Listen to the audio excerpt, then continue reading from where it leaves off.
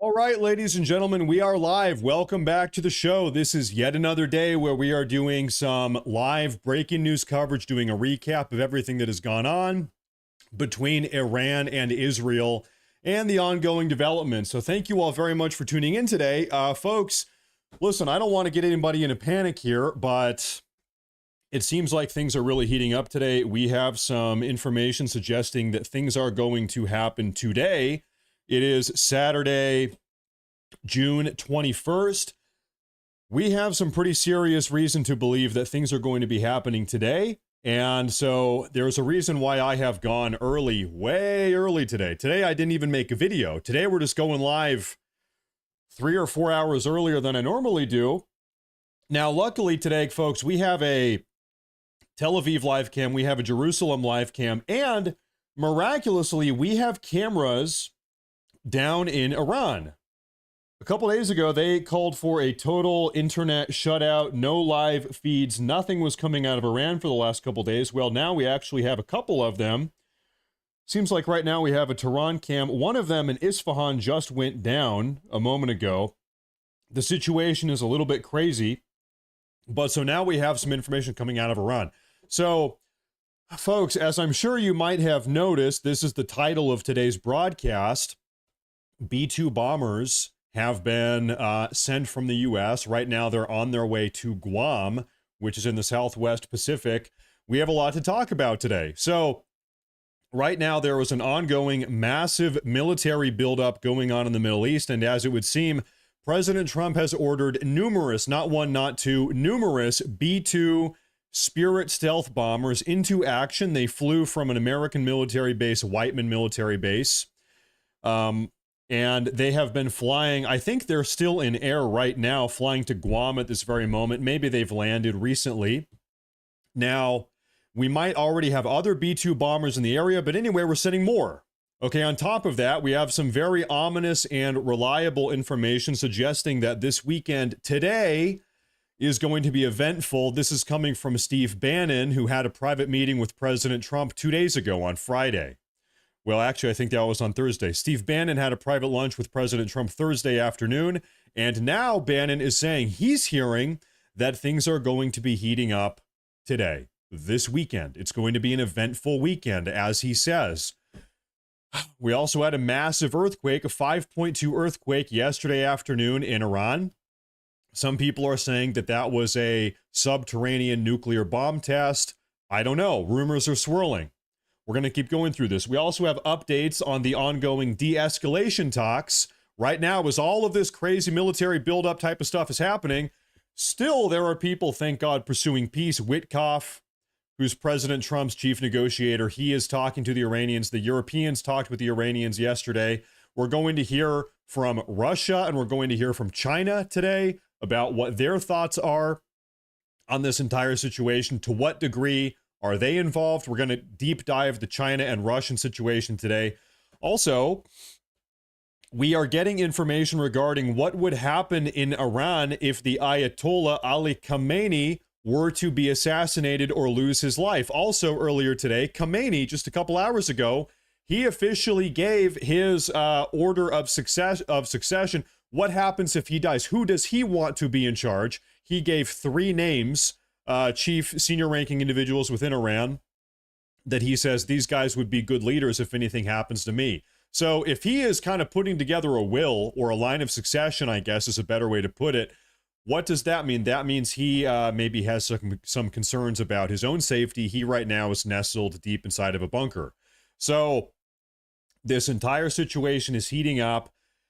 I think the best place to start here is the very beginning. As they say, the beginning is the best place to start. So once again, I want to say thank you. Oh, our Tehran Isfahan cam is down there in Iran. We got it back. Now, by the way, as that cam is down below me right there, it says actually there are lots of bugs, I guess, flying around. So not every crazy thing on that camera right there is a ballistic missile. Although this is a ballistic missile launch site, we have a camera looking at right where some ballistic missiles have been firing from. Keep in mind, there are bugs flying around, so don't be too freaked out about that. Anyway, folks, I want to I want to just get into things, okay? We have a lot of news to unpackage today, and we need to get to it. So, bear with me one moment here. Yeah, this is probably going to do. I think we can do this. Can I? Perfect. All right, folks. I want to say before we get into this, thank you everyone for tuning in today. If you are new, please make sure to subscribe. Today is going to be a long broadcast. We have a lot to talk about today. Let's get into it. Now, this was as of about 5 in the morning. So, gosh, I don't know, 6 or 7 hours ago, something like that. Breaking news. 6 United States B-2 stealth bombers have been seen flying from the United States towards Guam.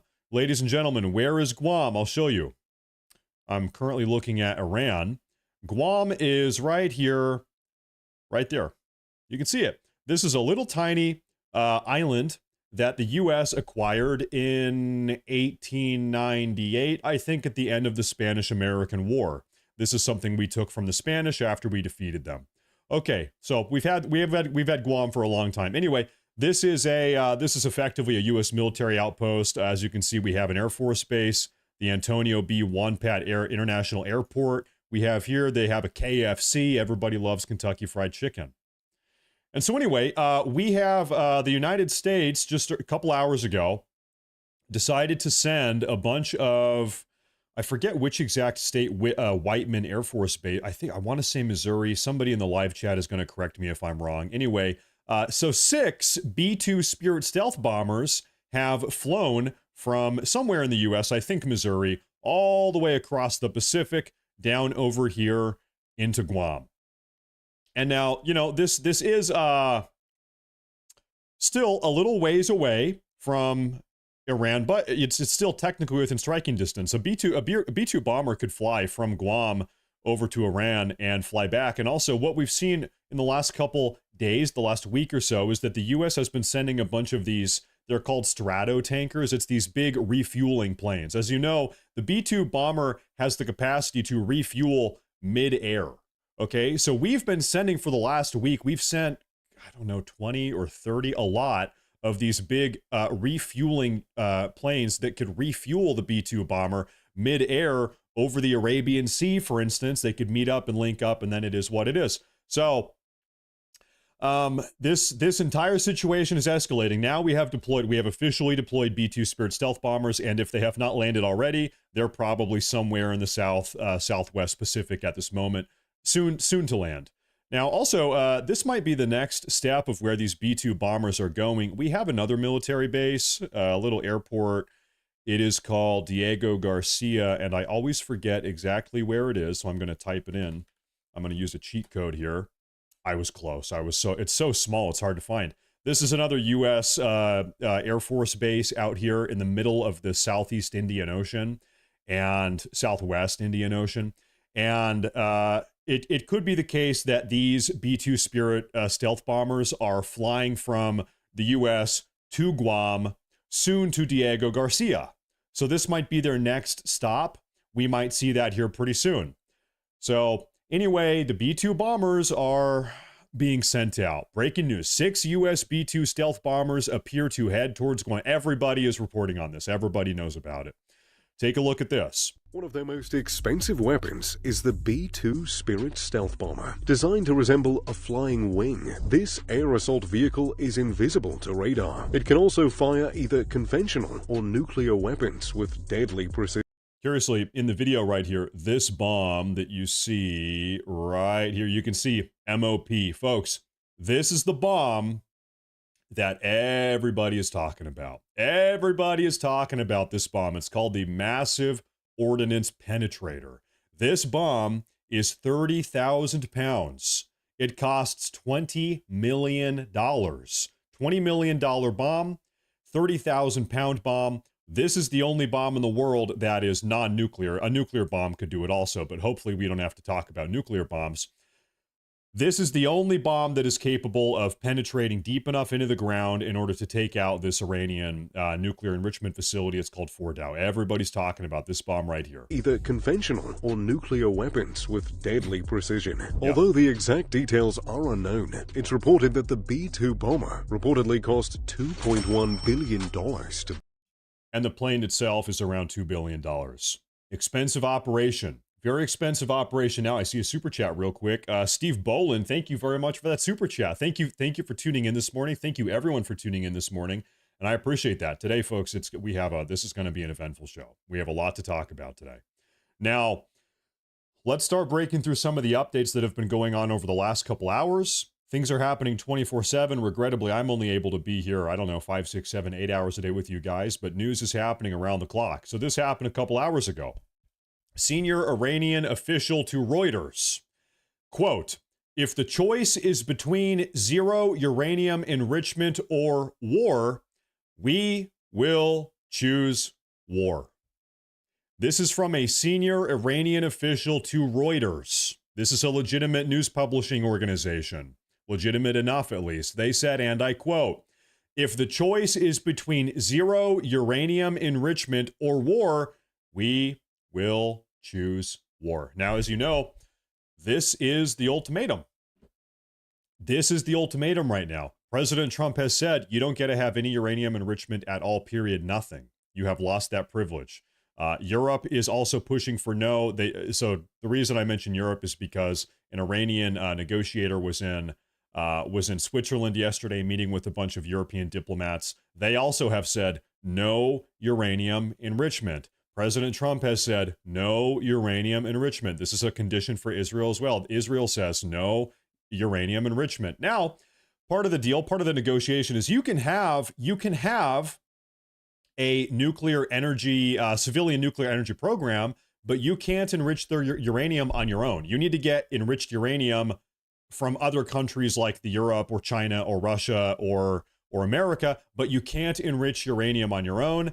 Everybody is saying they have lost that privilege. And so that's what it is. And so if Iran is saying, well, if we can't enrich uranium, then we're willing to go to war over that.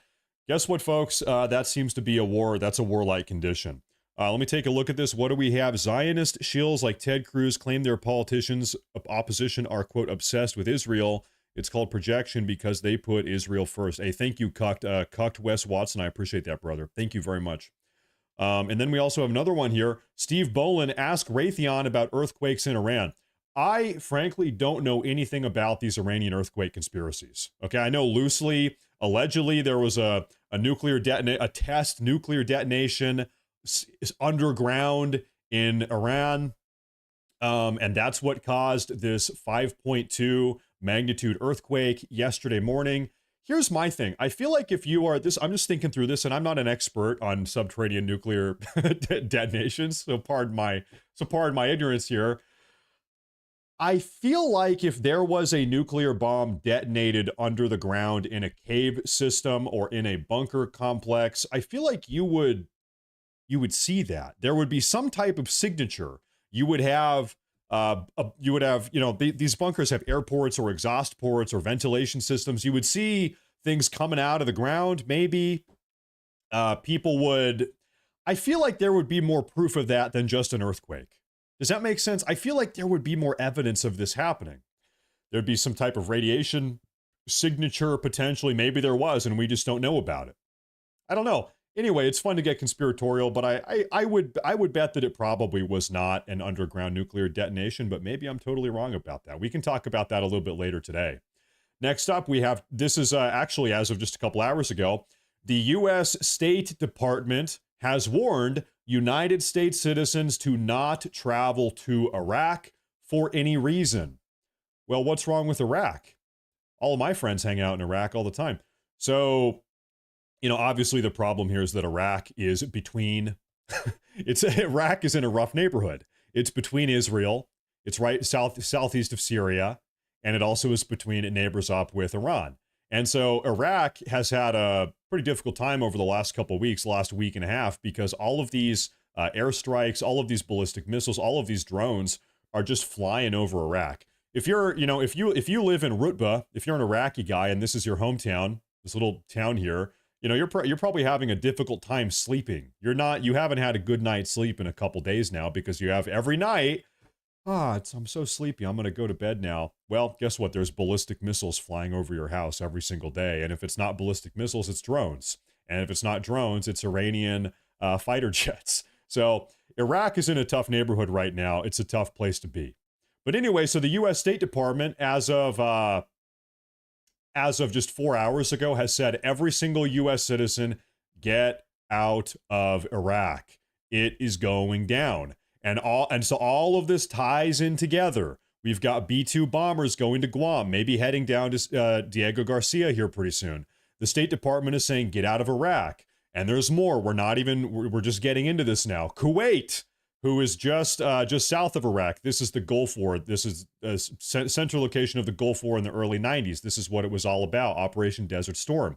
Well, what's happening in Kuwait? Kuwait has evacuated its citizens from Iran.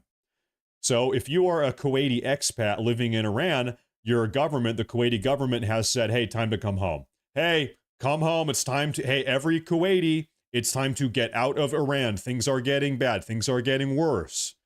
Everybody come back to Kuwait, where it's safe. Everybody is safe in Kuwait City here. What does Kuwait City look like? Can I take a look? Downtown Kuwait. Hey, it's not as bad as I expected.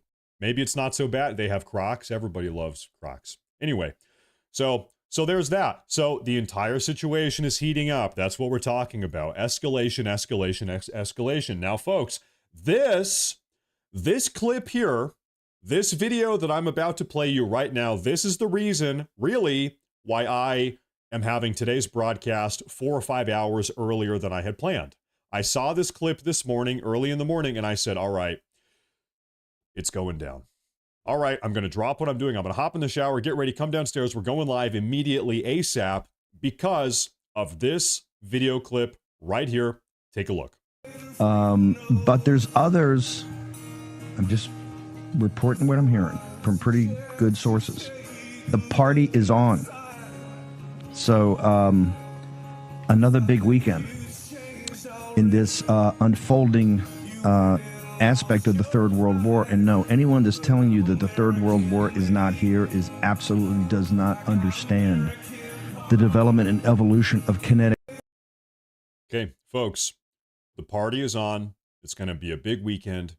This is Steve Bannon, who was formerly a part of the Trump administration, is no longer a part of the Trump admin. But 2 days ago, on Thursday afternoon, Steve Bannon was summoned to the White House by President Trump himself.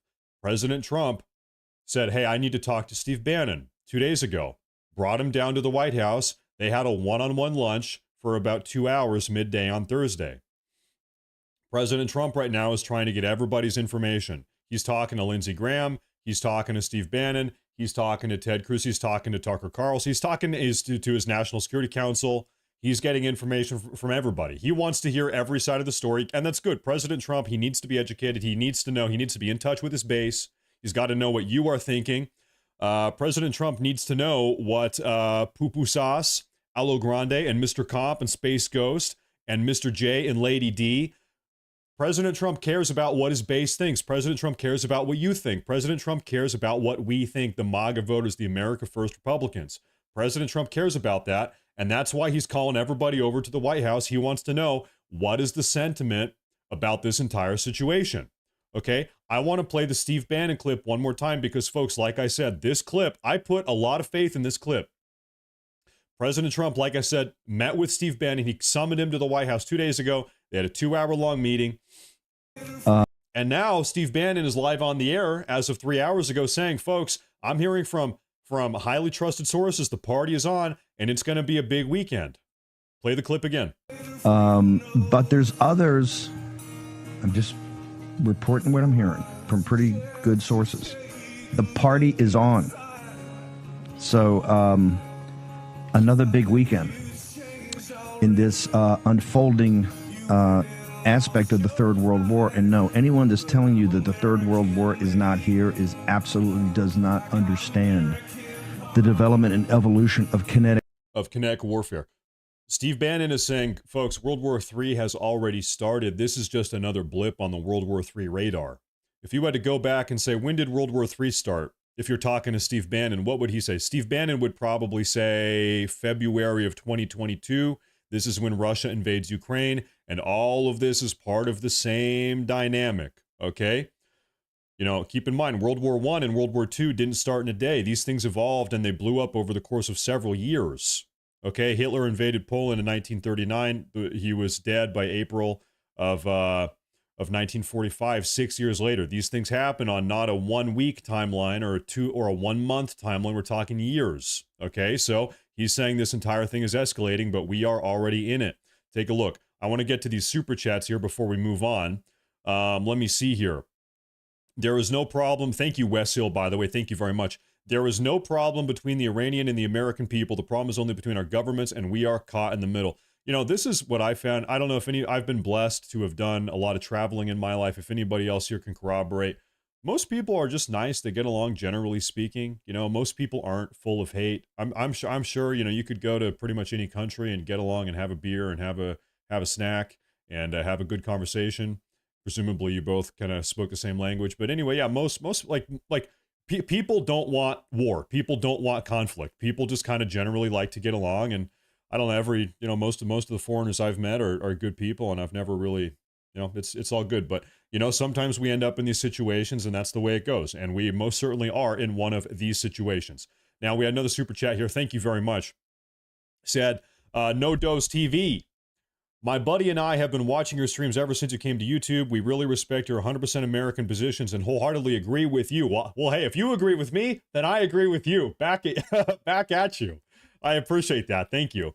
I trust President Trump and know he will provide a solution to this. You know, this must be stated. We need to give credit where credit is due. President Trump has shown more deference and more discipline and more willingness to negotiate and more willingness to hear out everybody's different ideas.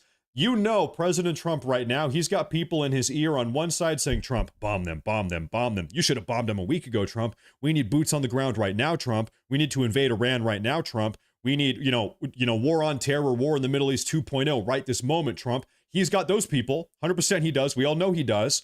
But then he's also got people like Bannon and Tucker Carlson, and I think a lot of you guys here in the live chat that are saying, Trump, listen, be careful, go slow, weigh out the options.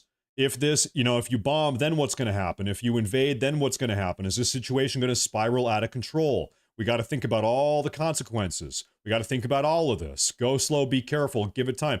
And now, as you know, Trump issued a kind of 2-week time frame here. And so we need to acknowledge Trump is exercising more due diligence than any leader we've had in a very long time. Let me give you an example. If we had a Nikki Haley or a Kamala Harris or a Joe Biden, if we had who else? If we had a Ted Cruz in the White House, if we had a Lindsey Graham in the White House, folks, we would have been at war months ago. Okay, Trump is now 7 months into his presidency. What, five, almost 7 months. Okay, if we had anybody else in the White House, we would have had American boots on the ground months ago. We would have been carpet bombing the living hell out of Iran months ago. We know that's true. President Trump has been going slow. I'm with you. I think whatever President Trump does going forward, he genuinely feels like he had to do it. It's an unfortunate situation. Let me take a look here. We have another massive super chat from Combat Ready. There wasn't even a message there. That's a massive super chat. Thank you very much. I appreciate that. Welcome everybody early to the show. It's going to be a big show. We have a lot to talk about. Thank you very much, Combat Ready. Hopefully we don't have to go into combat here. And also Norman Martinez, thank you. I appreciate that super chat. Thank you very much, sir. Thank you very much. Okay, so we heard the message from Steve Bannon. You know what? This clip here from Bannon is so important. I want to play it a third time for you guys in case you're tuning in just now. And then we're going to move on. We have a lot more to talk about. One more time, play the clip. Listen up. But there's others. I'm just reporting what I'm hearing from pretty good sources. The party is on. So another big weekend in this unfolding aspect of the Third World War. And no, anyone that's telling you that the Third World War is not here is absolutely does not understand the development and evolution of kinetic. So once again, President Trump met with Steve Bannon 2 days ago. They had a 2-hour-long private lunch meeting, just the two of them. They talked about this entire situation. Steve Bannon is now, this video is from 3 hours ago, 3.5 hours ago. Steve Bannon on his live broadcast this morning, he said, I'm hearing from trustworthy sources that The party is on. It's going to be a big weekend. And if you don't think that we are already in World War III, you're wrong, because we are. We're at the start of it. That's what Steve Bannon is saying. It's a concerning clip. And then you see this other stuff we talked about. The U.S. State Department said every American needs to get out of the Middle East, get out of Iraq, especially if you're in Israel, come home. Kuwait, the government of Kuwait issued a message a couple hours ago. They said, hey, listen, if you are Kuwaiti, you need to get out of Iran. Time to come back to Kuwait. President Trump issued 6 different B-2 Spirit stealth bombers over to Guam. We were talking about this earlier, and this is part of the big news of the day. This is about 7 hours ago. President Trump ordered 6 of these B-2 Spirit stealth bombers to fly from Missouri, central U.S., across the Pacific, down here to Guam. We have a military base in Guam right here. They might be in Guam now. They might be showing up soon. They could be mid-air. We're not exactly sure, but we know for a fact we have the confirmation. And we're gonna talk a little bit more about these B-2 Spirit stealth bombers here in just a second. But we have another super chat here real quick.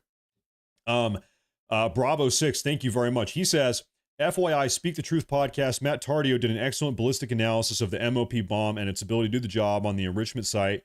A must view based on Army Rangers analysis. You know what? We have, maybe this is the same guy I'm talking about soon. We have another analysis from Fox News. They did an overview. We're going to take a look at that here pretty soon, but I appreciate that. Pretty much, a little bit of a spoiler. It's going to take more than one bomb to blow up Fordow. They're going to need to use 2, maybe 3. Probably 2 is going to get the job done. That's what it seems like to me. Now, folks, over the last couple days, over the last week and a half, we have seen a massive U.S. military buildup all across the Middle East. Look at all of the, look at this. Right now, soon, we're going to have 3 different aircraft carriers in the region. We have all of these destroyers, all of these ballistic missile interceptors. There's a big debate right now whether or not we are involved. Is the U.S. involved? Is the U.S. not involved? This is how it is right now. Most certainly the U.S. is involved. Are we involved offensively? No, but we are involved defensively. We are isolating Iran. We are helping contain Iran. We are helping defend Israel. We have, beyond all of these naval vessels in the region, and as you can see, we have a hell of a lot of naval vessels in the region. We have 40 to 50,000 U.S. military personnel on the ground at various bases across the Middle East, okay, in this entire region. 40 to 50 U.S. military members. We are there. We are in the region. And so this is one of the concerns, right? If President Trump bombs Iran, he drops the bunker buster, he drops 2 bunker busters, what is the Iranian capacity to retaliate? Maybe start killing Americans, maybe start blowing up Israel, maybe start launching ballistic missiles at our naval vessels.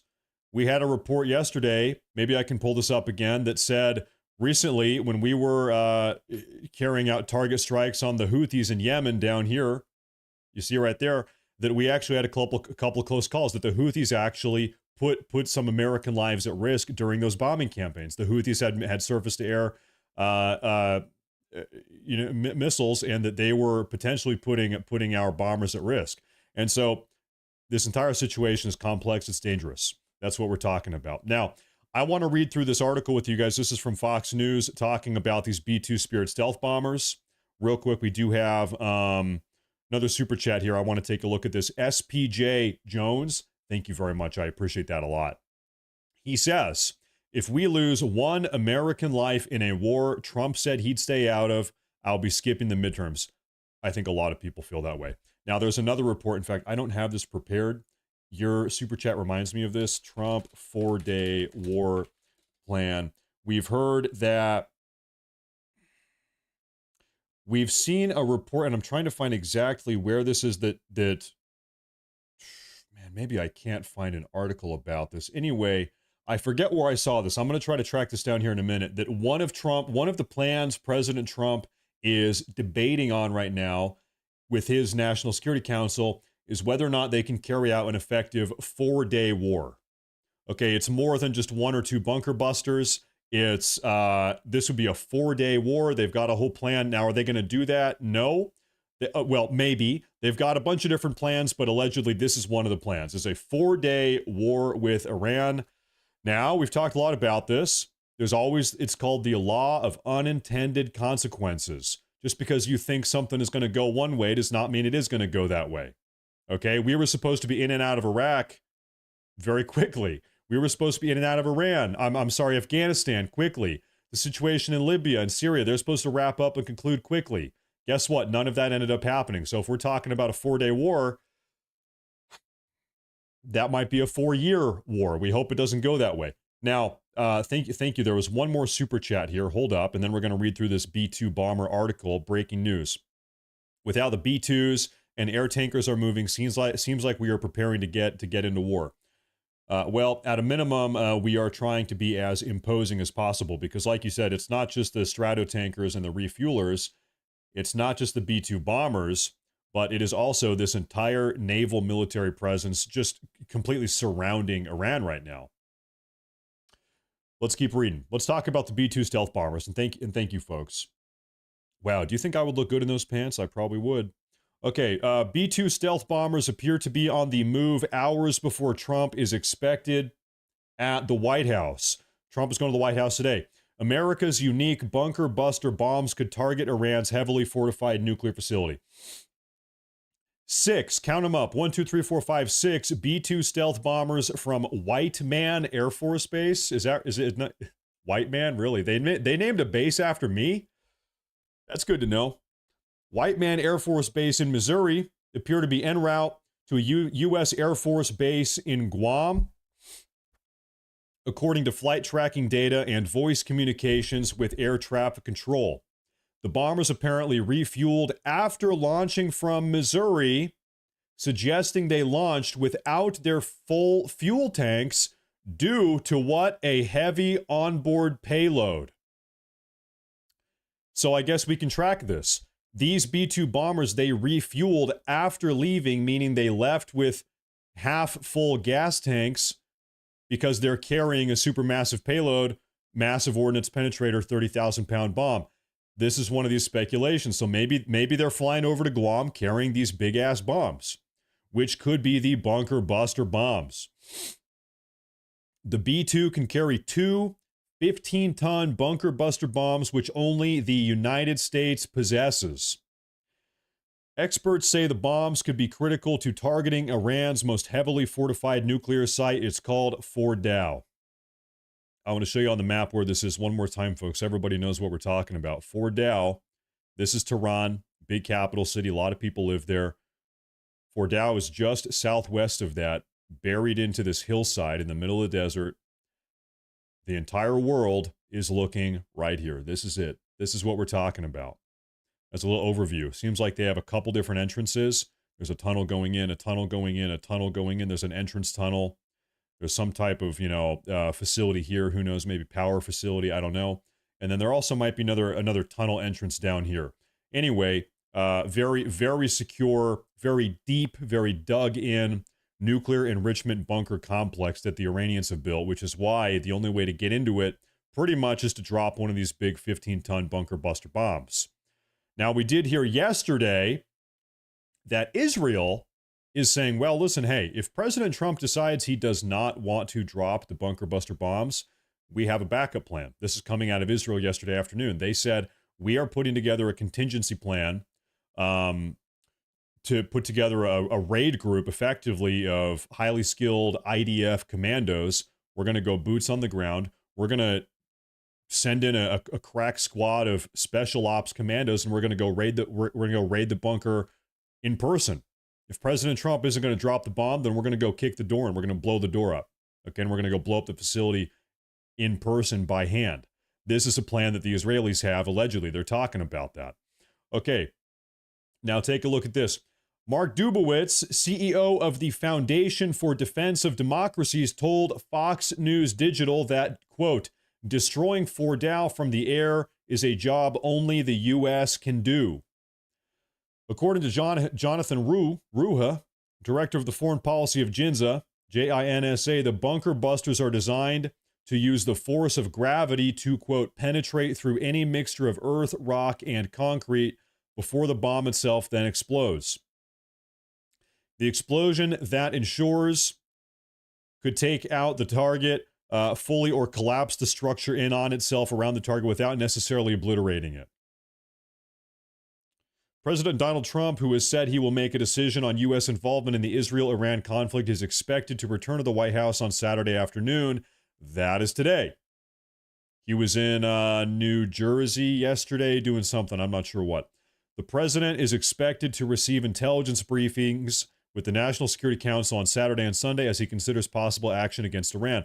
Once again, Steve Bannon is saying this weekend it's going down. Steve Bannon is hearing from his sources. It's going down this weekend. Recently, the president appeared to publicly disagree with Director of National Intelligence Tulsi Gabbard, stating she was wrong when she testified in March that there is, quote, no evidence Iran is building a nuclear weapon. This has been big drama. The left-wing media, I'm not sure who, has been trying to pit Tulsi Gabbard against President Trump, trying to maybe distort what he said and distort what she said to put them at odds with each other. Have you guys noticed that? The media has been trying to pit these two against each other. Now, I see a super chat here real quick. It says, BRICS is the NWO. Donald's actions or lack thereof displays this. Thank you, Christopher. I appreciate that super chat. Thank you very much. I'm gonna keep reading through this. Recently, okay, we read that. Gabbard later responded to the apparent controversy, saying that, quote, the dishonest media is intentionally taking my testimony out of context and spreading fake news as a way to manufacture division. That's probably the case. That probably seems to be the case. America has intelligence, another quote here from her. America has intelligence that Iran is at the point that it can produce a nuclear weapon within weeks to months. If they decide to finalize the assembly, President Trump has been clear that can't happen, and I agree. Now, this is all referring back to a statement Tulsi Gabbard gave in front of Congress in March, was that 3 months ago, where she said, we can play the video if you guys want. She said, listen, we have no, this is Tulsi Gabbard 3 months ago, our Director of National Intelligence. She said, we have no reason to believe that Iran is actively pursuing nuclear weapons, but they have highly enriched uranium right now that no non-nuclear weapon country has a reason to have, is what she said. So it's a little bit like, it's almost conflicting a little bit. She said, we have no reason to believe they're making nuclear weapons, but also their uranium is pretty freaking enriched, is what is the essence of what she said. And so the media has taken that and they're trying to pin that together to get Trump and Tulsi to turn on each other pretty much. I'm going to keep reading here. While the U.S. has not taken direct action in the conflict, the State Department on Friday announced sanctions on Tehran. I don't know. I don't know why I'm laughing. Do you guys think that sanctioning Iran really does anything at this point? Guys, they have had the living hell sanctioned out of them for years. I feel like a lot of these countries that are our opposition, we're talking China, we're talking Russia, we're talking Iran, that kind of the American regime, whatever, American deep state doesn't like these countries. You know, I feel like these countries have so effectively insulated themselves from America. They've built their own independent economies, independent banking systems, independent everything. They're total independent manufacturing. If we cut them off entirely from the Western world, like generally speaking, they would be fine. We've seen that with Russia. Russia, you know, we thought, you know, this is Joe Biden. Joe Biden thought that he was going to be able to sanction them when they invaded Ukraine and get him to capitulate and shut down the war. Guess what? That totally didn't work. Russia has spent the last decade or more building their, the word that comes to mind is autarky, which is like extreme self-sufficiency. Okay, China is very self-sufficient. Iran is very self-sufficient. Russia is very self-sufficient. So if we're talking about we're gonna sanction you even harder, we're gonna sanction you again, it doesn't really do a whole lot, to be honest. We need to be honest about that. While the U.S. has not taken direct action in the conflict, the State Department on Friday announced sanctions on Tehran, despite Secretary of State Marco Rubio initially putting distance between Jerusalem and Iran. The sanctions were imposed on 8 entities and 1 individual for their involvement in the procurement and shipment of proliferation-sensitive machinery from China for Iran's defense industry. Well, listen, we can sanction Iran all we want, but they're just going to keep doing business with Kazakhstan and China and Russia and all those other countries that are kind of out of the scope of our Western control. That they have built, and I guess that's the point of BRICS. That's why BRICS, this Eastern alliance, is a little bit threatening to the American Western hegemony, is because we don't have control over it. That's why everybody over here is worried about it, because we can't control it. Now, we're going to move on. So this is the state of the B-2 bomber situation. This video here, I want to show you. I'm seeing if anything's happening. I want to show you guys, this is a little overview of how these B-2 bombers work. Take a look at this. But first, I do see one super chat, and it is from Pam Flores. Pam Flores, thank you very much. I appreciate that a lot. Thank you, Pam, for tuning in. Thank you, everybody, for tuning in. Oh, we have another one here from Truckin' All Day. Have we figured out why China had their planes land in Iran? This was yesterday. We'll talk about that here in a minute. After we drop the bunker busters, we in America have to be careful of any sleeper cell that gets activated. So this is yesterday. There were 3, 4, 5, I forget the exact number, transport ships that flew from China and landed in Iran yesterday afternoon. The official narrative is that these Chinese planes, these big Chinese transport planes that flew over to Iran, that these were actually evacuation planes, that the Chinese, they were trying to evacuate Chinese nationals living in Iran or working in Iran. That is the official narrative that's going down. However, there is a huge, we heard a leak coming out of the Pentagon and National Security Council, is that one of the big concerns is that actually China is giving Iran capacity to do something nuclear. Whether that, I don't know, a functioning warhead or some type of payload delivery device, I don't know. That's one of the concerns. And maybe nobody knows. Most certainly we don't know. But the official narrative is that these were evacuation planes from China to help Chinese nationals get out of the country. But who knows? The point is, who knows what they brought in with them?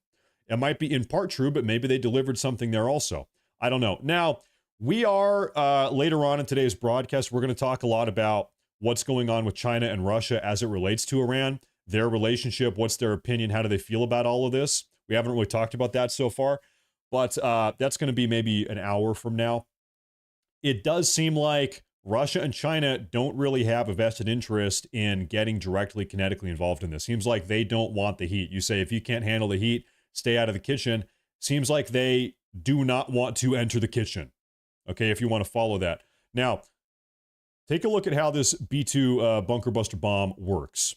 Yeah, so what we're looking at here is we're being told this is, I think, anywhere from just shy of 200 to 300 feet in depth. There are all kind of reports out there of 1,000 foot, but I think that's more propaganda. So what you end up doing is, if you saw the movie, the latest Top Gun movie, eerily enough, this is that plot kind of coming to fruition in real life. It's not just one bomb. It'll be a bomb after a bomb to get through that penetration. And just lastly, that's what you're talking about. Can penetrate up to 200 feet below the surface.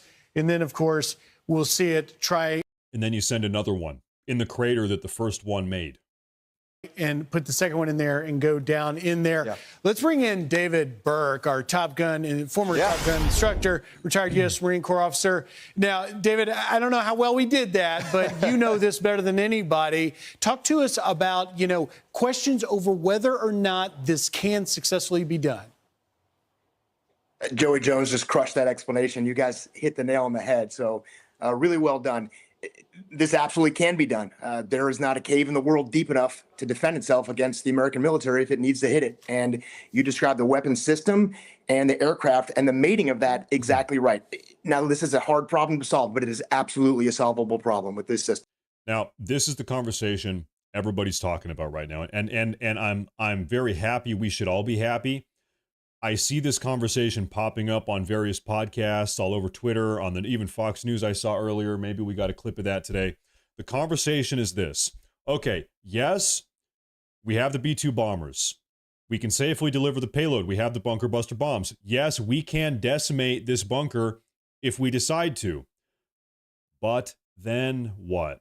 Then what? What happens next? That is the most important question. Bombing is the easy part. Killing people is the easy part. Blowing up, if you want to assassinate Khamenei, you want to do whatever. Overthrowing the regime, you can do that. That's the easy part. You can blow up the bunker. All that's easy. We're the United States of America. We have the best military in the world. We can do that. Killing is easy. Blowing people up is easy. The difficult part is then what? And that's not just the difficult part. That's the most concerning part. You have all of these what if questions. Okay, for example, what if Iran already has nuclear bombs outside of Fordow? They're hidden all across the country. And if we bomb Fordow, or if we kill Khamenei, if Israel kills Khamenei, then what? Then what? Maybe Iran decides to go nuclear. Maybe they drop a nuke on Israel. Maybe they start battering the hell out of U.S. military bases in the region. We've got 40 to 50,000 U.S. military personnel on the ground. So the question is, then what, then what, then what?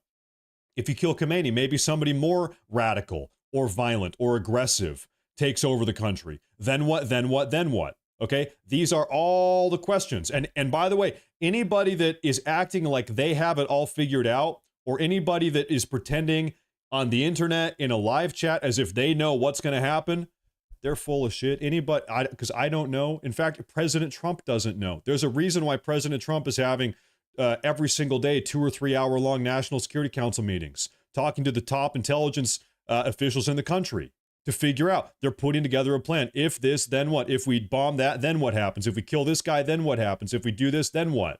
There's a reason why he's having all these meetings with people that are way more educated than any of us, than me most certainly. And so anybody that's saying, oh, well, it's going to be easy. All we have to do is drop one bomb and then everything is going to be fine. Listen, you don't know that. Nobody knows that. And President Trump right now, that's what he's trying to figure out. That's why he has put together this 2-week timeline where he's meeting with every top official, every single intelligent person in the country to figure out what is going to happen if we do this. Okay? And I want to say this again. This is super important. Anybody that you hear that is saying, I know what's going to happen 100%, bullshit. Not even President Trump knows that. And he knows more than anybody else. Bullshit. Let's move on. That's how the bunker buster bomb works. Okay. Let's hear from Iran. What did Iran have to say? God knows. God knows. There you go. That's right. Now, Iran has officially, this is as of yesterday evening, Iran has officially ruled out U.S. talks, negotiating talks, peace talks, de-escalation talks, unless Israel halts its airstrikes. Okay, I'm going to make this a little bit bigger so everybody can see this up on the screen. All right, we're going to read through this.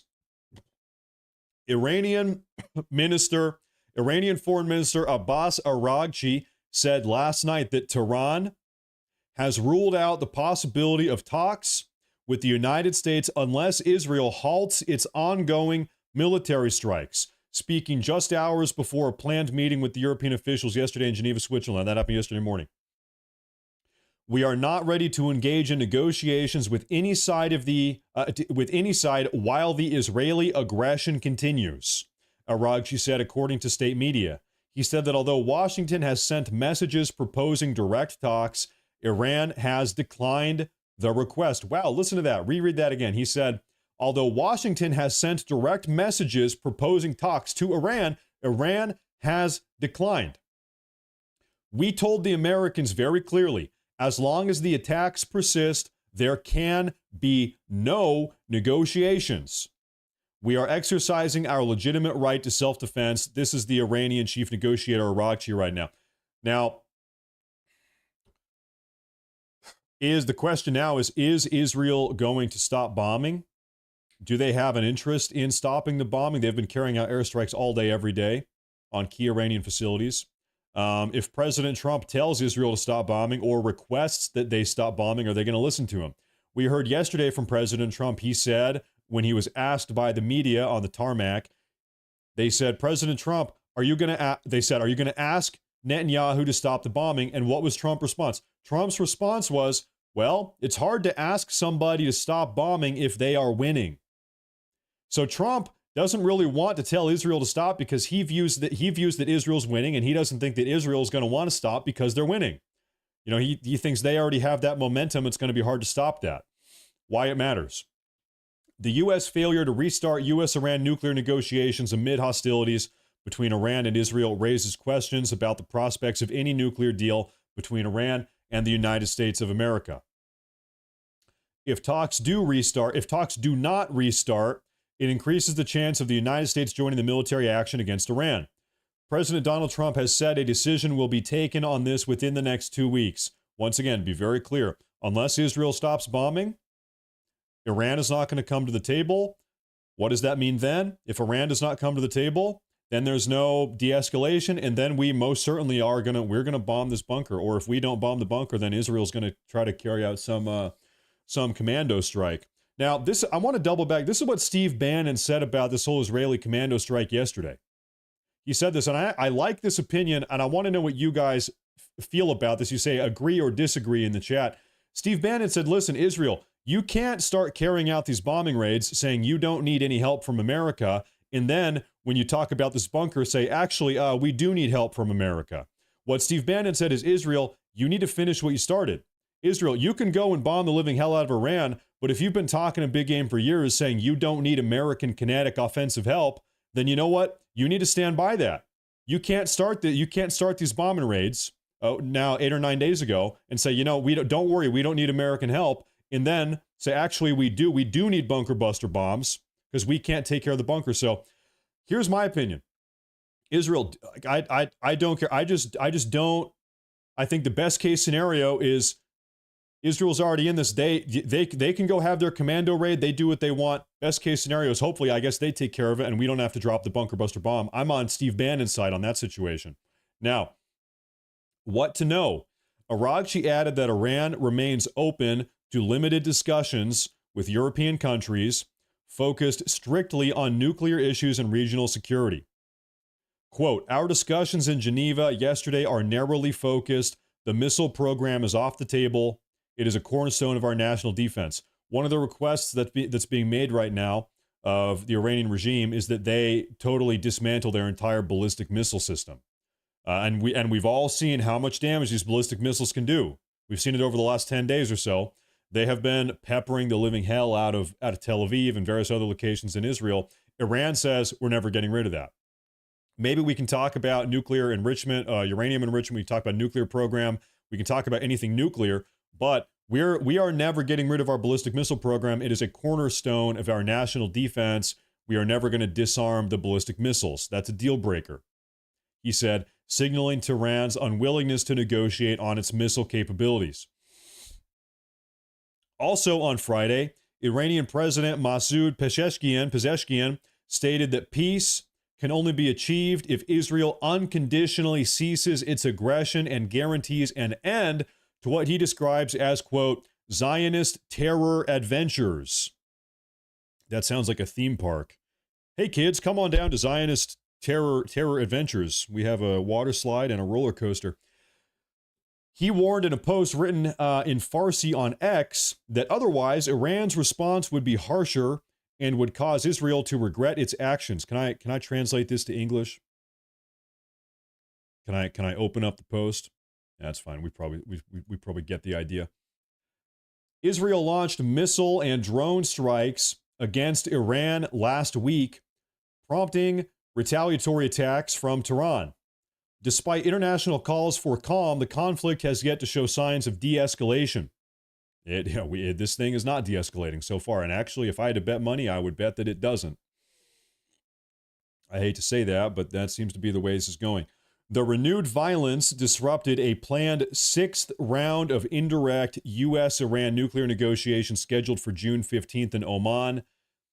We have blown past that. That did not end up happening because Israel decided to carry out these strikes on day number 6. So as a little recap, President Trump gave Iran 60 days to come to an agreement with them about their nuclear enrichment program. 60 days came and passed. No deal had been made, although there was another round of talks scheduled for June 15th. This would have been on like day number 65 or day number 64. Okay? Well, Israel carried out their first wave of airstrikes against Iranian key targets on day number 61. So Israel waited the 60 days. This is President Trump's deal-making window with Iran. And then Israel said, all right, hey, you've had your 60 days. We're going in now. Israel was in a hurry. They wanted to go in. President Trump had another round of negotiations on day number 64 or 65, but then that got totally, that situation went to hell because of the Israeli airstrikes on day number 61. At the time, IRGC dismissed any negotiations with Washington as, quote, unjustifiable, blaming the U.S. for directly supporting Israeli military actions. Well, I mean, pretty much the U.S. is, for better or for worse. I mean, that's one of the big debates, for better or for worse. Should we be directly supporting Israeli military actions? There's a big divide amongst the nation right now, especially amongst conservative Americans. Should we be directly supporting what Israel's doing right now? That's one of the hottest topics in the world. Anyway, we are. The answer is we are. We are, regardless of what you think. We should or we shouldn't. We most certainly are. What people are saying. Iran's Foreign Minister Abbas Araghchi says, "We are not ready to engage in negotiations with any side while the Israeli aggression continues." What happens next? Actually, I missed this. President Donald Trump said, "I don't want to fight either. I'm not looking to fight. But if it's a choice between fighting and them having a nuclear weapon, you have to do what you have to do, and maybe we won't have to fight." Now, this is something that is just undeniably the case. Once again, for better or for worse, I'm just reporting on what is the truth here. President Trump has been saying for at a minimum 10 years, I mean, he was saying this before he got officially involved in politics when he came down that golden escalator in 2016. President Trump has been saying publicly, Iran can never have nuclear weapons. Under any circumstance, Iran can't have nuclear weapons, period. He's been saying that for over a decade. We all know it's on video dozens of times. Well, what is the implication? The implication there is if President Trump says Iran can never have nuclear weapons under any circumstance, well, what if Iran refuses to negotiate or refuses to shut down their enrichment facility? What if Iran is actually, I'm saying, what if they actually are pursuing a nuclear weapon? Well, President Trump has said for over 10 years now, under no circumstance can they have a nuclear weapon. So once again, what is the implication? What happens if Iran refuses to shut down their pursuit of a nuclear weapon? What do you do? I mean, that means we bomb them. That's what that means. It means you bomb them. That's what that means. Or I guess maybe in a different way, you get Israel to bomb them for us, I guess, depending on how you look at it. What happens next? With no immediate sign of Israel halting its attacks, the U.S.-Iran talks are stalled. The region faces growing instability. European nations are likely to continue limited diplomatic engagement with Iran, but broader negotiations will continue to be off the table until tensions ease. Well, I mean, so this is the case. Unless Israel stops bombing Iran, then there's going to be no talks, and this entire situation is going to probably end up in us blowing the living hell out of at least one, maybe several Iranian bunkers with the bunker buster bombs. That seems to be the case. Also, no offense, we love the Europeans. I love Europeans so much I married one. But the Europeans, they can have these negotiating talks, these diplomatic engagements, all they want with Iran, but it doesn't really matter what they say. It doesn't really matter what they think. The Europeans are not key players in this. The Europeans can scream to the high heavens that this situation should de-escalate, but unless America signs off, Israel signs off, and Iran signs off, nothing's going to happen. So I guess it's a noble pursuit. The Europeans are trying to have these talks, but unless you have America, Israel, and Iran on the same page, doesn't matter. Okay, European opinion is kind of irrelevant on this. I hate to say it. Now, we have another thing here. I want to take a look at this. This is also from Steve Bannon's War Room earlier today. This is Tej Gill. It says, "It looks like we're marching to the point of no return on bombing Iran." And this is what I said just a moment ago. It seems like a lot of people are starting to get to this point. It seems like we are probably going to end up bombing Iran here pretty soon. President Trump, of course, gave this is 2 days ago. President Trump said 2 weeks. I'm going to have a plan within 2 weeks. Well, that's 2 weeks at most. 2 weeks at most. Okay? President Trump could decide to bomb Iran now. President Trump could decide to bomb Iran 1 hour from now. Okay? Take a look at this. I need to turn my headset back on here. Now, you know what? Actually, real quick, before we play this clip, I want to play for you one more time. Folks, this clip right here is from this morning. This is from Steve Bannon. This is why I'm doing the emergency live broadcast today. I went live about 5 hours earlier today than I normally do because of this clip right here. As a little bit of background, I'm going to play this again, but as a little bit of background, Steve Bannon is a former Trump administration. He was a former member of the Trump admin a couple years ago. He got called into the White House for a one-on-one private lunch with President Trump, 2 hours long, 2 days ago on Thursday. Trump summoned him. Trump said, "Hey, I need to talk to Steve Bannon." So Steve Bannon had a one-on-one 2 hour long conversation about this entire situation with Trump 2 days ago at the White House, talking about this entire situation. And now, this morning, 3 hours ago, Steve Bannon is saying this. Take a look. But there's others. I'm just reporting what I'm hearing from pretty good sources. The party is on. So another big weekend in this unfolding aspect of the Third World War. And no, anyone that's telling you that the Third World War is not here is absolutely does not understand the development and evolution of kinetic. So what's he saying? He's saying the party is on. It's going to be another big weekend. Guess what? It's Saturday afternoon. It is the weekend. The party is on. It's going to be a big weekend. And if you don't think that we are already in World War III, you are wrong. That's according to Steve Bannon. The party's on. It's going to be a big weekend. And this is World War III. We are in World War III. That's what Bannon is saying. And once again, Bannon had a 2-hour-long conversation with President Trump 2 days ago at the White House. He got summoned by Trump himself. Daniel DeAmico with the big super chat. Thank you very much. Thank you very much. God bless America. God bless everybody tuning into the chat. Now, with that being said, this is what I wanted to show you. Take a look. I think the decision's been made. It looks like we're marching to the point of no return right now on bombing Iran.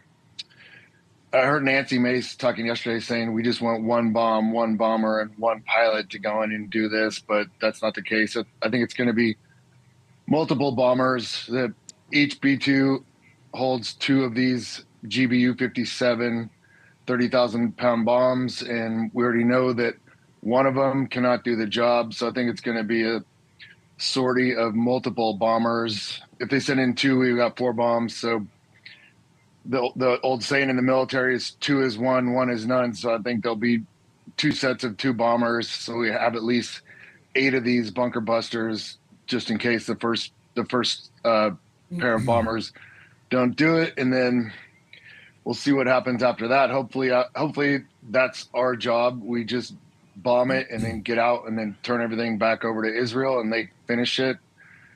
I personally do not want to see boots on the ground in there, but I don't think anybody outside of like Lindsey Graham wants boots on the ground. Do you guys, when you guys are talking to your friends, your family, you're at the bar, you talk to your brother, you talk to your whatever, do you guys know anybody in your personal life that wants American boots on the ground right now, that's saying, hey, listen, yeah, this is what we need. We need American boots on the ground now. It's go time.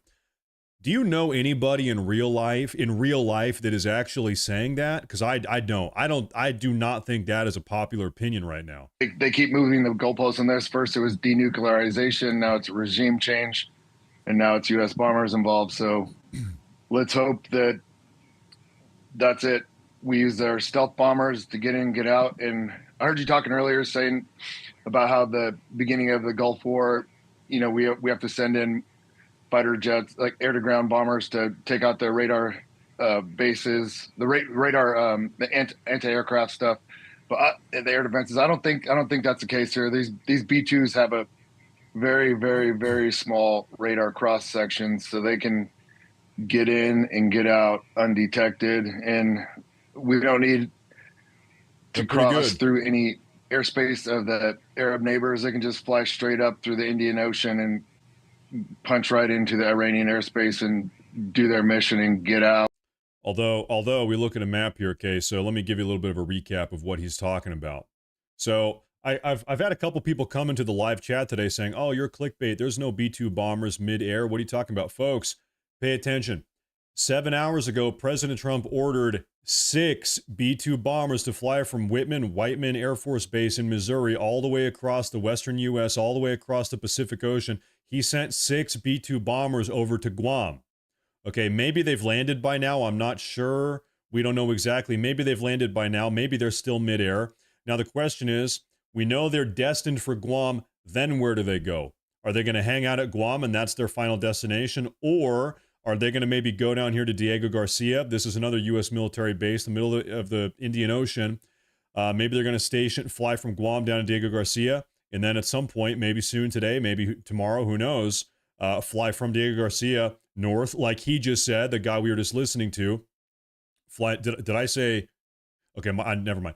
Maybe they fly north up through the Arabian Sea and start punching into Iran, just like that man just said, and then they carry out their strikes. Now, if you are Iran, hey, you kind of know where the B-2 bombers are coming from. They're going to come from the south. They're not going to. Who knows? Maybe they fly across India. Maybe they just fly wherever they want. Who knows?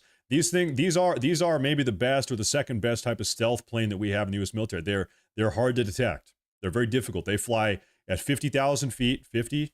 That's not right. They fly very high. They fly incredibly high, Yeah, actually, no, that is right. No, that number's right. Now that I think about it, no, it is 50,000. They fly at 50,000 feet, I'm pretty sure. I don't know, whatever, who cares? Anyway, listen, that's gonna drive me insane. I'm losing my mind. I need to know that. Hold up, pause the show. How fly does a B-2 bomber fly? I'm losing my mind. How high? I'm losing my mind. How high, can I spell? Does a B-2 fly? I need to know this. Yes, 50,000. I thought that sounded right, but now I'm like second guessing okay, 50,000 feet. Sorry about that. I was losing my mind. Okay, 50,000 feet. Anyway, the point is these things are hard to detect. They're very hard to detect. Now, as I understand it, whenever these B-2 bombers open up their bomb doors, that's when they can be detected. When they open up the bomb bay to drop the bombs, there's a couple seconds or maybe a couple minutes when the doors are open. That's when they can be detected on radar, or at least there's a higher chance that they're detected because they're kind of silhouette. Their stealth is kind of opened up a little bit. So who knows? It's nothing is 100% entirely safe. Nothing is super impervious, but that might be the case. Now, here's another consideration that just pops in my brain right now that I actually have not heard anybody else talking about. Check this out. This might be a good thing here.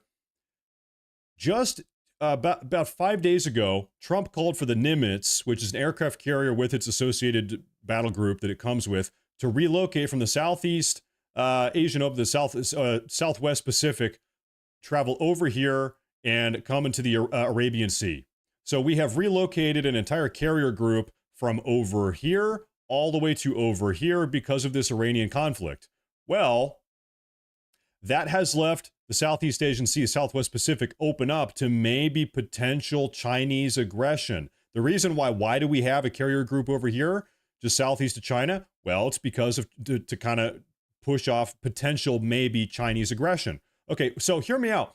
What if the reason why President Trump sends over 6 B-2 bombers to Guam, what if he just wants to leave them in Guam as a threat against China? Because maybe China says, oh, wow, you guys relocated the Nimitz, and now everything's pretty undefended over here. And maybe that might be why Trump sent the B-2 bombers to Guam as a threat against China. Maybe these B-2 bombers in Guam are an anti-China threat. Maybe they don't even have anything to do with Iran. Maybe they're just covering the void or the vacuum that the relocation of the Nimitz has created. Okay? Could be the case. I haven't heard that opinion by anybody, but it's popped in my head here. That totally could be the case. Okay, let's finish what this man here had to say. If it all goes well, but there's a thing called Murphy's Law. Anything that can go wrong will go wrong at the worst time. So hopefully Murphy's Law doesn't kick in here, and we can get this job done and get out, and then turn it back over to the Israelis. And that is right. Maybe at this point that might just end up being the best case scenario. Let me take a look at the super chat here. Cindy Banks, the flight to Guam in a B-2 is 16 hours from Missouri. I don't think they're super fast. I think they fly at 550 or 600 miles an hour, just kind of about the same as a normal airplane that you might fly. You're probably ballpark, right? Probably something like that. Now, this is the interesting thing about these B-2 bombers we saw a moment ago in this Fox News article we had up, is that these B-2 bombers, we know for a fact they have refueled after leaving the Air Force Base in Missouri. Okay, so what does that mean? Why would they have to refuel after leaving the Air Force Base, Missouri? Well, it's because they left the base with half-empty fuel tanks so that they could carry the weight of these massive bunker buster bombs. The theory is, okay, because they had to refuel after leaving the base, it's because they're carrying a heavy payload. That's why. So all of the chief, all of the keyboard analysts on the internet right now that are following the story, they say, okay, that's how we know these things have these bunker buster bombs. Each one of these bunker buster bombs weigh 30,000 pounds. Yeah, so maybe this could be totally normal and they never fly with a full tank. Or maybe this is abnormal and they are carrying these bombs. Hard to say. Although, I will tell you, if you're sending a bunch of B-2 bombers, the bomber is useless without a bunch of bombs. If you're flying a bomber, you probably want to bring a couple bombs. So even if they're not flying with the B-2 with the bunker buster, they probably have some other type of bomb, maybe at a minimum. Now, this is an article that I want to read with you guys here.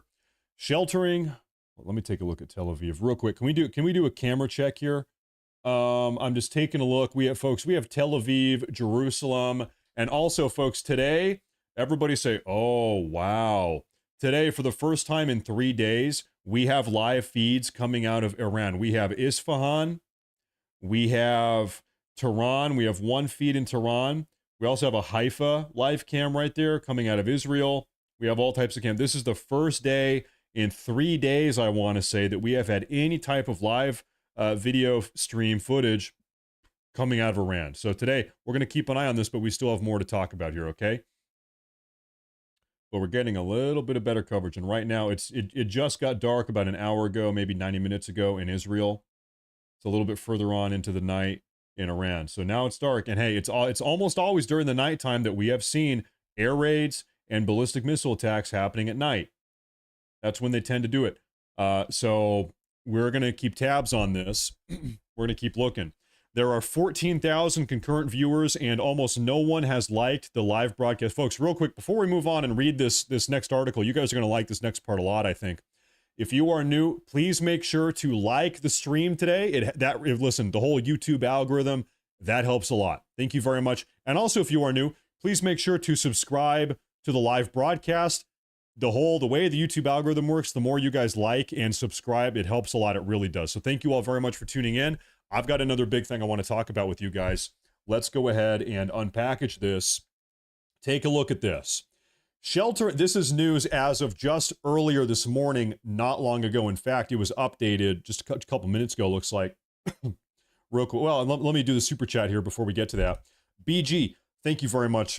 First off, going down this slippery slope versus a nation of 90 million people. Seen this movie a few times. Good news. We have a fresh supply of millions of draft age and aggressive 19-year-olds to draft thanks to Biden.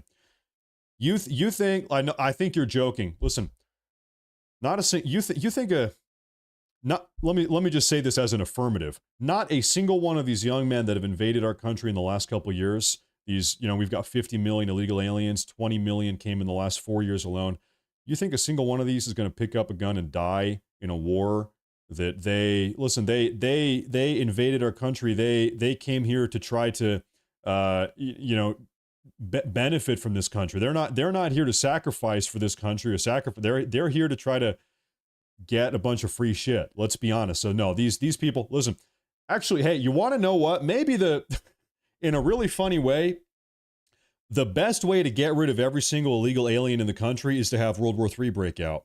Because if America is directly involved in World War III and we've got a draft and everybody's going to war, I guarantee you, every single one of these illegal aliens, they are fleeing the country. There's a mass exodus back down to Guatemala, back down to Venezuela. They don't want to die for this country, okay, or anything even related to it. You think they're going to go to war? They're getting the hell out of this country faster than they showed up.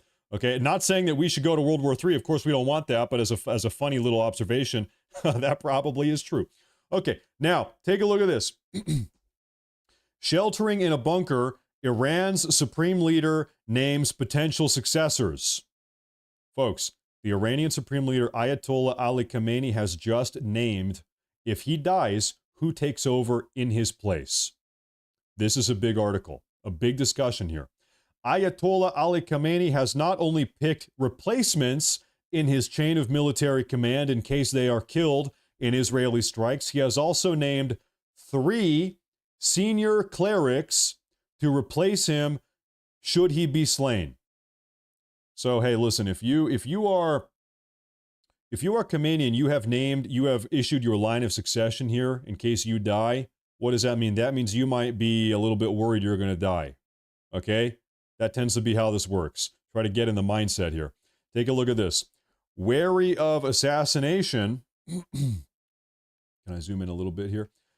Iran's supreme leader mostly speaks with his commanders through a trusted aide, suspending electronic communications to make it harder to find him. 3 Iranian officials familiar with his emergency war plan say.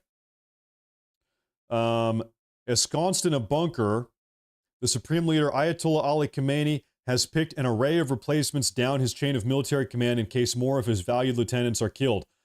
The chain of command has been thoroughly disrupted over the last 8-9 days as a consequence of these Israeli airstrikes. You're having senior-ranking members of the IRGC, also top-level nuclear Iranian nuclear scientists that are being assassinated left and right.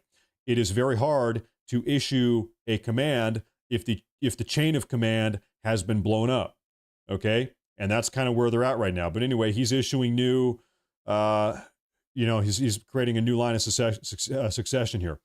Okay, so he's hiding in his bunker. He's picked a new array of replacements down his chain of military command in case more of his valued lieutenants are killed. And in a remarkable move, the officials added, Ayatollah Khamenei has even named 3 senior clerics as candidates to succeed him should he be killed as well. Perhaps the most telling illustration of the precarious moment he and his 3-decade rule are facing. He's been there since 89, I believe. Ayatollah Khamenei has taken an extraordinary series of steps to preserve the Islamic Republic ever since Israel launched a series of surprise attacks last Friday. Though only a week old, the Israeli strikes are the biggest military assault on Iran since its war with Iraq in the 1980s, and the effect on the nation's capital, Tehran, has been particularly fierce. In only a few days, the Israeli attacks have been more intense and have caused more damage in Tehran than Saddam Hussein did in his entire 8-year war against Iran.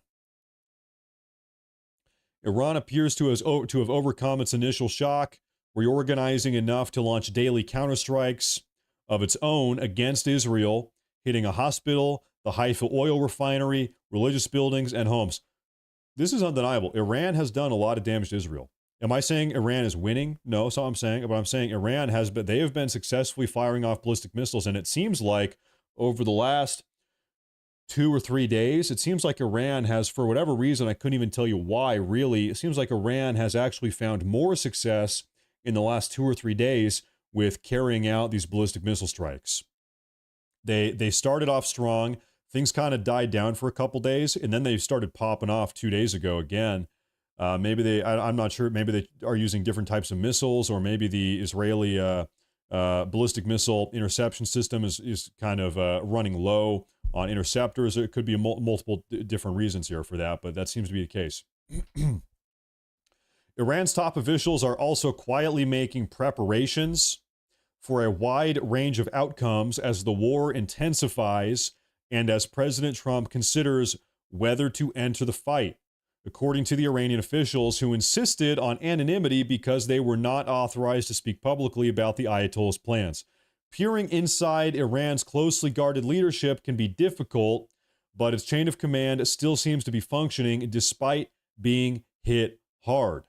And there are no obvious signs of dissent in the political ranks, according to the officials. That's curious. There are no obvious signs of dissent. The IRGC, the Iranian regime, allegedly here is standing strong in solidarity, according to officials and diplomats inside of Iran. Ayatollah Khamenei, who's 86 years old, is aware that either Israel or the United States could try to assassinate him. Well, he most certainly is aware of that because President Trump said as much publicly on Truth Social about 5 days ago. President Trump, if you remember, he said, listen, Khamenei, we know where you are. You are an easy target. We have not decided to kill you yet, is what President Trump said. Effectively a death threat, letting him know, listen, we know, and now you know that we know. Israel 2 days ago, the Israeli, I think, defense minister, senior ranking of the Netanyahu admin, came out and publicly said, we're going to kill him. They said, we're coming. And this is right after the Iranians blew up this hospital in Beersheba or whatever that town's name is. Anyway, Khamenei, most certainly, justifiably so, is feeling like his life is at risk. That makes sense. It is. Experts, the clerical body responsible for appointing the supreme leader, to choose his successor swiftly from the 3 names he has provided. Now, do we know who the names are? Can we look these guys up? Normally, the process of appointing a new supreme leader could take months, with clerics picking and choosing from their own lists of names. But with the nation now at war, the official said the Ayatollah wants to ensure a quick, orderly transition and to preserve his legacy. The top priority is the preservation of the state, said Vali Nasser, an Iran expert and professor of international affairs at Johns Hopkins University. It's all a calculative and pragmatic. Succession has long been an exceedingly delicate and thorny topic, seldom discussed publicly beyond speculations and rumors in political and religious circles. The supreme leader has enormous powers. He is the commander-in-chief of the Iranian armed forces, as well as the head of the judiciary, the legislative, and the executive branch. He is the Vali Faqih, meaning the most senior guardian of the Shiite faith. There you have it. I'm going to pause right there. So he is the guy. He is him. He's Mr. Everything. He does it all. Okay, Aaron James, let me take a look here. The Bible tells us what is occurring and what is coming. Respectfully, please don't be left behind. Don't take my word. Read the Bible yourself, ladies and gentlemen. I respect and love you all. Thank you, Aaron. I appreciate that kind message. Thank you, Aaron. We also have O'Doyle Ruiz with a super chat. Thank you very much. I appreciate that. No message. He just wants to throw in the support. Thank you. Thank you. And then also Angry Girl says, did you hear that the Boeing E-4 Advanced Airborne Command Post AK Doomsday plane is standing by on Andrews Air Force Airfield? We did. We actually read a long write-up about that probably 2 days ago. The Doomsday plane. This is different than Air Force One.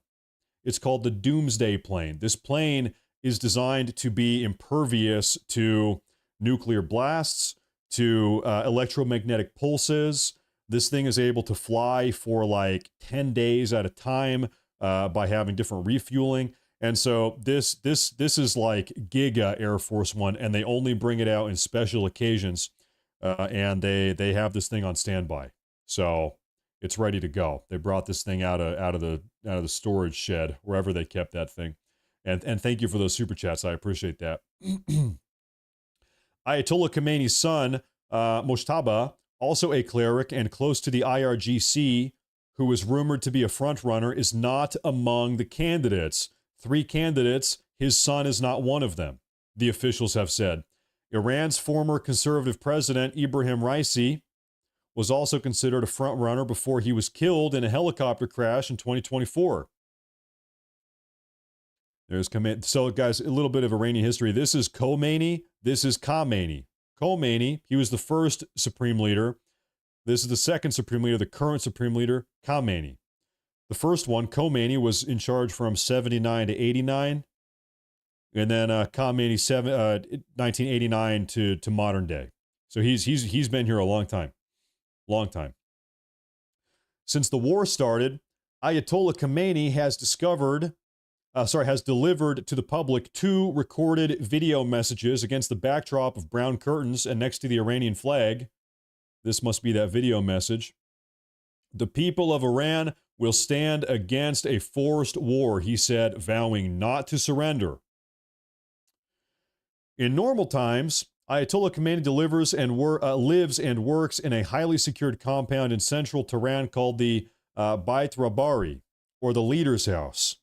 And he seldom leaves the premises, except for special occasions like delivering a sermon. Senior officials and military commanders come to him for weekly meetings, and speeches for the public are staged from inside the compound. His retreat to a bunker shows how furiously Tehran has been struck in a war with Israel that Iranian officials say is unfolding on 2 fronts. One is being waged from the air, with Israeli airstrikes on military bases, nuclear facilities, and critical energy infrastructure. Commanders and nuclear scientists in their apartment buildings and tightly packed residential neighborhoods, some of Iran's top commanders were summarily wiped out. Iran has been suffering catastrophic losses. We know, are they going to talk about that here next? I'll just say real quick, we know that Mossad is on the ground within Iran all over the place. Mossad is all around, on the ground, carrying out covert ground operations. Blowing up cars, blowing up buildings, trying to take out IRGC leaders, taking out nuclear scientists, blowing up, like they said, energy infrastructure. And by the way, Mossad has been on the ground in Iran for years. For the last year at a minimum, Iran has been suffering for the last 12 months or so a lot of very mysterious bombings. Oh, our energy facility blew up. That's kind of weird. Not an airstrike, just very mysterious accidents. Our electrical plant got blown up. What's up with that? This apartment building got blown up. That's weird because that's where the IRGC guy lived. You know, all of this stuff for the last 12 months. Mossad has been all over Iran for a while now. This is not a recent thing. It's been for a while. Mossad seems to just be able to act with complete and total impunity. Well, no, that's not even true because we have seen some reports coming out of Iranian state media. Could be lies, could be propaganda. In fact, it probably is. But we've been hearing from the Iranian state media that they have been catching Mossad agents. In fact, it was 2 days ago they said that they caught 18. They found and captured 18 different Mossad agents as they were doing some weird stuff in the countryside of Iran. So maybe they're taking Mossad Israeli hostages. Who knows? That could be a lie, could be propaganda. Maybe it is. Let's keep reading on here. One is being waged in the air. Okay, we read that. So we have the air raids, the infrastructure damage. Then also we have hundreds of people have been killed and thousands of others injured, with civilians being slain across Iran. Human rights groups inside and outside the country are talking about it. But Iranian officials say that they are fighting on a second front as well, with covert Israeli operatives and collaborators scattered on the ground across Iran's vast terrain, launching drones at critical energy and military structures. Okay, so this is what we were talking about a moment here ago. By the way, Iran is about 2 times the size as Texas. If you think Texas is big desert, outback country, or whatever you want to call it, a lot of ranch land, all that. Listen, Iran is twice as big. It's a big ass place. Iran is a big country. The fear of Israeli infiltration among the top ranks of Iran's security and intelligence apparatus has rattled the Iranian power structure, even Ayatollah Khamenei officials are saying. You see smoke coming off some building there. It is clear that we had a massive security and intelligence breach. There was no denying this, said Mahdi Mohammadi, a senior advisor to Iran's Speaker of Parliament, General Mohammad Ghalibaf, in an audio recording analyzing the war. They said, we did have an intelligence breach. Our senior commanders were all assassinated within 1 hour. That's pretty much a decapitating blow. Although, listen, that happened 8-9 days ago now, and Iran, they are still somewhat functioning. I guess they had contingency plans. They were counting on people being assassinated. So they've got backups on backups on backups. I guess that's the chain of command. Iran's biggest failure was not discovering the months of planning Israeli operatives had conducted to bring missiles and drone parts into the country to prepare for the attack, he added. Now, what are the odds that Israel, this is actually a great discussion. We have not even talked about this at all. Very clearly, Israel tried to carry out a decapitating, totally debilitating blow with their attack. Was 8-9 days ago now when they carried out the airstrikes. They had missiles inside the country, Mossad on the ground. They had a drone, they had a drone base operating inside of Iran, deep inside enemy lines. They had been there. They said this attack was a year in the making. What are the odds that Israel thought this was going to be over with by now? What are the odds this attack that Israel carried out 8-9 days ago, they had expected, they had wanted that attack 9 days ago to be the debilitating attack, decapitate the beast, it's over, mission accomplished. That's not the case now. Now we are 8-9 days later. Everybody, you look back on the Ukraine situation with Vladimir Putin. Putin said that this was going to be like a 2-week long, it's not a war, we're not having a war. It's going to be a 2-week long military endeavor or military expedition, whatever the term was. Okay. As far as Russia was concerned, Ukraine was going to roll over within less than 2 weeks. It was going to be in and out real fast. They were going to get what they wanted and it's over with. Well, now we are over 3 years, we're 3.5 years later just about, and the situation is still ongoing. So as far as Israel is concerned, this is what I'm curious about. Are they upset that this is not done with already? Was the plan for this to be done with already? And I see in the chat someone said, well, Israel said this is going to be a 2 or 3 week long operation. Yeah, but they said that 5 days after the initial attack that they carried out. So that might be, we call it cope. Maybe they're coping, right? Maybe they're saying, oh yeah, listen, this was always going to be a multi-week long operation, but they're only saying that after the initial execution plan had kind of failed. Who knows? I don't know. Who knows? I just like to kind of talk through all these different options, try to think about it. Okay. Now, let's continue reading here. Should the United States join the fight, the stakes would multiply significantly. Israel says that it wants to destroy Iran's nuclear program, but experts say that only the United States has the bomber and the enormous 30,000-pound bomb that might be capable of penetrating the mountain where Iran has built its most critical nuclear enrichment facilities, called Fordow. Iran has threatened to retaliate by attacking American targets in the region, but that would only risk a wider and possibly more devastating conflict for Iran and its adversaries. Folks, little comment here. The next article we're going to take a look at, it's a comprehensive write-up that came out earlier this morning talking about situation, hypothetical. Khamenei is dead. Then what? Okay? Who steps into his place? Does Iran become a prosperous democratic nation and there's peace on earth? Or does it get even worse? Or do we have even worse radicals? Or does the country get even more violent and more aggressive? Does the situation spiral? What happens next? The next article we're going to take a look at here in just a moment is going through that entire situation, okay? Now, but we're getting there, not quite yet. Iran has threatened to retaliate by attacking American targets in the region, but that would only risk a wider and possibly more devastating conflict for Iran and its adversaries. The fear of assassination and infiltration within Iran's ranks is so widespread that the Ministry of Intelligence announced a series of security protocols telling officials to stop using cell phones or any electronic devices to communicate. They need to come up with a secret handshake. That's what they need. They need to do something like that, because there's no way the Mossad is going to figure that one out. It has also ordered all senior government officials and military commanders to remain below ground, according to 2 Iranian officials. If you are a senior ranking government or military official or commander, you are living in a bunker. You're never seeing the sun again, at least not for a while. Almost every day, the Ministry of Intelligence or the armed forces issue directives for the public to report suspicious individuals and vehicular movements, suspicious vehicular movements as well, and to refrain from taking photographs and videos of attacks on sensitive sites. Well, guess what, folks? I have a special treat for everybody here today. I have found a website that we can actually live track all of the recent attacks in Iran and Israel on the ground within the last 24 hours. So I'll give you a spoiler of what this looks like, okay?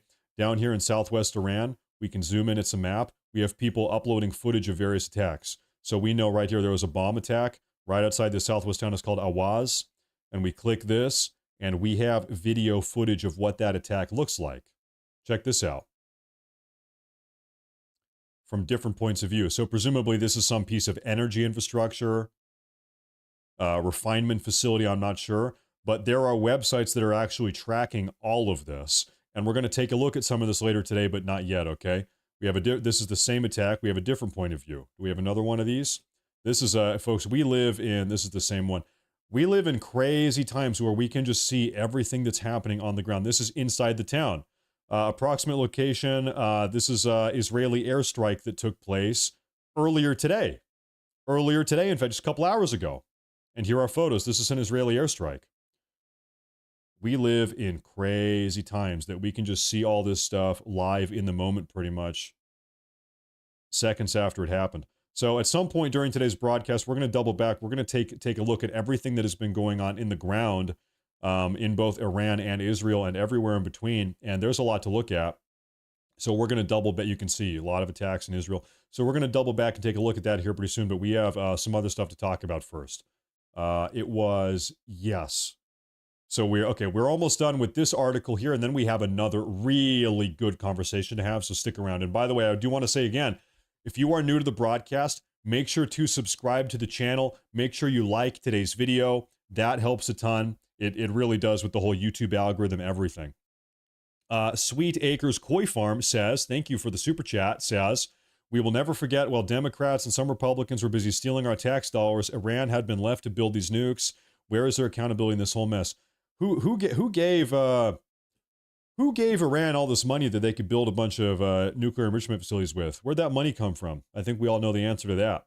And thank you for that super chat. Also, Anthony Ruvlakaba says, have a coffee on me. You know what? Maybe later today I will politely ask my wife to make me a cup of coffee. Thank you very much. I appreciate that. I will politely ask her to make me a cup of coffee. Thank you very much. I appreciate that, folks. Thank you for tuning in.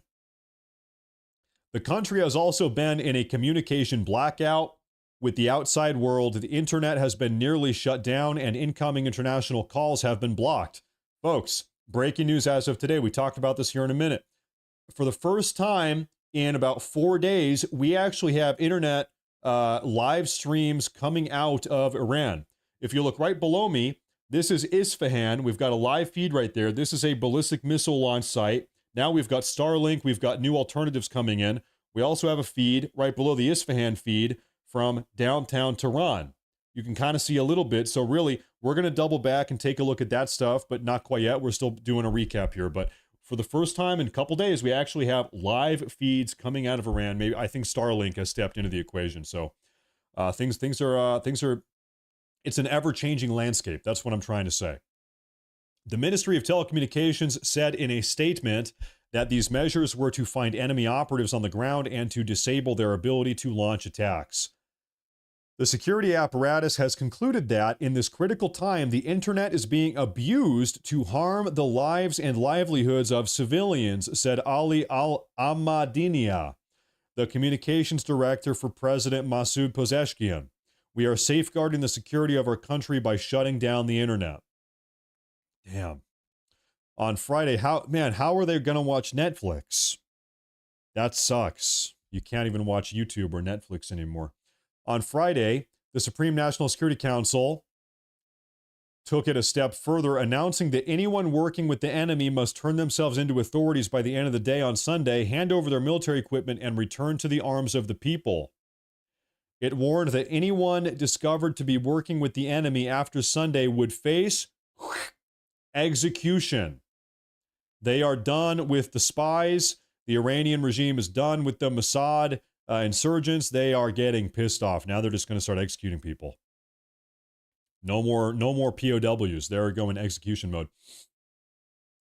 Tehran has largely emptied out after orders by Israel to evacuate several highly populated districts. President Trump issued that order. Videos of the city show highways and desolate streets that are typically clogged with bumper-to-bumper traffic. In interviews, residents of Tehran who remained in the city said security forces had set up checkpoints on every highway, on smaller roads, and at entry points in and out of the city to conduct ad hoc searches. They're just searching people at random. Do we have a video of what that looks like? It's on Instagram here. So you have some people still trickling on out of the town, but I guess this is looking empty-ish. Not a lot of traffic going on there. So that's coming out of Tehran. Okay. Next up. So Tehran has emptied. They're conducting searches. You have police stops on every highway everywhere. Now, I think this is something a lot of people don't know. In fact, I didn't know this until a couple months ago. Let me show you guys something real quick before we finish that article. So listen, Tehran is not like some barren, terrible crap hole of a country. Look at this. Tehran actually is like, I'm not, maybe I shouldn't call it first world. I'm not sure what the term is, but they are not a broke, poor, cheap country. They have a lot of money. Iran is actually a reasonably wealthy country. They have a huge amount of oil and energy export. They've been selling to China and Kazakhstan and Russia for a lot of all the Uzbekistan, all different types of places. And so this is a shopping mall in Tehran. I saw this video a couple months ago and I was like, man, I could not believe that. It's I guess like the day-to-day life. Look at this. It's wealthier, at least in this area of town, maybe not everywhere, but wealthier than I had ever thought. Look at this. I never would have expected that this was in Tehran until I saw it for the first time a couple months ago. You wouldn't believe it. Also, something that blew my mind, I don't know, maybe this is a propaganda video. What do you know? Here you have a bunch of little girls. What do you notice? they're showing their hair. I had thought, some women, they cover up, others they don't. I had thought that, I thought in Iran until a couple months ago that if you're a woman, you show your hair, you're getting decapitated. You're getting pushed off a roof or something. But I guess it's like maybe kind of up to the woman. I don't know.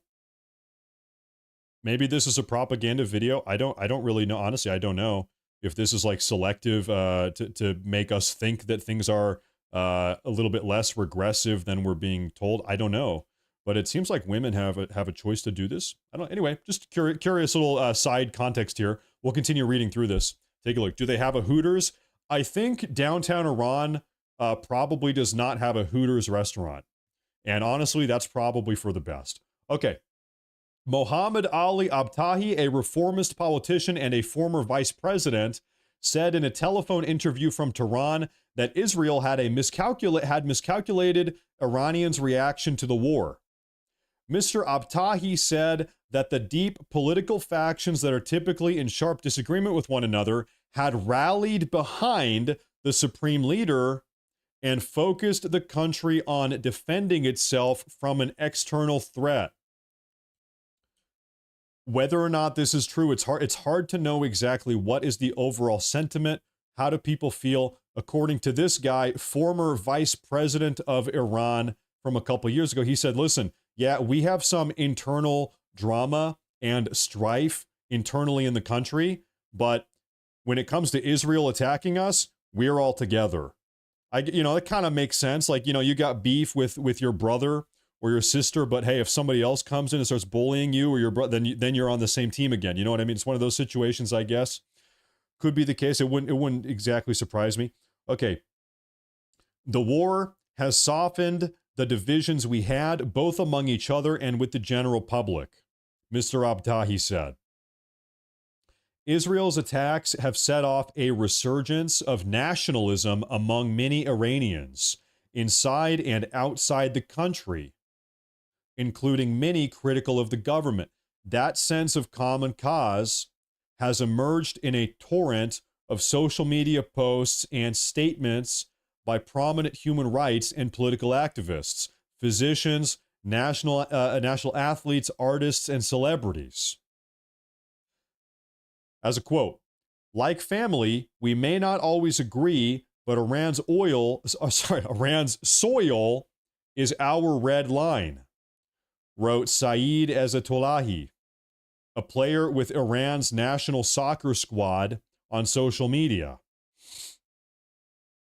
This stuff, all of this is hard to know exactly what is true, what is propaganda, who the hell knows. Let me take a look at the super chat. Let me see here. Denise, think of the Iran living situation like casinos and reservations, only some actual benefit and don't actually live under the rules of the people they rule. We should have never agreed to that deal either. Yeah, the deal was bad. Also, like you said, just because the heart of the capital city looks really good and opulent and beautiful and wealthy does not mean that that's how the other 95% of people across the country live. You know what I mean? I was funny story. Don't even ask why. This is a long, crazy story, and you guys are not going to believe this. About a year ago now, I took a trip to Kazakhstan. Yeah, you don't even want to know.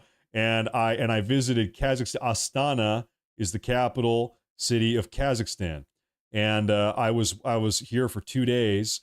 And the capital city of Kazakhstan, you would never believe, it was beautiful. I was right there. Kazakhstan, this one town I was in, it was beautiful, pristine, opulent, wealthy, awesome. Everybody was polite, and everything was awesome. It was great. But, this, I understand, is not the majority of Kazakhstan. The second you get out in the countryside, maybe it is a little bit more like Borat. I don't know. But I couldn't believe my mind. When I landed in Kazakhstan, in Astana, the airport here, I only stayed in this little area of town. I was like, man, these people are living the life. I couldn't believe it. It's not that bad. At least this one little area of the town. Okay, so yeah, once you get out of the big wealthy part of the town, maybe it's a little bit different. I think you're right about that. Same for Iran. In fact, hell, that's same for the U.S. That's same for everybody. You go to anywhere in Europe or the U.S., it's the same. A lot of the money concentrates in the big cities. Okay, anyway, let's keep on reading this opinion here. Matt, check out Sklygas and RP Mill Track, and I'll take a look at that later. Hey, thank you very much. I appreciate that. I'm going to keep reading this article. We're going to get back to this. Okay, let me take a look here. Okay, so Israel's attacks have set off a resurgence of nationalism.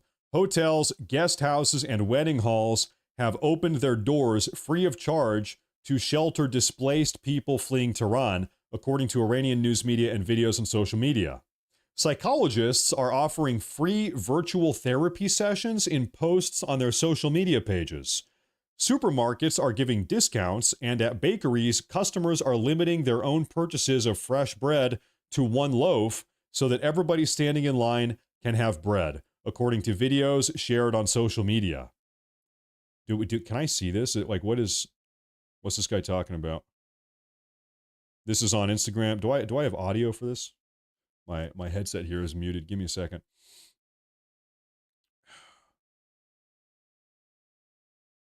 Maybe we just don't even have audio. Well, he's just talking. He's not even showing anything. Do we have another one here on social media? What, Instagram? This is just another guy. Well, I want you to show me something, not explain something.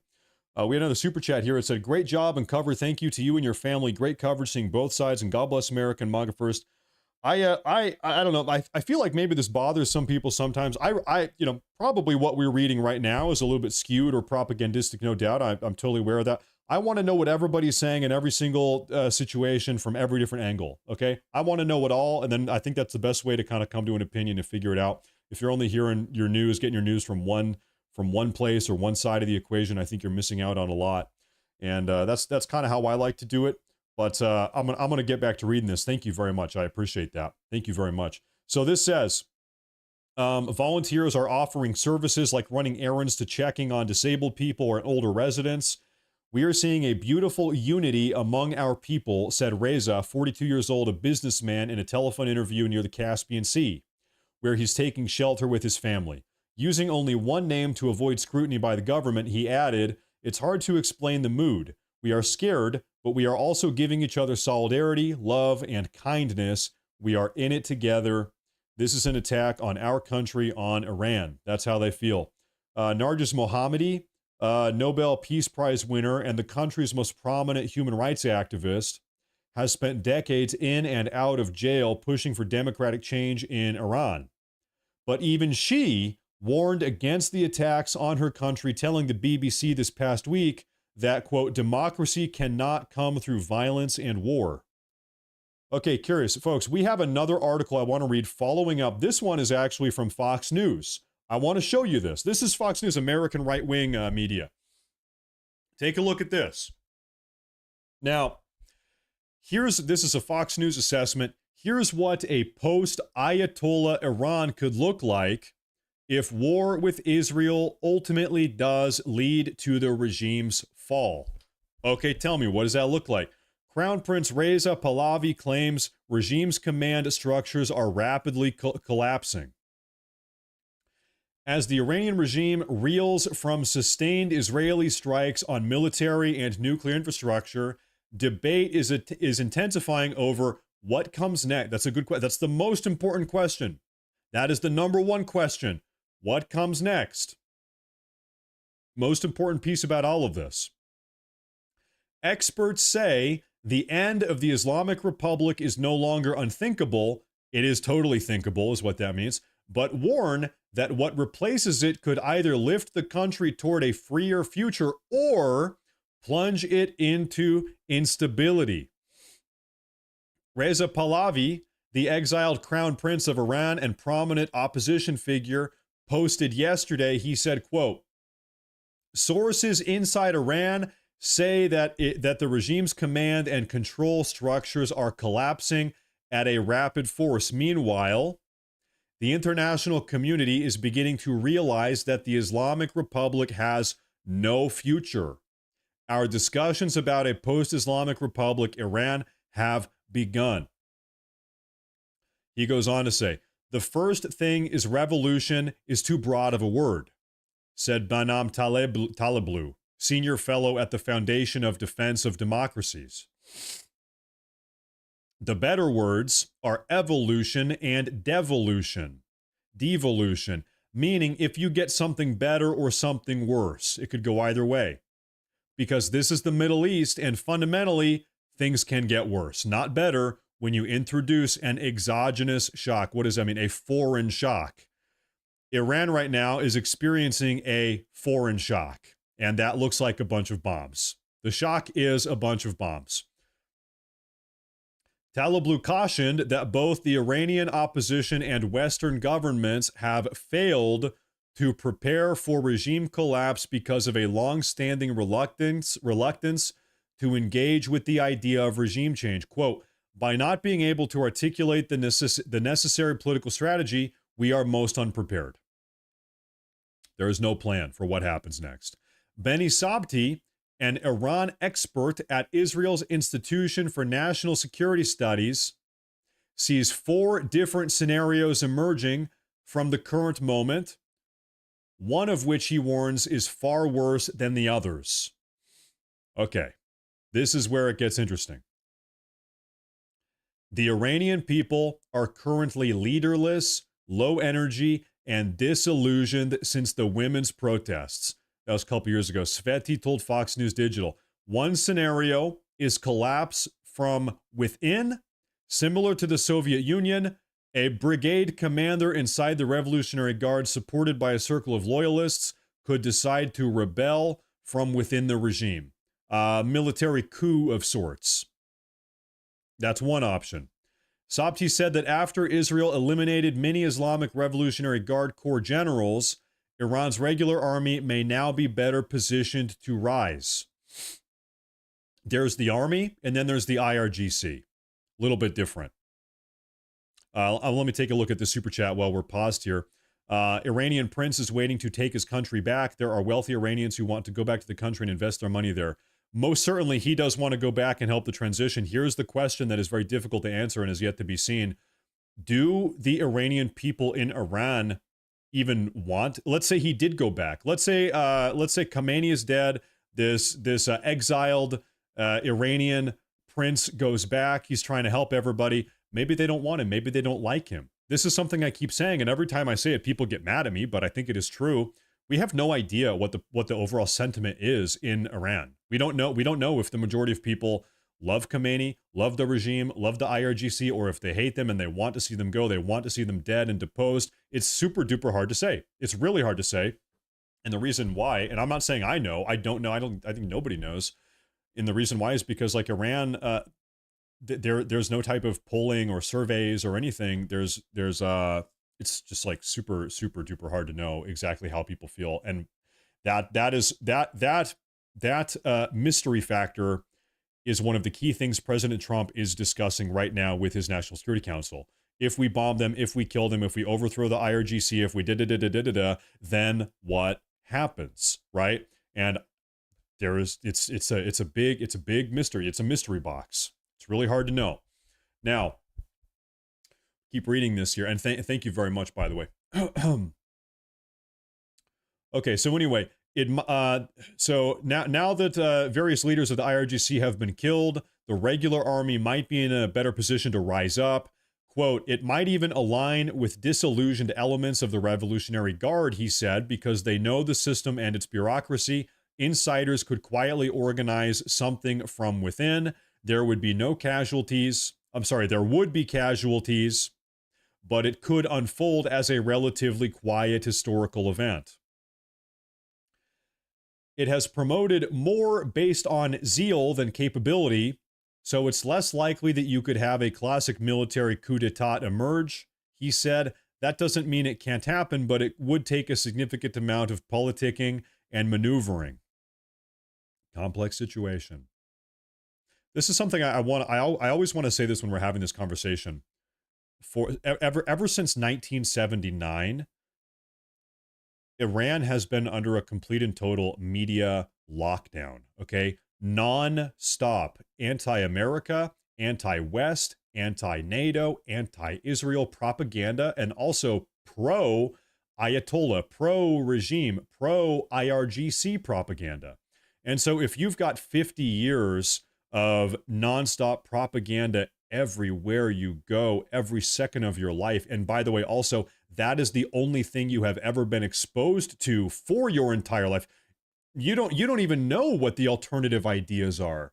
You don't even know that America is good and Israel is this and Europe is that. You've never even been exposed to the alternative ideas. The only idea you've ever seen in your entire life is America bad, Israel bad, Europe bad, Western world bad, democracy bad, freedom bad, freedom of speech bad, Ayatollah good, IRGC good, regime good. That's all you've ever known your entire life for 50 years.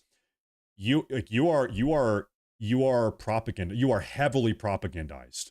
You are effectively mind controlled. And so one of these talking points is that 90% of people in Iran, they hate the regime and they're going to rise up and overthrow the regime. And any day now it's going to happen. And all of them are secretly hoping that the Ayatollah dies.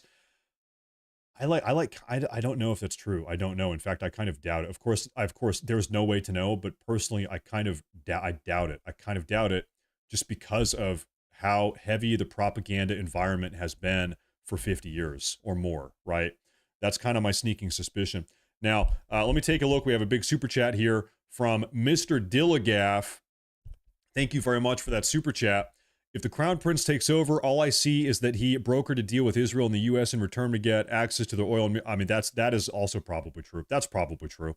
It has always been done this way when a royal family flees country. Yeah, I think you're probably right. Yeah, we would potentially help like implant him under a certain set of circumstances. Could be the case. Probably true. Hold up. I'm seeing people say breaking news. Do we have breaking news? Hold this thought here, folks. Let me see here. Okay, I'm not seeing anything massive happening right now, so I'm going to continue reading this article. Okay. The second scenario Sabti outlined is a popular uprising sparked by the release of political prisoners. There are many political leaders in Iranian prisons, he said. If some of them are freed, they could rally the public. They were once a part of the regime, but tried to shift course and now support relations with the United States. It would still be a very cold peace with Israel, but not hostile. Talablu noted that Iranian society has already undergone a significant shift over the past decade. Large swaths of the Iranian population, 80% is probably a minimum number, hates this regime. This is what I like when I see numbers like that. I want to know, where did we get that number? Was there a survey or was there like a poll or something? And I just want to know, where is the information coming from? That's always what I want to know. The protests since 2017, especially women, life, freedom, is the name of the protests, were triggered not just by police, but by economic, social, and even environmental issues. There's four possibilities. A third possibility, Sabti said, is the return of exiled leaders. There's a deep romantic nostalgia toward the monarchy, he said, maybe in a later phase. If infighting breaks out, people might rally around a symbolic figure, come back and be a symbol. That could strengthen the revolution. Talablu acknowledged that figures like Crown Prince Reza Pahlavi could play a role, but not as rulers. Think of the diaspora as a bridgehead into a new Iran. Not the definers of the new Iran, a bridgehead, not the definers, he said. The people inside Iran should be the ones shaping the next Iran. The fourth, here we go. The fourth and worst scenario, according to Sabti, is that the regime survives. That is the worst option, he said bluntly. Talablu agreed, warning that survival would bring an even more repressive future. If the Islamic Republic survives, it will survive in a more radical fashion. More military, less clergy, he said. There's debate. Does it become like Turkey or Pakistan, or does it become even more messianic, more like zealotly religious? The older IRGC are corrupt. The younger ones are messianic. Ooh. One of the most contentious questions looming over all of these scenarios is the future role of Iran's non-Persian communities, including the Awazi, the Baloch, the Azeris, and the Kurds. Aref Akabi, executive president of the state of Awaz, told Fox News Digital in a written statement that without trust building between these communities and the Persian opposition, change will remain elusive. In my opinion, here's the conclusion, regime change in Iran is possible if the following conditions are met. Continued Israeli strikes, support for non-Persian components, international will, and bridges of trust between all these different ethnic groups and the Persian majority, Al-Kabi said. If these conditions are met, I believe the regime's fall will only be a matter of days. He said that in recent days, the IRGC launched widespread arrests in Awaz to prevent mobilization. Most of these arrests are Arabs from Abadan, Bushehr, Sheban, and Shoyabiya, he said. So they're sort of already, they are preemptively arresting potential opposition groups. Oh, look at this. He also warned against Western attempts to divide the country. The way to unite the Iranian population is not to talk about balkanization, he said, like a breakup of the country, a split up. That would be an own goal of moral and strategic purport. Yeah, so don't do that, he's saying. Curious. So he says there's 4 different options. Maybe 3 are decent and 1 is very bad. The regime maybe continues, but also is becoming even more radical, is what he's saying. Now, hold on. I keep seeing people real quick. I'm looking for breaking news updates. I don't see...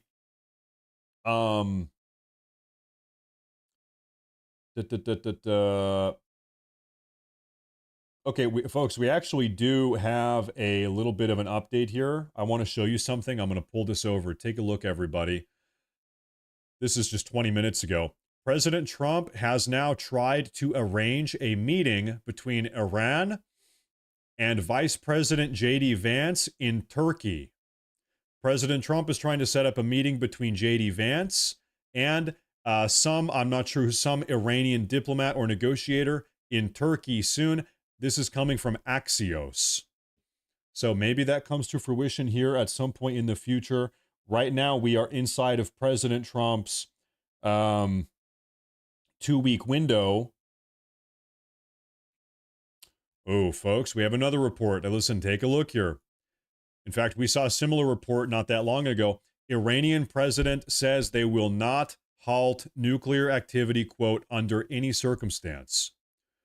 We saw another report corroborating the same thing. I think it was the Wall Street Journal that reported that earlier today.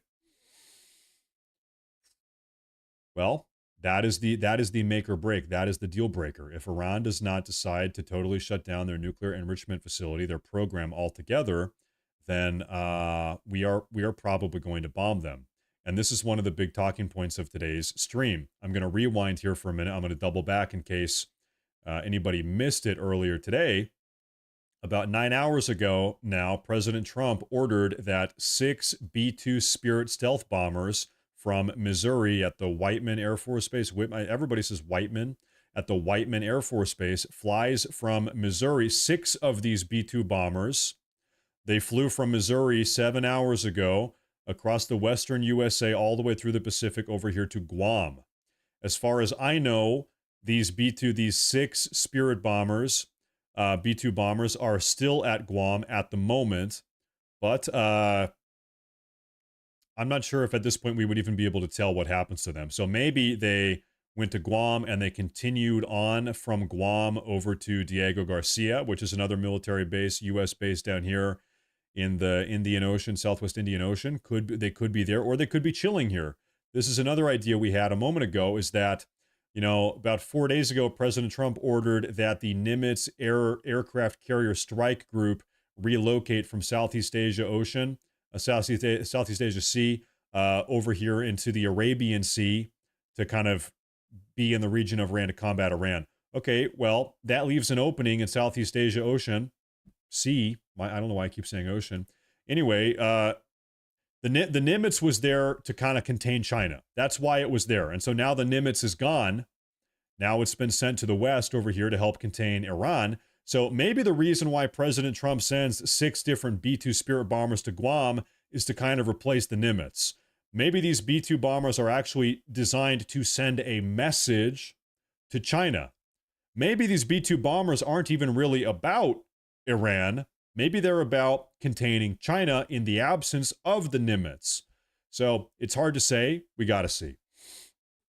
We got to see. But here's what I do want to say. I want to say thank you, everybody, for tuning in again today. We have a lot more to talk about. We're really just getting going. We've already been live here for over 2 hours. If you are new, please do me a favor and subscribe to the channel and also like the stream. Folks, we have 10,000 people tuning in today, and we only have 6,000 likes. So if you could drop down and like today's broadcast, that would help a lot. We have more to talk about, folks, and right now we are going to get into it. And what we wanted to take a look at next was this right here, okay? One of the big questions so far has been, how does Russia feel about this entire situation? How does China feel about this entire situation? Okay, well, now we have some new intel regarding what their ongoing role in this situation will be. As Trump considers striking Iran, Russia warns the world is millimeters away from nuclear catastrophe. This is Putin just yesterday. As he says, a U.S. attack on Iran, which President Trump is reportedly preparing for the possibility of, would, quote, radically destabilize the entire situation. This is from Putin saying if Trump bombs Iran, it would destabilize the entire dynamic. This is from Russia's deputy foreign minister as the war between Israel and Iran continues to escalate. Sergei Ryabkov told Interfax news agency on Wednesday that Russia has advised the U.S. against direct involvement in the conflict, which has already killed hundreds in Iran and dozens in Israel since it erupted less than a week ago. The comments come after President Trump demanded Iran's unconditional surrender as he openly pondered authorizing U.S. strikes on the nation's nuclear program. Iran's supreme leader, Ayatollah Ali Khamenei, rejected President Trump's demand on Wednesday and warned that the U.S. would, quote, suffer irreparable damage if it were to join the war. Makes you wonder. Is he just talking a big game? Or does he mean that? Or do you think Khamenei actually has the capacity to inflict irreparable damage on us, on America or Americans or American personnel? I don't know. Makes you wonder. Iran does not negotiate under duress, shall not accept peace under duress, and certainly not with a has-been warmonger clinging to relevance. And who is the has-been warmonger? Who is that? Is he talking about President Trump? No, he's talking about Netanyahu. Who is the has-been warmonger clinging to relevance according to the Iranian right here? The Iranians. It's not Trump. They're talking about Netanyahu. Iran's United Nations mission said in a statement Wednesday after Trump suggested that Iran had proposed a meeting at the White House. In a separate statement hours later, Iran's Foreign Minister Abbas asserted that Iran remains committed to diplomacy, with the sole exception of its dealings with Israel, against which Iran has maintained its military action since last Friday's attack, saying that their ballistic missile attacks are in self-defense. Trump offered a cryptic response Wednesday when he asked whether he was planning to strike Iran. He said, I may do it. I may not do it. Nobody knows what I'm going to do. Nobody knows. Probably at this point, he doesn't even know what he's going to do. He hasn't decided yet. The Wall Street Journal later reported that the president approved attack plans, but was holding off on the final order to see if Iran would abandon its nuclear program, hoping that the threat of U.S. intervention would force Iran's hand to surrender. We know that report was actually false. President Trump said no such plan has been finalized. He came out and publicly dismissed that. This is what President Trump then went on to say. He said, I like to make the final decision 1 second before it's due, Trump told reporters. A source told ABC on Wednesday that Trump has grown comfortable with the idea of striking Iran's underground Fordow nuclear facility after Axios reported that he wanted to make sure the plan would succeed in destroying Iran's nuclear program. Russia, a longtime ally of Iran and nuclear-armed adversary of the U.S., has sounded the alarm about the potential globally devastating consequences of the conflict. This is where Russia comes in. Especially should the U.S. military get more directly involved. Nuclear facilities are being struck. Foreign Ministry spokesperson Maria Zakharova told Reuters on Wednesday. Where is the concern from the entire world community? Where are all the environmentalists? It is true, if anybody starts bombing Iranian nuclear facilities, you probably do have a lot of nuclear fallout, a lot of nuclear irradiated material flying all over the place. The wind comes in and picks it up. Could be bad, could be very bad. That being said, I think that's probably the least of everyone's concerns right now. I don't think that Israel cares. I don't think that Trump cares a whole lot about that either. I don't think anybody cares about that too much. Earlier this week, Trump said he was open to Russia mediating in the Middle East, but after a phone call with Russian President Vladimir Putin, Trump told reporters Wednesday that he turned down the offer. I said, do me a favor, mediate your own. Let's mediate Russia first. Damn. You hear that? Trump said, hey, listen, before you talk about mediating the Middle East, maybe you should mediate your own war, is what he said. Vladimir, let's mediate Russia first. You can worry about this stuff in the Middle East later, is what he said. It's a delicate issue, Putin told a senior news leader on the sidelines of St. Petersburg International Economic Forum on Wednesday. In my view, a solution can be found. That's from Putin. Putin said he has shared proposals for mediation with Iran, Israel, and the U.S. We are not imposing anything on anyone. We're simply talking about how we see a possible way out of the situation. But the decision, of course, is up to the political leadership of all of these countries, primarily Iran and Israel. It's true. If both Israel and Iran are not ready to de-escalate this, then it's not going to de-escalate. Very similar to Ukraine and Russia. Both Ukraine and Russia have pretty much been dragging their feet on the peace talks up there in Eastern Europe, despite President Trump's best efforts, and as a consequence, nothing has happened. You can take a horse to water, but you can't make the horse drink, right?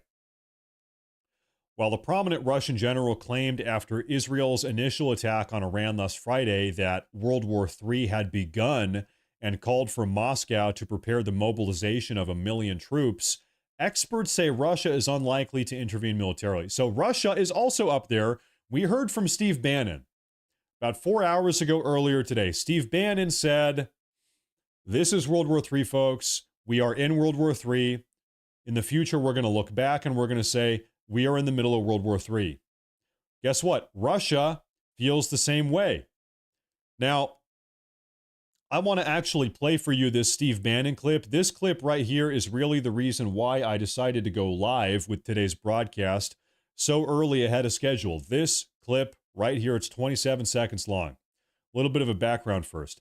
Steve Bannon was summoned to the White House 2 days ago by President Trump himself. They had a 2-hour-long one-on-one private lunch meeting.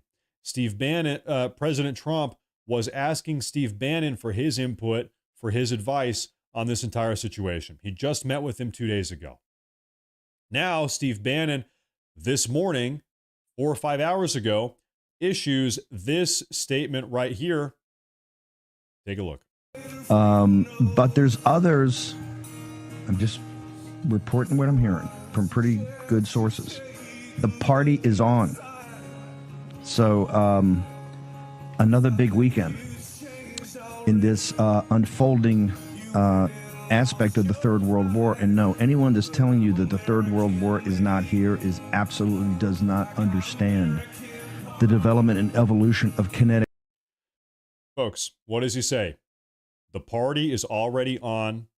It's going to be a big weekend, and anybody that says we are not already in World War III doesn't know what they're talking about. I want to play it one more time. One more time I play this. But there's others. I'm just reporting what I'm hearing from pretty good sources. The party is on. So, another big weekend in this unfolding aspect of the Third World War. And no, anyone that's telling you that the Third World War is not here is absolutely does not understand. The party is on, folks. We have balloons. We have a clown. We have a piñata. We have a chocolate cake with vanilla ice cream frosting. We have a bunch of presents. We have cupcakes. We have, folks, the party is on. Everybody's invited. Primarily Iranians and Israelis. It's another Middle Eastern party is what it is. And we've got all the party supplies is what we have. Now, let's double back to what Russia is saying. Russia is navigating a fine balancing act. Cookie Monsters. The beginning started when Russia took Crimea. You want to go back all the way that far? Could be. I mean, hey, when do you pick your date? Thank you very much. I appreciate that. Thank you very much. Russia is navigating a fine balancing act. How to appear helpful to the United States while not freaking out Iran. For now, Russia will play its cards cautiously and observe how the situation plays out, understanding that it has limited leverage over the course of events and try to be involved in whatever comes next while avoiding entanglement and overextension. Now, folks, we have a breaking piece of news from Mr. Zelensky. Zelensky yesterday, it's actually 2 days ago. I want to find this for you. Folks, Zelensky is getting a little bit jealous that the entire world's attention is now no longer on Ukraine. Now everybody's paying attention to Israel. Everybody's paying attention to Iran. Zelensky wants that attention. He's getting a little bit jealous. And so he issued a statement 2 days ago. He said, Zelensky says Ukraine needs $40 billion annually in budgetary support to keep up its fight against Russia. Zelensky said that Ukraine will need at least $40 billion per year from Western allies to ensure that it can keep the fight going against Russia, and has called for additional pressure from the Trump administration on Moscow. What is up with these ads? Achieve perfect thighs instantly. Hey, my thighs are already perfect. Okay, I don't need to buy this bullshit. I already have amazing thighs. Zelensky has been seeking to secure fresh commitments from the United States to supply more weapons as Kiev attempts to strengthen its position in the largely stalled negotiations with Moscow and an increasingly grim situation. So now, folks, as this entire situation is unfolding, Iran, Israel, the United States is getting involved. Everybody's looking at the Middle East right now. Zelensky's over here up in Eastern Europe. He's like, man, hey, where's my money? I need money. You guys need to pay attention to me. You need to keep giving me money up here. So that is Zelensky's current stance on this entire situation is, hey, listen, give me money. I need more money. In fact, the turmoil could even prove helpful for Russia, at least in the short term. Russian oil prices have risen by 15% following the outbreak of the conflict in the Middle East. More critically, it distracts from the war in Ukraine, which has already been sidelined. There you have it, as Trump canceled a June 17th meeting with Ukrainian President Zelensky to focus on the Middle East. There you have it. Donald Trump has already ditched Zelensky.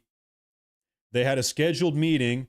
President Trump said, listen, buddy, you are old news. We've got other stuff to worry about. The entire world is focused on the Middle East right now. Ukraine will suffer the greatest military and political damage in this situation apart from Iran itself, said a director for Moscow-based think tank Center for Analysis of Strategies and Technologies, according to The Guardian. Quote, a new war in the Middle East will not only distract the world's attention from the war in Ukraine, but will also apparently contribute to the final reorientation of the U.S. towards providing military assistance to Israel. Hey, guess what? All that money we're sending to Ukraine, now we're going to give it to Israel. Honestly, that's probably what's about to happen here. Still, Russia has a lot to lose. Destabilization in the region could spill over into the South Caucasus, where Russia exerts its influence. And an Iranian regime collapse risks an already diplomatically isolated Russia losing one of its few remaining allies. Now, I know that China gets about 15% of its yearly gas, its fuel from Iran. China gets about 15%. Maybe Russia doesn't need energy from Iran. Russia has a lot of domestic energy. How much of Russia's energy comes from Iran? Maybe we can figure this out. I think Russia really doesn't need Iranian energy. Not a whole lot. Says here, you know, I should have said a concise answer, please. Okay, let's go. Condense it. Come on. Negligible. Russia relies primarily on its own vast energy resources with no significant imports from Iran. There you go. Take it or leave it. Well, hey, that was easy. You should have just said that. It's easy. There you have it, though. However, China, like I said, China, it's 15 to 20%. China gets 15 to 20% of their energy from Iran. So, folks, if Iran implodes, if Iran is totally destabilized and their entire economy comes to a screeching halt, energy production, energy distribution, energy export completely implodes on itself. China, that's a big hit. You lose 20% of your energy. That's a big problem. Then where does China turn? China's got to get it from somewhere. Where does China turn then? China starts buying more energy from Russia. Probably is where they go. They go to Russia. The reason why China's been getting energy from Iran as opposed to anywhere else is because Iran has very cheap energy. So we have sanctioned the living hell out of all Iranian energy, oil, LNG, natural gas exports for years now. And so what Iran has done very sneakily, intelligently, it's smart what they've done. They have created effectively, experts call it a shadow fleet. They're exporting energy on unmarked vessels or improperly marked vessels. They'll export energy from Iran to China under a vessel that's registered as like being from India or Malaysia. So it's hard to shut that down. It's hard to know exactly what is real and what's not real. They are disguising their exports, right? They're obfuscating what they are exporting. So the sanctions have been ineffective in a lot of ways. And so because of that, they've worked out a special economic deal with China. China gets a discount rate because they are still serving as their patron. Let me take a look at this massive super chat. Chris Condren, thank you very much. That's a big time super chat. Thank you very much. I'll be checking in while at work, but keep up the good work, Matt. God bless you and your family, Matt, and God bless the beautiful people in the chat. Number one, Japanese American streamer. Nihongo choto nasamas demo nihongo wa muzakashi tomoimasu. Hi, yeah, it's true. I'm a Japanese person. You guys didn't even know that I am Japanese. I am a Japanese person. You didn't even know that. You learn something new every day. Anyway, thank you very much. I appreciate that a lot. Thank you. That's a massive super chat. Have a good Saturday at work. Thank you very much. I appreciate that a lot. Now, I want to hop over. We're talking about China. Take a look at this. Take a look at this. China, this is a report coming out earlier today. China offers to be a peacemaker in Iran, in the Iran-Israel war, but it is unlikely to intervene.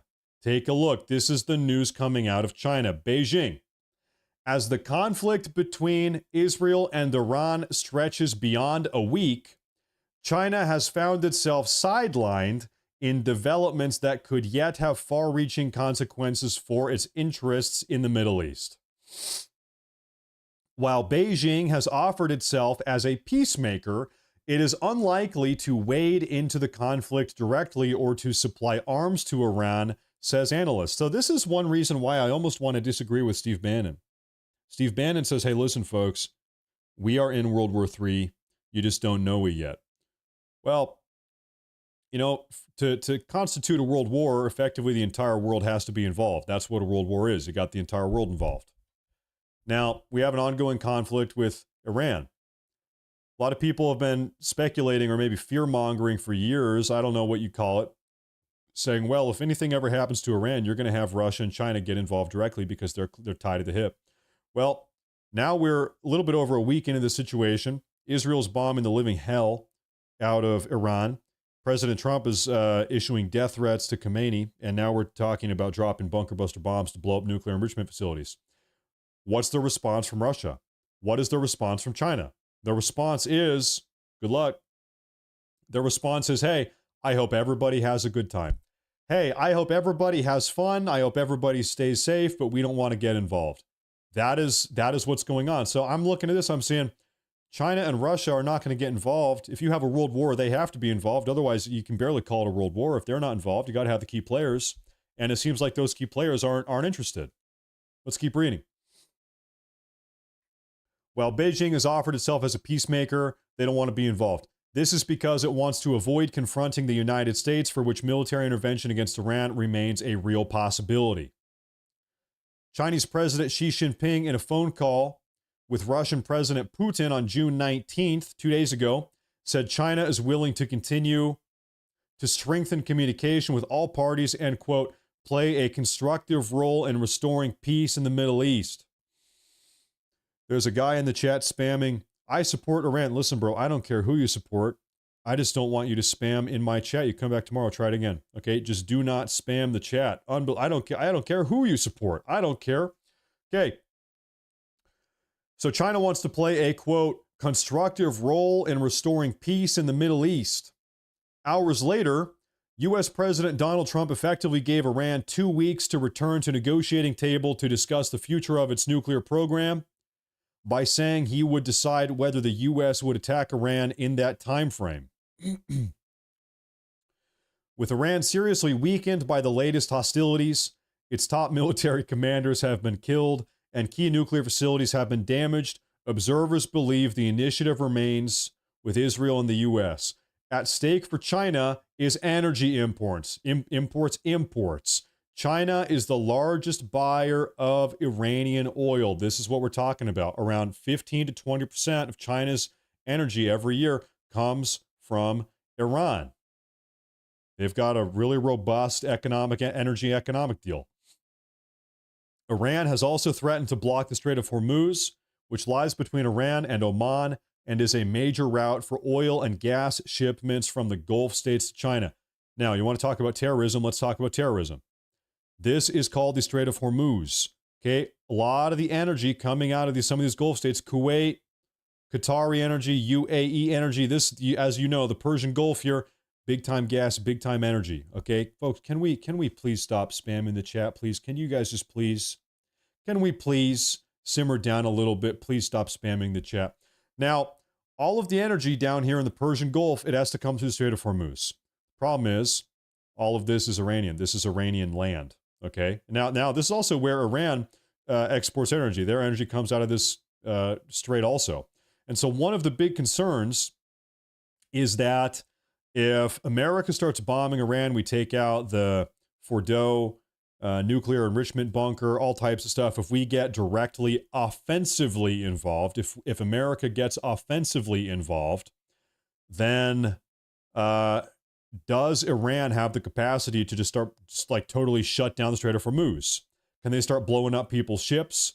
Can they lay landmines all through the strait? They've got submarines. Are they going to use submarines to start torpedoing these maritime trade vessels? One report I read said that Iran, they might be able to just reposition a bunch of their boats and just scuttle their own boats in the strait. So Iran, they might sail their own boats into the strait, blow up their own boats, and then you've got just a straight waterway full of a bunch of wreckage, right? That would ruin the entire situation. They start scuttling hundreds of boats. They could do that too. So a lot of ifs. We keep talking about the ifs. What happens if we do that? If we do that, then what? If then not. If this, then what? And so this is why President Trump is having all these National Security Council meetings, because we're trying to put together all the intel to figure out what exactly happens. If this, then what? If you bomb that, then what happens over here? If you kill that guy, then what happens? If you blow up that base, then what? If you blow up the nuclear enrichment facility, then what? It's like a math equation, almost. I don't know. It's like putting together. No, I guess it's more of like a biology class hypothesis. If this, then this, because this. Remember, that's the scientific formula or whatever it's called. Anyway, moving on. Let's get back to China. Okay. While some have touted China's growing influence in the Middle East, particularly after it brokered a landmark normalization deal between arch rivals Saudi Arabia and Iran in 2023. It has little appetite to get embroiled in the region's conflicts. Associate Professor Jonathan Fulton, an expert in China's relations with the Middle East, said China's interests in the Middle East are primarily economic, noting also that it buys much more oil from countries such as Saudi Arabia and Oman than Iran.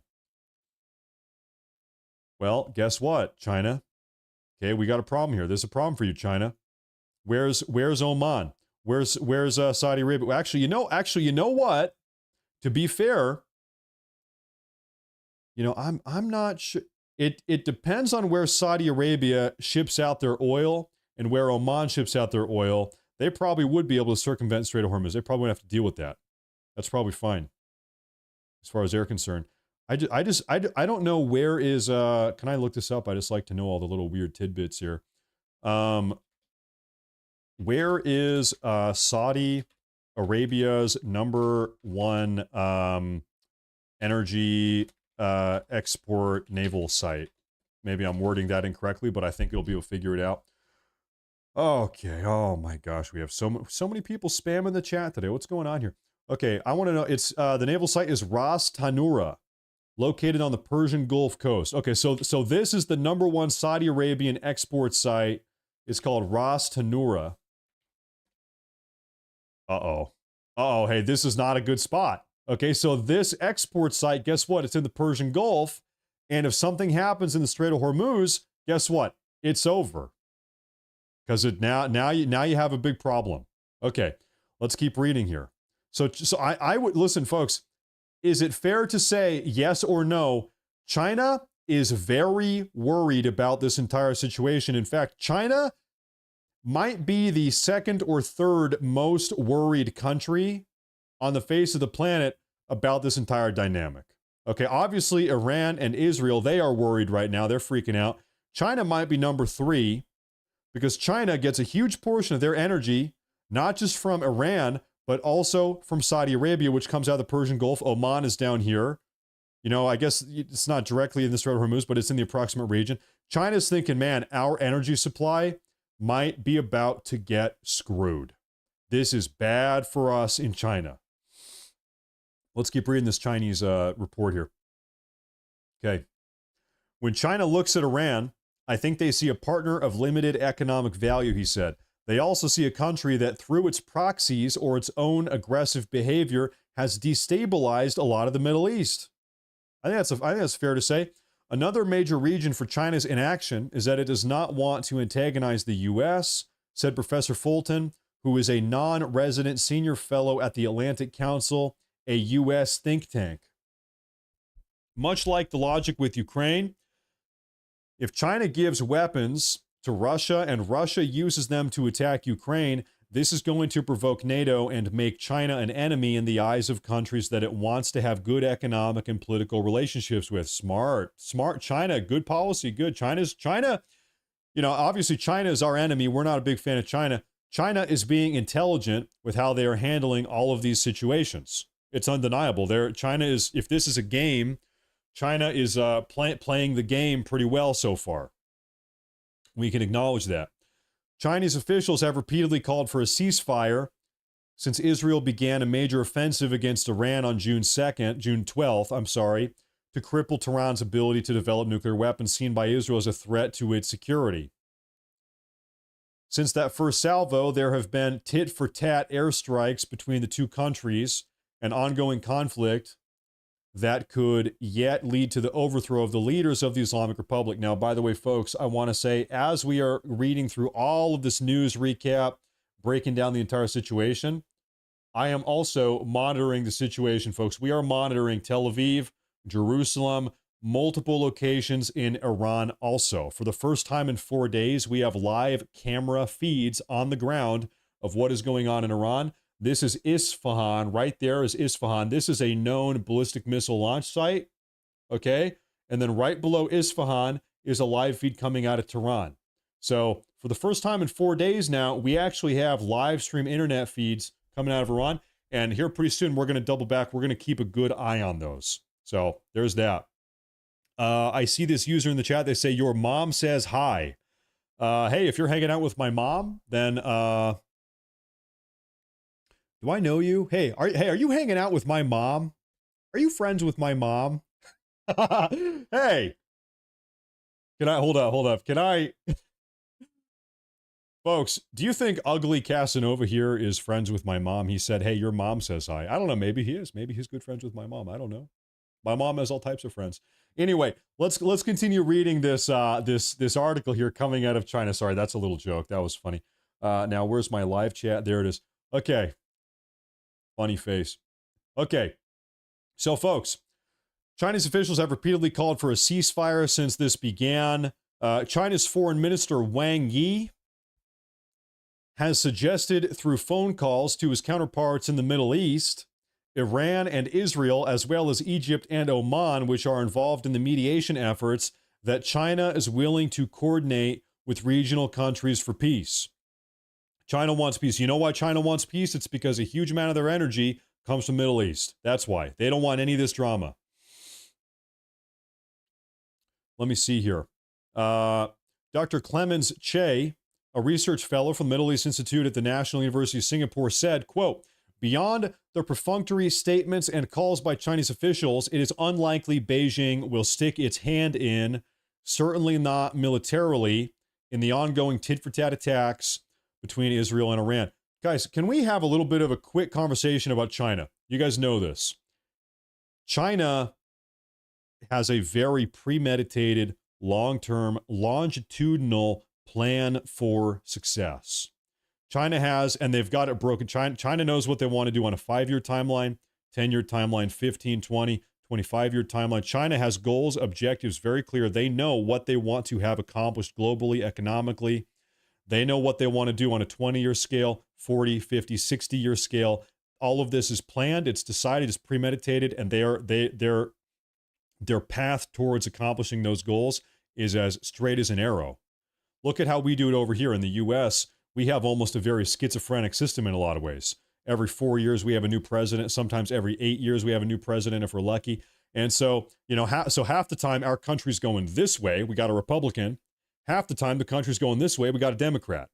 And then there's even more nuance because we've got Congress and the Senate. They kneecap each other. So we have partisan politics here in China. Listen, their party is effectively a monolith. They are on the same page. They've got the same goals. They've got the same objective, and they've got a 100-year plan. And their guiding philosophy is getting to where they want to be 100 years from now. That's how they operate their government.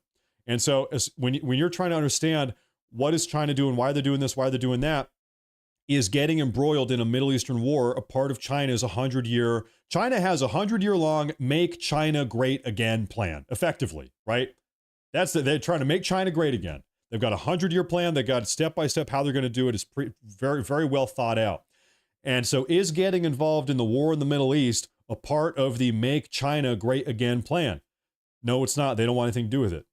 Now, China, they do need to have that energy. They got to have that oil. They got to have the natural gas because China doesn't have a lot of that domestically. They need to import that. That's always been one of their weaknesses. They need to import it. And so they are worried, but they don't want to be involved. Given that China has energy interests in the region, including the Iranian oil, the logical approach would be for it to call for de-escalation. That is a logical approach. But to deploy its forces will be too much of an ask.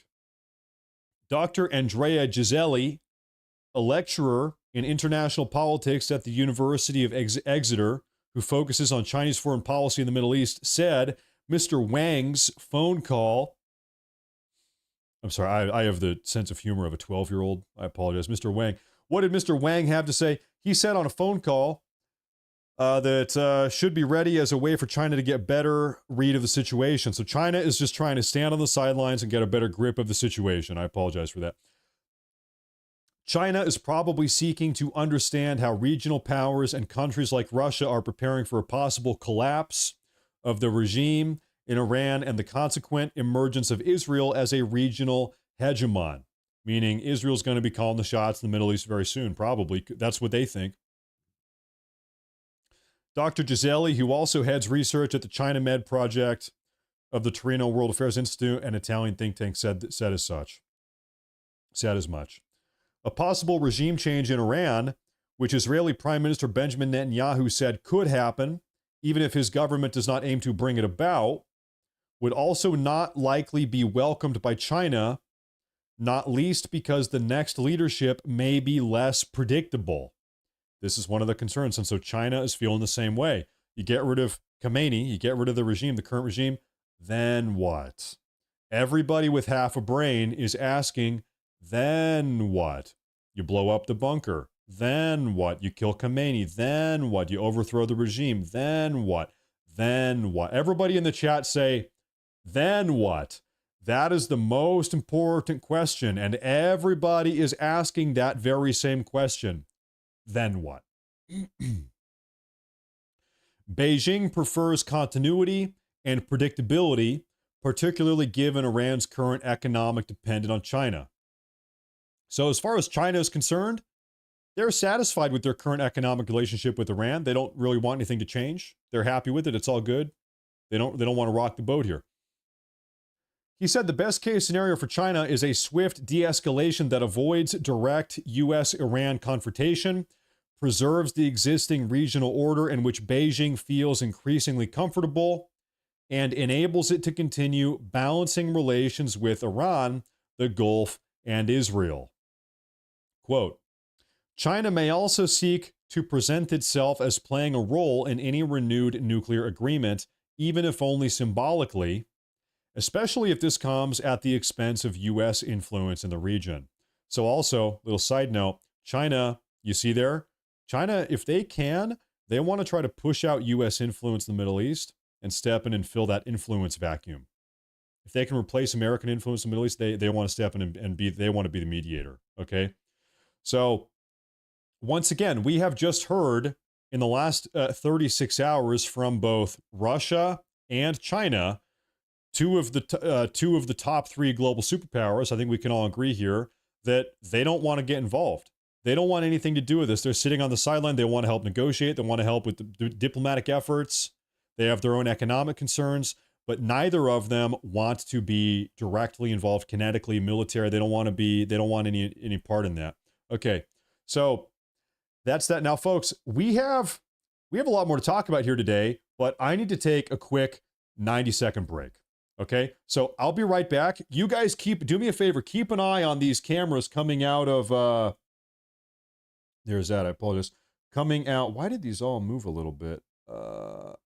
That's what I want to see. Folks, keep an eye on Tel Aviv, Jerusalem, and Iran for me. I'll be back in 90 seconds. If you are new to the show, do me a favor. Please subscribe to the channel. We're doing these broadcasts, these updates every single day. Also, make sure to follow the stream, like the stream, subscribe. I'll be right back. And then we have a lot more to talk about, folks. Give me one moment.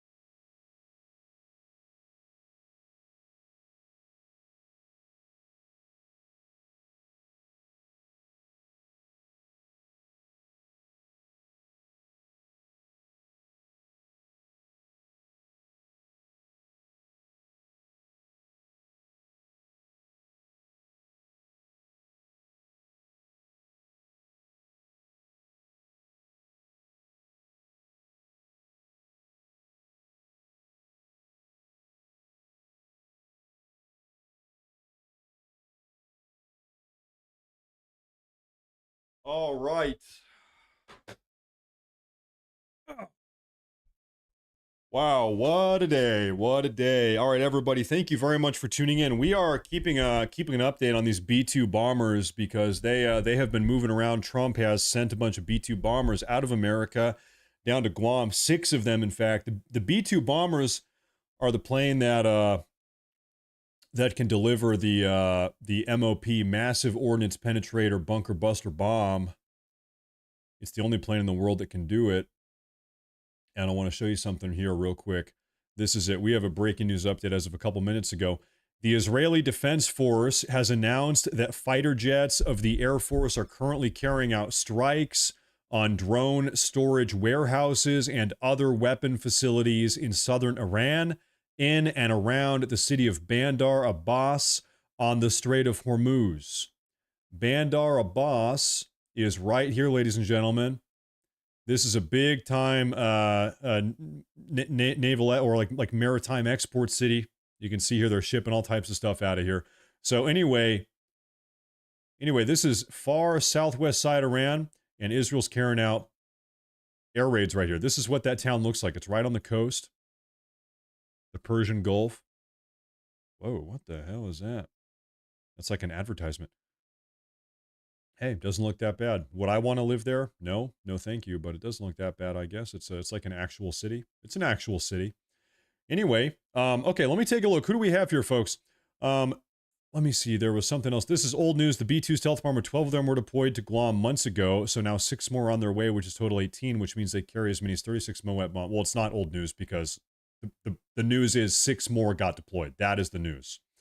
That is the news. That is new news.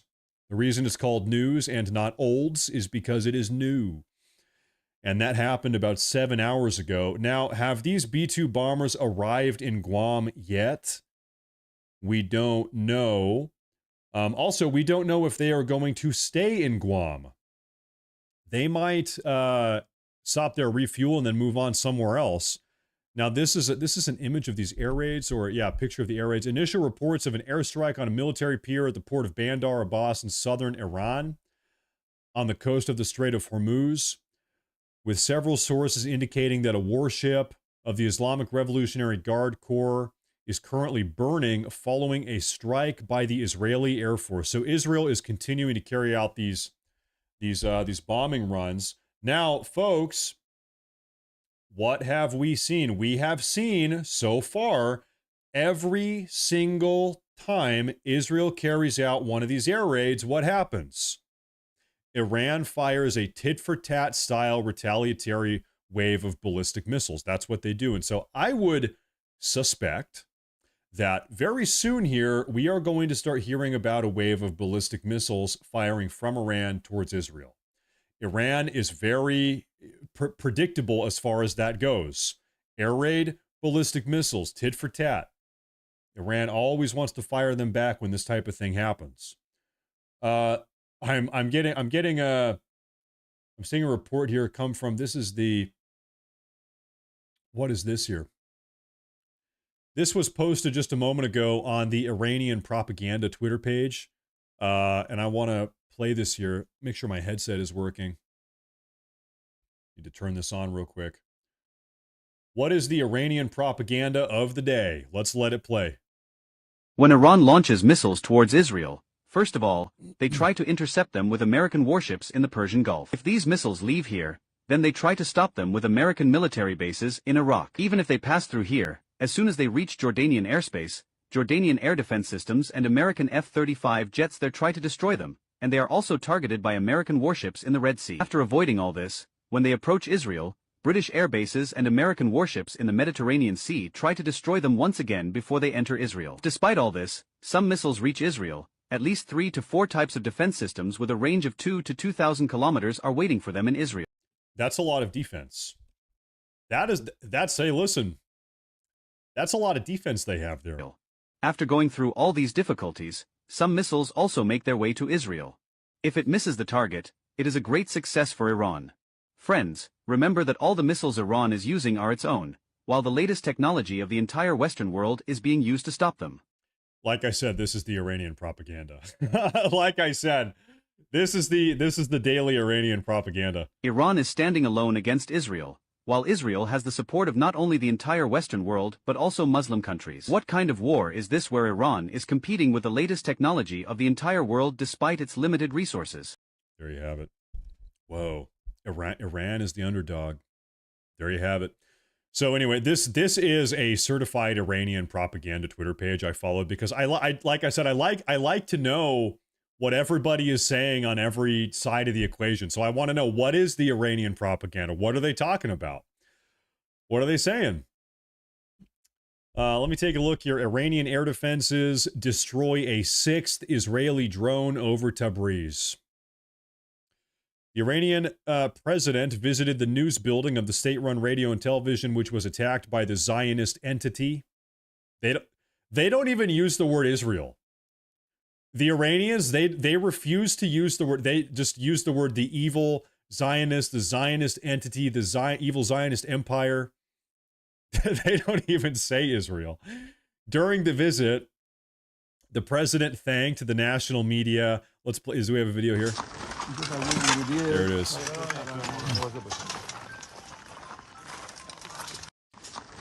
So this is that TV broadcasting station that got blown up maybe 2 days ago.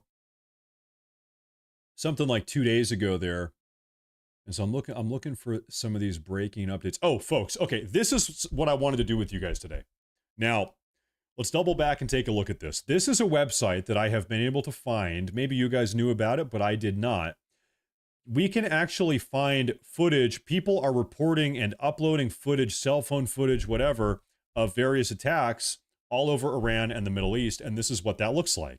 So you can actually see, take a look. Let's look at this one over here in eastern Iran, okay? What is this over here? Take a look. This is a damage to the OTH radar visible on satellite imagery. So, and then we have a Twitter link. We can take a look at this. And what does this show? So I suppose you can tell, yeah, something happened there. So this was presumably an Israeli bombing raid that was carried out on a radar facility in far eastern Iran. And then we're going to move. And by the way, everything we're seeing here happened in the last 24 hours. All of this is recent. You can actually select on the bottom. You can select our time frame. So we could go back over the last couple days. But right now, let's do recently. So right now, let's take a look. This is outside Shiraz. What is this? Smoke in the distance after a reported Israeli airstrike hit a launcher. Take a look at this one. Matt Morris letting the misinformation and misquotes fly. Matt, you're a CCP simp. You got me. You got me, dude. My cover has been blown. Okay, anyway. Claimed launcher to be burning for at least a day in Shiraz. This is an Israeli airstrike here. Let's see. You can see they hit something out there. That's right. And then we have this one. So let me try to piece this. Okay, so this was the building they said got hit, and so they are like in a very precise way trying to geolocate exactly where all of this happened. They're trying to piece it together. It looks like they hit a couple of these buildings. Okay, and then we have that's what that is. What happened? This is over here in western Iran at Awaz. Very approximate location of smoke. Smoke after reported Israeli airstrike. We live in crazy times. Chat, folks, how insane is it that even go to Google Maps? Like, how insane is it that we are living in a time on this planet where we even have the ability to just like do this? This basic, we have a map of the world. If you go back just a couple hundred years, they didn't even know what was on the far side of the Atlantic. Folks, it was in 1806 when Europeans first discovered the Pacific Ocean over here. 1806, Lewis and Clark. So the fact that now in 2025, we can just look at not only maps, we can zoom in with an incredible amount of clarity and drop in wherever we want on the ground and see what's going on the ground. And then on top of that, you have overlays of military attacks. It is crazy. It really is just astounding that we are living in this town and we have this technology. It is crazy. What a unique experience. Anyway, so this is the airstrike that happened here in Awaz. By the way, we have a breaking news update. My wife is ordering Chipotle to the house with queso sauce on top and guacamole. Wow, that's coming. I have a report indicating that this is going on soon. Crazy. That is a breaking news report. Anyway, ooh, yeah. These Israeli airstrikes are doing a lot of damage. They are very targeted. Okay. And then we have this. That was an airstrike. This is a Israeli airstrike on Iranian surface-to-air missile batteries. Take a look at this here. And you can actually see it unfolding. Look at that. Uh-huh. What a crazy time to be alive. I'm going to head up here north, a little bit north here. So this is outside Kondab. High-resolution imagery taken on the 19th of June shows the aftermath of the strike on Iran's Arak heavy water reactor. We talked about that 2 days ago, and now we have the aftermath. Yeah, folks, just 2 days ago, we were looking at this location on Google Maps, and now, 2 days later, we have seen this thing just get obliterated. You can see the damage right there. Impressive. The Arak heavy water reactor facility. So they blew up this silo or big tower, and then also another little smaller facility down here to the right.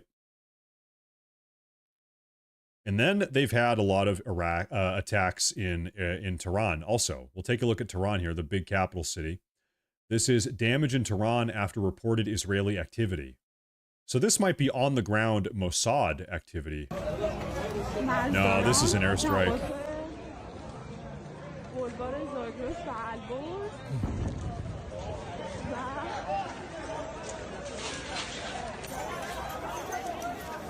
These airstrikes. Goodness gracious. We have another angle of this, I think. What is this one here? Is the same video? Okay, same video. And then over here we have a picture. Reportedly, a remotely Mossad operated Spike ATGM was found in this province outside of Tehran. Take a look. This was allegedly operated by Mossad. Whoa. So I guess Mossad was out here in the hills, just to the west of Tehran. They were doing some operation, and then they left all of this stuff behind, I suppose. Makes you wonder if they got scared and then they decide to peace out. I feel like, you know, ideally they would pack this stuff out with them so nobody would know that they were there. So they must have had some reason to just split it and get out of town, right? Something like that. That is impressive. And then over here, smoke from Israeli airstrikes in the distances near the industrial zone and residential area. And we have airstrikes. Some nuclear energy plant there, something.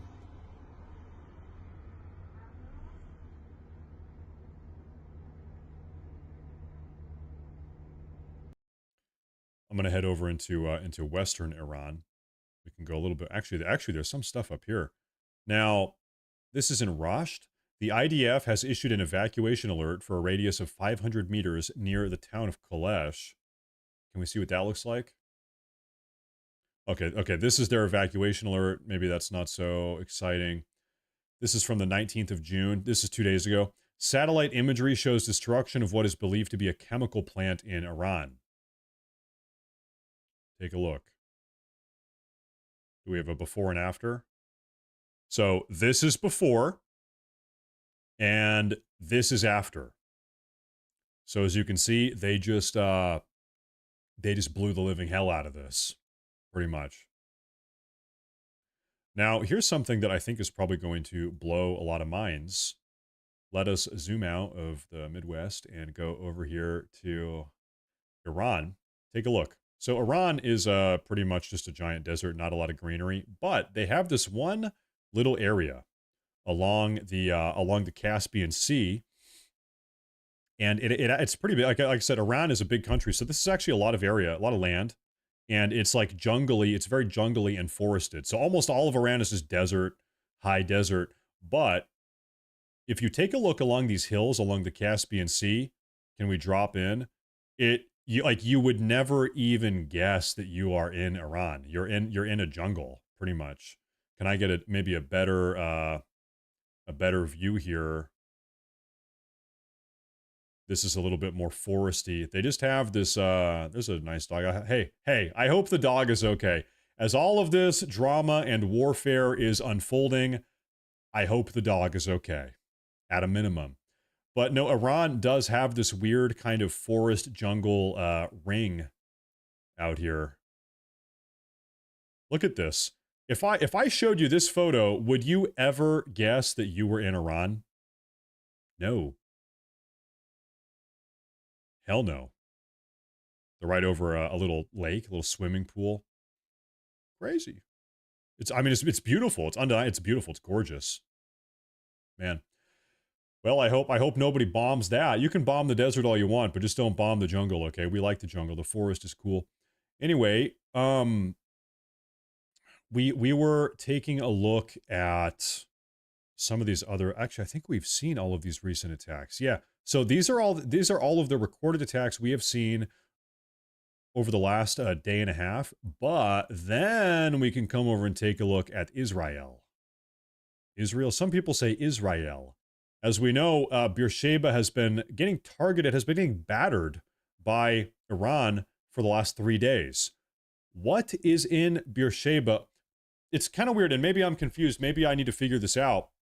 For the first probably 4 days or 5 days of this conflict, we saw not a single ballistic missile firing towards Beersheba in the south. They were all towards Tel Aviv, a little bit, tiny bit Jerusalem, and also Haifa up here.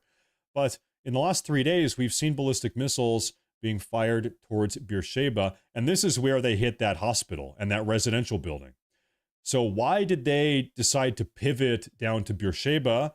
I don't know. Maybe there's some strategic target down there that they're trying to take out. I don't know. But we can take a look at some of the footage here. This was on June 20th. This is yesterday. Smoke plume after reported ballistic missile impact. Now we're over in Israel, folks.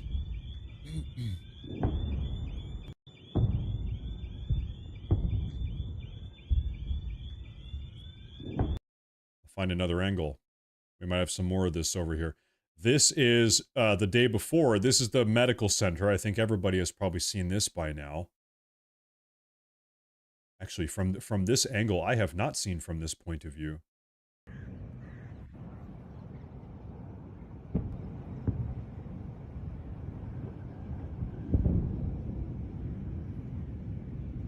Whoa.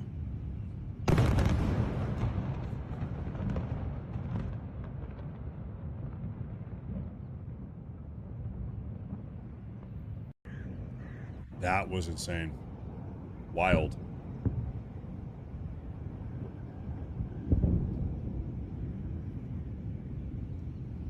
Okay, now I want to real quick figure something out. Let's try to do some math on these B-2 bombers. How long does it take a B-2 bomber to fly from Whiteman Air Force Base to Guam? How long is that flight? Maybe we can get an exact number here.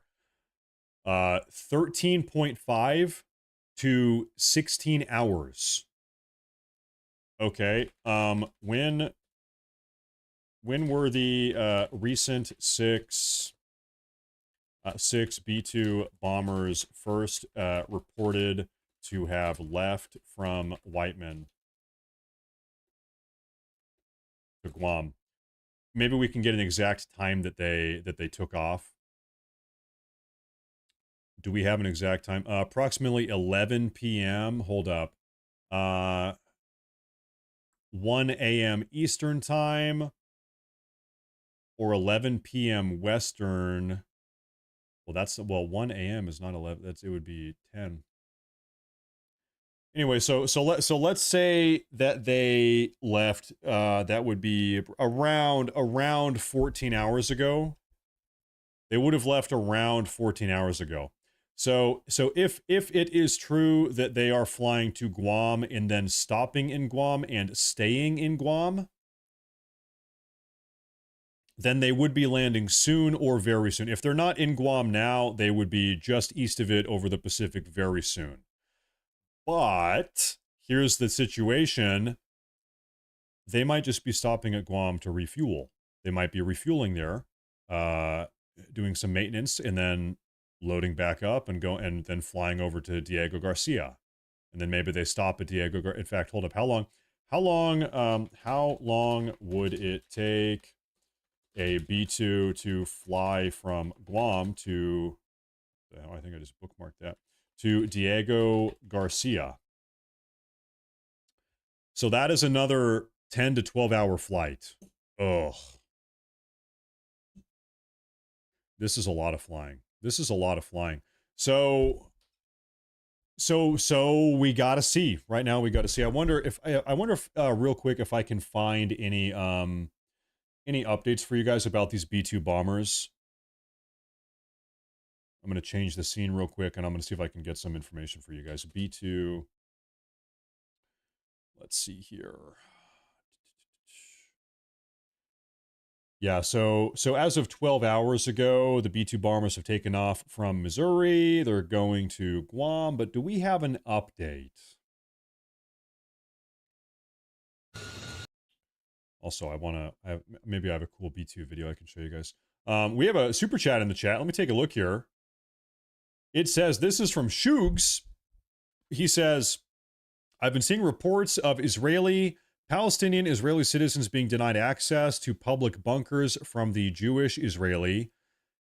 If Jews were so bad, why would all Western government be supporting Israel? Hey, I don't know, man. Thank you. I don't know anything about that. Thank you, though. I appreciate that super chat, dude. Thank you very much. Thank you very much. I'm trying to find updates on this B-2 bunker situation right now. B-2, or a B-2 bunker, a B-2 bomber. So while I get to the bottom of this B-2 situation, I have a Tel Aviv live cam. I have a Jerusalem live cam. We have multiple Iranian live cams on stream. You guys can keep an eye on those because any moment stuff can kind of pop off here. But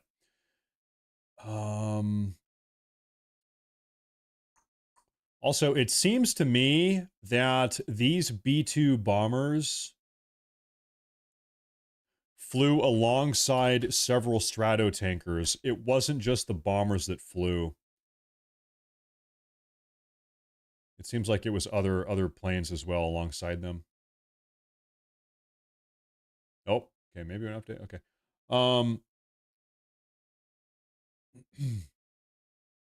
Yeah, I do have an update here. As of 2 hours ago, update.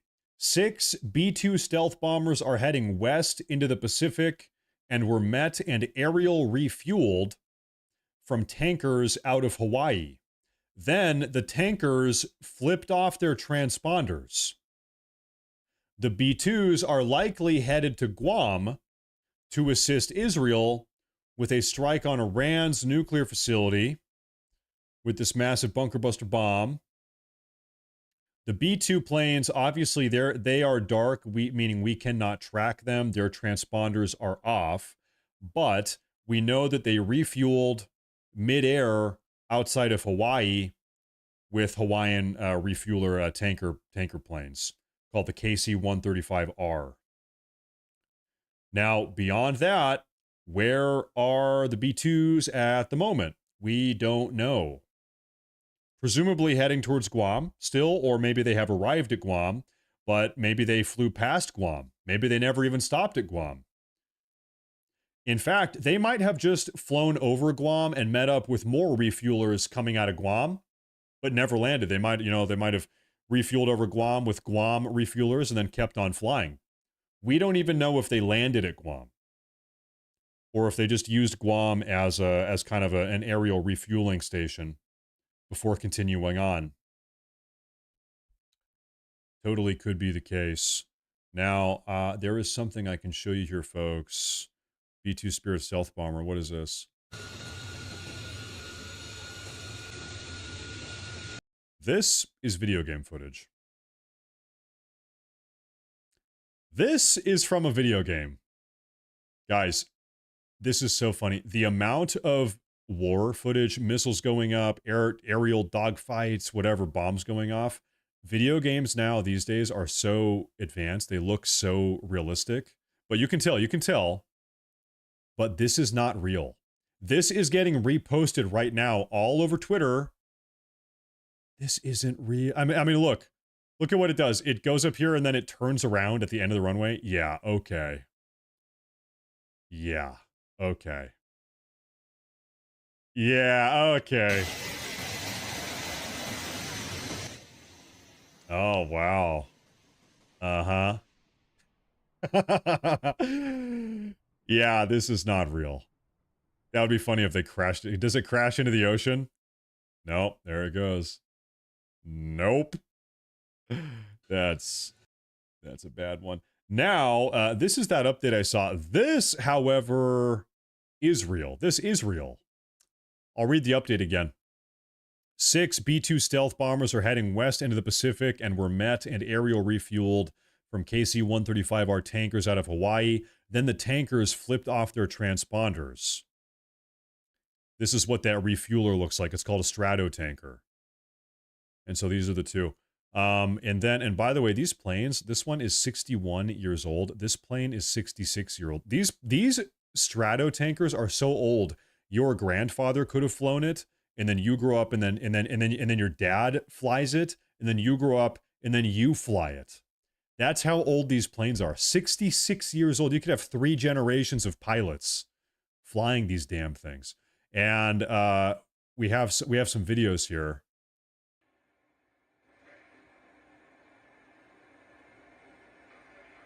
That's what that refueling looks like. This is so impressive. That's impressive.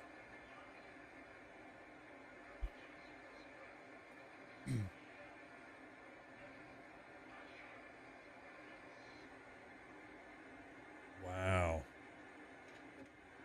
All done. And then it whoa, and then it rotates over. That's pretty impressive. Wow. Wow. And then this is a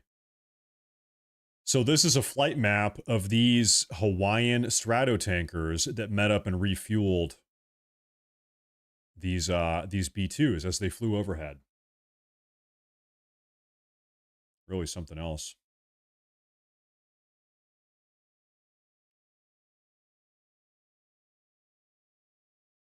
So are we going to be able to see the B-2s actually on Flight Tracker? I don't think so. Zooming up. Hey, I've been there. And then they went dark. And then so they made it out here just northwest of Hawaii. Can you please stop spamming the chat, please? Anyway, they made it out here. And then they went dark. They flipped off there. I don't know, what is it called? A transponder, I believe. They went dark. So now I'm going to bookmark that. Maybe we come back and talk about that later. Impressive. Very impressive. Okay, folks, here is what we are going to do. Give me a moment. I am going to try to find some more updates for you folks. I'm going to look around all over the internet. See if I can get to the bottom of what is going on with these B-2s. Also on top of that, very soon, I would personally suspect we have another wave of Iranian ballistic missiles because Israel just carried out a bunch of airstrikes. So let me take a look around. Also, maybe a good thing to do right now while I do that and kind of touch base with everything, maybe I can... We'll see if, like, maybe Newsmax has a live coverage of Israel-Iran right now. maybe this Fox Live channel does. But also on the screen at the moment, we have Israel, we have two different Israeli feeds, and also some feeds coming out of Iran. So we've got a lot up there.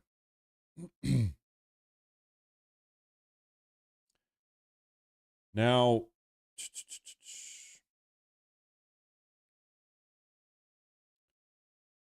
I don't think that is going to work. Give me one moment here, folks. Do you think the aliens want to stop this? You want to know something? I'm kind of a conspiracy guy. I like conspiracies. I don't shy away from conspiracies, I guess, but I've never really been into aliens. I've never been an alien guy. Aliens have never really got me going. I don't know. Do you guys okay, there's the alien conversation is multi-layered because first off the question is do they exist? Second off, the next question is are they in contact with Earth? Have they ever come to Earth? And personally, I just don't really think so. I don't really think so. I don't think aliens have contacted Earth. Aliens. Now, of course, we do have 50 million illegal aliens. Oh, folks, we have a breaking news Fox report about a massive escalation that has just... Go to singlecare.com and start saving today. Shut up. About a massive escalation that has just taken place between Israel and Iran. And we're going to take a look at that right now, folks. Okay, so everybody dial it in. And we're going to tab back over to this. Okay, folks. Let me, let me do the super chat first. Real quick from Matt. Nice name. Hey, nice name, Matt. Excellent name. Thank you very much. Shout out to Dana and Matt in Florida. We enjoy watching you, supporting your channel. I hope life is good down there in Florida. Watch out for crocodiles. Watch out for Cuban communists. Got to be careful. The Cubans are okay if they are not communists, but if they are, we don't like those.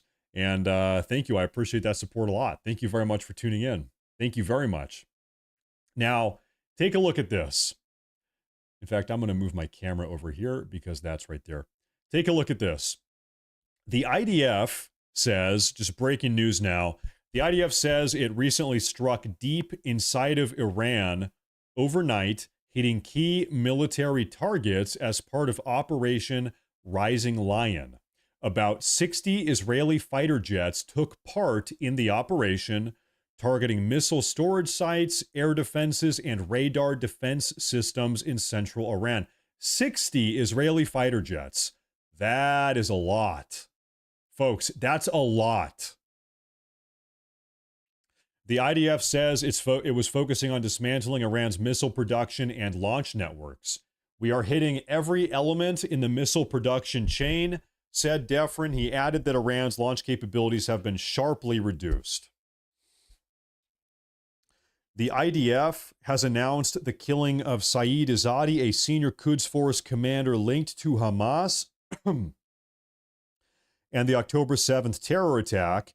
Izzadi had worked to smuggle weapons and funds to Hamas. His connection to Mohammed Sinwar, a top Hamas leader who was killed a couple months ago by the IDF, was confirmed through documents seized in Gaza. In a separate strike, the IDF eliminated Benram Shinriyari, whatever his name is, responsible for arming Hezbollah and other Iranian-backed groups across the region. Over the past week, Iran has launched more than 1,000 drones at Israel. According to the IDF, that is a hell of a lot of drones. Most were intercepted outside Israeli airspace. Helicopters, jets, Israeli helicopters, and naval forces continue to target UAV drone infrastructure, destroying around 950 drones before launch.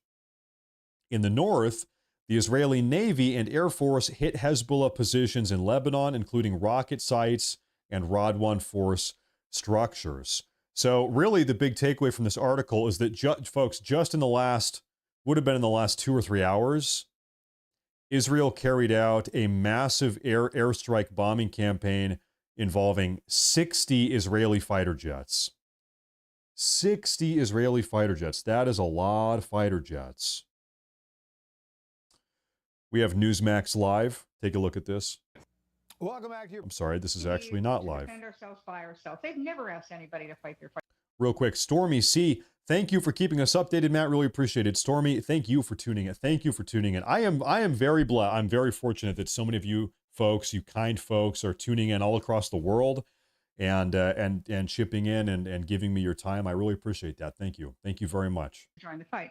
Really? It's just showing you how creative they are. Maybe they have another plan. Maybe if America doesn't enter the fight, they have other ways of destroying those facilities in Fordow. Maybe a cyber attack. We know they did that with Stuxnet virus, which destroyed the Iranian centrifuges. I'm going to try to find some more updates here. They're going to for you have folks. assassination squads. We know that there are Israeli and Mossad on the ground now in Iran. We also know that the Iranians are pretty good about assassinating people. So there are various other things that could happen in addition to maybe at the end we say, okay, bunker buster bombs, not on American planes, but maybe on Israeli planes. On Israeli planes. They don't have the What planes. about regime change? Because you hear some people pushing, whether it's Lindsey Graham or others, and even the Israeli prime minister saying that maybe there needs to be regime change. And as I mentioned, that.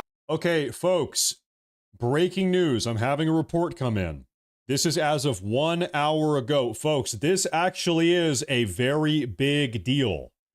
As of 1 hour ago, the U.S. State Department has issued an evacuation order for every American. Get the hell out of Israel.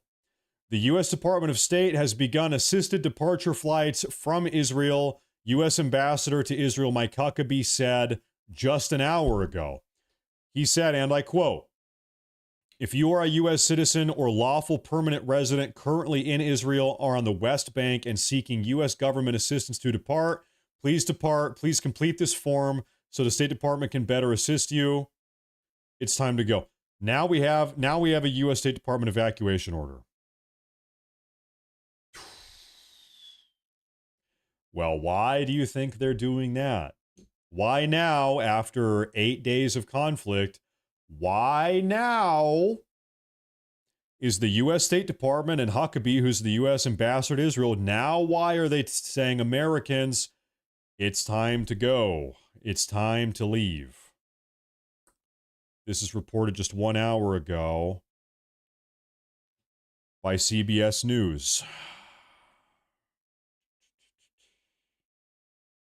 I'm gonna keep taking a look here for one moment. I'm looking around.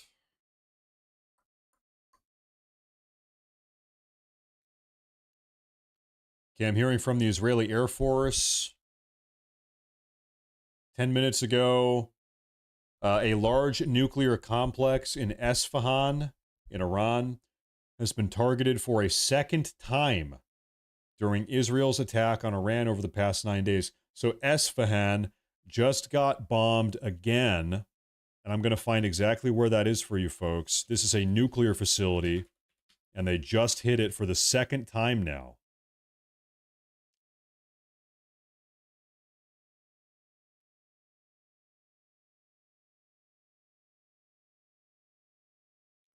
Well, there's a bunch of different places named something like this. Esfahan nuclear facility. Coordinates. Can I find the coordinates here? Yep, I got them. All right. One moment, please. Found it. All right, we're locked in, folks. Here we go. Take a look. All right. So if you zoom out, give you a little bit of a better perspective of where we are. Okay. This is central Iran, outside of a town called Esfahan. Okay. This is another nuclear facility. This is what it looks like. And this is the second time now that it has just been targeted by the Israeli Air Force. Can I zoom in and take a look at some of these buildings on a little bit more intimate level here? I'm going to scan through all of this. This is, folks, this is a lot of infrastructure. This is not some little rinky-dink operation. Guys, this is a lot. They've got a lot of stuff out here. Look at this. And you know, They even they even have a mosque. This is a mosque. Guys, their nuclear facilities are so big, so many people are working there that they built a mosque in the nuclear site so that you can attend your mosque while you're building enriched uranium or whatever you're doing. It really is impressive. Like I said, not a rinky-dink. It's not rinky-dink. Now, we had another super chat from Kimmy Sue. Enjoying your coverage from Virginia. Hey, you're on the other side of the country. I'm over here in Washington. Washington State. Well, thank you. I appreciate that. You know what? Normally I say, you know what? Virginian people aren't allowed. But today I'll make an exception because you're so nice. Today I will allow people from Virginia to tune into the live broadcast because you're so nice. Thank you very much. And then we also have Jumpin' Jack. No, I'm happy you're tuning in. Thank you.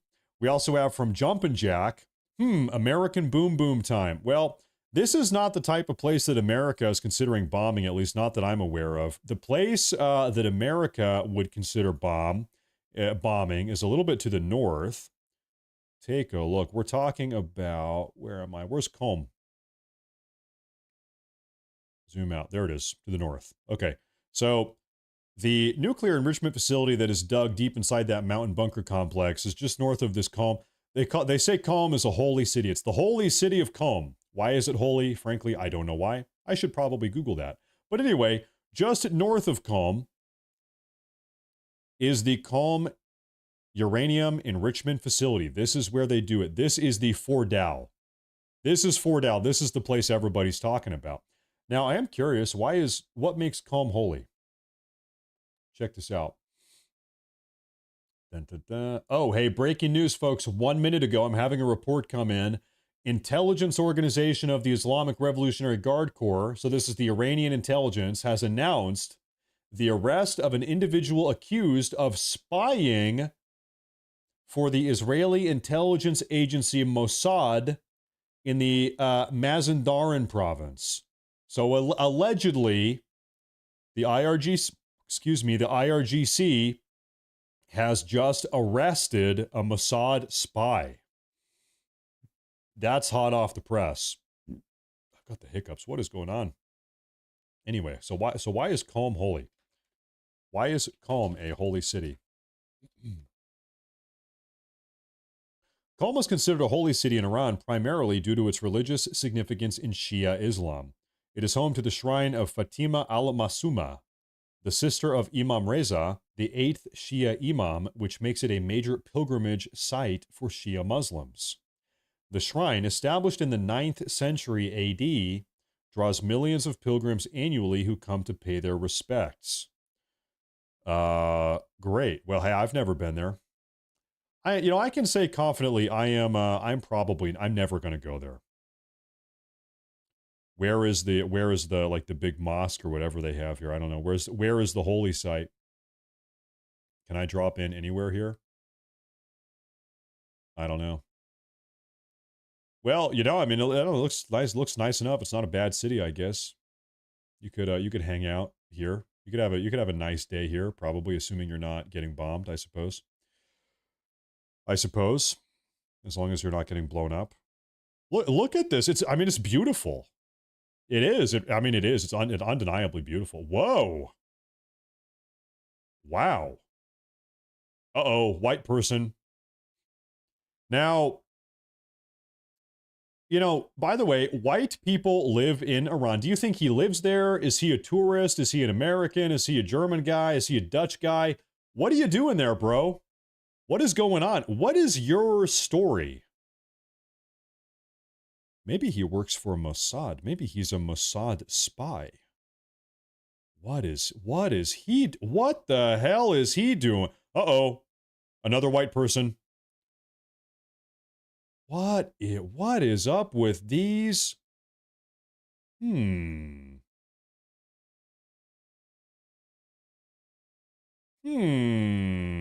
Really, sandals? Really, dude? Sandals? Flip-flops? Really? Are you kidding me? I've seen enough. I'm out of here. I have seen enough. I'm out of here. Anyway, We have updates on the ongoing situation. Take a look. I want to share my respect for Zach Anders, the job he's doing there. I have been in war zones dozens of times and dealt with what he's dealing with. And, you know, there's an adrenaline rush, but there's also a significant security concern. And I hope he's balancing that. I believe that he is balancing that very well. Taking cover when he needs to, but also being there to report on what he's seeing and hearing, which is so important for everyone who can't be there. Coming up, your briefing on Democrats doubling down on dumb. Now it's the New York City. Folks, we have a breaking news update. Give me one moment. I want to put this together. We have a massive breaking update here. Just give me 1 minute. Who would do that? Seems like the Democrat playbook now. Stand up for illegals and try to get arrested, get a whole bunch of attention. We'll talk about it right after this. Okay, well, they're doing a commercial break. So, folks, this is a big-time update. Israeli officials have told the Trump administration that they do not intend to wait 2 weeks for Iran to reach a deal to dismantle key parts of its nuclear program, such as the Fordow nuclear enrichment facility, and that Israel, the Israeli Defense Force, could act alone before the deadline is up.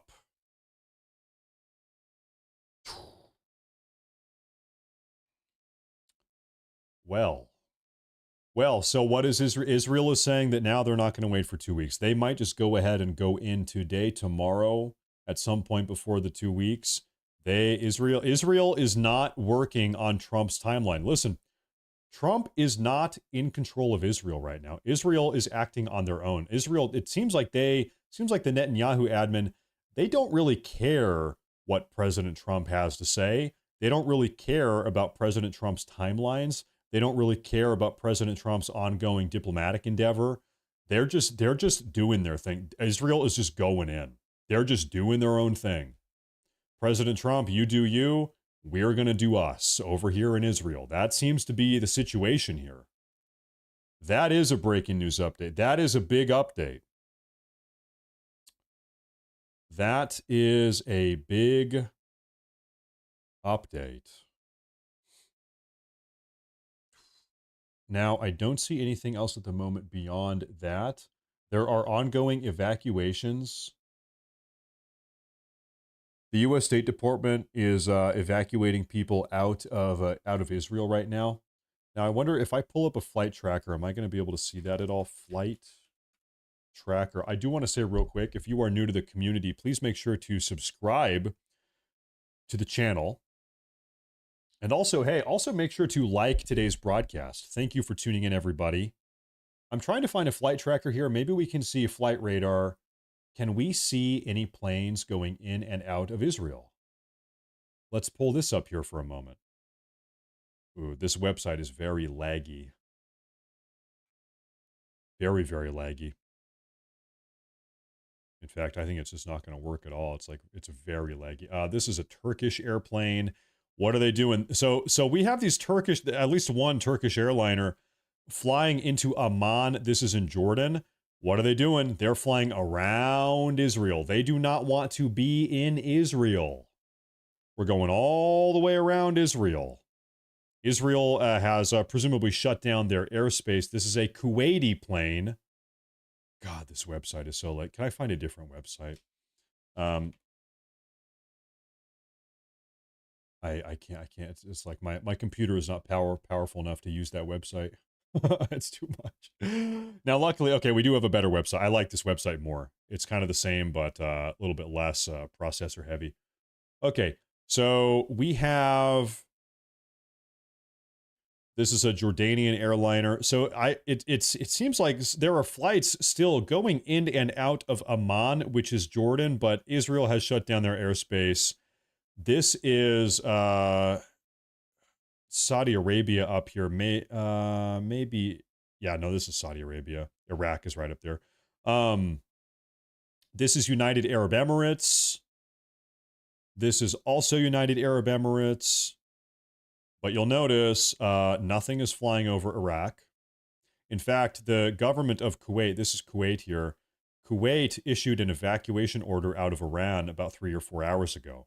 So the Kuwaiti government, they said, hey, listen, if you are a Kuwaiti national living in Iran or visiting Iran, You need to leave. It is time to leave. It is time to escape because bad things are happening. So folks, right now we are still seeing these what are effectively evacuation orders. Okay? We're get out of Iraq, get out of Iran. The US State Department just said, "Hey, if you're an American in Israel, time to come home." They've been doing that for the last couple of days. Everybody is getting out of the country. Out of the region, out of the region. Better put. Escape from Iran. Yeah, listen, I have neglected to tell you folks this, but my office that I am in right now, it's actually in downtown Tehran. Should I leave? I'm actually live broadcasting from this, at this moment, from downtown Tehran. Should I leave right now? No, I'm kidding. Anyway, yeah, no, if you are in Iran, you should probably leave. You should try to escape. Things are not looking good. Skyglass, ASAP, brother, shows military and intel aircraft in real time. Skyglass? Let me try to pull that up here. Skyglass. This looks like something I maybe need to download or make an account. Maybe.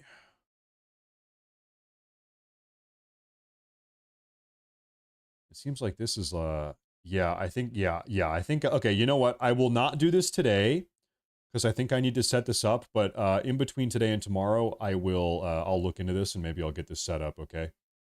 Every day, hey, I don't know if you guys have noticed, every day I'm doing these live broadcasts, I have tried to make the live broadcasts better at least in 1%. Every day I want to improve the quality of these live shows by 1%, maybe even 2%. Every day, get a little bit better. So maybe, hopefully, the show is improving, you know, all of the entire, you know, the production, everything. So hopefully things are getting a little bit better. You know, we're still kind of getting a grip on how to handle all of this. There is a lot going on. Video feeds, breaking news updates, flight trackers, everything. There's a lot to keep track of. So I'm trying to stay on the ball. Now, folks, I do. What the hell is this? Can I show you something here? I'm looking at this flight tracker here. This is in Israel. What is this? This hex ID is a dynamic and can't be connected to a type of registration. This looks like a vehicle. Like it's not an airplane. This looks like a vehicle. I can't, presumably this is on the ground, altitude, on the ground. It's some type of vehicle that is being tracked by the flight tracker. I'm not exactly sure, but anyway. Jeremias, he says, is the uranium going to contaminate after the bomb explodes? That is a great question, and the answer is probably yes. So, yeah, if you start dropping massive bunker buster bombs on deeply entrenched uranium enrichment facilities, you're probably blowing enriched uranium all over the place. That's true. It gets picked up by the wind. It blows all over. It gets, you know, it's on the sand. It's everywhere. But when you consider the entire situation here, is that really even in the top 50 or top 100 one of President Trump's concerns right now? When President Trump is deliberating, what am I going to do? What are we going to do about this? When President Trump is having these discussions with his National Security Council and all these other experts, is kind of the fallout of this attack? Is that a top 100 concern? I would guess probably not. Is it a concern? Is it a thing? Yes. Is it a thing? Yes. But is it a top thing? I would guess probably no. Does Israel care about that at all? Okay, let me put it this way. Does Israel care if this region of Iran is irradiated? Does Israel give one shit about that? I don't really think so. In fact, this isn't even the right region. It's up over here. But anyway, it doesn't matter. You get the point. Does Israel care if this hillside is irradiated? I don't really think so. Does President Trump really care if this hillside is irradiated? I don't really think so. I think probably not. But yeah, I'm sure they have talked about it, you know. Now, here's a real curious question. How many bunkers, how many enrichment facilities are inside of Iran that we don't know about, that Israel doesn't know about, that nobody knows about other than the Iranians? How many secret enrichment or secret nuclear bunkers are there that nobody even knows about? That is a big part of the discussion also. Look at these big dunes. Anyway, there's got to be at least one. There's got to be at least one, I'm sure. Now, do me a favor. I'm going to close some of these tabs here. It's way too many. You know, I'll do this while I do this. You guys have something cool to look at. And I'm going to double back and try to find some more breaking news updates for you guys. So folks, you know, we keep on having new people show up to the broadcast. And so what I want to do is play this video for you guys. I've played it a couple times. Let me get it set up here. Okay. Here it is. So folks, you might have noticed I did not upload a daily video like I normally do, and I went live today with today's broadcast a couple hours early. The reason why is because earlier today, I saw this clip from Steve Bannon. Steve Bannon 2 days ago had a private one-on-one meeting for about 2 hours with President Trump at the White House. President Trump summoned him to the White House. They had a meeting talking about the whole Iran-Israel situation. Now, Steve Bannon, earlier this morning, I don't know, 5 hours ago or something like that, at this point, issued this very curious statement. Take a look. But there's others. I'm just reporting what I'm hearing from pretty good sources. The party is on. So another big weekend in this unfolding aspect of the Third World War. And no, anyone that's telling you that the Third World War is not here is absolutely does not understand. So what did you say? This is 2 days after he met with President Trump, folks. The party is on. It's going to be a big weekend. This is World War III. If you don't think it's World War III, then you're out of the loop. Okay? This is what Steve Bannon has to say 2 days after he had a private 2-hour-long meeting with President Trump. Also, he says this as B-2 bombers, B-2 Spirit stealth bombers that carry these bunker buster bombs everybody's talking about. These planes are in the air right now. So these planes, we know for a fact the B-2 bunker buster bombs, they're flying right now, and on top of that, then you have Steve Bannon coming out and saying it's going to be a big weekend, and the party's going. The party's already going. So that's kind of why I went live earlier today, earlier than usual, because I am of the opinion that we're going to see crazy things happen any moment. So we're here to cover it. Yeah, so what we're looking at here is we're being told this is, I think, anywhere from just shy of 200 to 300 feet in depth. There are all kind of reports out there of 1,000 foot, but I think that's more propaganda. So what you end up doing is if you saw the movie, the latest Top Gun movie, eerily enough, this is that plot kind of coming to fruition in real life. It's not just one bomb. It'll be a bomb after a bomb to get through that penetration. And just lastly, that's what you're talking about. Can penetrate up to 200 feet below the surface. And then, of course, we'll see it try and put the second one in there and go down in there. Yeah. Let's bring in David Burke, our Top Gun and former Top Gun instructor, retired U.S. Marine Corps officer. Now, David, I don't know how well we did that, but you know this better than anybody. Talk to us about, questions over whether or not this can successfully be done. Joey Jones just crushed that explanation. You guys hit the nail on the head. So really well done. This absolutely can be done. There is not a cave in the world deep enough to defend itself against the American military if it needs to hit it. And you described the weapon system and the aircraft and the mating of that exactly right. Now, this is a hard problem to solve, but it is absolutely a solvable problem. Folks, we got a big problem. Speaking of problems, we have a statement from Dmitry Medvedev. This is the former president of Russia giving his input on this entire situation. Folks, pay attention.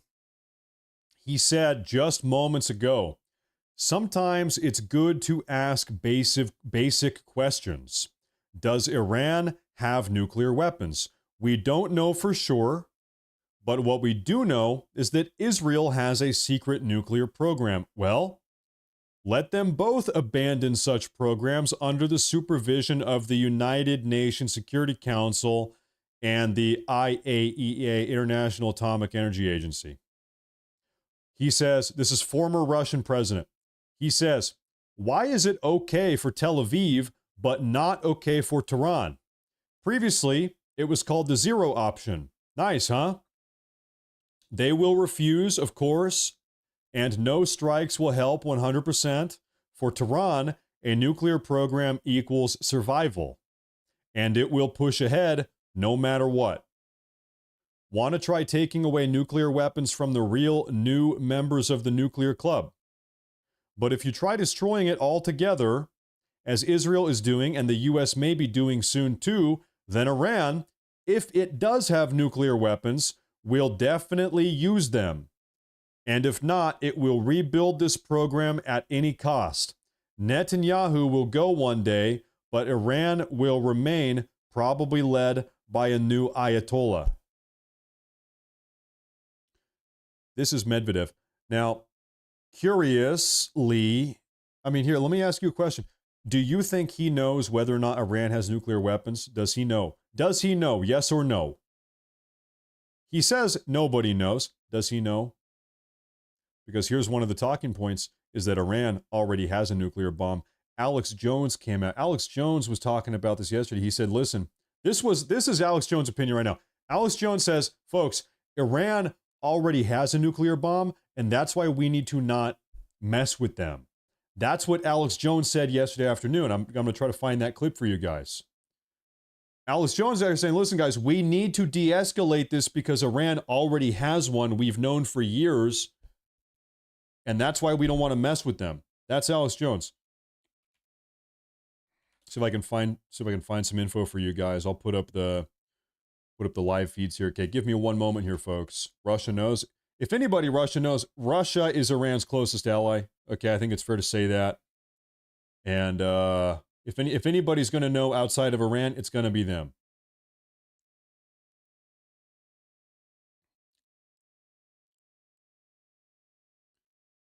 I'm kind of surprised. It seems like Alex Jones has been really very critical of Israel recently. Seems to be the case. He's not happy.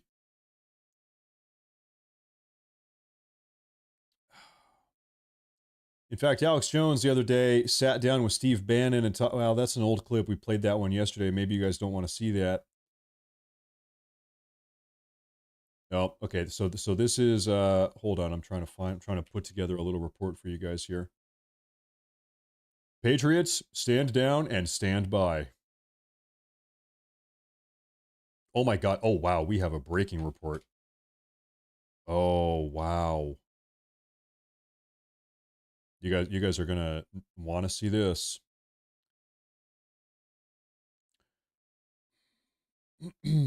Folks, as the war is raging on, Lindsey Graham is on vacation on the beach. I'm kidding. That was AI. Sorry, that was AI. Sorry. I'm spreading fake news. Sorry, I'm sorry. Sorry about that. Okay, I think I have what I need to show you guys, though. I think I'm ready here in a second. Okay. So, first off, sorry. Okay, first off, ladies and gentlemen, let's see what he had to say about the bomb. Alex Jones. So the Mossad came out today and said that they have intel that Iran is 15 days away from having an atomic bomb. But I put out a report saying, from my information, it's known they have enough fissile material to make a whole bunch of them for a long time. People say, oh, what's your information? Oh, how do you know that? Oh, they don't have a bomb, blah, blah. Israel's been saying for 24 years they're 2 weeks away. But I know the people involved that have seen the scans with the snooping devices mounted in cars and in the air as well, that have been picking up the isotopes and the information, coming out of their factories that they're able to scoop up to prove they've got it. And Israel knows that. And now they know that Iran has ballistic missiles to deliver it. I'm not endorsing Israel's plan to try to take it out. So what is he saying? He's saying they have a bomb. Israel knows it. America knows it. Now, here's what I'm so confused about this. And you guys have to help me make sense of this, because I don't know. If Israel knows Iran already has a nuclear bomb, if America already knows that Iran already has a nuclear bomb, why don't they just say that? Because then I feel like way more Americans, way more people around the world would support getting involved in a conflict with Iran if we were being told that Iran has a nuclear bomb right now. They could use it at any moment. Because right now what we're being told is they have enriched uranium, but maybe they don't have a bomb, but they might be able to make a bomb in 2 weeks or maybe 2 months. We're not sure, but we got to stop them before they can do that. So we got to do it, but maybe they don't have it yet. We don't know exactly. It's like, if they know, if Mossad knows, if the American intelligence community knows, why would they not just tell us? Because then they would most certainly get way more public support in this ongoing endeavor. You know what I mean? But they're not telling us that. So I almost don't believe Alex Jones on this. I'm saying that's too risky because now I think it definitely will nuke you. So again, I'm going to be very slow here for everybody that's a little bit dense out there. Israel said today they're 15 days away from a bomb, but I'm crazy that they have a bomb. Hold on a minute. In 2001, Netanyahu said they had enough material for bombs. Ladies and gentlemen, we have a breaking news report. I'm sorry, this is an emergency. I normally would not pause a video like this. We have a report as of 1 minute ago. Initial reports of a possible ground assault going on right now against the guards at Fordow nuclear fuel enrichment plant in central Iran. Ladies and gentlemen, we have initial reports suggesting right now at this very moment, there are presumably Israeli commandos that are storming this enrichment facility. This one we've been talking about, that there is a raid going right this very moment. Oh, thank you, dear. Could I have a new can of water? Thank you, sweetie. Now, folks, this announcement follows a report from about an hour ago. I read this to you guys an hour ago that said Israel is saying that if Trump doesn't drop the bomb, that they might go in without him. They don't need him. Also, thank you, dear. Also, Israel said just 20 minutes ago that they are not working on Trump's timeline. They are working on their own timeline. Trump has said 2 weeks to figure this out. Israel doesn't care about that. And now we have a report just now saying that they're just going in. And I want to show you the source here. Take a look here. This is our source, Emily Schrader. She is Jewish. Posted 3 minutes ago. Initial Iranian sources are reporting some kind of ground attack on guards at Fordow. This report comes just after Israel warned the United States they may not be willing to wait 2 weeks for the United States' decision on entering the war. Personal opinion. I find it highly unlikely this is IDF activity if the report is indeed accurate. So she's echoing Iranian sources are reporting there is a ground attack at Fordow right this very moment, but she doesn't believe it's the IDF. First comment, who else could it be? If the commandos are not Iranian, if the commandos are not Israeli, who are the commandos? Let's just, not that this is the case, but let's just logically walk through this. If the commandos are not Israeli, whose commandos are they? America. These are American commandos. let's all hope that this is not that's right, Guatemalan. Ladies and gentlemen, there is an elite Guatemalan commando black ops task force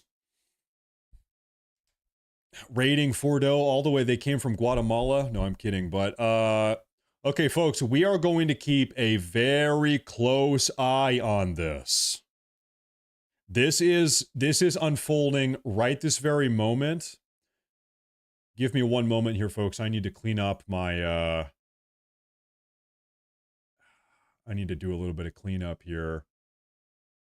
This is an hour ago. Israeli officials have told the Trump administration they do not intend to wait 2 weeks for Iran to reach a deal to dismantle key parts of its nuclear program, like the Fordow nuclear facility, and that Israel Defense Force could act alone before the deadline is up.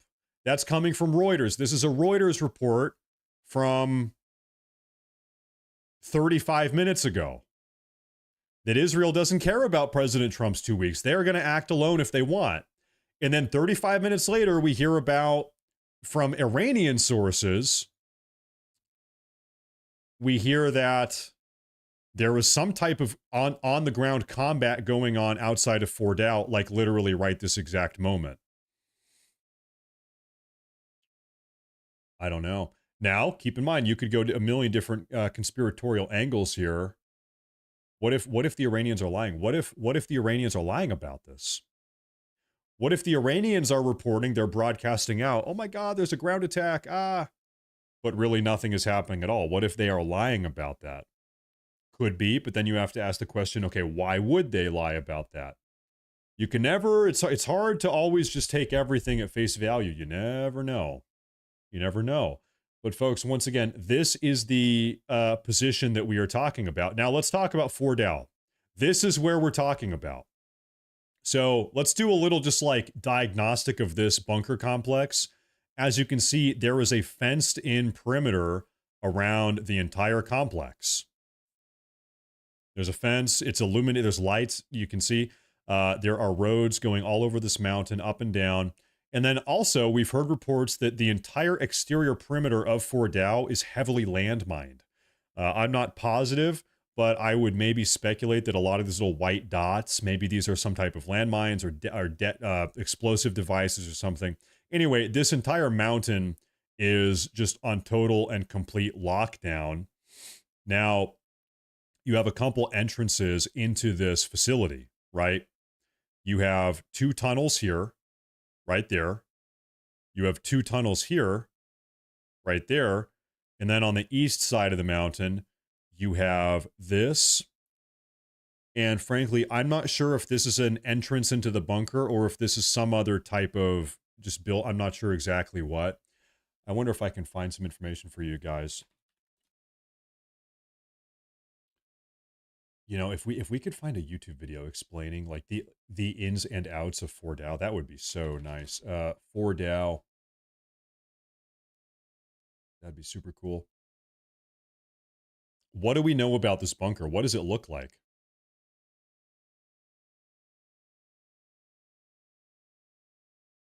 You know, there's a video from 11 years ago on YouTube uploaded by the Nuclear Threat Initiative. I'm curious, what does this video have to say from 11 years ago? Fordow fuel, this is uploaded in 2013.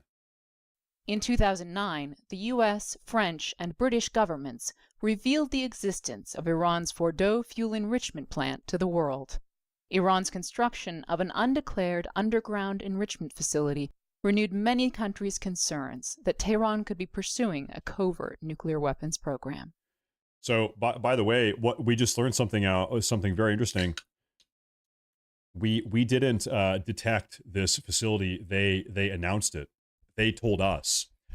Is it possible that they have other secret nuclear underground facilities that we have not found?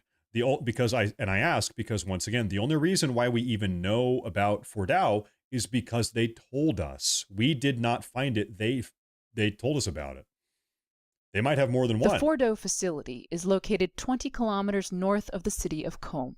It is based in a tunnel facility originally used by Iran's paramilitary Islamic Revolutionary Guard Corps. Both the Fordow site and Iran's Natanz enrichment complex were constructed underground, presumably to avoid detection and to protect against possible airstrikes.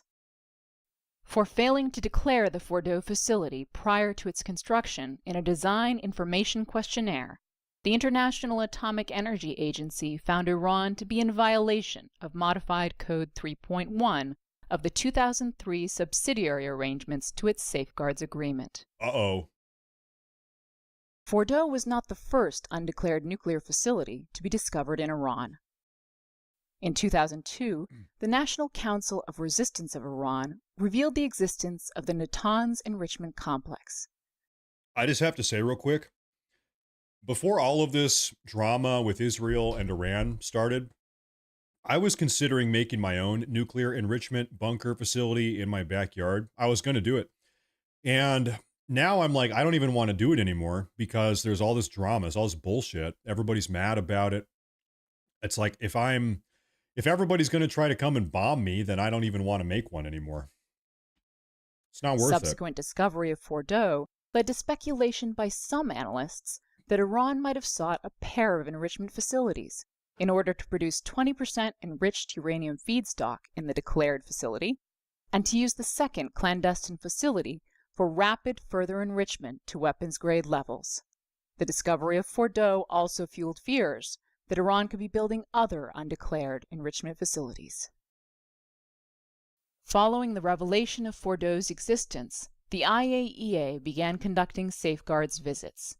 Iran finally provided the agency with a DIQ in October 2009, stating the facility's purpose was for the production of UF6 enriched up to 5%. Over the next 2 years, Iran submitted 4 revised DIQs, each time changing the declared purpose of Fordow. Iran's January 2012 DIQ states that Fordow's purpose is the production of UF6 enriched up to both 5% and 20%. The proposed November 2013 P5+1 joint... Folks, by the way, another update on what's going on right now. We have a massive update from the IRGC. The IRGC has just launched a massive wave of drones towards Israel. We are expecting a massive wave of ballistic missiles later tonight as well. So we need to flip over to our live feed cameras here in a minute, folks. Joint plan of action for alleviating the diplomatic impasse over Iran's nuclear program would limit Iran to 5% enrichment at Fordow. There you have it. So this video was from 2013, way over a decade ago. Somebody said AI. This video's AI. Like, dude, this video this video is from before AI even existed. AI video. Okay. So folks, right now we are keeping an eye on these cameras for the time being,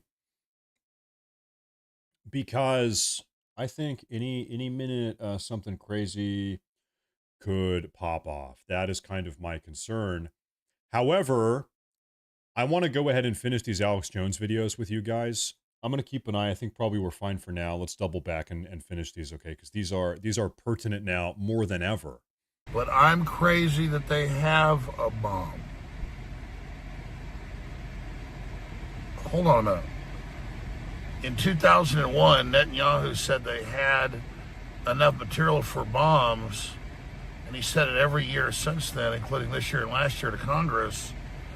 But then when I say I've got intel from satellites, planes, and cars from people I've talked to, that's made up. Okay, so what does Israel do in 15 days when they have it? Because you listen to Israel. They already have it. Grow up. Respond logically. They already have the bomb. I just said. That's what he's and saying. Some on the pro-Iran side go, oh my God, you're legitimizing Israel's attack. No, that's why they shouldn't attack, just like North Korea has nukes. It will trigger a chain reaction. He is saying, folks, Iran already has a nuke, and that is why we should not attack them. Is that true? I don't know. Do I necessarily agree? I don't know. But that is what he is saying. He's saying he has his InfoWars intel. They already have a nuke. They have the bomb. They have the bomb. They have the bomb. Is it deliverable? I don't know. Do they have the fissile material? Yes. Let's just say this. I know you do whatever Mossad says. So, in 15 days they have the bomb. What do we do then? Oh, we got to attack them right now before they get it. No, we're attacking nuclear power. Now Trump's talking about using nukes on their nuke facility as if the material is still going to be in there, the big bullseye. Just like their missiles have been moved around and hit. That's their policy. Use your brains, folks. Use your brains. Come on, you can do it. So then he goes on to say, well, even if we blow up Fordow, okay, we can do that. We got the bunker buster bombs. Who's to say anything valuable is even still at Fordow? They might have, folks, you know, everybody's talking about Fordow right here. Zoom out. You know, they might have, you know, various caches or storage depots of nuclear weapons over here and over here and over here and over here and over here and over. They might have 20 different nuclear storage places, and they can trigger them at any time, and then they blast off and nobody even knows about them. They could have been, you know, spreading out these nuclear ballistic missiles for the last 2 or 3 years. And if America gets involved aggressively, if we get kinetically involved on the offense, we blow up Fordow, then Iran says, all right, we're going in. All right, hey, America, we told you not to get involved. Now we are firing 20 different nuclear warheads at Israel, or American military bases, or I don't know. So these, once again, I'm not saying this is the case. I'm not saying this is my opinion. What I'm saying is that these are all of the very important questions that President Trump has to deal with right now. President Trump is in a very, very difficult situation. There's a lot of touchy, sensitive intelligence, and President Trump, he's doing his best to figure out what in the hell is going on. Now, like I said, the IRGC fired off a bunch of drones towards Israel. Normally, drone attacks don't do anything. I don't know if we've ever seen a successful drone attack. However, whenever Iran is firing off these drones, generally speaking, not always, but generally speaking, we start seeing ballistic missiles shortly after. And I've got the hiccups. There's something I want to show you guys while I finish my food here. This is a little update recap of the ongoing situation with the B-2 stealth bombers that are on the way to Guam. However, folks, we have maybe reason to believe that these B-2 bombers did not stop at Guam. There's reason to believe that, yes, they were en route to Guam, but that they maybe refueled in the air over Guam, because they did that over Hawaii. They flew down to Hawaii. We know they got refueled by a bunch of Strato tankers over Hawaii out of the Hawaiian Air Force Base, and then they continued on to Guam. Who's to say they stopped at Guam? We don't even know that. They might be bouncing and refueling along the way. Go to Hawaii, refuel. They never landed, refuel midair. Then they go to Guam. Maybe they land, maybe they don't. Maybe they stay up there, refuel midair. So at the moment, we don't know where these stealth bombers are. Let's see what Fox News has to say. We are reporting through open source reporting that B-2 bombers were seen leaving Whiteman Air Force Base, heading for Guam. Your reaction to the big, beautiful bird being on the move? We will see what the commander-in-chief decides to do, but your thoughts when we see potentially those planes on the move? So Guam is a logical place for the U.S. to launch operations from. But when you look at that number, flying rate, 6,000 miles, that's without refueling. They can literally fly anywhere in the world. So you could base a B-2 anywhere in the world and hit a target anywhere. But I'm sure they're going to talk about this. As far as I understand it, you can't have a maximally filled fuel tank if you are also carrying not one but two 30,000-pound bunker buster bombs. So the reason why we're refueling over Hawaii, and maybe we know they've refueled over Hawaii, we also know they refueled over the continental U.S. We know they lifted off from Missouri without a full gas tank. They have had to refuel midair twice now. Why? Because they don't have a full gas tank. Why? Because they're carrying 60,000 pounds worth of bunker buster bombs. Maybe. Allegedly.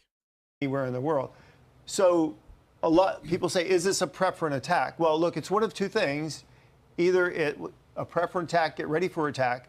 But what it also is something that absolutely scares the living hell out of the Iranians, because every day this is out there, this is the nightmare scenario that they absolutely have to dread. So Trump is actually putting an enormous amount of pressure on this regime just by saying that this option is on the table. Okay, you're an Army man, so let's talk about U.S. forces in the region. Should the United States decide to attack, should the commander-in-chief go forward? We have a lot of U.S. military personnel throughout the region, all throughout the region, here in Baghdad, of course, looking at elsewhere in the region as well. Your thoughts on the men and women who could potentially be in harm's way? So if the Iranians did want to strike out at Americans and kill Americans, the most likely targets are the people that are in the region, right? They're within the range of ballistic missiles. They're within the range of drones. These are all targets that have been highly surveilled by the Iranians. They know exactly where they are. So the flip side of that is... Listen, man, Iran has got a lot of problems right now. I always give my enemies the courtesy of assuming that they are not stupid. So I don't want to say the Iranians are stupid, Khamenei's stupid. I don't think they are. Okay? So here's what I'm going to say. The Iranians have a lot of problems right now. They're in a bit of a pickle. The last thing they need is 27 dead Americans that they blew up with a ballistic missile. If they start sending ballistic missiles to American military bases in the region, and they get a direct hit, and you've got a barracks, you got 30 or 40 dead Americans, they are, pardon my language, they are fucked. Iran is, you thought they're screwed already? They are super screwed. They know that they're in the crosshairs. We know how to take protective measures. We know how to defend our people. We know that the Iranian weapons aren't really all that accurate. So I think they're prepared to hunker down for that. More likely scenario is, at this point, the Iranians under so much pressure, does it really make sense for them to proactively strike at America to send an angry signal? Probably not. So the more likely scenario is, if they're hit, if we drop the bunker busters, the Iranians aren't going to fold. They just can't sit there and do nothing. Right. So even symbolically, they're going to want to try to strike at something to show that they can fight back at the Americans. And those are the likely targets they would. And you can see. Oh, there's that. There's that. So, folks, also, by the way, as we're talking about this B-2 stuff, we had a report 15 minutes ago saying that right now there was an ongoing commando raid. Forces on the ground are attacking the Fordow nuclear enrichment facility, which is right here. That's a report from 15 minutes ago. I haven't seen an update since then. Maybe we can double back. If you missed that, I want to show you what that looks like. I'm digesting an entire Chipotle burrito bowl right now. This is from Emily Schrader. Who's she? Who does she work for? Journalist. She's a Jewish journalist in Israel, doing all types of stuff. Okay, so she reported. Initial report: Iranian sources are reporting some kind of ground attack on the guards at Fordow. This report comes just after Israel warned the U.S. they may not be willing to wait 2 weeks for U.S. decision on entering the war. Her personal opinion: I find it highly unlikely this is the IDF activity if the report is indeed accurate. So she's saying she heard from the Iranians that there's combat on the ground right now outside Fordow. Somebody's attacking the Iranian guards at Fordow, but that she doesn't think it's the IDF.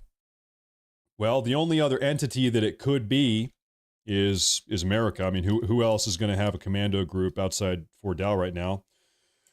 I doubt. I don't know. Anyway, she doesn't think it's the IDF. Who else could it be? Really, only America, right? You're gonna have a Chinese commando group out there? No, I don't think so. Why would they announce that? Iranian sources are reporting. You know what? I'm going to take a look at my favorite Iranian propaganda page. Can I translate to English? Let's see what the Iranians are saying. 15 minutes ago. Oh, wow. Oh, boy, folks. Urgent. The launch of the 19th wave of Operation True Promise 3. The Iranians are launching the 19th wave of Operation True Promise 3. A follow-up. Text of the statement issued by the Islamic Revolutionary Guard Corps. Tonight is the 19th wave. A large wave of offensive and suicide drones was launched hours ago towards their sensitive targets across the Zionist entity. From the north of the occupied territories to its south, I warn the Zionist entity's confused air defense system to be on high alert. This operation is ongoing and will, God willing, upset their balance. We have another one. This is from the IRGC spokesperson. The Sail Tower in central Haifa, which houses the offices of the artificial intelligence company AL-12 Labs and other military industry software companies affiliated with the enemy's ministry war, was just targeted. Well, did you blow it up or not? Did you target it or blow it up? What does this say? We have an update as of 20 seconds ago. Can I translate this? Iranian Chief of Staff, we will not surrender and Israel will regret it. Israel will regret it. Now, can I show you folks something here? There's something I saw just the other day. This is Khamenei's official account. He actually posted this in 2013, 12 years ago. He said, Khamenei, I went to school with a cloak since days. It was uncomfortable to wear it in front of other kids, but I tried to make up for it by being naughty and playful.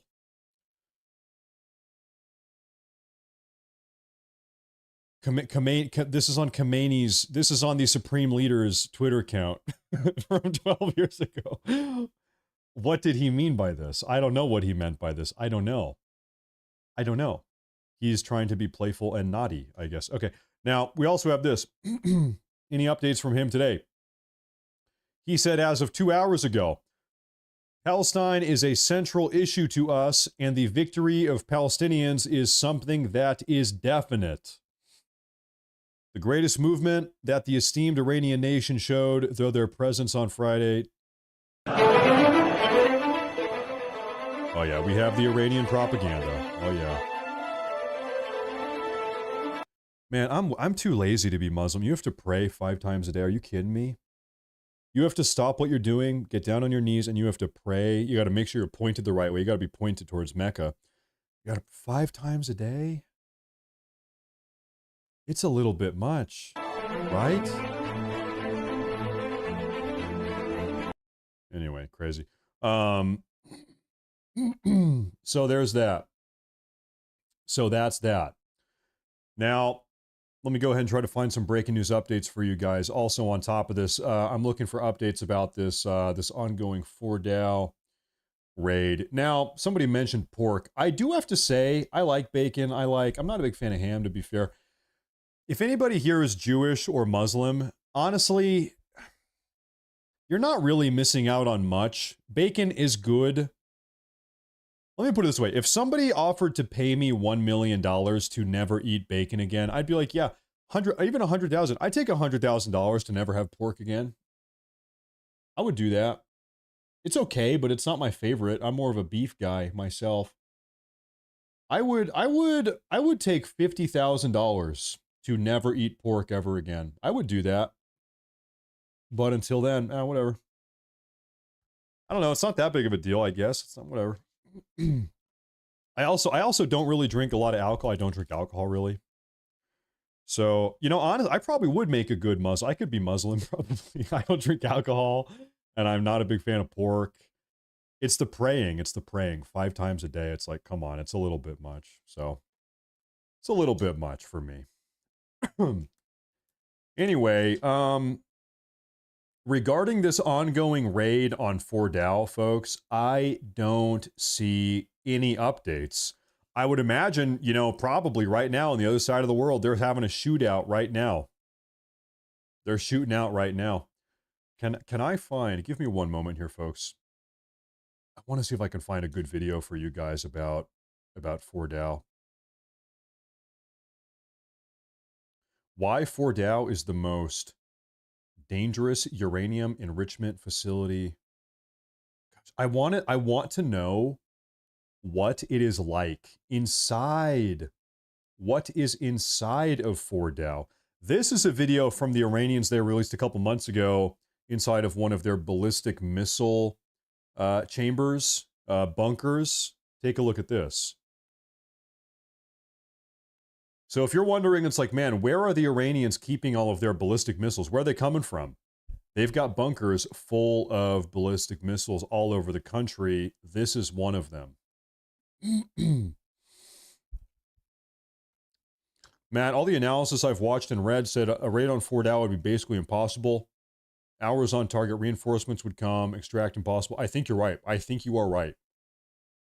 I think you're right.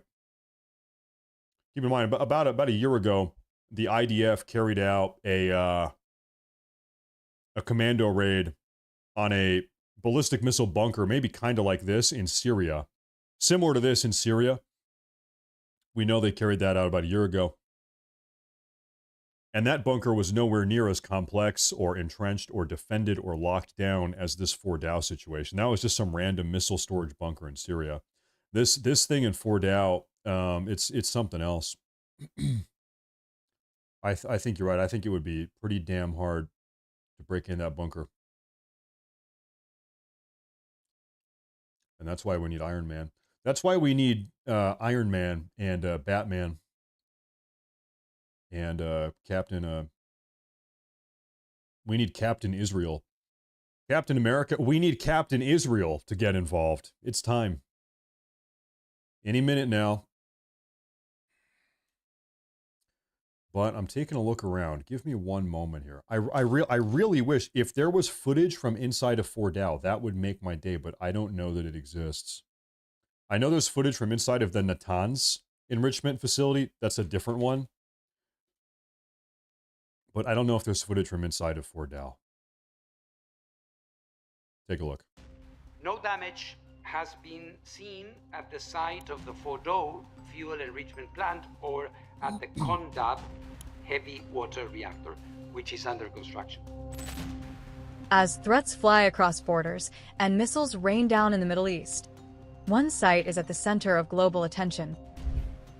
Fordow. Hidden beneath layers of mountain rock, it's Iran's most secretive nuclear facility and, so far, untouched by Israel. Why does it matter? Well, by the way, real quick, so far, we know this. On the very first day of these air raids, Israel actually dropped bombs on these two entrances here.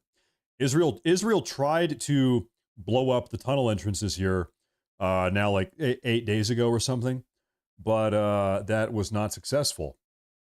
Now I see Truth Social. President Trump has said something. Did he? Oh, folks. Okay, folks, real quick, before we double back to this video about Fordow, hold that thought. We have an update from President Trump. Check this out. He says, only time will tell. He posted this 9 minutes ago. Only time will tell. Take a look. Start with this idea about the 2 weeks. There's been a lot of discussion about it. How do you read it? I think that Donald Trump has never wavered from the ultimate objective, which is that the Iranian nuclear program has to end. It has to be dismantled. It has to be destroyed. The only question has been whether it's done militarily or whether it's done voluntarily. He gave them a 60-day deadline. They let the deadline pass, and so Israel began bombing on day 61. And now he is basically holding out. This is your last chance. The time for negotiation is over. There's not going to be any kind of deal. This is a question of whether Iran cries Amu, which is Persian for uncle, or and allows U.S. to come in and blow up Fordow from inside, or we do it from without, from the skies above with B-2 bombers. But I think there is zero chance that the Fordow nuclear facility survives this encounter with Iran. Here's what President Trump's White House said yesterday about not looking for a ceasefire. A ceasefire means like everything's going swimmingly, we'll take a little time off. It's not. We're not looking for a ceasefire. We're looking for a total, complete victory. Again, you know what the victory is. No nuclear weapon. Mark, he's been consistent on that. We've shown that all week. Do you think that the suggestion that there is disgruntlement amongst the ranks of the Republican Party writ large are overblown or on target? Oh, completely overblown. I mean, the idea that there's a schism in the Republican Party or that the Trump coalition is breaking up is completely absurd. The Reagan Institute is coming out with a new poll this weekend. I've seen the numbers in advance. 90% of self-described MAGA Republicans say Iran cannot have a nuclear weapon. By the way, folks, Rasmussen poll that came out 2 days ago has Trump's national approval ratings at 56%. That's the highest they've ever been. Highest they've ever been, 56%, according to Rasmussen. 80% say that is vital to, that Israel's security is vital to our security. 64% support Israel bombing the nuclear facilities. There is absolutely no daylight between Donald Trump and the MAGA movement. What there are is a small, tiny, loud, but tiny cabal of Republican isolationists on Capitol Hill and in the commentariat who are completely disconnected from Donald Trump and the MAGA movement. The MAGA movement is absolutely behind Donald Trump. And he's in getting rid of this nuclear program. This is what I have seen. The MAGA movement is supportive of President Trump. If he determines the best move is to bomb this bunker, the MAGA movement will support him. Seems like 75. He said 90% of Republicans will support him if he thinks that's the best thing to do. Maybe that's not the best thing to do, but if President Trump says it is, they'll support him to do that.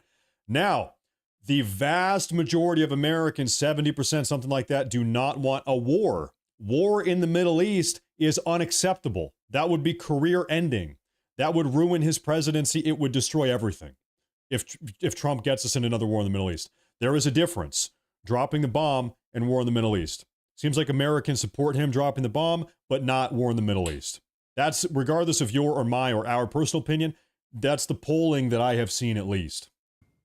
Oh, that video's over.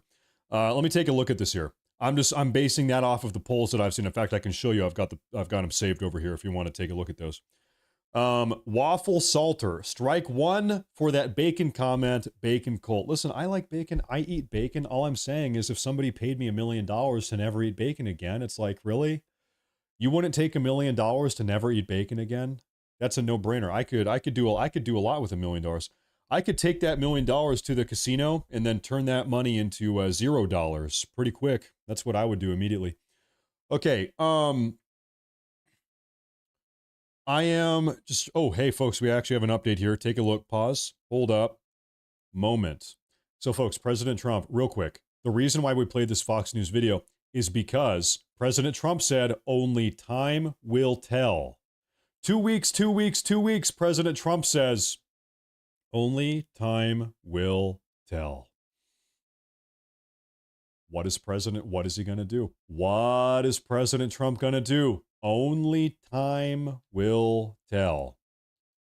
Bannon is live on Real America's. Okay, there's too much going on right now. Geez, I'm trying to get a grip on this. Can I find this? Is that live? Is Bannon live on this? I don't have a live broadcast of that. I'll check real quick on Twitter.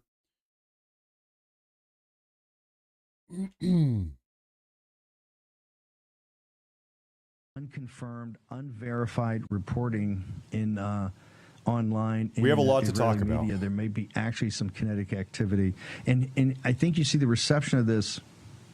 I think the Israelis are excited about this. I think they're excited about actually taking this and getting it done themselves. You know, the IDF and others have these mottos that we essentially don't need your help, we're going to do it alone. And that's one of the reasons they're one of the greatest fighting forces in the world. If you think about it, you go back to 7 October. And we remember 7 October, folks, those who are here, we did it live on the show. Pasovic, I got Pasovic on here. Thank you. We actually went live that day. Thank you, Patrick.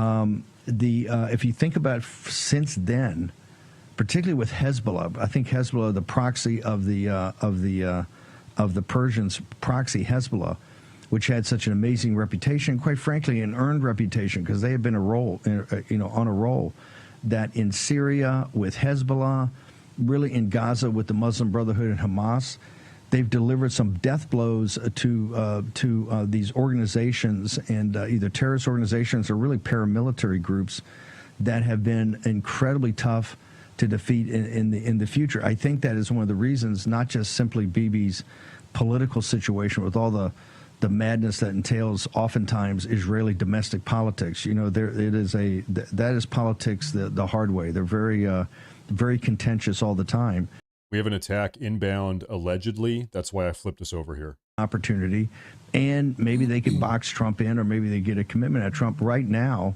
And I think a lot of that is coming from the pushback of the Tucker Carlsons and the Jack Posobics and the Charlie Kirks and the Benny Johnsons and many War Room and many others say, hey, look, you know, even for those of us that are big supporters of Israel, this is something you started it. You got to finish this. I think that's been positive. For those in the audience, Mark Levin has something up on Twitter tonight. I think, let's just speak for itself. Okay. It's so revolting and disgusting, particularly somebody who's never served his country and is not a veteran. His use of language is so inappropriate for someone who's too gutless to serve his nation, right? What he does in trying to smear people about their patriotism and their love of country and their commitment to this nation. Like I said, I think he and I think many people at Fox and the whole network and the Murdoch should be put under investigation as under FAR investigations, as basically agents for a foreign government. I think it's quite clear that he's not pitching this in the interests of the United States of America or American citizens, and particularly those in harm's way. That's right? a big Since allegation. he's never been in harm's way, and I don't think any of his children have been in harm's way. Right? It's not a very patriot.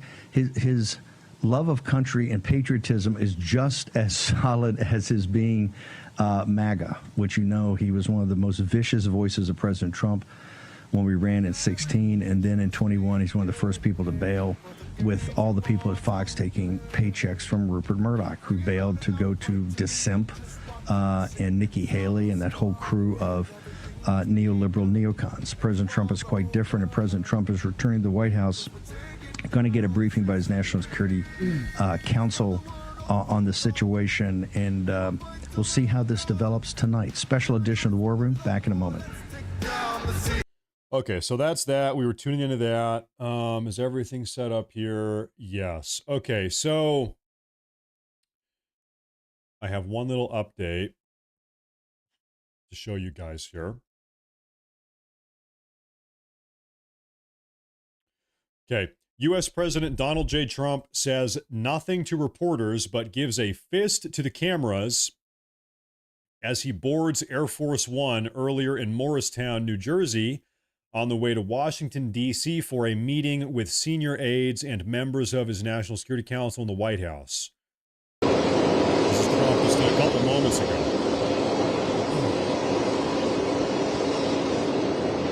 Nice hat.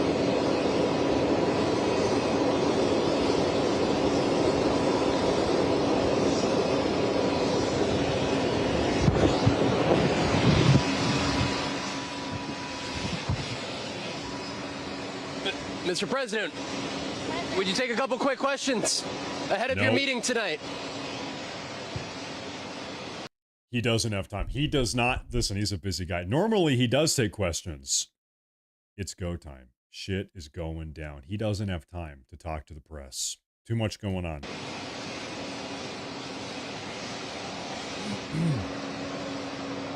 I'm sorry, but to me, Bannon is a warmonger just like Lindsey Graham. You think hey, you'd have to show me. I haven't seen that, at least. Maybe you're right. I haven't seen that, though.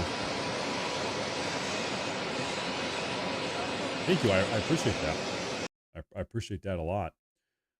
Okay, there was something else here that I was going to show you guys. There are reports of So once again, there was a report of this ground assault going on at Fordow, but I haven't seen anything else about that in the last 17 minutes. So who the hell knows? None of the key sources here have posted anything in about 17 minutes. So you know what? Why don't we go ahead and finish that video? This is the overview of Fordow, exactly what's going on the inside of this thing. Look. inside Fordow's nuclear bunker. Okay, I want to know what's on the inside. We're going to finish that video. Also, Chris says, God bless America. And also this chat. Thank you very much. I appreciate that. Everybody tuning in. Thank you very much. And also, Liberty Linda Lee, it is my opinion that Netanyahu is causing World War III. Some people feel that way. It's one of those topics. Did I miss something? And then, yeah, see, other side, you have Neba back, says, God bless Israel. Thank you, Neba back. Thank you very much. I want to know what is inside of Fordow. While I am monitoring the situation here, let's talk about what's inside Fordow. No damage has been seen at the site of the Fordow fuel enrichment plant or at the Condab heavy water reactor, which is under construction. As threats fly across borders and missiles rain down in the Middle East, one site is at the center of global attention. Fordow. There it is. Hidden beneath layers of mountain rock, it's Iran's most secretive nuclear facility and, so far, untouched by Israel. Why does it matter? If the agenda of Israel's attack is to stop Iran's nuclear missions, neutralizing Fordow is central.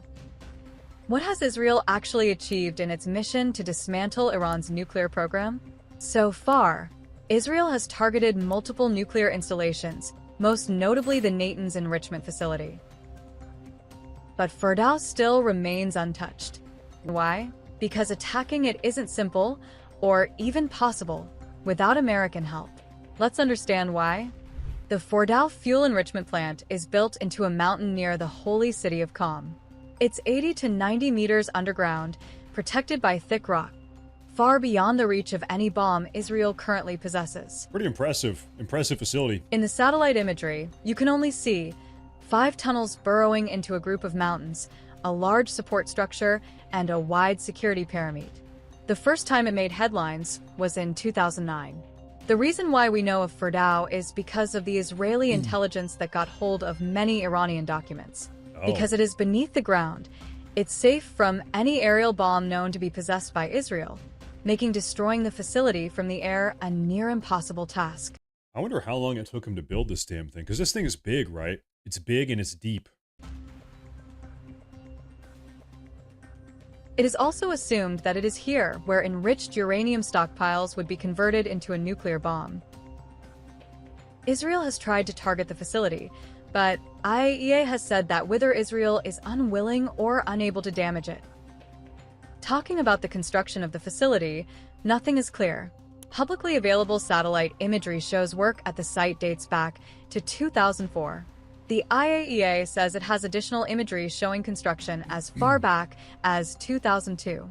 In 2009, a large outside support structure was already fully built and excavation was ongoing for what experts believe to be a ventilation shaft, crucial to allow air circulation into the facility. Imagine being one of the guys working inside of Fordow right now. Imagine you are this guy sitting in the chair knowing that any minute, a 30,000-pound bunker buster bomb is going to land right on your lap. You're saying, well, then I'm going to go meet Allah. Well, I get my 72 virgins. Hello, Allah. Maybe that's what he's thinking. That shaft was later concealed and camouflaged. More recent imagery also shows. Back then, Tehran explained to the IAEA in an October 2009 letter stating that it built the Fordow facility underground to protect it from possible military attacks. Iran described it as a backup site for the Natanz plant, which had also been threatened. The facility, it said, could hold up to 3,000 centrifuges. More details about the facility were made public by Israeli Prime Minister Benjamin Netanyahu in 2018. Israel's intelligence services seized more than 55,000 documents from what Israel said was Iran's atomic archive. The documents revealed that Fordow was designed to produce weapons-grade uranium, enough to make 1 or 2 nuclear bombs every year. Recent IAEA reports that was released on May 31st suggested Iran had ramped up production of enriched uranium to a level of 60% at the Fordow facility, which, according to experts and the IAEA, now contains 2,700 centrifuges. Fordow is a major focus of Israel's attempts to degrade and destroy Iran's nuclear program. But is it even feasible? Only if the U.S. participates. But will U.S. directly participate in the Middle That is yet to be determined. But folks, like we said a moment ago, President Trump is getting a little bit cheeky here on Twitter or Truth Social. Wait, did he wait? No, okay, I thought he might have deleted it, folks. 26 minutes ago, President Trump reposts a video. It's a Fox News 2-minute video talking about 2 weeks. He's going to make his decision in 2 weeks, a 2-week time frame at least. Well, he reposted this video saying, "Only time will tell. Only time will tell." Now, of course, we know breaking news earlier today, as of about, I'll do a little bit of a recap. We have some new people tuning in. I'm sure people come and go all day. Take a look at this. Okay. Earlier today, this is, gosh, I don't know, probably 9 or 10 hours ago now. No, it must be even older than that. Anyway, earlier on in the morning, there's an Air Force base in Missouri. President Trump ordered 6 B-2 Spirit stealth bombers fly from Missouri all the way across the western U.S., across the Pacific, down here to Guam. Guam is right here. Little tiny island, U.S. military base. Now, we know for a fact these B-2 bombers refueled mid-air over the skies of Hawaii. There were Hawaiian strato tankers that lifted off. They flew up here and refueled these B-2 bombers mid-air just northwest of Hawaii, and then the B-2 bombers continued on, flying down here to Guam. And so people are saying, oh, they're in Guam right now, but it is entirely possible that these B-2 bombers did not even land in Guam. We don't know that. I've been trying to find information about these B-2 bombers all day. Everybody's talking about Guam. They might not have even landed there. They might have been flying over Guam to refuel above Guam in the same way that they refueled above Hawaii. We saw them do that. But they might not even land in Guam. They might do a little bit of a refuel, flyby, and then continue on. And maybe they're going right to Iran, or maybe they're going down here to Diego Garcia, which is a little tiny island that we have. Oh my God, I found it first try. There it is. This is Diego Garcia. It's a U.S. military base down here. Haifa is getting hit live now. I don't think anything is happening right now in Israel.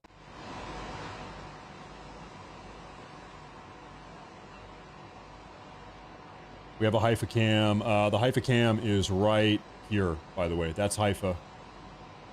And I also don't see a single report about any of that.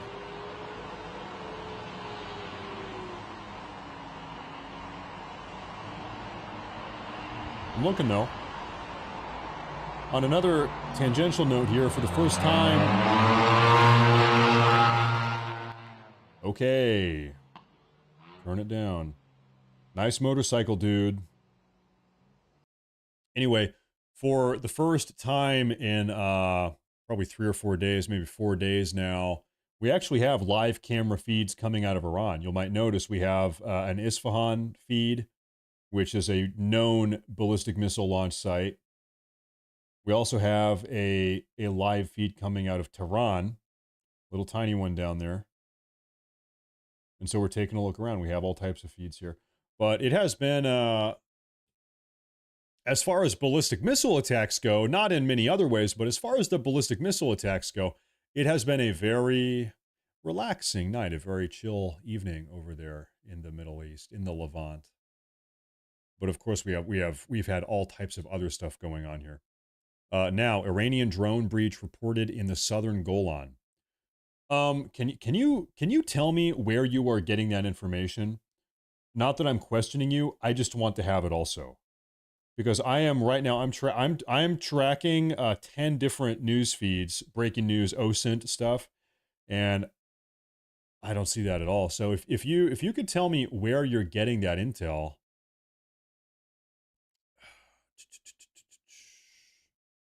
I can find something. He's making it up. He's making it up.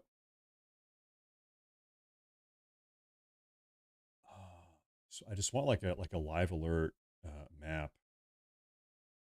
There is this website. This is a website that a lot of people are using here.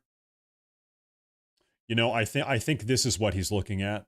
If I can pop over here, take a look at this. So this is a website called Seva Dom, whatever that says. Alerts in the last 24 hours. Southern Golan 6 minutes ago. So yeah, that's where he got it. Yeah, as of 6 minutes ago. But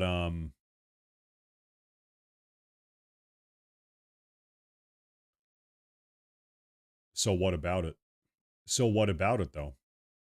Hostile aircraft intrusion could be a drone. Well, I don't see anything on any of the live feeds. Nothing at the moment. And also, you might note this recent alert in Southern Golan 6 minutes ago is the first thing we've seen in 14 hours. The first alert we've seen coming out of Israel in 14 hours. So, like I said, it has been a very relaxing night, I guess. Well, you know, you can never say that, but you know, I guess compared to some of these other nights, it's how it's been. Oh, goodness gracious. Well, we kind of have a minute. We're just kind of chilling out here for a second.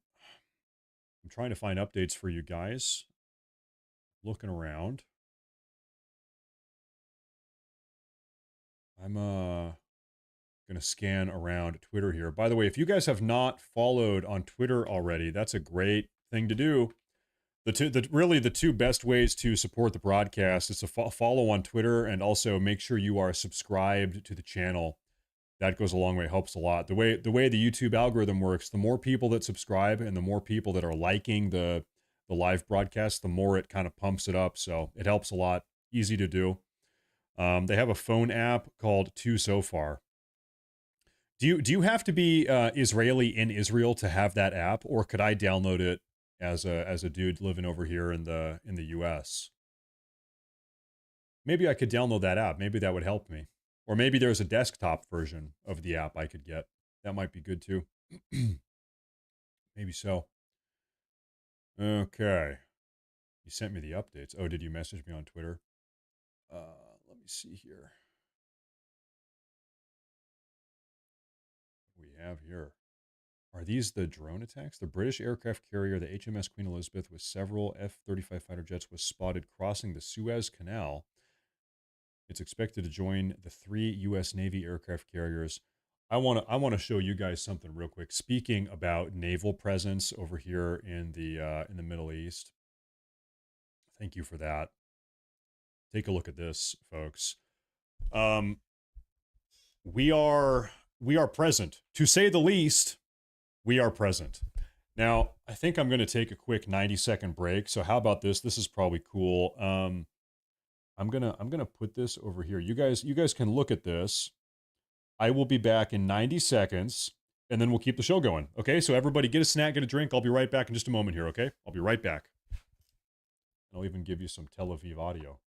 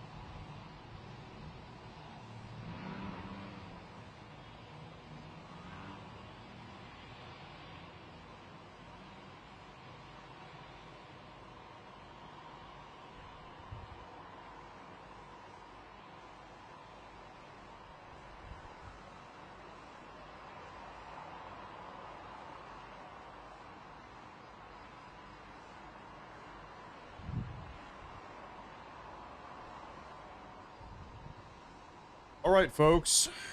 So I think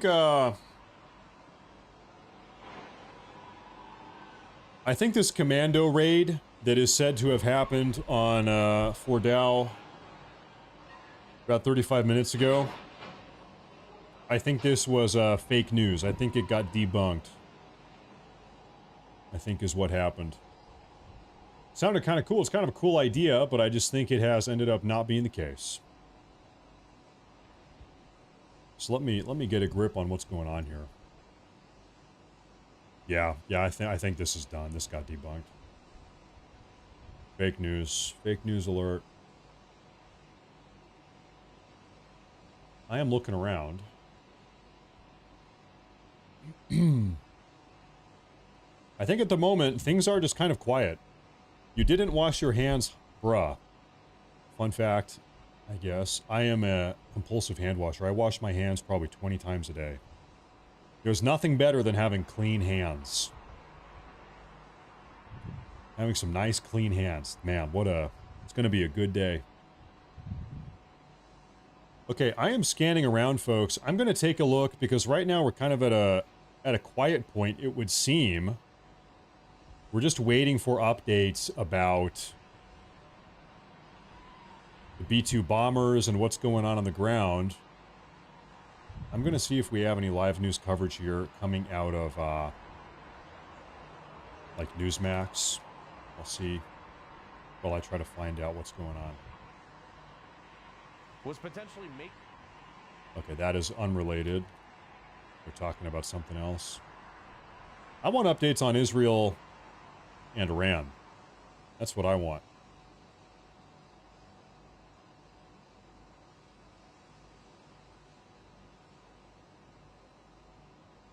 I think they have this is a replay from the State Department. Okay, that's old. Nobody cares about that. It really is. It really is kind of the calm before the storm at the moment. What's it called? Matt, go tell your wife you love her. Will understand if you don't come back for a while. You know what? I have it under control. You don't even need to worry about that. I appreciate the super chat, though. I appreciate that.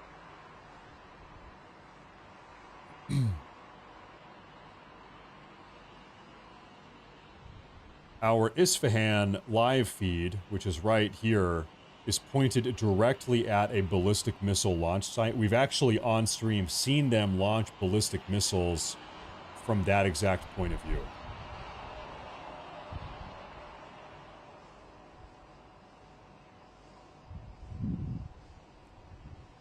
I saw the comment, we don't know anything until after the operation. Yeah, you're right. You know, it has to happen before you can talk about it. However, oftentimes we have really quick reporting and a kind of, yeah, guys, listen, hey, if you are spamming the chat, stop spamming the chat. That's like the one thing that bothers me.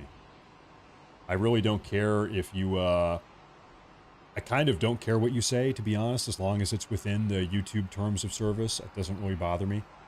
I don't like telling people what they can and can't say, but just don't spam. Spamming is the one, it's my one trigger. I get triggered.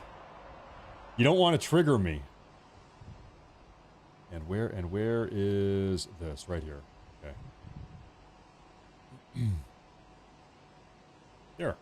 Okay. Oh boy. Okay, so anyway, what I was going to say is that pretty quickly after an event takes place, we actually have live on the ground information about what exactly has gone on. And there's a great website where we can take a look at this. I want to see what has gone on just today. Well, this website was last updated on the 20th. Okay, so we actually don't have anything from today, but we can look at things from yesterday. So take a look at this. This is some bombing that went on in Awaz in southwest Iran. We have videos. We live in the age of the internet now, where all of this stuff is recorded and then uploaded onto the internet. It's pretty crazy. This was an Israeli Air Force raid that was carried out. There's another video of something here. These are pictures of another bombing run from yesterday afternoon.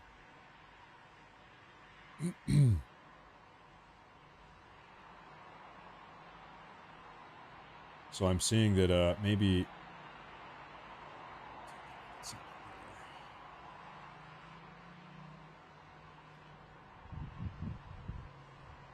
that what this is? One moment.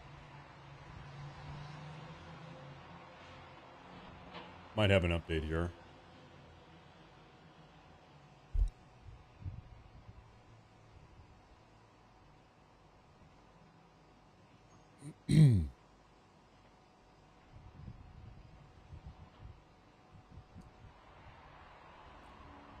This is 11 hours ago.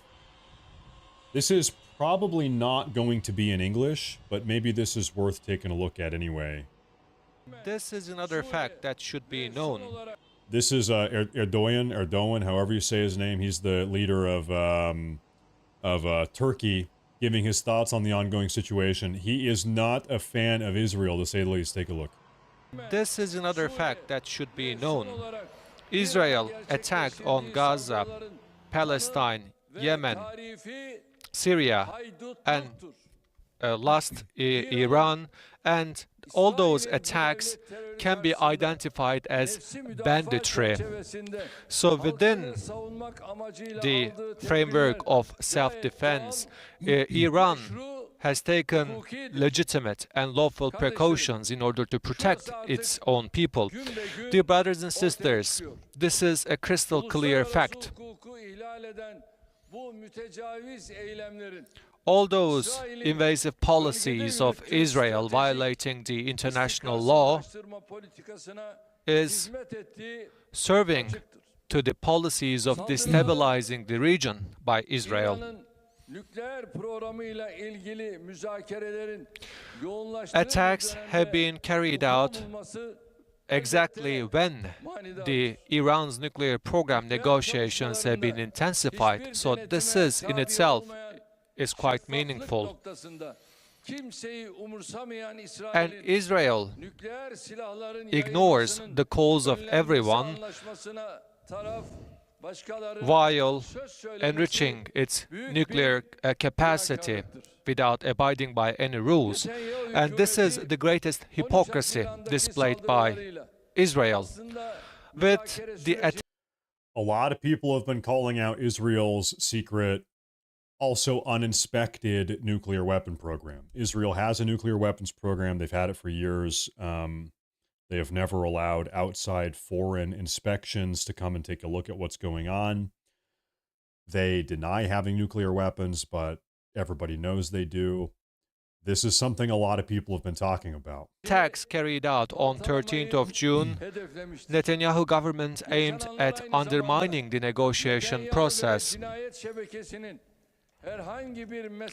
What happened in Iran showed once again that Netanyahu government and his murderers do not wish any problems to be resolved through diplomatic means. On the other hand,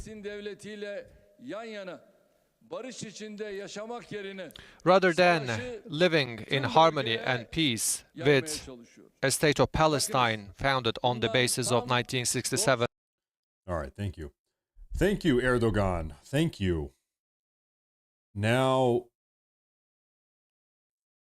we're getting some more updates from Steve Bannon over here. I'm trying to just kind of keep tabs on what everyone is saying everywhere. So now we're going to double back. Erdogan is obviously not a big fan of Israel. In fact, I want you to keep something in mind here. Turkey is a part of NATO. Israel is not a part of NATO. We have a strategic on the books, on the paper, signed, long-standing military alliance with Turkey as a consequence of their NATO membership. We don't have an alliance like that with Israel, not in the same type of way. Just a couple months ago, we saw that situation almost blow up in our face because what Israel was saying was that they are going to start pushing into southern Lebanon in order to try to take out Hezbollah. Turkey said, listen, hey, if you push into Lebanon, we're going to push you back out. Turkey said that. They said, we're not going to let Israel take over Lebanon. Right now, Israel's taken over a little bit of southern Lebanon. Not much. But Turkey said, hey, listen, you are not going to start taking over Lebanon, Israel. I want you to imagine a crazy scenario where you have Israel and Turkey maybe even fighting each other in Lebanon. These things happen. Everybody's talking a big game. Then we've got one NATO ally fighting another ally of ours. They say Israel, who is not in NATO. Conflicted situation. There's something I wanted to show you folks here. Trying to find where it was. Okay. Israel exempt from any criticism or nuclear inspection because Ted Cruz told us the Bible says you have to support them. Rules don't apply here. Thank you, Cocked Wes Watson. Thank you, Cocked Wes Watson. I appreciate that. Always with the insight. Okay, we have a couple new tidbits coming out of Steve Bannon here. I do not see any updates at the moment. If you guys know, if there are breaking updates, I will bring them to you. Right now, it is radio silence. So we're going to take a look at what is Steve Bannon saying. Check this out. Bannon on the unverified reports of kinetic activity at Fordow. We talked about this alleged commando raid. Let's take a look.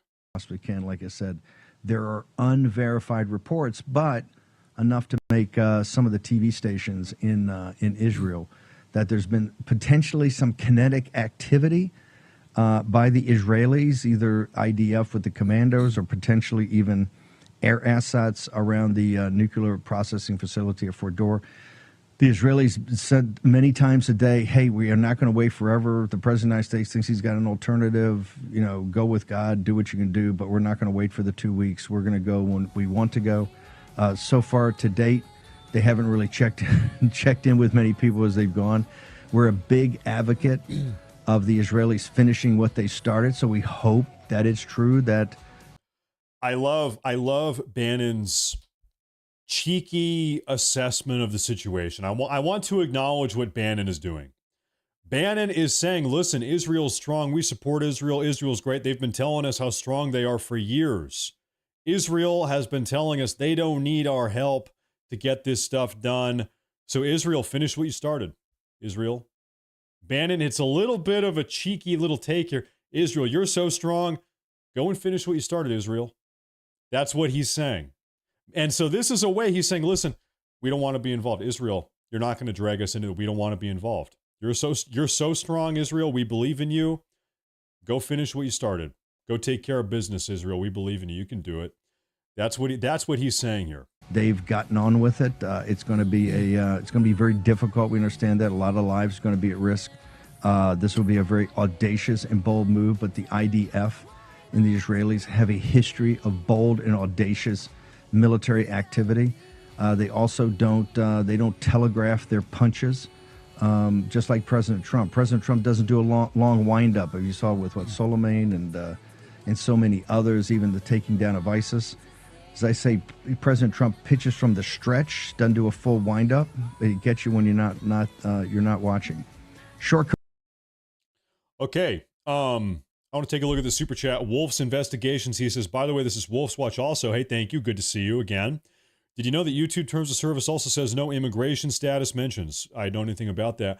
I'm a member with my other handles, Wolf Watch. Well, hey, good to see you. Thank you. Thank you for tuning in again today. I appreciate that a lot. Thank you. He's got 2 accounts that he's on. Thank you very much. TJ Orr with a super chat says, I'm a homemade pizza slut. Can Kathy post her pizza dough recipe? Maybe you got to ask in the Discord probably. I don't know about that, but hey, thank you. I don't handle the pizza recipe stuff. I don't know, brother. Thank you very much though. I appreciate that. Now there is another post from Steve Bannon here. David Zier updates on Israel and Iran's war, further strikes on nuclear sites. Take a look at this one too. Yeah, waiting for the president's arrival here. He'll go into the Oval Office for a closed national security meeting. That's happening right now. President Trump was down in New Jersey. He just flew back to the White House. Guess what? He has another national security meeting. A large group of protesters gathered across the street from the White House here with Iranian flags, it looks like. So a lot going on, and we're trying to follow reports on, further strikes by Israel on nuclear facilities inside Iran. A lot going on overnight, taking out ballistic missile launchers, more UAVs. They attacked the port of Bandar Abbas. A lot of activity going on. And yesterday, Iran.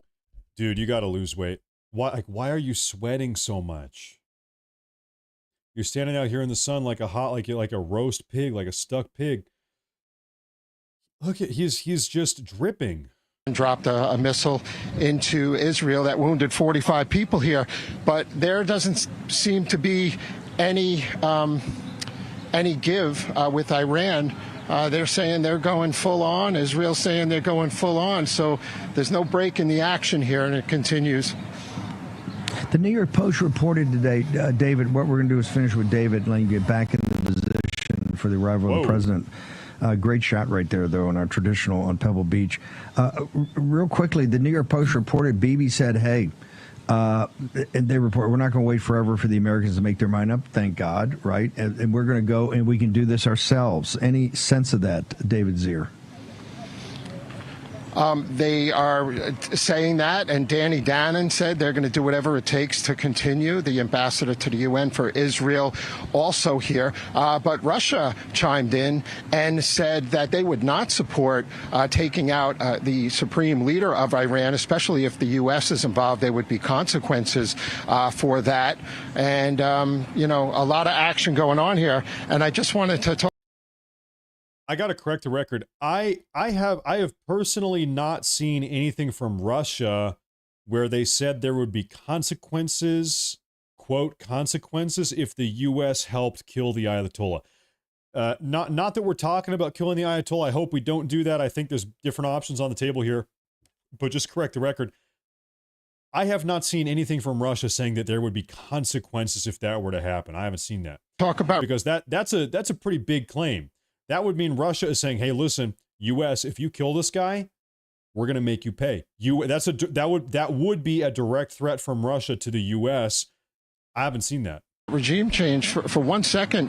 I don't see a lot of revolutionaries in the street. I see a lot of pro-government people, even though they shut down the internet over there. So IRGC is entrenched in their oil business and everything over there. So I don't think Iran's going to back down. And are they just doing it to fight it out, to draw this thing out? Did they just entertain Europe yesterday to draw this thing out with no intentions of backing down? And now the Houthi rebels are threatening our commercial shipping and our U.S. warships again, through Iran. So I want to try to ask Trump about that if I get to in a few minutes. There you go. Well, folks, I just saw an update as of literally 7 seconds ago that Trump is set to convene his national security meeting within the hour. That's 10 seconds ago. So any minute now in the next hour, he's going to step back inside that Situation Room and get talking. Normally, these meetings last around 2 hours. We have an update 2 hours ago. A couple hours ago, we talked about this. The U.S. State Department has begun evacuating Americans from Israel. In fact, State Department earlier today issued pretty much a commandment or a warning saying, hey, if you're an American living in Israel, it's time to get out of the country. That's from the U.S. State Department a couple hours ago. So they're kind of ramping up the rhetoric. Okay, so folks, let's talk about why would the U.S. State Department be issuing a commandment or a warning, a dire warning to Americans living in Israel. Hey, if you're in Israel, it's time to get the hell out of country. That tells me the U.S. is going to do something, or they know something is going to happen that's going to bring a lot of heat on Israel. Israel's going to be catching some heat here pretty soon, potentially. Okay, what could that heat look like? Well, if we start dropping bunker buster bombs on Fordow, if we start doing anything else, who know? Really, it's yet to be determined to what degree Iran is going to be able to retaliate, right? This is why President Trump is having these National Security Council meetings. They need to talk about all the options here. It's a total possibility. We drop a bunker buster bomb on Fordow, And Iran has 20 secret nuclear ballistic missile silos hidden across the country, and then they fire off 20 nuclear ballistic missiles. Right? Everybody's talking about the nuclear situation in Fordow, which is right here on this hillside, just southwest of Tehran. But who's to say they don't have a secret ballistic missile, nuclear warhead ballistic missile silo here and here and here and here and all over the place, and then they retaliate? Who knows? Who's to say? And so I had a big spiel about this earlier today because I'm seeing a lot of people on social media, a lot of content creators, a lot of people over the place saying that they know, I know, we can do this, we should do that, we can do this. If you know, then why is President Trump having 3 hours a day worth of National Security Council meetings to figure out what he's going to do? If you think it's that obvious, Mr. YouTuber or streamer or person on Twitter, if you think it's as easy as just doing one thing or doing this thing, we're just going to drop a bomb and then everything is going to be fine, right? If it is that simple, then why has Trump spent 12 hours in National Security Council meetings in the last 3 days? It's because he's trying to weigh out all the options. There's a lot, this very complex situation. We had a guy yesterday, and I don't know if this is true, but at least it's something to talk about. It's something to think about here. There was a guy saying yesterday in the live chat that Iran has 2 satellites in orbit that have EMP weapons. That Iran would be able to fire off EMPs, electromagnetic pulse, in the United States of America. Is that true? I don't know. Or they hit Israel. I don't know. But anyway, the point is, the bigger idea is it possible that Iran has some serious, deadly, terrible way to retaliate if we do something to them? If we drop a bunker buster bomb on Fordow, what are the odds Iran has some terrible, violent, deadly, very aggressive way to retaliate and inflict a bunch of damage, maybe on Israel, maybe on the U.S. here domestically, or on American military personnel in the Middle East? Keep in mind, in this area of the world right here, we have 40 to 50,000 Americans right now, this very moment. On top of that, we have all these naval vessels. Oh, I'm sorry, you guys can't even see my screen. Okay. We have an incredibly large naval presence right now surrounding Iran. We've got them boxed off and isolated. Then on top of that, in this area of the world right here, there are 40 to 50,000 American military personnel on top of everybody in Israel. So what are the odds Iran goes ballistic, literally and figuratively? I meant figuratively, but literally also, if something happens? How ballistic could they go? If we push them all the way, what does that look like? Do they have a nuclear weapon? Alex Jones thinks they do. We've heard from Alex Jones all day. Alex Jones is dead on convinced that Iran has numerous functioning nuclear warheads, that they have the ballistic missiles to actually deliver them and take out a target. So Alex Jones right now, he's saying, hey, listen, folks, we should not press Iran because they have a nuclear weapon and they're going to blow us up if we touch them. Okay, that's what Alex Jones is saying. Is that true? I don't know. So, but this is the point of the conversation. The point of the conversation is, I don't know. Nobody knows. The only person that has any idea of a clue is President Trump, and he's still trying to gather everything up. That's why he's going into a National Security Council meeting in about 30 minutes now. He's having 2 or 3 hours of these meetings every single day. If it was a simple solution, then he just would have done something by now. But he hasn't. There's a lot going on. Now, I want to take a look at these super chats here. What are the other Middle Eastern countries and NATO saying? Pretty much every single person wants this to de-escalate. The Iranian diplomat, what's his name? Whatever the hell his name is. He was in Geneva yesterday in Switzerland, meeting with a bunch of EU members, and they're trying to get them to de-escalate. So Europe wants de-escalation. Every single one of these Persian Gulf states wants de-escalation because they listen, all of these nations down here on the Persian Gulf, they are rich as hell because they ship oil, they ship energy through the Strait of Hormuz. This is the Strait of Hormuz. Okay? Well, one of the Iranian doomsday options is if they get pressed too hard, they can pretty effectively lock down the strait. They've got submarines. They've got underwater aquatic mines. One idea that's been floated is probably the wrong word to use here, but Iran could very easily sail out a bunch of their ships and scuttle their ships in the strait, just fill it up with a bunch of shipwrecks, blow up their own ships to clog down the strait. So around 20% of the world's oil and gas comes through this strait right here, around 20%. So if you shut that down, that's a big problem. And all of these countries here that are very wealthy along the Persian Gulf, they don't want that.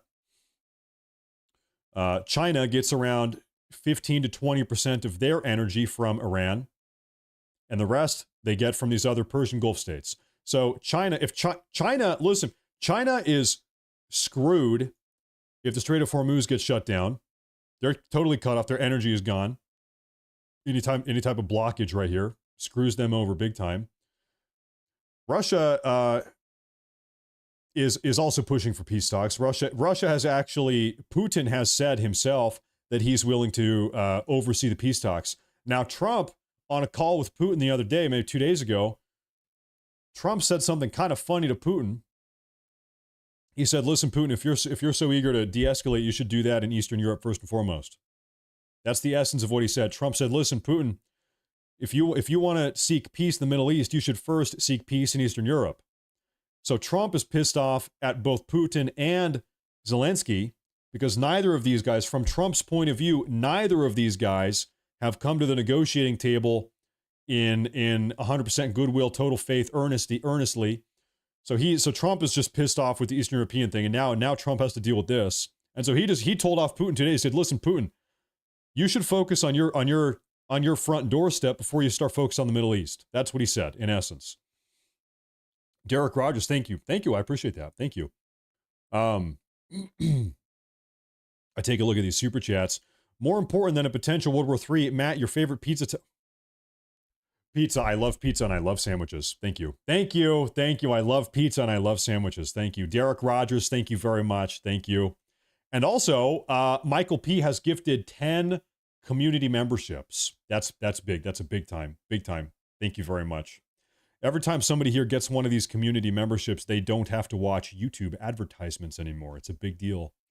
It is a big deal. So hey, thank you folks very much. I appreciate that. Sorry, I'm trying not to get derailed. I'm trying to break it down, and then it's like, hey, can we talk about pizza toppings? Hey, what are your favorite pizza toppings? Hey, I know you're talking about the Strait of Hormuz, but what are your favorite pizza toppings? Do you like pineapple on your pizza or pepperoni on your pizza? Listen, dude. We are talking about the Strait of Hormuz, okay? We're talking about the global energy economy, okay? We're not talking about pizza toppings. Unbelievable. It's unbelievable. Anyway, let me double back. I'm going to take a look at... Okay, I'm looking for breaking news. Oh, we have something here. I'm going to pull this up. Okay, what do we have? What do we have right here? This is as of 9 minutes ago. Contrary to early reports, the objects seen over Lebanon are neither Iranian drones nor interceptors. They are in fact balloons released by the Christian nuns school in Nabatea during a graduation ceremony. Are you kidding me? مباشر صواريخ اعتراضية لاصطياد الصواريخ الإيرانية. Okay, false alarm, folks. This is not a ballistic missile attack. This is just a bunch of Christian balloons. All right. That was a close one. That could have been bad. That one could have been bad. That was a close one. Okay, I am trying to take a look around. What in the hell is going on? It's been 40 minutes since we've had any alerts going on in Israel. Nothing is happening in Israel. I've got the new technology. I'm now tracking all of the updates. Right here, so every time there's any type of alert going on in Israel, we got a live feed here. Okay, okay, folks. Going forward, if you hear that noise means Israel is getting attacked. Okay, this noise right here. We're under attack. Israel is under attack. That is what that noise means. Okay, so if you hear that, you know something bad is about to happen. All right, I'm going to put that back over here. We got to be careful. Be careful for that. Da, da, da, da, da. Ba, ba, ba, ba, ba, ba. Bling, bling, bling. Yep. And I'm taking a look around. I'm trying to find updates here. It is right now, it is the dead of night. And so things are maybe a little bit slow. I think we probably have some type of Fox News report coming out. Let me take a look here. Now, what in the hell do we have? Yeah, here, we can play this for a minute.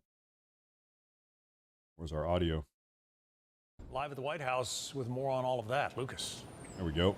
And John, the key word from the president there is within 2 weeks. Now, the president has ordered B-2 stealth bombers to launch from Whiteman Air Force. Pineapple or ham? Do you like pineapple or pizza papple? Do you pee-pee poo-poo or pizza poo-poo? Thank you. Thank you. I'm losing my mind. Force Base, Missouri. They are currently on their way to the U.S. island territory of Guam in the Western Pacific, all part of President Trump's likely negotiating strategy with Iran to get them to stop enriching uranium, a key component to make nuclear weapons. Here was the president yesterday. We'll see what happens. What was the thought process behind 2 weeks time to? Just a time to see whether or not people come to their senses. Giving them a period of time. We're going to see what that period of time is, but I'm giving them a period of time, and I would say 2 weeks would be the maximum. Now, speaking of distance, John, the distance between Tel Aviv and Tehran is about the same distance between Minneapolis and New York. These B-2s you see launching from Whiteman Air Force Base is file footage, of course, much longer distance. And around 11 a.m. Eastern time, the two formations of B-2s refueled near Hawaii on their way to Guam. It's notable after taking off from Whiteman in Missouri, they were refueled by a group of tankers, a sign they were carrying those heavy 15-ton bunker-busting bombs. Each B-2 can carry 2 of them. American fighter jets, including 5th-generation F-22s, are also headed to the Middle East, which could serve as escorts, could also strike targets in Iran themselves if ordered. And I stress if ordered, John, because if President Trump orders a strike on Iran's uranium enrichment site of Fordow, buried deep underground 2 hours south of Tehran, it might require more than one strike. Okay, folks, I do want to add something very important to this entire equation real fast. I know we are super focused on Iran and Israel and all this stuff. Folks, we need to deport 50 million people. Let's not forget that. Never forget that there are 50 million people in this country that need to be deported. Public service announcement. They all got to go. Anyway, back to the Middle Eastern conflict. Here's the former head of U.S. Forces, the Middle East, General Joe Votel, who commanded U.S. Central Command when U.S. forces defeated ISIS. So he will know. We don't just ever drop bombs and then forget about it. We assess, we look at we make assessments on the damage we've done, and then oftentimes we reattack. And so it's likely that we will need to do this. General Votel saying more than one strike might be necessary to strike Fordow. Now, the top Democrat on the House Armed Services Committee is urging President Trump not to strike. Think the U.S. should get directly involved in this conflict. We have bases in Qatar, in Bahrain, in Iraq, UAE, and even some troops in Syria. And those proxy forces could very aggressively target U.S. interests. And President Trump is returning to the White House. He will land on the South Lawn and have a meeting of his national security team inside the White House at 6 p.m. Eastern, likely weighing whether to strike Iran. John? So, okay, folks, we have who here? Give me a 1 in the chat if you know who Eric Prince is. Eric Prince is the former leader of BlackRock. You might have heard about him. BlackRock is the private military corps, the PMC, that had a lot of business, a lot of action down in the Middle East for a long time. I think actually still to this day, but I think he's no longer the leader of that. Now he's on to different endeavors. Now, Eric Prince here actually released a big statement through Steve Bannon's War Room. This is a write-up. I think there's actually drinking warm water before bed, Nope, not doing that. Can I skip this? There's another ad. So I think they have it was an interview, but there's a write-up of the interview. It's 7 minutes long. You know what? I was gonna read the write-up of everything he had to say. I think I'm just gonna go ahead and listen to this. Hey, I've been doing a lot of talking today. I've been reading a lot. My brain is a little bit fried. We're just gonna go ahead and listen to what he had to say. We're gonna listen to this instead. Take a look. This is Eric Prince, former, I think, co-leader or maybe leader of BlackRock PMC. Take a look. Do we have audio here? It's because I'm dumb. Okay, we're good. Now we have audio. Eric Prince. So Eric Prince joins us by phone. Eric, I want to thank you taking time away today to do this. And here's what I'm going to do. In the great movie Bridge Too Far, as you remember, Dirk Bogarde plays the senior intelligence officer in the British Army. He's brought intelligence right before the raid at Market Garden, where they got to take, I think, 5 or 6 bridges, right, leading all the way to Arnhem to cross the Rhine and to shorten the war by a year. The intelligence officer brings it, and it shows that a German Panzer division has been brought back for R&R right in the middle of where they're going to land. And Dirk Bogarde looks at it and says, no, this is not conclusive. And the guy makes a point and presses him. He says, you could lose everybody. This whole thing could fail. We lose tens of thousands of people. And he says, the party is on, and we're holding the party. That's a British term for, hey, this thing's going. Sir, as we sit here on a Saturday, the president coming back to Washington, D.C., number one, is the party on, in your opinion? And is it a party that the United States of America should be hosting? Sir. Sir? I tell you, Eric, we're having a tough time hearing you by phone. Can we try this again? Can you hear me now? Steve? Yeah, I can hear you now. I can hear you now. Go ahead. Yeah, go ahead, sir. Got you. It is not our party, not our responsibility.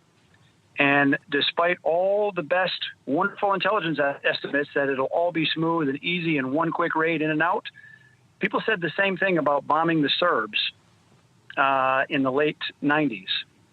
57-millimeter anti-aircraft artillery shot down an F-117 stealth fighter. Was it a lucky shot? We don't know. But the fact is, we lost. I'm happy he said that. I was reading about this last night, totally randomly. It's called the Nighthawk. In the late 90s, the Serbs actually shot down. What is Google doing? Oh, I'm getting pissed off. Oh, I'm getting pissed off right here.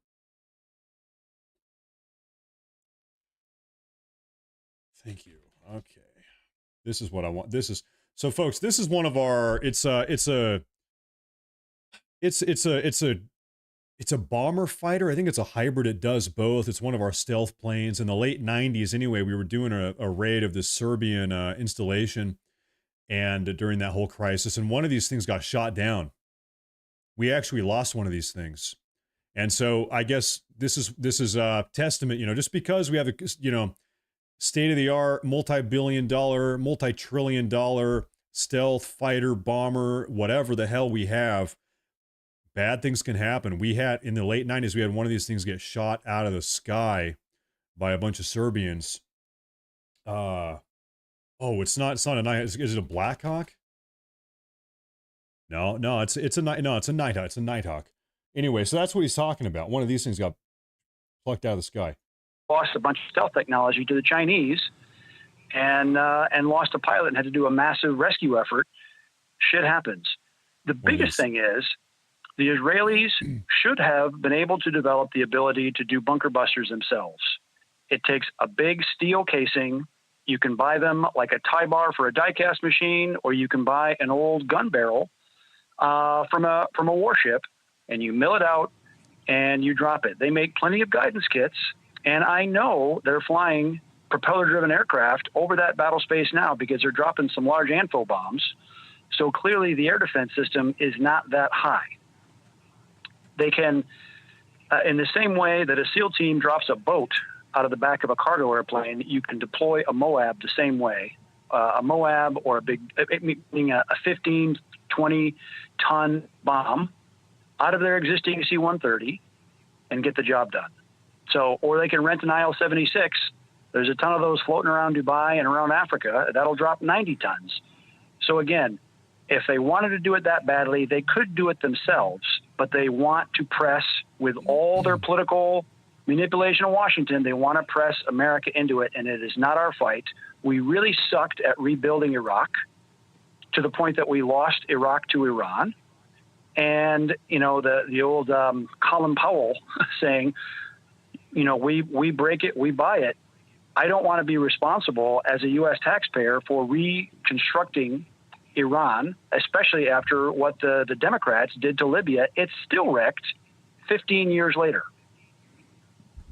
But they're saying, but hang on, Eric, this is supposed to be a targeted hit just to take out the last part of the nuclear, you know, the enrichment program, the weaponization program, to take that out. Bibi's now in the New York Post saying today he agrees with you, they can do it, and maybe with additional commandos. But it's only the Israelis talking about regime change. President Trump's been pretty adamant about that. Would that change your thinking that there's not going to be regime change here, or do you think that naturally follows and Iran goes into total chaos? If the Iranian people want to be free, they should rise up and grab their freedom. You know, the raise. That's what we did. That's what my ancestors did.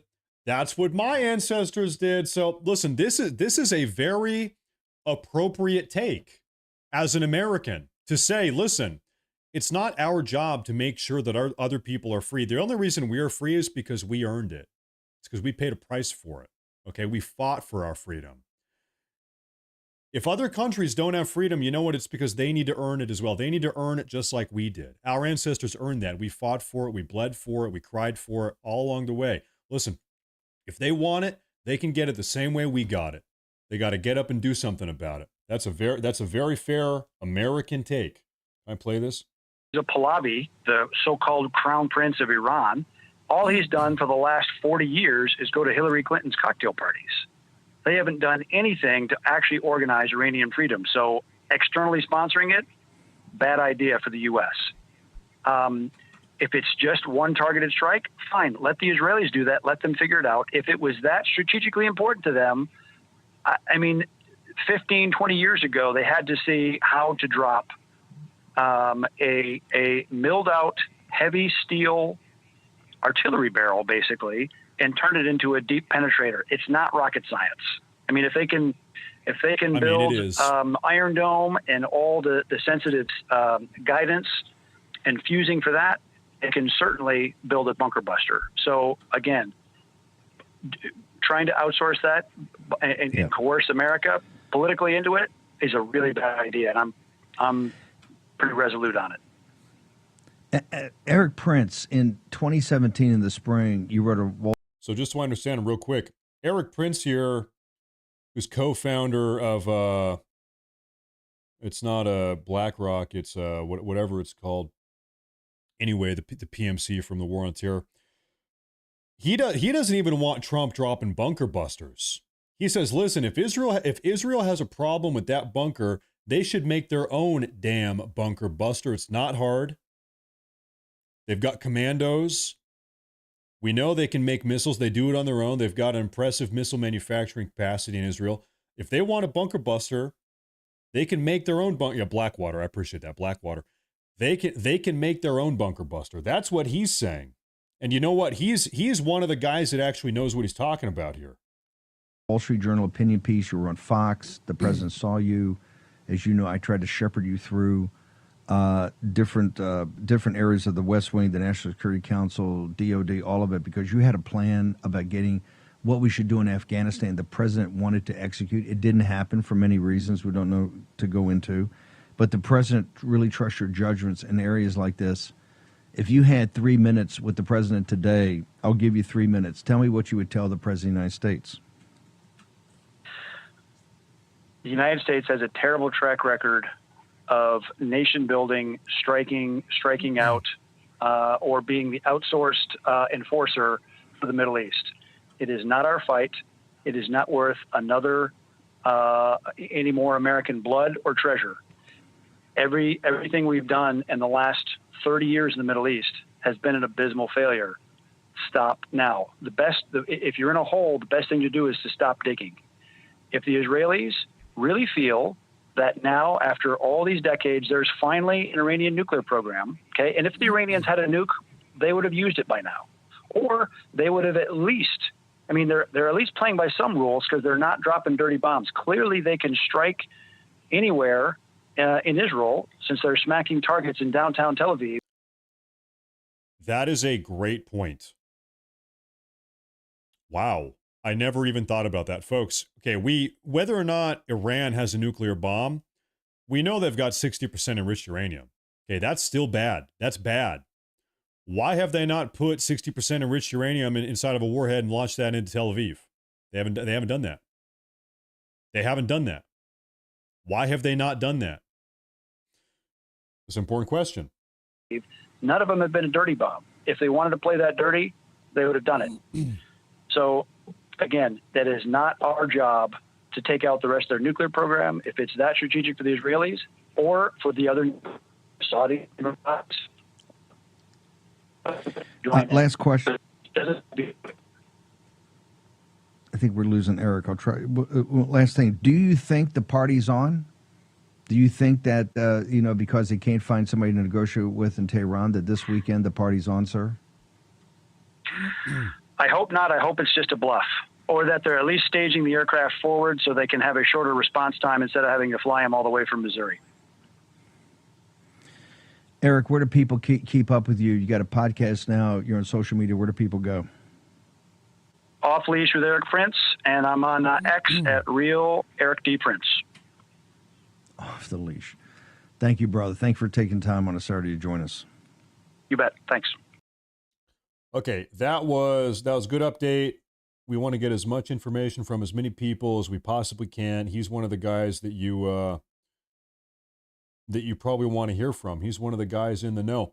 Also, if you're talking about overthrowing regimes in the Middle East, getting involved in the Middle East, the ongoing effort to pacify all these different groups over there, he's one of the guys that would know, because that was his job. That is what he was paid to do for decade and a half by the U.S. government to do that. That was the point of Blackwater, right? They're providing, transport security, location security, all the types of stuff the U.S. military normally doesn't do. That's what he was doing, directly dealing with the aftermath of what we could potentially see here. He's one of the guys that knows probably more than anyone how badly all of this can go, because it was his job to clean up those messes.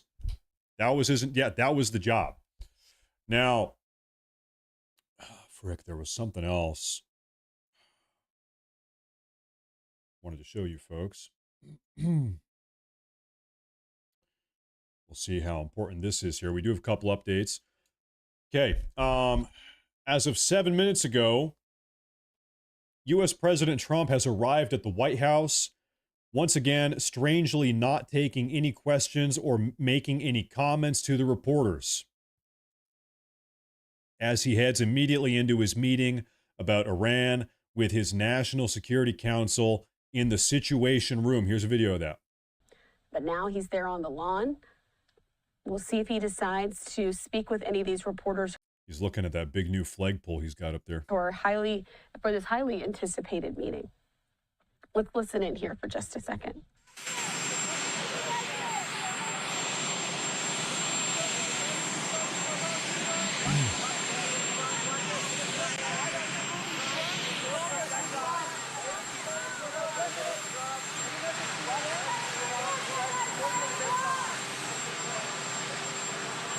Nothing. Cold shoulder, no time. All right. That is as abnormal. You see that we were able to bring you those moments, right?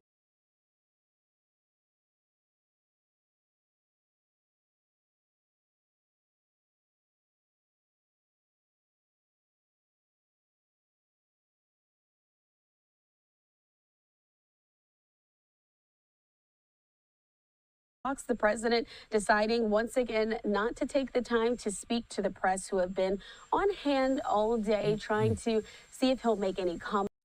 But now he's... Okay, folks, we also have another update here. Check this out.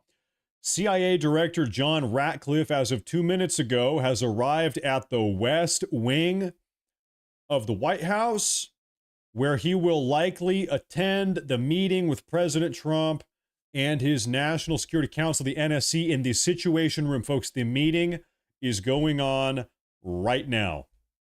The meeting is underway at this very moment. Now, I'm taking a look for some updates here. See what I can find. Oh, whoa. Folks, one moment. Breaking news 10 minutes ago, pro-Iran rioters have just stormed Penn Station in New York City. They're wearing face coverings.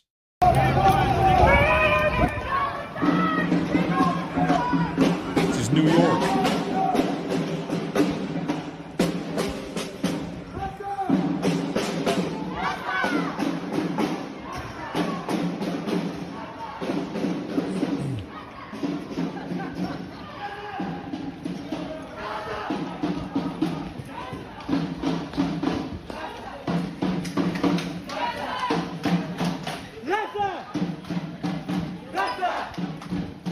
You gotta twist the camera the other way, 90 degrees.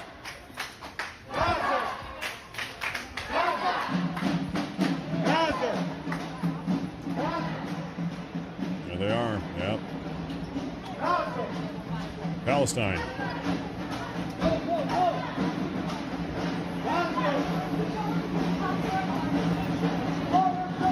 These people are just so stupid. This is just so stupid, folks. This is what I'm talking about, guys. If you import the third world, then you have third world problems on your streets. Right now, across the country, we are having third world issues. The third world land disputes of people across the world, Latin America, the Middle East. We've got these pro-Palestinian people marching and chanting and tearing down the cities. We also have these illegal aliens from the southern border coming in the country, burning up cities, blowing up cars, attacking ICE officers. We are an occupied nation. We have to stop this. We have to get these people out of the damn country. And thank you. Jason Wild, thank you very much. I appreciate that. Let Israel try to take out the underground facility, try to take it out. Then they claim they can. After 2 weeks, if they failed, then consider sending the B-2s, and we must not get between Turkey and NATO and Israel. That would be one way to do it. Thank you very much. I appreciate that. I appreciate that. I don't know. Like, I've been paying attention for a long time. We have been hearing, really ever since October 7th, from not just Netanyahu, but also a lot of content creators like Ben Shapiro, for instance, comes to mind, that have been saying, Mark Levin on Fox News, people that are super, super diehard pro-Israel. That's okay. One of the talking points has been that Israel is strong. All we have to do here in America is get out of the way. Just let Israel take care of business. America just needs to let them do their thing. Let's just get out of the way. That's been the talking point. You know what? Okay, I'm all right. Let's do that. Let's do that. That's what we've been told for the last 2 years or 2.5 years. We've been getting beat over the head with that. I agree. Okay, let's get out of the way. Let them do their thing. That means that we are not dropping bombs. That means that we are not having boots on the ground. Israel, go take out the bunker. Take out that bunker. I think Eric Prince is right. I think Steve Bannon is right. I think in this regard, I think Tucker Carlson's right about this. Israel's strong. They can do it. They've been telling us for 3 years now, that they can do it. They don't need our help. That all we have to do is let them do their thing. All right, do it. Go do it. That's a good approach, I think.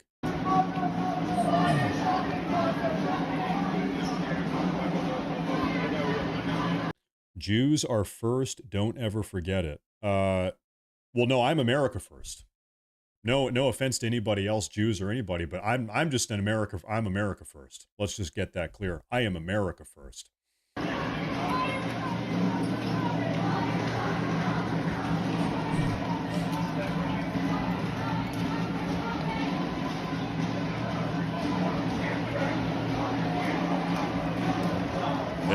occupying.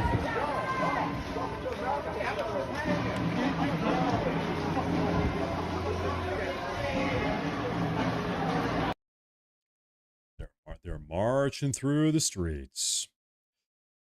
They're marching through the streets. What do we have here? This is an hour ago. Let me take a look here. You know, when I say America first, it's not that I hate any. It's not that I have any prejudice against anybody else. I don't hate anybody else. I'm an American living in America. I think the predominant, goal, the objective of America should be to put America and Americans first. And I'll say this, if America doesn't put America first, who will? I think it makes sense for Sweden to put Sweden's first. If you're a Swedish person, you should say Sweden first. If you're a British, you should say, British person, you say Britain first. If you're Indian, you should say India first.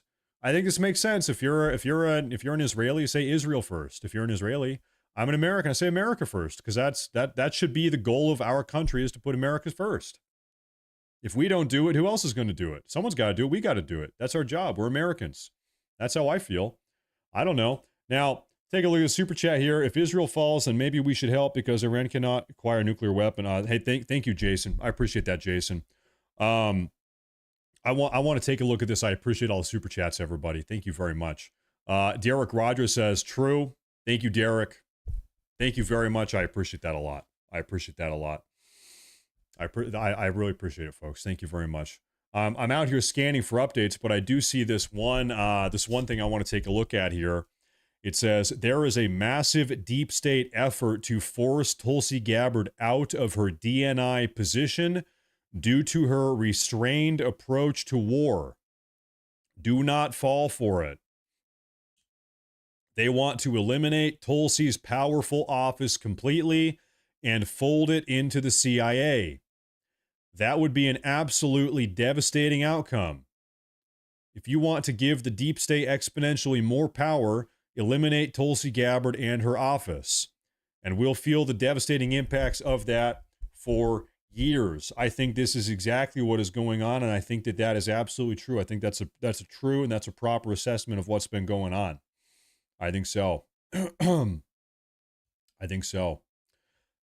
And then I don't think we have any other massive news updates right there, but I'm scouting around. So folks, right now, Trump's national security meeting, council meeting is underway. It is happening actually right this very moment. And the CIA director, John Ratcliffe, is going to be there. Speaking of the CIA, John Ratcliffe is going to be there. This guy is spamming the chat. I'm going to just put that down here for a second. Okay, let me take a look here. This says build and fix with Mooney. Matt, I found your channel the other day. You do a great job covering the news. Really enjoy your coverage. Thank you. I only have one account. That's good. I think one is all you need. I appreciate that. Me too. I only have one account also. Thank you. Thank you very much. I appreciate that. I appreciate that a lot. And also Mature Patriot. Thank you. Thank you very much. I appreciate that a lot. Thank you guys. You guys are very kind. You guys are very nice. Now, I'm gonna flip us back over to our live feed cams from the Middle East. We're looking at Tehran. We're looking at Isfahan. We're looking at Tel Aviv. We're looking at Jerusalem. If I keep looking over there, I'm going to break my neck, but I have another monitor over there. I'm looking at all this stuff over there. So right now we have total Middle Eastern coverage. And I am... Oh, we have something here I want to show you folks. I'm going to read through this here. One moment here. We also have an update from Alex Jones. I want to take a look at the Alex Jones update. 1 second here, though. I need to get my everything set up.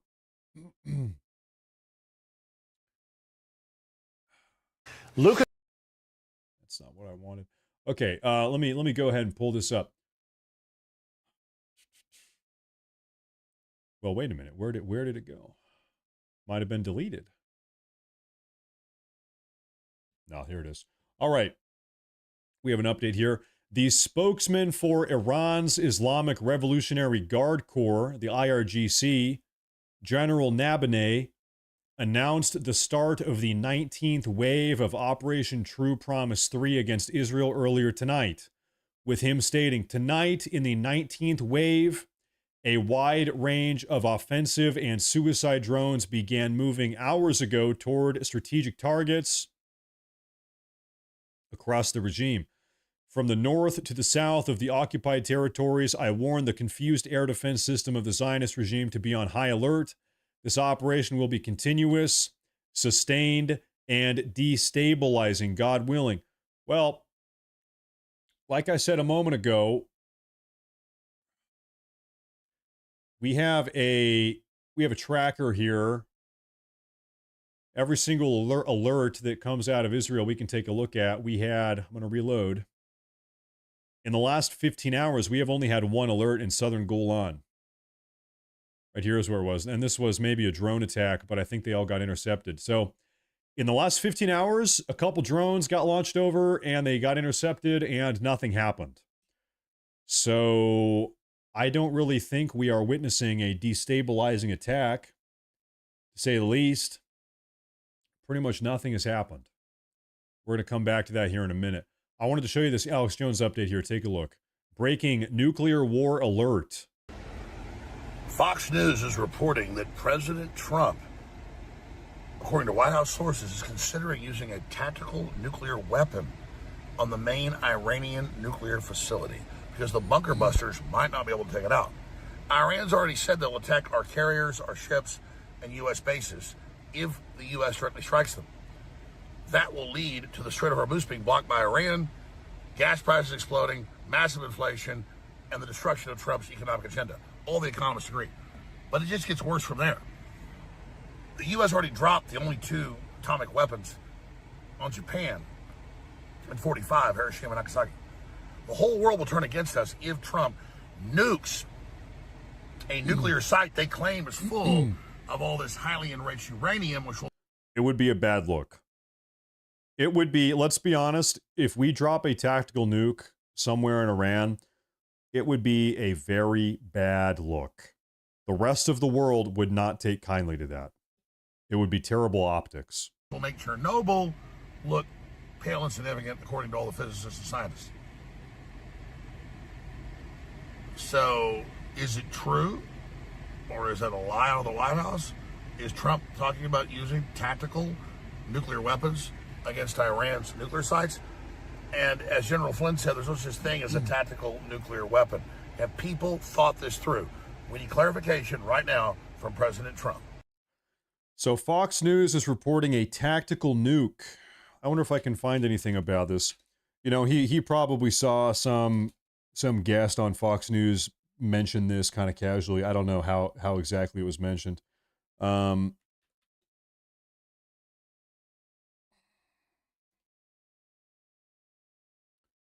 I find it? Can I find anything about this? Oh. All right. Well, hey, we got this was on Jesse Waters, I suppose. By the way, fun fact, Jesse Waters a couple months ago followed me on Twitter. I've never spoken to Jesse Waters, but he actually here, you know, I don't want to brag, but I was checking my followers one day on Twitter and whoops, Jesse Waters. I don't even really know why he did it. Is this it? Okay, I can't find it right now. Anyway, Jesse Waters followed me one day on Twitter. I don't really know why.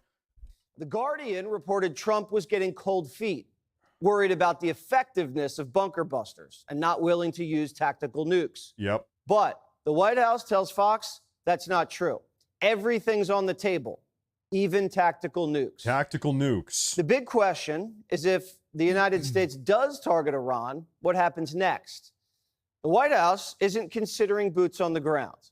Iran's 3 times the size of Texas and surrounded by mountains. The Guardian... So they're talking about tactical nukes. Okay, so I see the comment in the chat. President Trump hates nuclear weapons. There's no way that he's going to do that. The first thing that popped in my head when you said that was the... it's called the trolley problem. Does anybody know this? Imagine there's a trolley, a train, coming down a set of train tracks. And there's a lever in front of the train. And the train, if you don't pull the lever to divert the train, it will kill 5 people. Or you could pull the lever and then the train will be diverted and then kill one person. And so, you know, you could stay out of it and let 5 people die, or you could pull it and then you would be directly complicit. Your direct action killed one person. So it's this whole ethical dilemma, moral problem that people always argue about. And so, you know, in a way, maybe this is kind of what President Trump is thinking. They have a nuke in that bunker. And and the only way to stop them from using that nuke, not that I agree with all of these preconceptions or presuppositions, but I'm just kind of working through. If I don't nuke the nuke, then they will nuke a bunch of other people, killing more people. So even though I hate nukes, I have to use a nuke to nuke their nuke preemptively. You know what I'm saying? Who knows? It's like kind of a funny situation, I guess. I don't know. It's a funny situation. Oh, hey, we're back live talking about Iran, Israel. Get your reaction on this. Reports say that there's been 3 transport planes from China that have flown to Iran since Israel's strikes have began. What do you think those planes are carrying? Any idea at all? And is that maybe a signal that China's trying to get involved in the fight? I don't think China is going to want to try and get involved in this fight. That would be very foolish of them to go toe-to-toe with us, both from an economic perspective and also from a military perspective. There's a lot of speculation about what these flights are. I've been told that they're 747 potentially cargo planes. So it could be that the regime is trying to get some of their, call it, prized possessions out of the country before things really, hit the fan. There also have been reports in the last 24 hours, David, about several planes flying from Tehran to Oman. Oman is very much a trusted partner of the official narrative. This was 2 days ago. China flew a bunch of transport planes over to Iran, landed, and then I think we actually lost our tracking of them. But one of the concerns is that they delivered a bunch of, I don't know, maybe nuclear weapons over to Iran. Who knows? I don't think they would. The official narrative is that this was China offering emergency evacuation for Chinese citizens in Iran, helping evacuate their own people, which I think is probably the most likely. Out those nuclear sites. But yeah, the regime is most certainly running scared, and I think they know their days are numbered. By the way, David, there's not many more of them that are left. The Israelis have killed almost all of the IRGC generals and commanders and a lot of other very influential people. So there's not a lot of them left. There's just 90 some odd Iranian people inside the country of Iran that are yearning for their day wherein they don't have to live under this regime anymore. Yeah, it's pretty remarkable what's been able to happen in just the last 5 to 6 days. And as you pointed out, those nuclear sites, Israel does not have the capabilities to do that. President Trump, we do. The United States military does. Do you think that a different question? Do you think that Israel or President Trump has a plan on who could actually take over the Iranian government, or do you have thoughts on maybe who might be positioning or could be positioned to take over the Iranian government if the regime is destroyed? Well, there's the Crown Prince, Reza Pahlavi, who actually is located here in the United States, and he's been very active in recent years in calling for the Iranian people to rise up.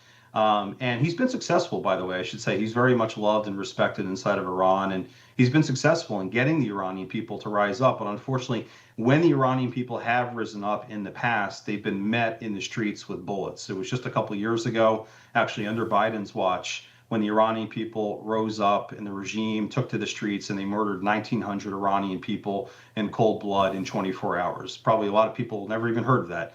But the Iranian people have shown their resiliency.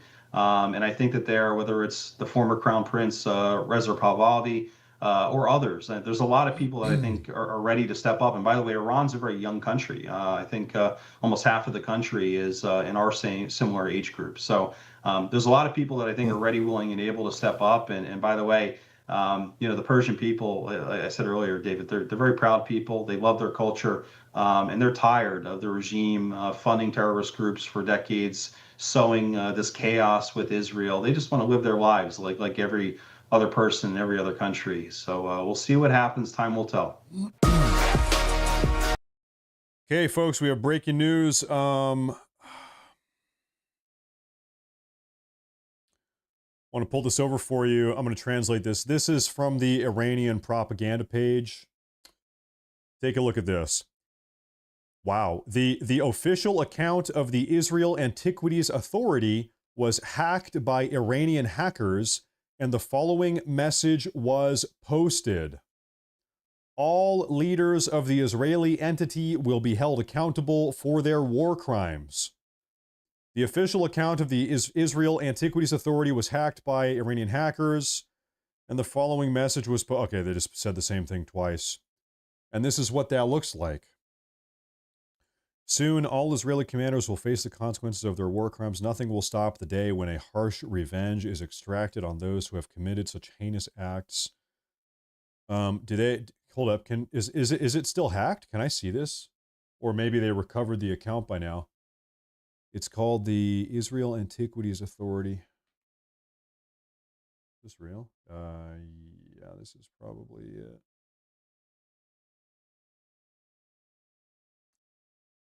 No.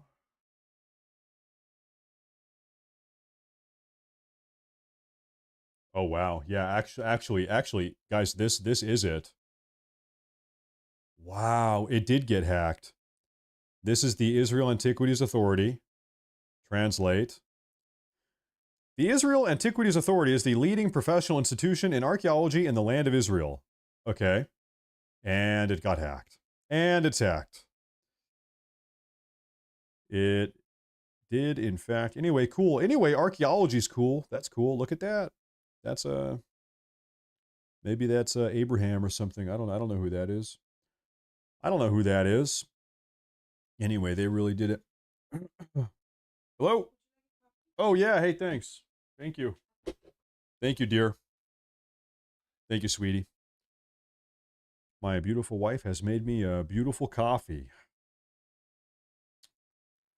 So anyway, it's missiles, it's drones, it's airstrikes, and it is cyber. It's cyber attacks also.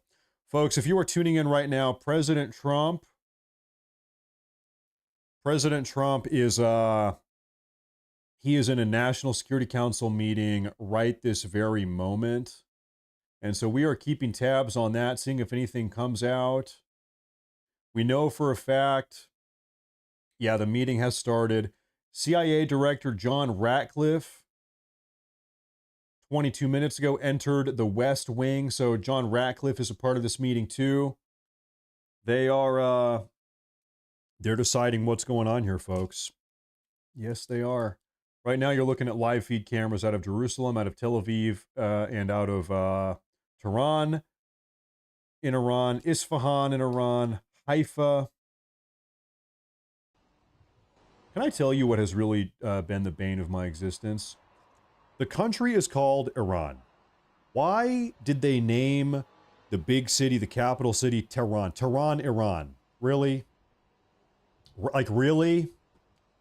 Tehran, Iran. That's like your name being Hitler, and then your top guy is called Himmler. Like, really? This is just, it's just lazy writing. You know what I mean? It's like in Lord of the Rings. You have Sauron, and then his top bad guy is called Sauron Man. Sauron Man, really? Like, this is the, like, come on. It's a little bit lazy. You can come up with another name. Because it rhymes. Come up with another name. You got to pick another name.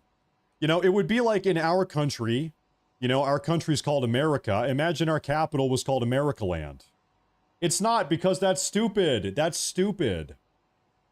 It's called Washington, D.C., right? It's different. You need to differentiate it a little bit. Change it up a little bit. It's just a little bit redundant. Okay. So, folks, we do have an update. I'm seeing a couple minutes ago. There are explosions being heard in Iran's northwestern city of Tabriz. We know where Tabriz is, right up over here. Right up over here. Iran really is just a big, it's just a big country. Undeniably. It really, really is.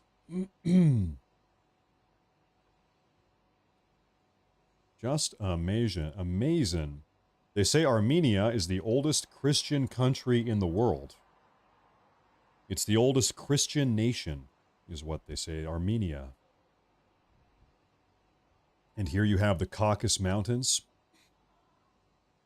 They say this is where Zeus banished Prometheus. When Prometheus stole fire from the gods on Mount Olympus and brought it back down to the humans, Zeus was so enraged that he banished Prometheus. He chained him up on the top of the Caucasus Mountains, imprisoning him. Okay, I'm looking for breaking news updates here. The Caucasus. Thought it was Lebanon. I've always heard Armenia, but maybe that's wrong. Maybe that is wrong. Maybe it is Lebanon. I'm not sure. I've always heard Armenia, though. Every Armenian I've met is cool. I like Armenians, probably. I have no hatred towards Armenians. Let me take a look at this here, though. Maybe I do have an update here. Maybe I've got something to show you guys. Iranian air defenses are active over Isfahan right this very moment in central Iran, with multiple explosions heard in the area. Can we even see anything? This is anti-air. Just anti-air firing. In Isfahan. Isfahan is where are we at? I think I might need to zoom in. Isfahan. I've looked at Isfahan 10 times today. Where's Isfahan? Oops.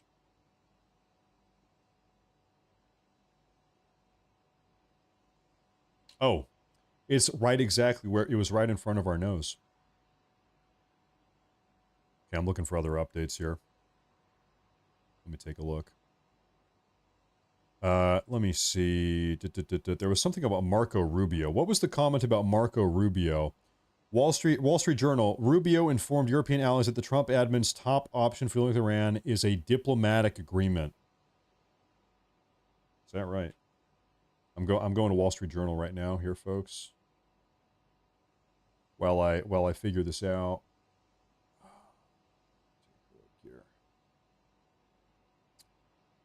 Okay.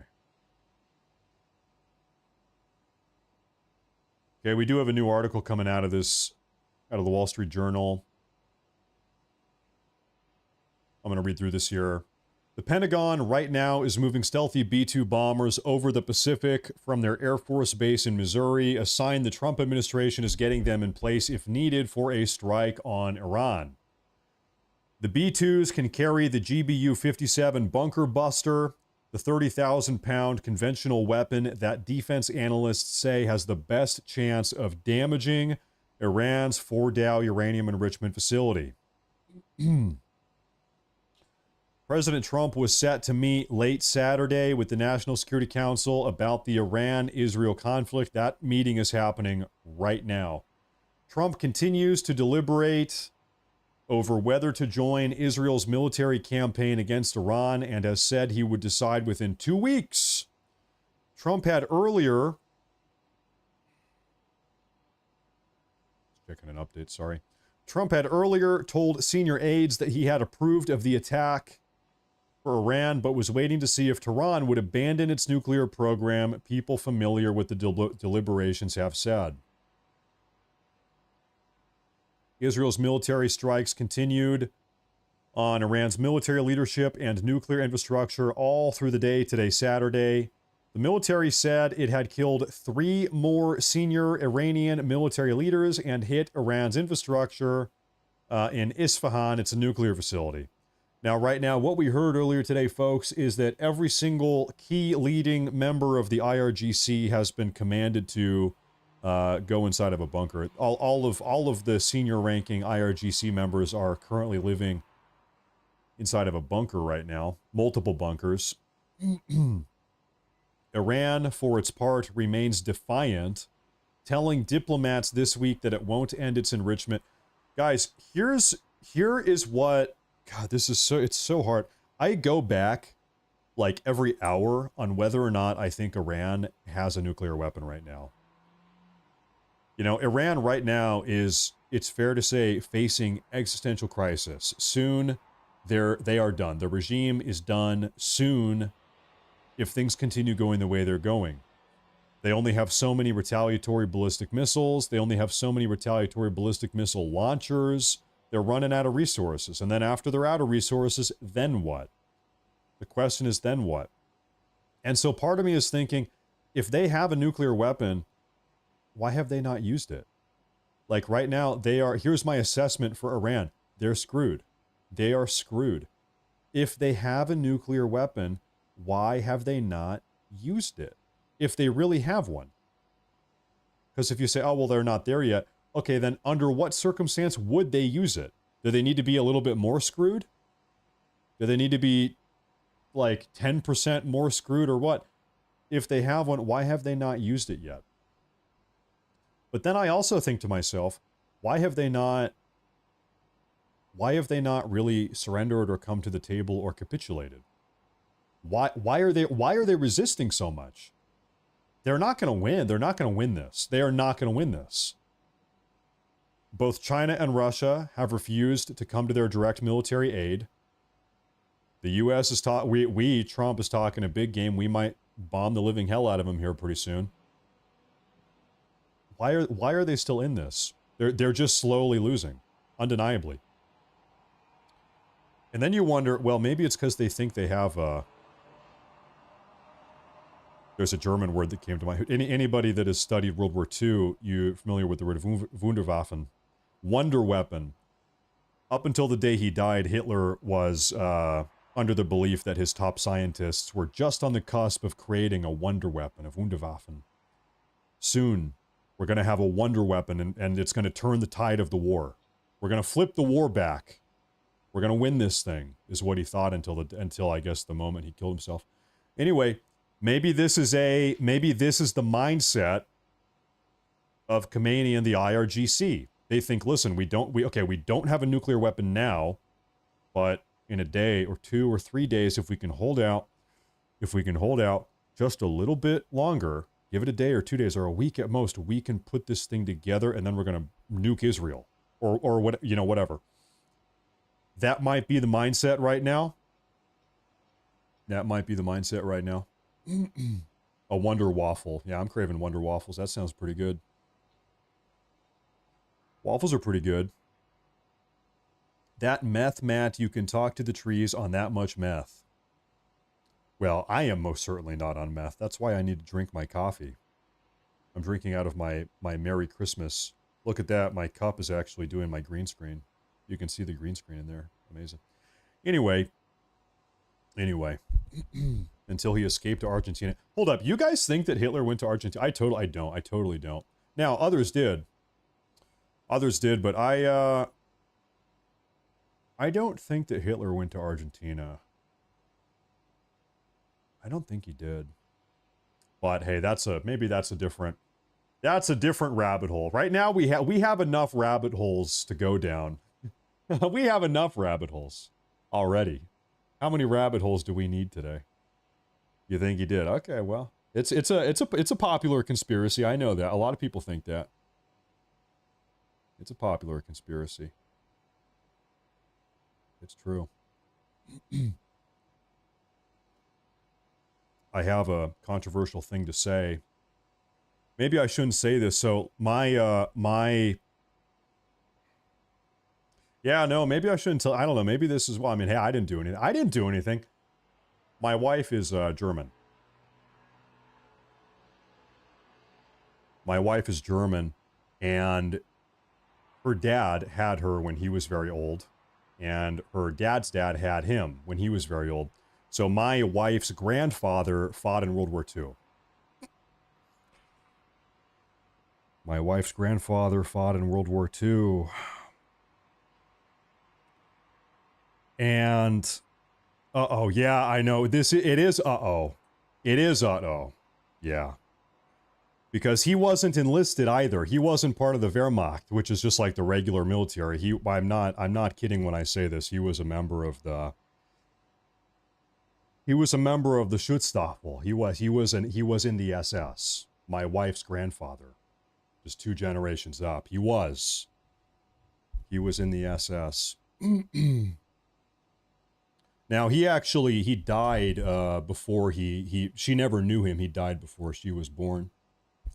He was actually fighting on the, I asked, he was fighting on the Eastern Front, and he actually got shot in the lung in Crimea. He was fighting the Russians, the Red Army. And they pulled him off the front line, and then this must have been in like 1944, I think. Anyway, they pulled him off the front line and then sent him back to Western Germany. No, he's dead. He's been dead a long time. I said that yesterday. No, I definitely did not say this yesterday. I definitely did not. I don't think I've ever said that. I've said this on Twitch a long time ago, but never on YouTube. Hey, I didn't do anything. Anyway, I'm trying to find updates here. That's the way history goes. Oh, hold up. Hold up here. I might have something to show you guys. Do you really think Iran has nukes? Well, if you rewind just like maybe 3 or 4 minutes ago, I kind of like parsed through all of that. I don't think Iran has operational nuclear weapons right now, because I think if they did, I think they would have used them. I think in the last 2 or 3 days, I think they would have used them, considering how this situation is unfolding for them. So if they had them, I think they would have used them, and they haven't used them, so therefore I don't think they have them. But it could be true that they are very close to having them, which is why they have not surrendered. Maybe one of their key motivating factors right now in not surrendering is that they think they will have a functional nuke in the next day or a couple days. That might be another part of it. Now I want to show you guys something here. Okay, 3 Israeli UAVs have been intercepted over the cities of Qom and Tabriz in the past couple hours. Okay, Israeli drones are, where am I on the map here? Israeli drones are being intercepted over the city of Qom. Okay, what is Qom right by? Just a couple miles away. Qom is about 5, 6, 7 miles away from what? From what? The Fordow Nuclear Enrichment Facility. The Fordow Nuclear Enrichment Facility. So it is not surprising to me at all that we have Israeli drones in the area. Not at all. Not at all. Not surprising at all. Now, what do you think? What are all these circles? You see this? Circle, circle, circle, circle, circle. What? Yeah, what the hell are these things?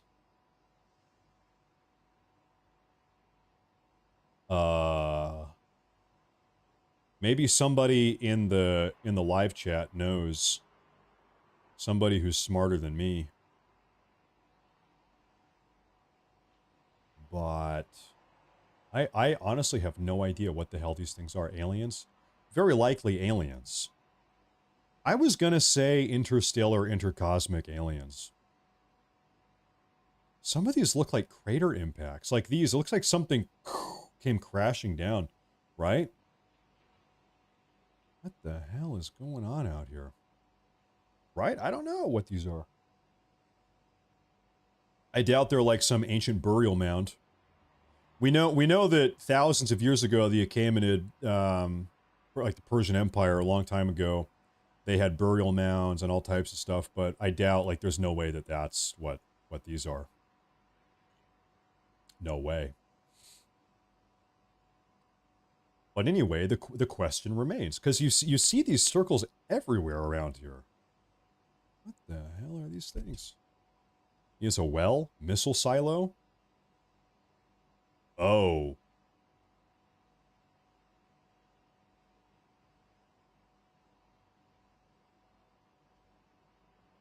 There's no, they're way too big.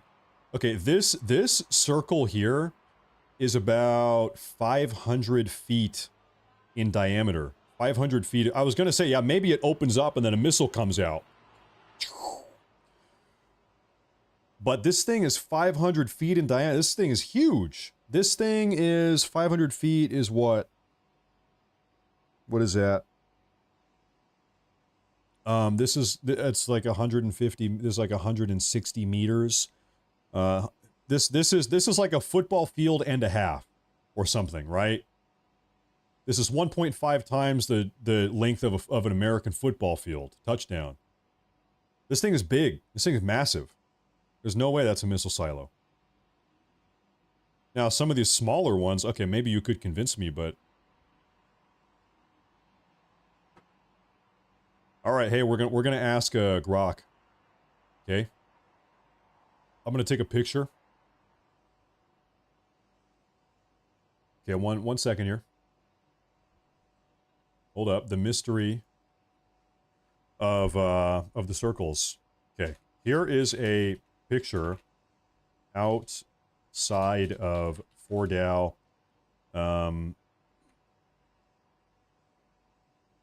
facility in Iran. What are these circles?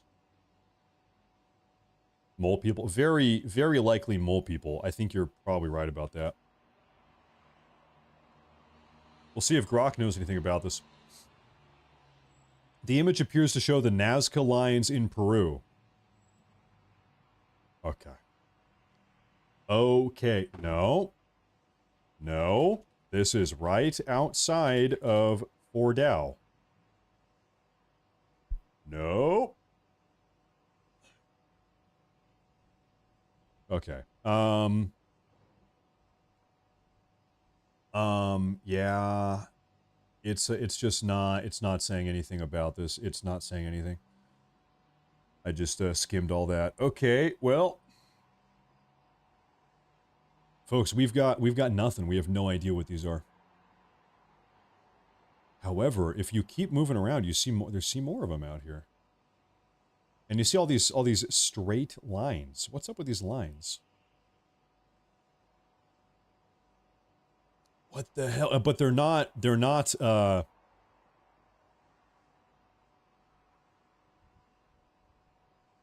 what in the frickin' heck is going on here? You have these straight lines, they're not connected though. And then you have all these little... And then you have, these are right next to these, water collection? You think it's water collection? Shooting range? Kind of looks like a shooting range. Yeah, you're right about that. Defense positions? Well, hold up. Like, what are they expecting? A freaking, like, D-Day style ground invasion? I don't think... What do they have, like... Yeah, like machine gunners up on these things? I don't think so, man. I don't know.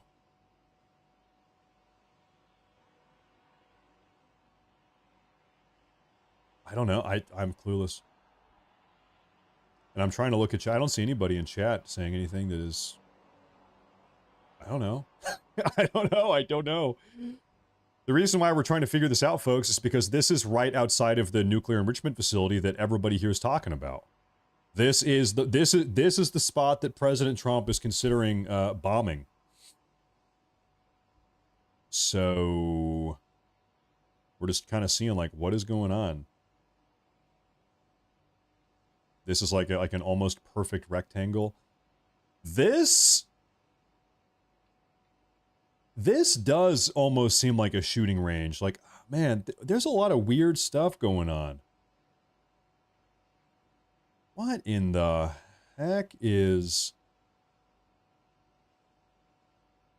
We've got a little white thing in the middle of each of these embankments.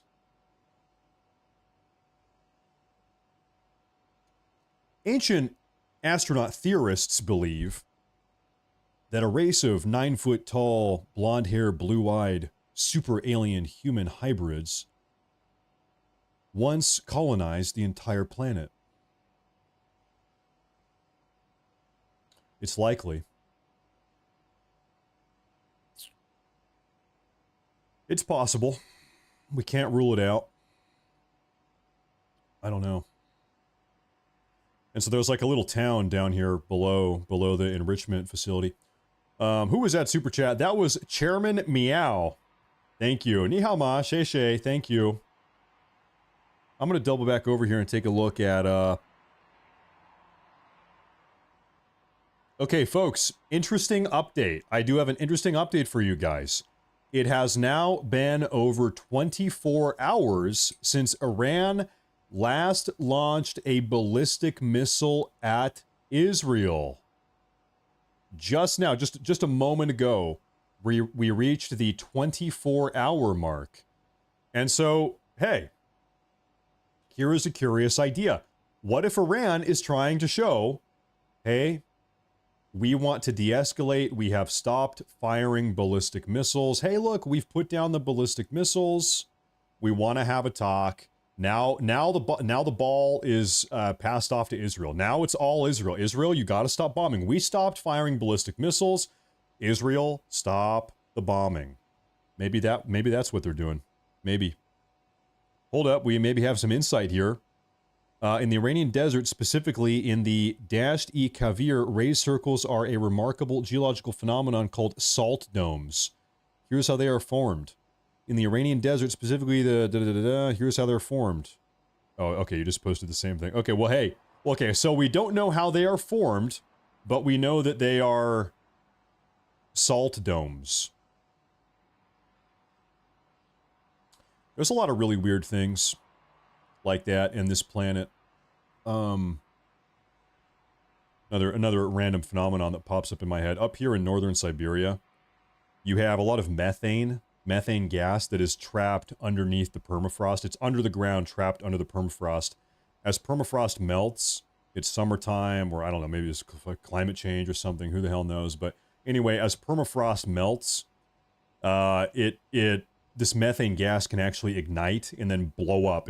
So for the last 10 or 15 years, they've been finding these massive craters.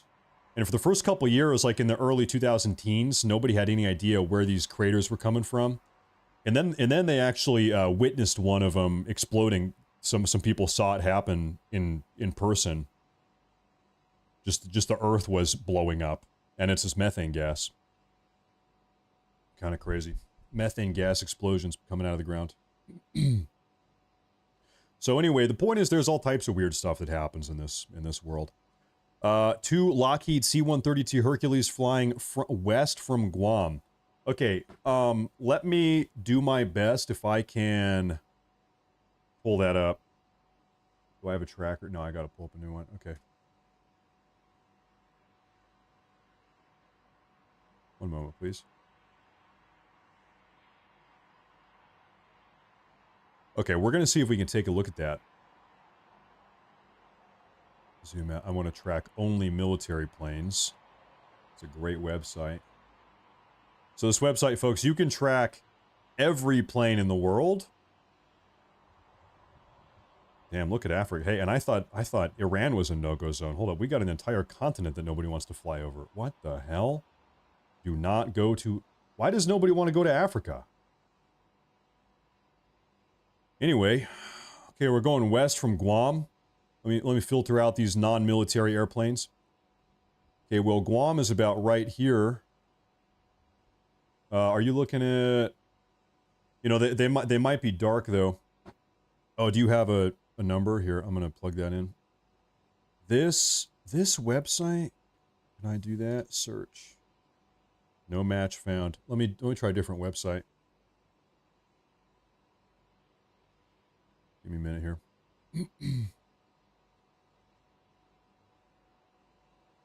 Yeah, I think this is maybe going to work. Oh.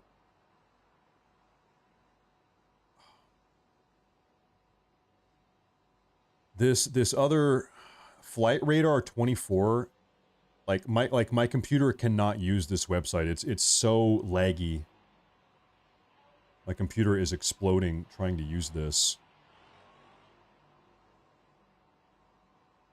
My computer is getting hot. It's like Mossad got a hold of my computer. It's gonna blow. Okay, so can I click show on map? Yep. Okay. Nope. There it is.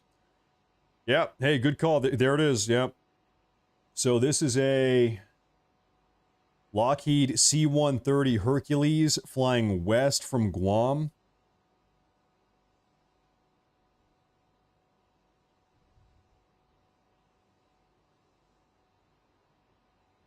And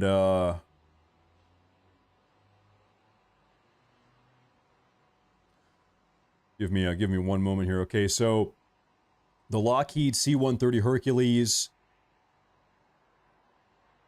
is a, hold on, use a filter to hide some of the planes. Okay, on this website, I don't, oh, filter button. Oh, you have to pay for it. Okay, I can filter other things, but you have to pay for it. Well, here's my thing. Okay, if we can see this plane on the other website, why is this website not tracking it? Anyway, okay, I want to know what this plane does. Okay, the Lockheed C-130 C-130T Hercules is an American 4-engine turboprop military transport aircraft designed and built by Lockheed, capable of using unprepared runways for takeoffs and landings. It was originally designed as a troop, medevac, and cargo transport aircraft. The versatile airframe has found uses in other roles, including as a gunship for airborne assault. So it's just like a big-ass transport plane, pretty much is what this seems like. If you guys want to know what that looks like. Pretty much, it's just like a big-ass transport ship, I think. Well, then you have the question, what in the hell, what are they transporting? This is the #1 most tracked plane on flight radar. Guys, I'm tempted to just man, am I going to do it? Am I going to do it? Should I buy a membership right now? Yeah, I'm going to do it. Okay, I'm going to do it. I'm going to take a 90-second bathroom break. I'll be right back. And then I will buy a membership for Flight Radar 24. And then we're going to track the living hell out of this thing. But here, give me 1 minute. I need a little break first. I'll be right back.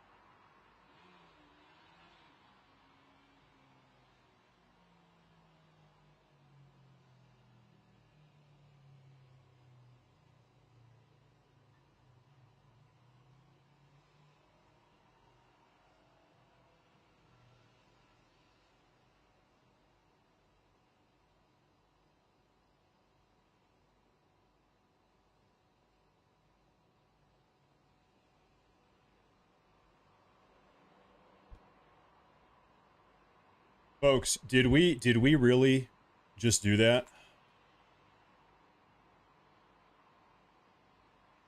Wow. Ladies and gentlemen, breaking news. This is the ultimate news.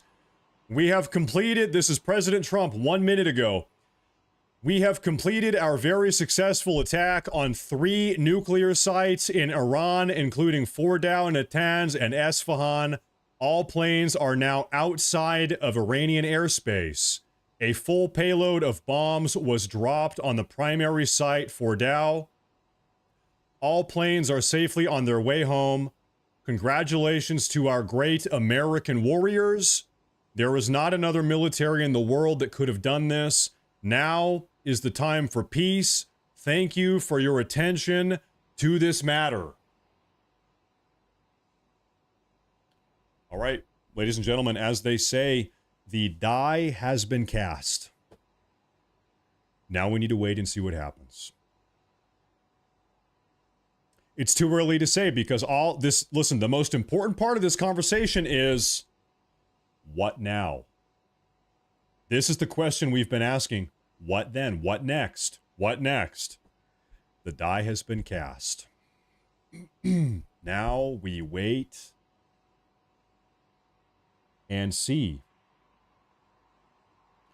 So here's my deal. It is 4:50 p.m. for me where I am. I think I'm gonna have to be here all night. We're gonna have to be here all night, folks. We're not going anywhere. This right here could end up being one of the most consequential moments. Could be never, or it could be totally inconsequential. This could be one of the most important moments in American history. This has that potential, and we need to wait and see. We need to wait and see. So I remember this was about 8 hours ago or 7 hours ago. Whenever I went live today, everybody's talking about these bombs in Guam or these planes flying to Guam, and I said, guys, it might be the case that these B-2 bombers they might not stop at Guam. They might get refueled at Guam and then keep on going and carry out a bomber mission. Everybody said they're just going to Guam to hang out. Well, it seems as if these planes actually. They flew over Guam, got a refuel, and then kept on going. And so now I want to reread this again. We have completed our very successful attack on the 3 nuclear sites in Iran, including Fordow, Natanz, and Esfahan. All the planes are now outside of Iranian airspace. And so, folks, this is why President Trump was in the Situation Room with the National Security Council a little bit earlier today. He just went in about an hour ago. A full payload of bombs was dropped on the primary site, Fordow. All planes are safely on their way home. Okay, so when we say full payload, by the way, a B-2 Spirit stealth plane can carry 2 of these bunker buster bombs. So a full payload, it could mean 2 bombs on Fordow. Presumably it means 2 bombs on Fordow, but what if there were 2 planes at Fordow? At a minimum, we've got 3 planes. At a minimum, 3 planes. I would guess here, 1 bomb Natanz, 1 bomb Esfahan, 2 bombs Fordow. That's the way I read this. 3 planes, 1 bomb for Natanz, 1 bomb for Esfahan, and 2 bombs for Fordow. 4 bombs total. Charles Danger, what the heck? We bombed Esfahan. Can somebody check on Esfahan? I think he's probably fine. He's probably fine. Hey, thank you, Charles. Thank you, Charles. You guys don't even know about this, and I'm not even going to explain, but I would not be here right now doing what we're doing today at this moment if not for Charles Danger in the chat. Everything butterfly scenario comes down to Charles Danger. Thank you for keeping Israel safe. Can I go ahead and read these comments? Wait, did President Trump delete it or what? What happened here? Where'd that go? Here it is. Okay. Okay, I'm reading the comments. You fool, you damned fool, you doomed all of us, is what this guy says. The greatest president of all time. Gulf of America. So much winning. Thank you, President Trump. This is what I voted for. You are Israel's bitch. I regret my vote. Good job. Your legacy is dead. I don't think so. Like I said, here's the deal. The reason why dropping these bombs is so scary is not really because of the bombs themselves. It's because of what could happen next. We don't know yet. We have multiple scenarios here, okay? These bombs could be dropped, and that's the end of it. It's over, and America is never offensively involved ever again. We never have World War III. We never have American boots on the ground. The scary part about this is what happens next. Now, could it spiral out of control and things become very bad? Could. I actually don't think that's going to be the case. I generally think that this is going to de-escalate going forward. But in a way, dropping the bombs is not even the scary part. The scary part is what happens after the bombs. What happens next? And we don't know yet. We don't know yet. These websites are lagging out my computer. But hey, so folks, earlier today, if you were tuning in, we totally called what these B-2 bombers were doing. We called it. If you were here 7 hours ago, we called it, folks. Big time. We got it right. Now, I want to take a look. I'm going to try to take a look around. I'm looking for breaking news updates here. I want to see what's going on. Everybody's talking about this explosion. That's a different thing. President Donald Trump has announced these strikes were carried out tonight by the U.S. Air Force against Fordow and Natanz Isfahan. Here's what I want to do. Can I go ahead and do this here? I think this is a little bit more engaging at the moment. Yeah, we're going to do that. Okay, folks, I'm going to scan for updates. We are going to keep an eye on Jerusalem, Tel Aviv. Update the stream title. I'm going to update the stream title. Yeah, I probably should. Bunker.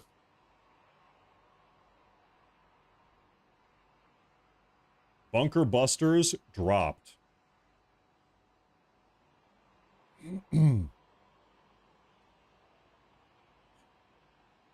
Once again, folks, as of 14 minutes ago, it has been 24 hours since Iran has fired any ballistic missiles. Iran has not fired any ballistic missiles at all in over 24 hours. So this is what I would guess. I would guess that, okay, what is going on in President Trump's mind? In President Trump's mind, he's kind of thinking we can, in a way, I'm going to say this in a very crude way, we can bomb them into submission. These Iranians, man, they're hard to deal with. The Persians are great negotiators. All right, well, we're going to blow the living hell out of all three of their top nuclear sites with $20 million bombs from 50,000 feet up in the air from a $2 billion stealth bomber. And we'll see how they feel about these negotiations after we blow the living hell out of them. That, I think, is kind of the logic here. They don't want to pull back on their nuclear enrichment program. All right, well, we're gonna help them make that decision for them. We're gonna blow up. Oh, hold up. Hold up here, folks.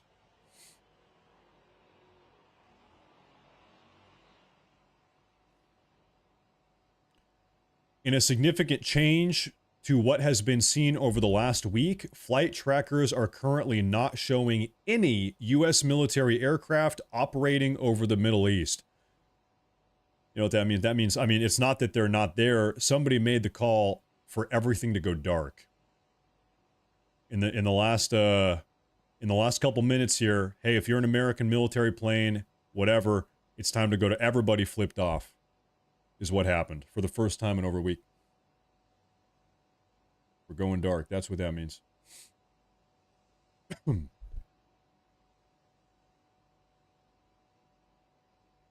looking for updates.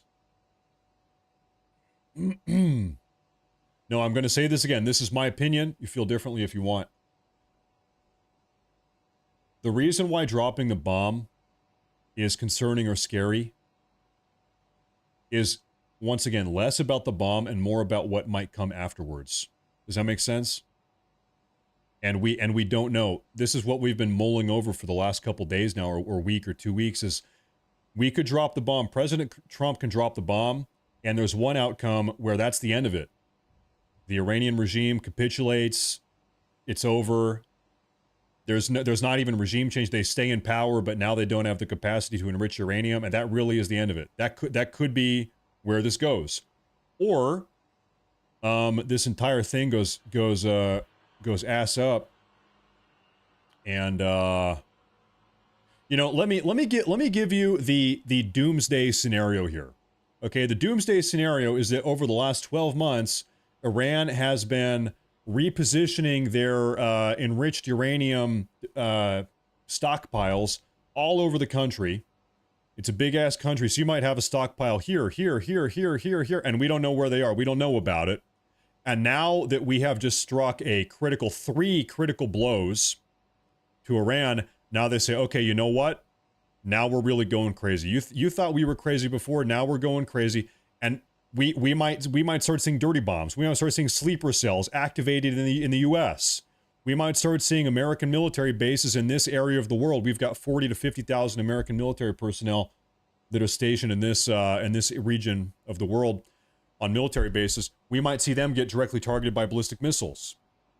So once again, the question is, the determination is, the reason why this is scary is what next? What happens next?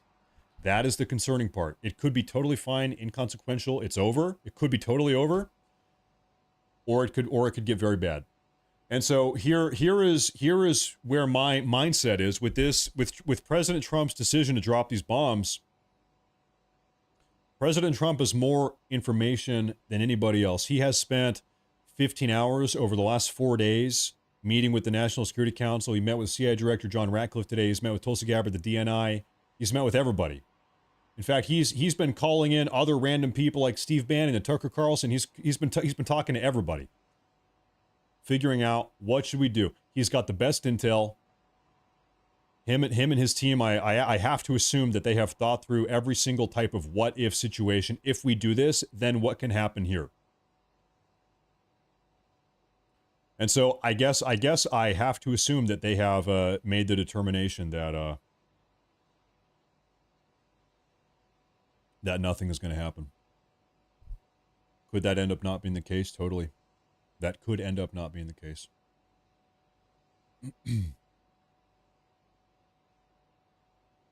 Yeah, people on Twitter are just now starting to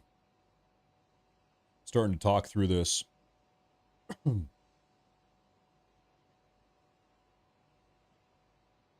People are just now here's what I want to see. I want to see a statement from Khamenei.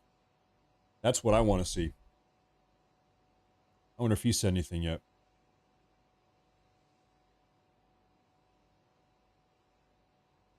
Nothing. The last thing he said was 5 hours ago. That is correct. The bombs have already been dropped. That's right. It seems like President Trump has dropped 4 bombs. That's my guess. It seems like he had 3 planes, 3 B-2 bombers, and a total of 4 bombs were dropped. This is how I read the situation, at least. Seems like he dropped 2 bombs on Fordow, 1 bomb on Natanz, and 1 bomb on Esfahan. And you know what? Why don't I do this?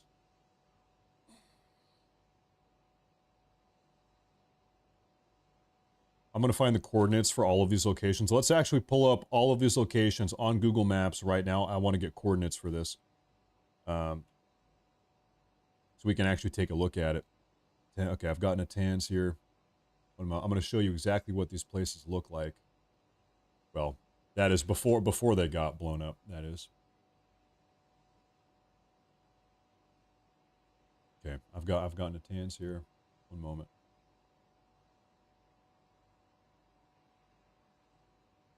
Three different locations. Got to find them all. So much for 2 weeks. It was a feint. It was a feint.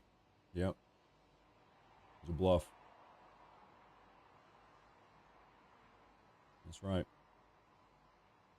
You got to wonder if you had any of the Iranian regime leadership in one of these bunkers. Right? Is it possible that Khamenei was bunkered down in Natanz or in Fordow? That seems incompetent. That seems incredibly retarded. And the reason why is because they all know that these were the targets. So I'm not sure why you would bunker down in the target. But who knows who as an individual, who knows what people were inside of these things.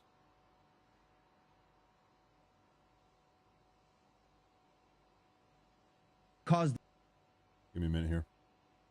There are apartment complexes that are being hit. There are civilians that Matt are being Gaetz. killed. And I think that weighs on President Trump. And it's why the thrust of his statement about this is a call for peace. And if he's able to achieve it, he will deserve the Nobel Peace Prize. Do you think you can actually have a targeted and precise tactical hit here that has enough power in back of it that it actually gets done what you want to get done and just doesn't drag you into did it work, Steve? Now this. Did it work? We Is don't there know yet, reporting right? around? Yeah, is there reporting around the extent to which these mountain facilities were penetrated? I sincerely We don't ask. know how successful these bombing runs were.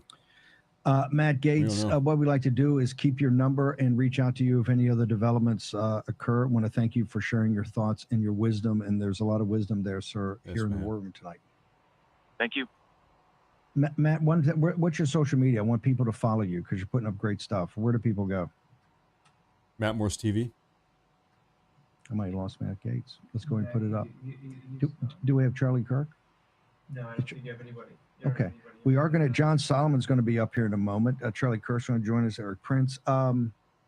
I want to hear Eric Prince. I want Eric We got to wait Prince. for the bomb damage assessment, what actually We need happened. to know if it worked, right? Like, and we'll find out sooner or later here, pretty soon, I would imagine. I defer to the military experts on Absolutely. whether or Absolutely. not that stuff. I don't know that's. Okay, folks, real quick, I want to show you something here. This is the Esfahan nuclear base. Trump just bombed not one, but 3 Iranian nuclear facilities. This is Esfahan. Seems like he dropped 1 bomb here. This is the Natanz nuclear facility. Seems like he dropped another 1 bomb here. And this is Fordow, the one that everybody's been talking about. Seems like he dropped 2 bombs here. This is what it seems like. 3 planes, 3 different planes, and 4 bombs in total. That's what seemed like is going on here, folks. I'm gonna let this play again here. Steve Witkoff about this. I did a huge interview on camera with Steve Witkoff a month or so ago at the White House. The fact of the matter is that the president has been extraordinarily clear. They cannot have a nuclear weapon. They cannot have the means to make a nuclear weapon. That means no enrichment.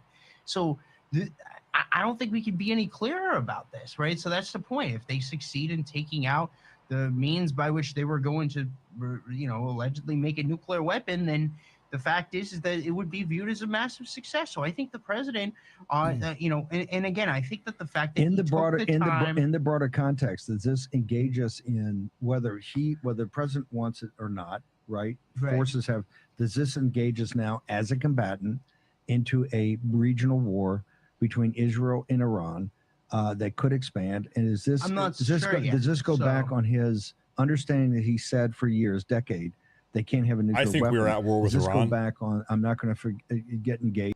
How would you say that we are not at war with Iran? Iran is a sovereign nation. We are a sovereign nation. We just bombed them. It's a little bit different if you're bombing like ISIS or the Taliban, because they don't represent a country. They're a non-state terrorist actor, right? The Iranian regime, this is a country. We are a country. I think we are at war with Iran effectively after doing this, no doubt. Same process that was going on in the Oval Office tonight, as the president made his decision in the Situation Room. I would imagine that he probably went down there I don't know if he did or not. I'm just speculating. But the point is that and this is the process that the president's gone through for the last 10 days, and then he's going to continue to go through. Because I know that he deeply cares about where the people are on these things. He always asks me, whenever I see him, he's always asked me, where's the Breitbart audience at on this? Where's the Breitbart audience? He always wants to know where the people are at.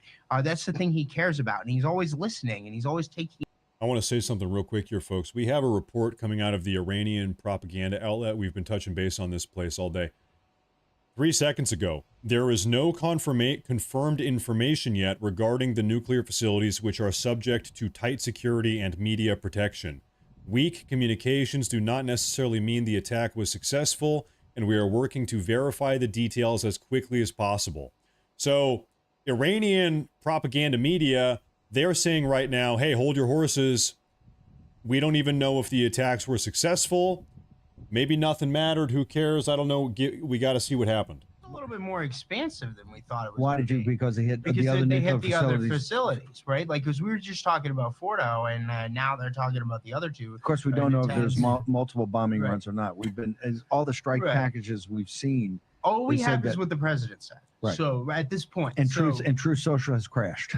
And Truth Social is crashed because I think the whole world is going to Truth Social right Truth now. Social is down. Nunez, Yeah. you may have thought it might right. for nights like night that you needed more servers. It appears that all the airmen are out of harm's way, right? President Trump very specifically gives a hat tip to them and a Bravo Zulu for their performance. Yeah, though that's a really good sign. The first night of this, and it's like I said, we were talking about before. It's like 3:30 in the morning over there. Well, the next sign, Dave Brett, I want to go back to your initial concern, and in fact, in your 3 minutes, where you were trying to tell the president essentially don't do this, right? Your warning was the other troops, the 40 or 50,000 troops in the area. Dave's gone. Yeah, okay. Oh, it just got Boyle. Yeah. Okay, fine, cool. We're cool. I was giving Dave Brett had his big moment here. What about the region? What about?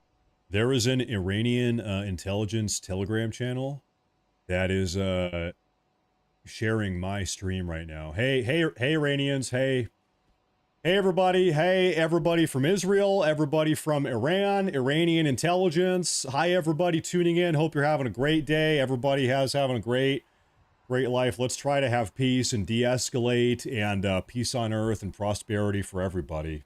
Shout out Iranian intelligence, everybody tuning in right now. Successful, then this is going to go down as a major success for him. Let's say there's, I guess he's not saying that. Somebody's interpreting what he said. That's what we have to say. We haven't seen the bomb damage assessment, although. Right. Well, this is and again, it's going to be. Oh no, I think he's linking that. By the way, Charlie Kirk just sent this out, and he just sent this to me as well. He says, Iran gave President Trump no choice. This is from Charlie Kirk. Yeah. Iran gave President Fordow is Trump gone. No choice. For a decade, he has been adamant. President Trump has just reposted another thing here. President Trump reposted open source intel. Folks, Fordow is gone. Reposted from President Trump himself 18 seconds ago. There's the breaking news. If that ends up being true, that's going to be that's a big This is going to be big. So, again, we don't know what we don't know. We do know what we do know. Yeah. The one thing I would say is that this is just a definite major escalation. The United States has taken a huge step here with President. So here's the deal. Okay, let's try to break this down. I'm gonna start yapping instead of having these guys yap. President Trump has decided to take a gamble that Iran does not have a serious capacity to retaliate. Right? They've been weighing out the options. It's a gamble whether or not to carry out these strikes. President Trump, with all the intel he has from his entire American intel community, has decided that this is worth doing. That the risks, just justify carrying out this action. So we talked about, okay, what are potential risks? Iran could effectively shut down the Strait of Hormuz and shut down 20% of global oil and LNG trade. Okay, 20% of global energy trade, at least oil and LNG goes through this strait right here. That would cut off Qatar. That would cut off Saudi Arabia, Kuwait, Iraq, maybe Oman to a certain extent, UAE, Dubai, and also Iran. So a lot of countries get a lot of energy through this. So anyway, Iran, if they're pissed off, they could try to shut down the strait. That would have catastrophic global economic consequences. Another option here is that Iran maybe hasn't been going all out against Israel. Maybe Iran has more powerful ballistic missiles, faster ballistic missiles, super hyper gigasonic ballistic missiles that they haven't been using. Maybe they have a different type of warhead. Beyond the delivery system, the type of ballistic missile, they might have bigger warheads or dirty bomb warheads or maybe even nuclear warheads that they have positioned outside of Iran, elsewhere hidden in the countryside at locations that are unbeknownst to us, that now they say, okay, you know what, President Trump, you are bombing our nuclear facilities? All right, we're going all out. If you're going to start taking out our key infrastructure, now we're taking the gloves off. That might be another part of this. So the big concern is, what is the retaliation? It might be that Khamenei says, all right, you know what, enough is enough. It's over. All right, we kind of surrender. You know what? Hey, Khamenei here, I'm going to do whatever you want going forward as long as I get and stay in power and keep the regime going. We'll work with you, whatever oversight you want. We will tear down all of our nuclear enrichment programs, whatever, as long as I get to stay alive and keep power in my country. That might be the situation. which is, as far as we're concerned over here in the West, that might be the best case situation. Total de-escalation. Or things could get worse. People are talking about domestic terror cells in the U.S. or in Israel or in Europe, right? We've had an open border for the last 4.5 years or 4 years during the Biden era. We had 21 million people show up in the country, okay? All it takes is a couple dozen or just a couple, radical IRGC agents and something bad happens, God forbid. Who knows who's snuck in the country? I worry that Islamic terrorists are in our country will start attacking us from within. I think that's a fair worry. I think so. Like I said, Trump has all the intel. He made this decision. I guess all you can do is trust the decision making. They are talking about the attacks on 3 nuclear plants on Fox right now. Okay, I'm gonna try to pull up something here for you guys. Trump is going to speak at 10 p.m. Eastern.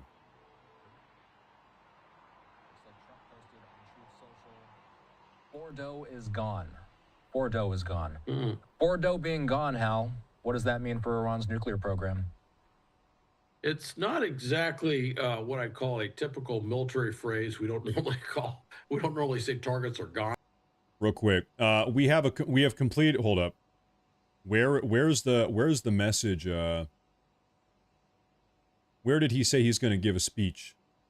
When is he doing the address? I heard 10, but I want to have a confirmation. 7 was dropped. It could have been several. Could have been a couple planes. I think each one can carry 2. And so if 4 GBU-57s, those massive ordnance penetrators, were dropped with the precision that is incumbent with those particular weapons, and certainly the B-2's capabilities, 10 p.m. Eastern. 10 p.m. Eastern. Do a thorough job. Trump is addressing the country in 1 hour and 45 minutes. I'm assuming he must have got some intelligence. We probably had a lot of things looking at that site, shall we say, and he got confirmation that they had effect on target, and that's the way he says effect on target is that Fordow is gone, which is another way of saying it's no longer a concern. That was the biggest one we were concerned about because the Israelis couldn't do anything about that. He said it's gone. I'm going to be kind of curious to hear what exactly was done at the other 2 nuclear sites. By everything we know, they had some capabilities, some facilities that were underground. I don't know if it would require a GBU-57 to take those out, but certainly that would do quite a job. By the way, those things are not, these are very smart bombs. They don't all have to go down to 200 feet to penetrate. If there's a bunker, it's 100 feet down or 50 feet down, the bomb can be adjusted to get effect on target with that. And so we may end up seeing some texts or tweets, whatever you want to call those, This is something that I think is concerning, okay? Most certainly, we can say this as a matter of fact, Iran has not gone all out yet. We know that is a fact. And I can say that confidently because we've all been told that Iran has uranium that is enriched up to 60% at a minimum. Maybe it's even higher than that now. Iran has not started popping off dirty bombs. We know they can make dirty bombs. These bunker buster bombs that President Trump just dropped is predicated on the idea that Iran is close to or already has a nuclear bomb. They've got dirty bombs at a minimum. They can make that easily. They already have sufficiently enriched uranium. Iran has not started popping off dirty bombs. We know they can, okay? We know they have been able to. So, this is one of the concerns. Do we start seeing Iranian dirty bombs or things of that nature? That's a valid concern. It does tell you how people are kind of, leaning forward and on their, basically concerned about what Iran has or doesn't have. At this point, I can tell you this, based on that Iran does not have a capability to use any of those cylinders with their 60% enriched uranium for anything. One thing will be interesting is to find out there you have it, how much residual radiation is in that area. Now, those things are really deep, and everything I've seen from the targeting standpoint would indicate that the radiation would be very localized to that site, wouldn't be that much. Same with the other sites. It wasn't really assessed that the radiation would be that big. By the way, I should mention, Isfahan is a little bit different. Thank you very much. I appreciate that. That is not a uranium enrichment site. That was actually a heavy water site. And out of that heavy water process, the byproduct or the product of that is plutonium. And of course, plutonium can also be used to make a nuclear bomb. So that's a little bit different site, and it does tell you just how broad the program was that Iran was pursuing, that they were enriching uranium for a nuclear device with uranium. They also had a place that was producing plutonium for a device using plutonium. So they were, pardon the expression, kind of hedging their bets in the nuclear weapons development area. Al, getting more clarity on when the president will address the nation. Caroline Leavitt, the press secretary, says 10 Eastern time. So we'll expect in about an hour and 40 minutes the president to address the nation on these strikes. Dirk Bailey. We've been hearing from Iran's supreme leader. Thank you. He's been threatening the U.S. if the U.S. gets involved in this. Keep in mind, President Trump did not decide to kill Khamenei. He totally could. He could if he wanted. That was not his decision. President Trump, to his credit, has been very, very clear for 10 or more years. Iran cannot have a nuclear weapon. They did not agree to that, and so he bombed them. Now, a lot of people are talking about regime change. Israel wants regime change. Netanyahu wants regime change. President Trump, I don't think, cares about regime change at all. In fact, it seems to me like President Trump is totally okay with Khamenei and the Iranian regime maintaining control of the country. I don't think he cares about that. As far as he's concerned, they just can't have a nuclear weapon. And his attack just now reflects that, right? Most nations obviously were very concerned about that too. So that's one of the fears. The other big fear in terms of traditional military application is the Straits of Hormuz. That is that strait that basically is how they exit the Persian or Arab Gulf into the Indian Ocean. Obviously, a phenomenal amount of gas and oil moves through that strait.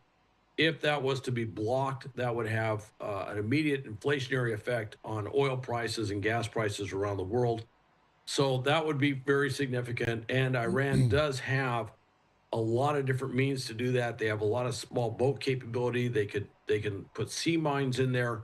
Obviously, they have a lot of drones and other things they could use to really kind of cause some issues that would be really actually bigger than what we see with the Houthis in the Red Sea and the Bab el-Mandeb Strait and the problems that we've seen out there. So that's the other thing. And of course, the third one is using their axis of resistance.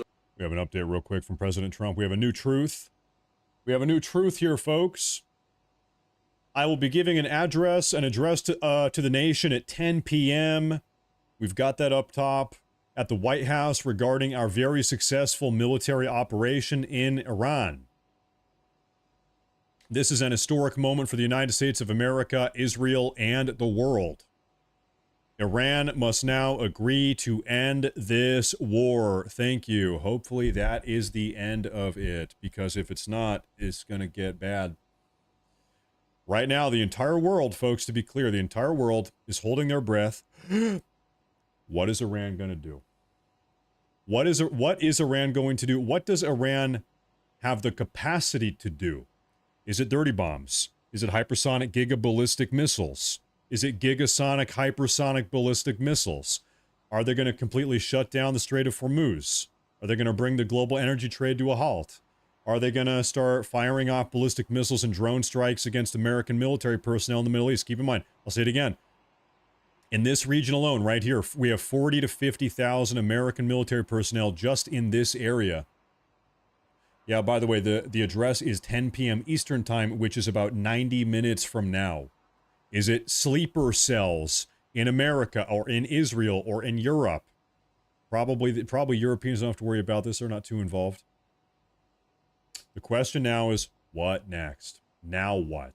Is to have a ready response package should the Iranians, shall we say, go to sea to do what I just talked about. That I would imagine that you might see the next phase of this hitting a lot of different targets in perhaps southern Iran, around Bandar, Abbas, and some of those other areas where that capability would be launched from to basically cork up the Straits of Hormuz.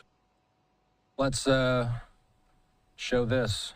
We just saw another post from President Trump. Yep. He says, I will be giving an address to the nation at 10 about p.m. 90 minutes Eastern from Time now. at the White House regarding our very successful military operation in Iran. This is an historic moment for the United States of America, Israel, and the world, he says. Iran must now agree to end this war. Thank you, says the president. So we have a super chat here from Elias Inser says, hi, bro. If you think Iran is going to block Strait of Hormuz, watch Operation Praying Mantis. This was on the Reagan era. So this is what people are speculating they could do. We know Iran has underwater aquatic landmines. We know they have some amount of submarines. We also, this is something that people have talked a lot about over the last couple of days. Iran has a big merchant vessel fleet. They could just bring these ships out into the strait and scuttle them and blow them up. So you have just... You turn the Strait of Hormuz into just a big trash heap of smoldering boats.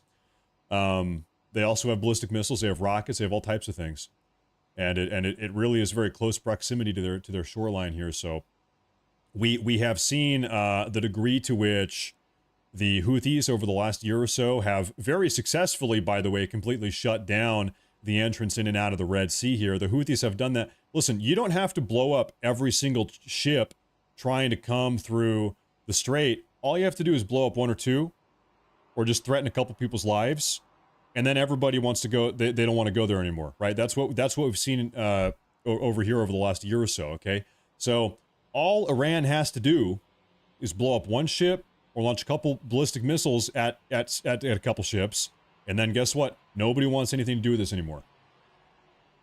It doesn't take a whole lot. And politically. Generally speaking, when a country's attacked, there's a rallying around the flag, shall we say, of the body populace that will say, the nationalism will take over. Israel's been working on this really, really hard from a psychological dimension. They've been working on this for years to try and come up with when this ever happens, to deal with the sheer amount of hate and discontent within the Iranian people towards the current regime, and to try and mitigate that normal patriotic fervor, if you will, that happens when they're attacked, to say, hey, look, now's your time to overthrow this regime that you really hate.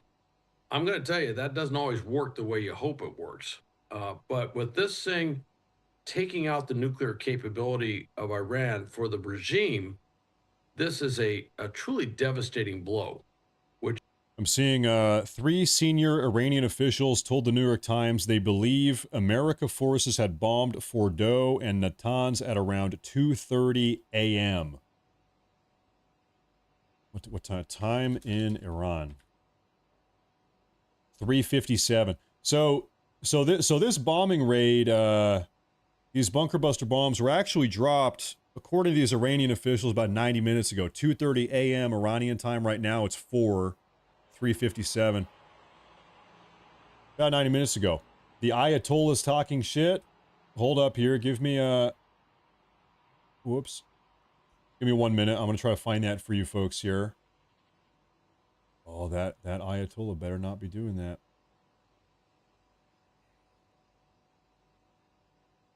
What's he saying? No, he's not saying anything. He hasn't posted anything at all. He's got nothing yet. He's got nothing yet.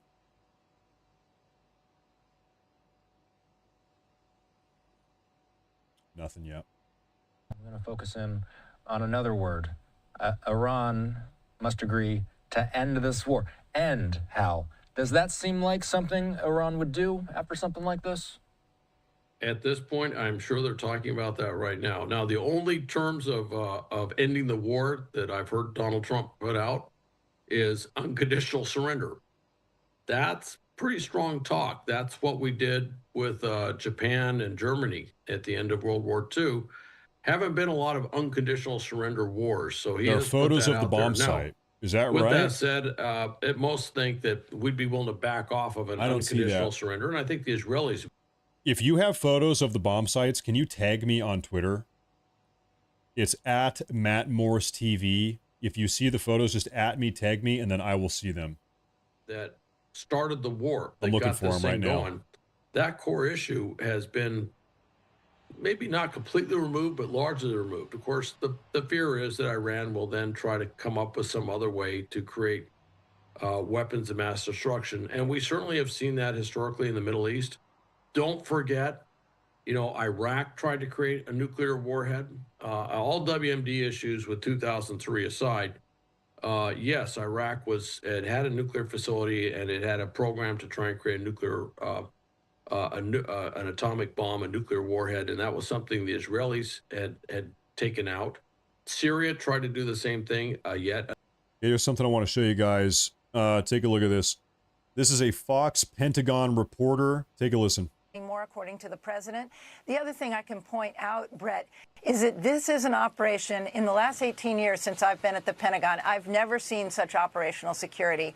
There was nobody speaking about this, any of the preparations. There was a complete lockdown, almost a blackout of information for the last few days. I'm sitting here in the Pentagon right now. I can tell you the hallways are empty, and all of the information is coming right now out of the White House. That is a significant achievement because there were no leaks about the timing. Now, sometimes I think those who, a lot of the flight trackers, the open source intelligence flight trackers, that flight radar did indicate some of when the B-2s took off from Whiteman. Yep. But again, nobody really expected that it would take place this evening. If you looked at the moon schedule, you might have had a clue because it was a waning crescent and almost a new moon on the 25th. So it would have been very, very dark over Iran tonight, and you need that in order to bomb. That's the ideal condition for something like a B-2 that is, yes, it's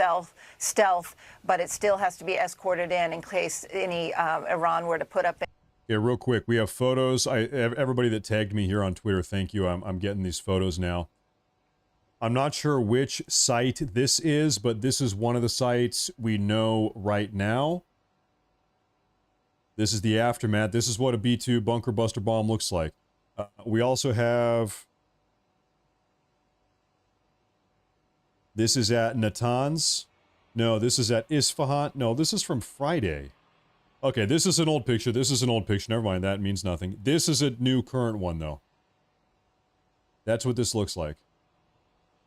Any planes or there were any opportunities to fire on those B-2s, which are such valuable no leaks, no leaking. And very, very special planes. Only the U.S. military has this kind of weaponry and this capability. No other country in the world could have carried off what occurred tonight at those 3 uranium enrichment sites in Iran. Yeah, Jen, you're exactly right on the operational security here and the fact that there were obviously some red herrings, and in a world where decisions are made and the world digests the decision even before it's made because of social media and everyone's watching everywhere, this was a pretty amazing operation. Okay, folks, we have a video allegedly of Fordow right now.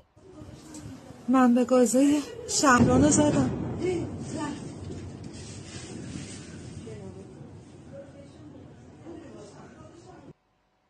This seems way too,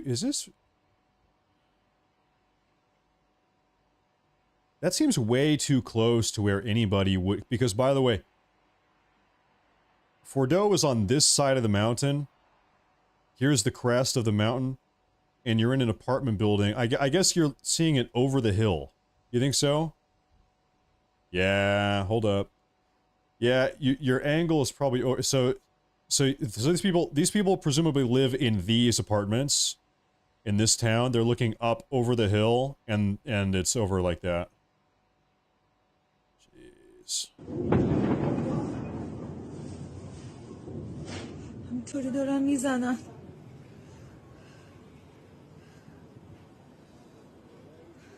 ما چه گناهی کردیم تن بدنمون باید بلرزه.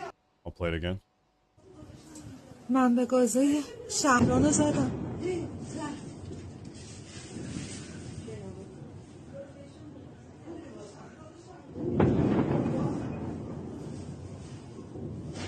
همطوری دارن میزنن.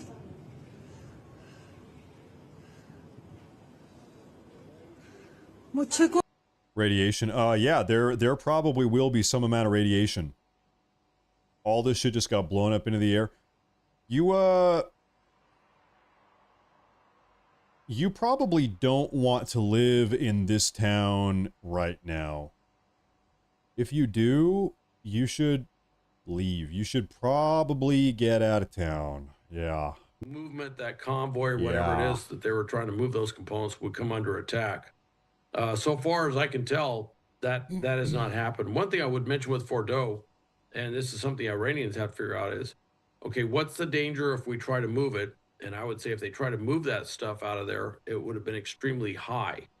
Once they brought that stuff to the surface, I would be surprised if it wouldn't be immediately engaged once Israel had identified that. That's a good point. As whatever it was. I think, okay, so Israel started their bombing 8 days ago. I don't think the Iranians could have moved any sensitive material out of Natanz, Fordow, or Esfahan at any point in the last 8 days, because the Israelis have been hunting it night and day with their Air Force and satellite imagery and everything. Now, if the Iranians had the precognition to move this stuff prior to 8 days ago, then it's possible they still have stuff all over the country. But I think the last 8 days was pretty much on lockdown. Now, we have an update from Tim Sheehy. I like Tim Sheehy a lot. He says, the right decision. Iran had every opportunity to give up their nukes. To the naysayers out there, this isn't starting a war, this is ending one. Iran has been at war with America for 46 years. The Iranian people should rise up and put an end to this murderous regime. I really, really hope, sincerely as an American, I sincerely hope a year from now, or 2 years from now, posts like this don't seem moronic. I hope 2 years from now we are not at a war. We're not in a war with Iran or some. I really hope this does not spiral out of control. That's my concern. I've been paying attention. I know what happened in Iraq. I know what happened in Afghanistan. I know what happened in Syria. I know what happened in Libya. We have a very bad history of involvement in the Middle East and regime change, and then what comes next, and destabilization of the region. This gave way to ISIS. They're genociding Christians, chopping people's heads off. I really, really hope this does not spiral out of control like we have seen 4 times in the last 22 years. I pray. I'm praying. Literally, I'm praying that this does not get out of hand. I hope this is the end of it. Because of the sheer distance from Israel. They're down in southern Iran, which is very difficult for Iranian fighter bombers to get to. However, for U.S. aircraft carriers that are sitting off the coast, aircraft carrier, naval aviation, if you will, yes, that could probably get in there and hit those things. So I'll be listening to basically those 2 main things, but also, with the last one, the intent, which is what are we ready to do should Iran choose to do whatever Iran chooses to do. So, and by the way, I'm getting in some reporting here, reading from the AP. Trump has said that B-2 stealth bombers were used, but they have not yet specified which types of bombs were dropped. The White House and Pentagon did not immediately elaborate either. So presumably we'll... Oh my God, what if he dropped nuclear bombs? Oh man, because this is something they were talking about a couple days ago, that President Trump wasn't sure if the MOP 30,000-pound bunker buster was going to be strong enough. We don't even know what type of bomb this was, folks. What if this was a series of tactical nuclear bombs? We don't know that yet. Reinforcement for Israel. And so that's where they're at. And potentially some air defense for some other things in that region, but primarily there. In the Persian Gulf, in the, and I shouldn't say the Persian Gulf, but I should say... Thank you, Joe. Thank you, Joe Steele. The Indian Ocean, Thank you. if you will, south of Iran. And also Ruby. What you're looking Ruby. at is a couple of aircraft carrier task forces. I believe the second one is probably folks. In place now. I'm sure that would have been part of the planning. I know they were steaming out there at a fairly fast rate. So that's in place. So you have those 2 aircraft carriers. We've got something coming out of the Iranian propaganda outlet here. Take a look at this. Urgent. Deputy Political Director of the Islamic Republic of Iran broadcasting IRIB live. Iran has evacuated 3 nuclear sites for some time.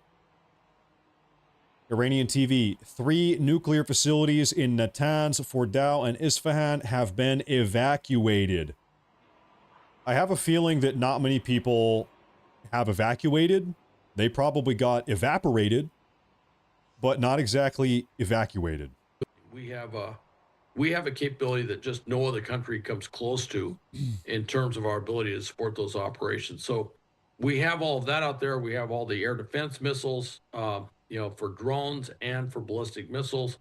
And we're probably coordinating with all of our Middle East allies, particularly those between Iran and Israel, to keep all their air defense capabilities ready. Another breaking news update. That video that I showed you guys is actually an old video from years ago. That video is fake news. Still, we have no photos or videos of any of these attacks. That was a fake news video. They did attack Al-Assad Air Base with ballistic missiles some years ago. So that's a real threat.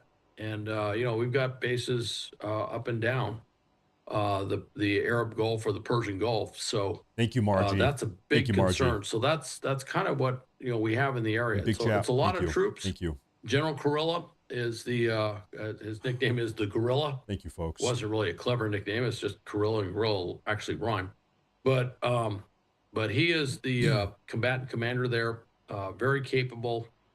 He has definitely taken a lead on this, from what I gather. He is a focus of effort, and he has a lot of forces at his disposal. And one of the things that, one of those carrier task forces was actually pulled out of the Indo-Pacific. That's a very important region, for the U.S. strategically speaking. So it gives you an idea of just how much resources, or how big the resources are that are being put under his command while this thing is underway. What are you going to be listening for whenever we eventually hear from Israeli officials? What are you going to be listening for from Benjamin Netanyahu eventually? I'm going to be listening for whatever he says. I'm actually kind of curious where. There's no way this is real.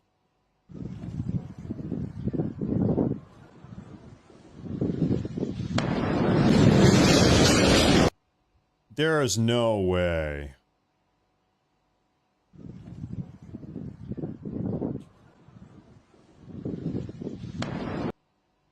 There's no way. Can anybody confirm this? I'm not seeing this video.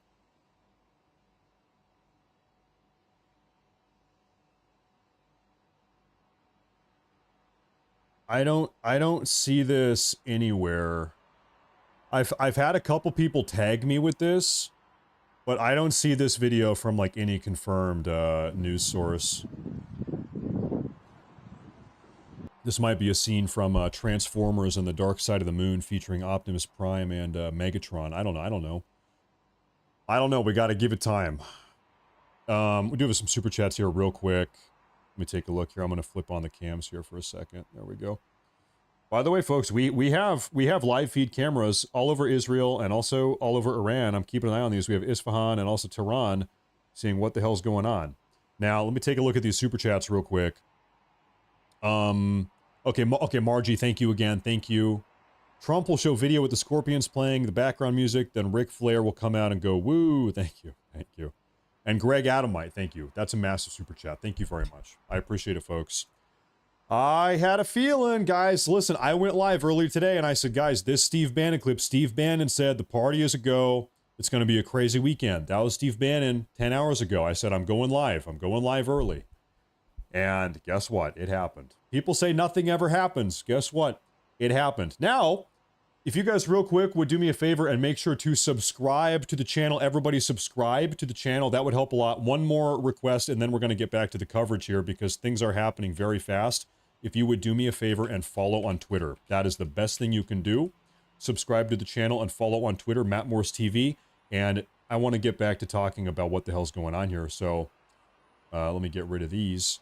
What is going on? B-2 bombers into airspace controlled by Israel without letting Israel know that they're coming in. I mean, they may be stealth, but we don't want to see any mistakes made. I mean, that'd be the worst situation in the world is if we had what we call a blue on blue thing. If there was a friendly fire incident where the Israelis accidentally. Okay, this guy here on Fox is talking about the Israelis not knowing about this B-2 bomber attack.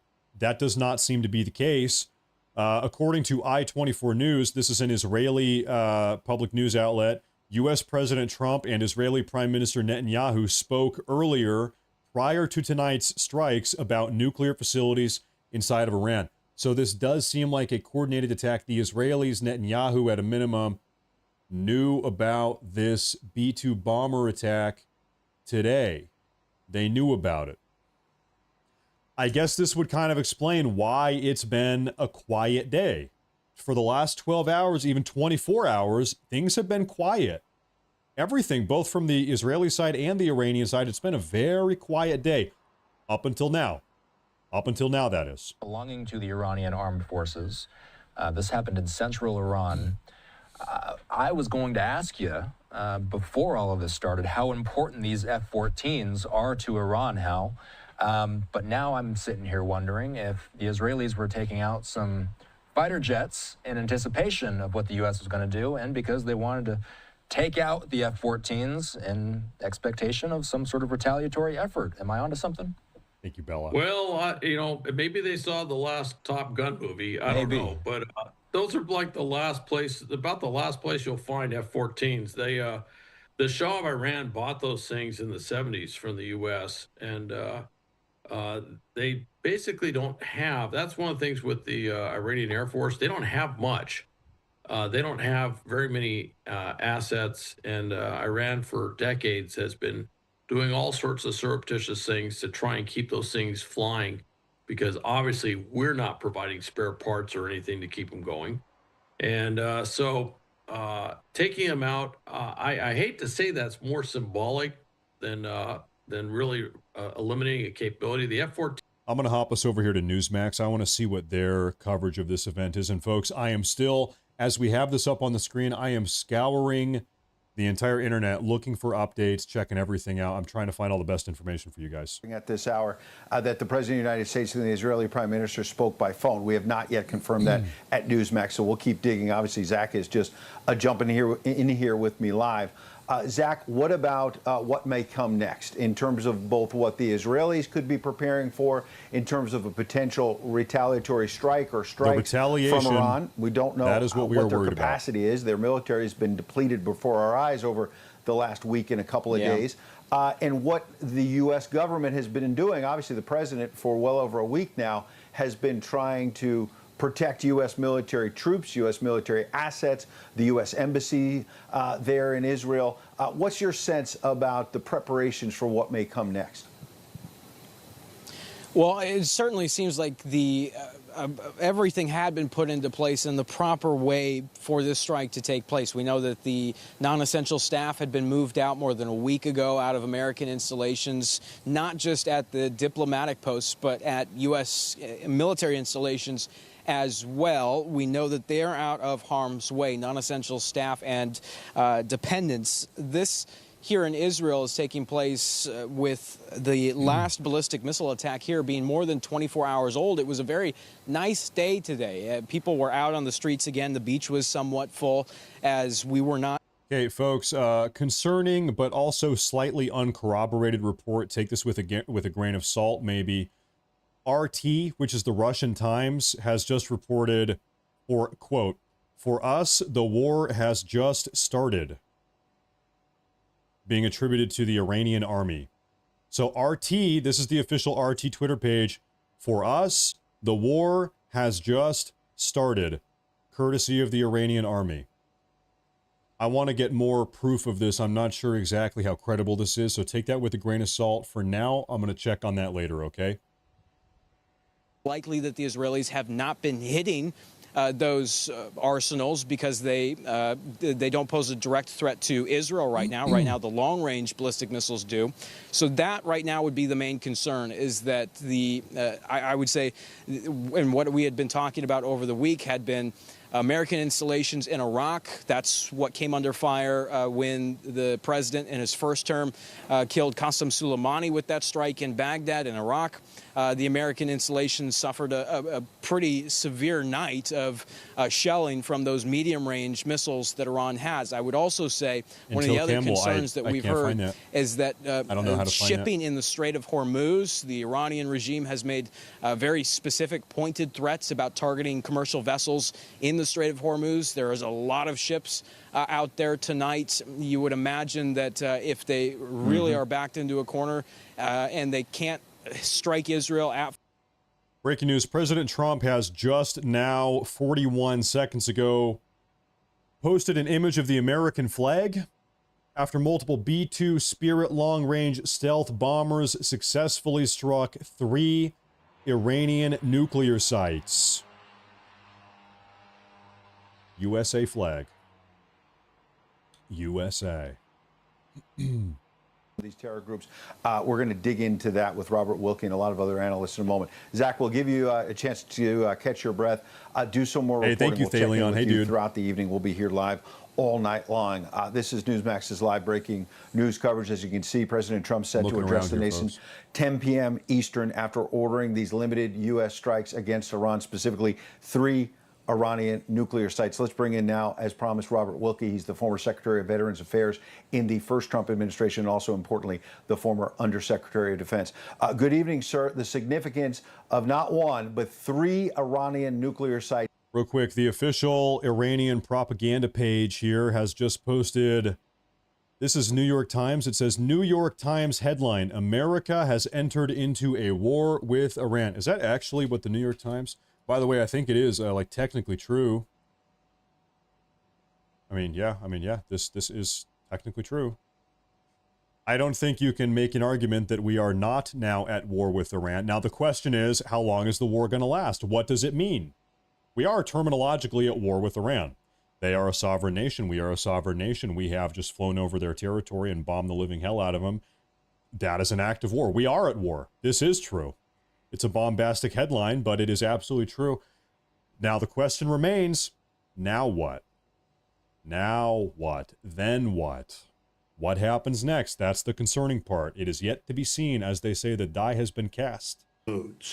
This is not what the Israelis are doing. The Israelis, if we had not done this, probably put their nuclear program off for 2 or 3 years. We're going to watch Trump's address. This takes it off the table. And really restructures the balance of power. Well, it took them 30 years to get to this point. So we're going to see what happens next in Iran. They have no more military, at least in a conventional sense. The Israelis have decimated them. As Zach said, the next target for them might be to slip mines into the Persian Gulf. Try to sink ships in the Straits of Hormuz. They could do a lot.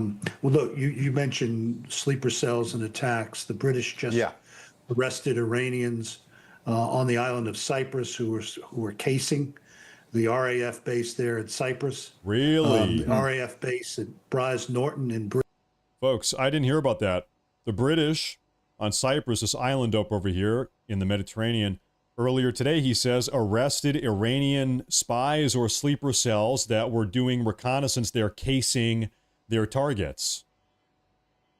If they're on Cyprus, where else? So there you have it. Sleeper cells, they are out there. Are they in the U.S.? Are they in Europe? Are they? We know they're here. They caught them earlier today. Okay.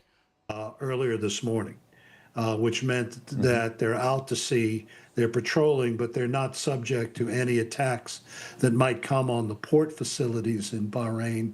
And also many of our aircraft on the ground in the Middle East have moved out to protect them and to preserve that striking power that we have in the region. Absolutely. So, Mr. Secretary, if you were still inside the Pentagon tonight as Undersecretary. What moves would you be making to protect our men and women in uniform in the region? We know the Commander-in-Chief has been taking precautions. Non-essential personnel and families have been removed in recent days from some of these military bases and other things. On one hand, I hear you saying very clearly they have no more military, the Iranians, and we know their ballistic missile supply has been depleted, although they still have some. How depleted? However, there's still a danger to our men and women in uniform in the region. So give us an idea of how much of a danger and what we should be doing and what you think the Commander-in-Chief is doing. Right. And when I said conventional forces, that's what I meant. That, you know, they're not going to be invading their neighbors. They don't have ships. In fact, the Israelis took out their major naval base earlier today. They don't have aircraft. Real quick here, folks, we have another breaking update. The U.S. has intensified its monitoring of potential Iranian sleeper cells in the United States following the American strikes on Iran, per News Nation. That's coming from News Nation. Domestic security is being ramped up. Part of this attack involved the Navy's prowlers, the electronic warfare aircraft. They're now out, as well as our satellites, looking for any movement on the part of the Iranians and any movement in their launch sites or mobile launchers. Intel cams caught the audio. You keep posting this. What do you want? I'm sorry, I don't. What do you want me to do with that? There's audio. You're not telling me how to find it or where it is, and it's audio of a bomb going off. That's crazy, dude. That's crazy. I'm sorry to be rude, but you've like spamming that. Who cares? Doesn't mean they're not dangerous. Yes. But the shield that they have been building now for over 3 decades has evaporated. I will be on in 3 another American airstrikes forever. I'll be on this forever. evening. Don't worry about it. I'll be on forever. Don't worry about it. And that's what you would anticipate it would be when the president says, because he was very general, obviously, in the early stages. I suspect we'll be learning a lot more just over an hour from now in terms of details, and he's going to keep some of the operational details secret, and rightly so. When 3 sites are hit, do you anticipate it would be 1 strike per, or there might have been multiple strikes on Fordow, for example? Well, it was 2 on Fordow. We know that. What happens? They launch the B-2s. Each B-2 is capable of dropping 2 of the 30,000-pound ground penetrator units. The B-2s would have been escorted by the prowlers of the Navy as well as F-22s. They would make 1 pass on the site. If they're carrying the 2 bombs, the first one would go in, the second would go in to continue the pancake effect and the outer implosion that is caused by those weapons, and then they would leave. They did the same thing.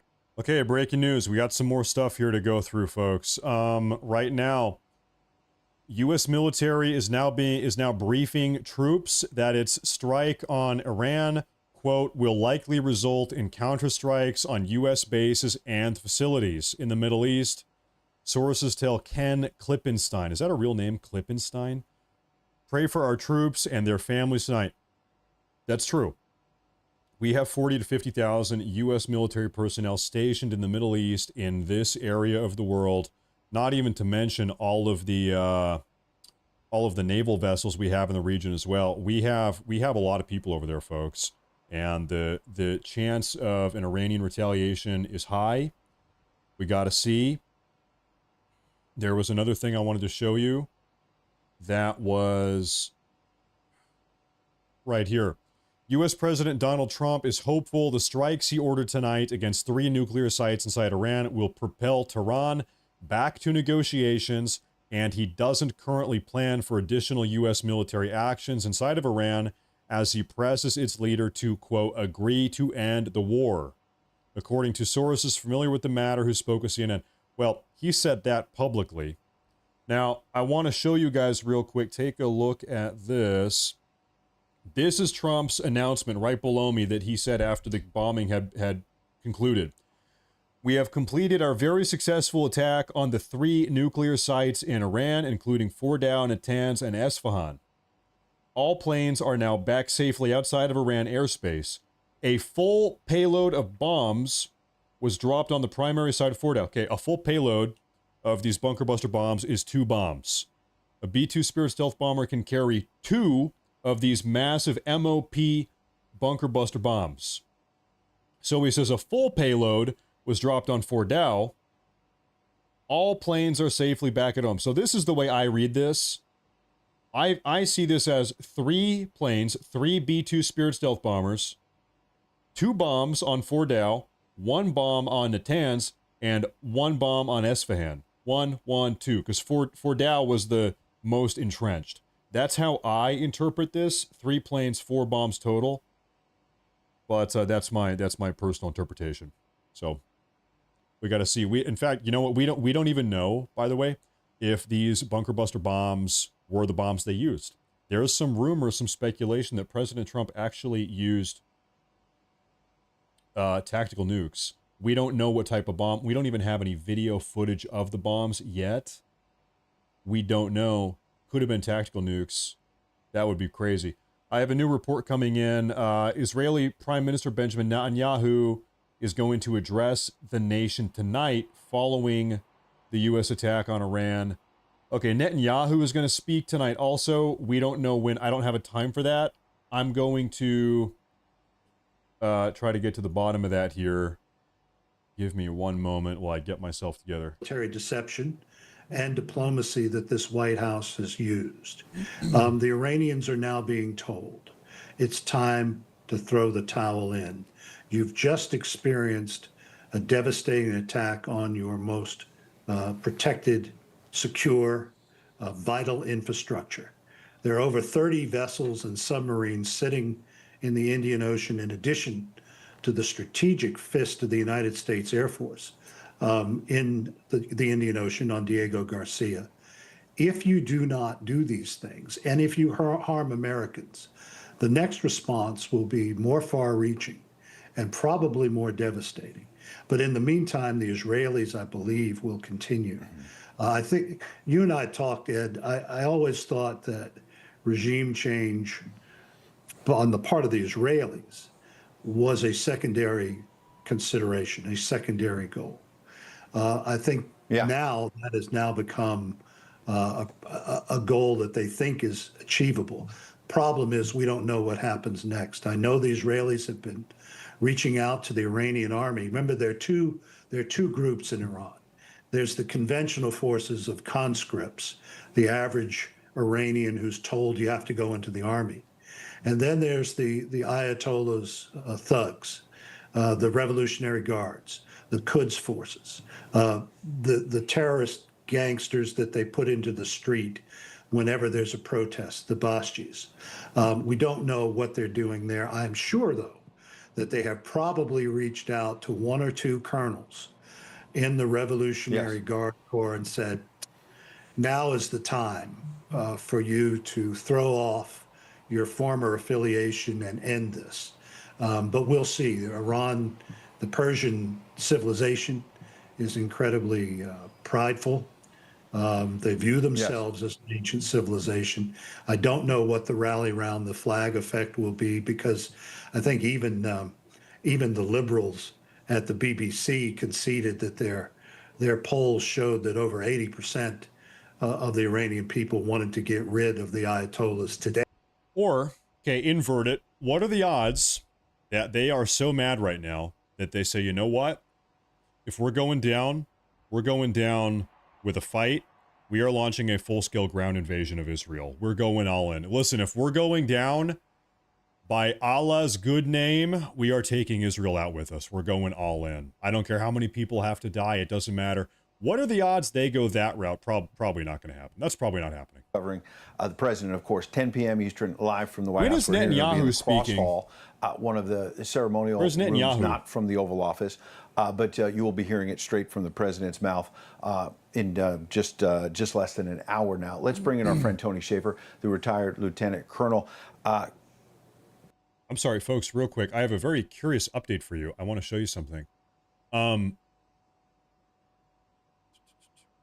This is less than a minute ago. What the hell is that? Okay, ignore that. The United States reached out to Iran diplomatically on Saturday, at some point on Saturday, To say the strikes are all that are planned, regime change is not planned. This is coming from CBS. According to CBS, the Trump admin reached out to Iran perhaps before the bombs were even getting dropped to say, hey, we're about to bomb you. And that's all we're going to do. Don't worry about it. That's it. It's over. We're going to bomb you and then no regime change. It is what it is. Maybe. I'm going to try to get more info on that.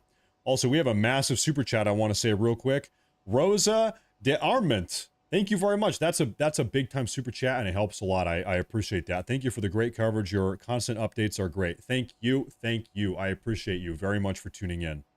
Big time. Thank you very much. It was not simply to take out the uranium, your enrichment. I'm going to find this CBS It was to take source. out that middle piece of how you would then process a pit, the nuclear material, into an actual device, an explosive device, and how that device then would be either mounted in a bomb. So that's what I think we hit.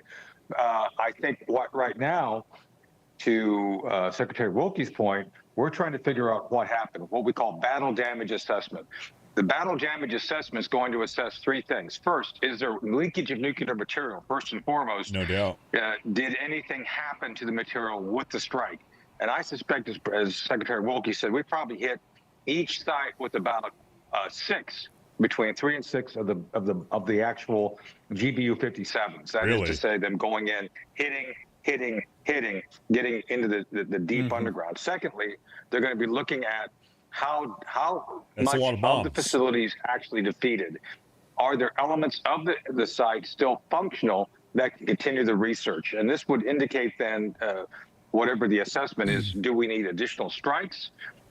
Is this sufficient? Do we have to look at other methodologies which are going to be required to go defeat that site? That is to say, is it really dead? And lastly, of the strike itself, was it actually able to completely defeat the nuclear program, the overall kind of big picture? Yes. Did we hit the sites? Okay, how well? And did we defeat the program? Because right now, they're monitoring the Iranian leadership for their response. I don't want to go into detail, but suffice to say, Ed, everything that just happened, we want to see how they react. Like when you put your finger into an anthill, we want to see where the ants all scramble, what they look for. Because one of the things that bad guys always do is try to figure out what they have left. So that'll tell you where other sites may be or what material was left over. So that's going to be indicative again if we decide second and third order actions relating to military strikes. Yeah, perfect metaphor in terms of what the U.S. military is trying to figure out about. Okay, folks, we have a breaking news update from House Speaker Mike Johnson.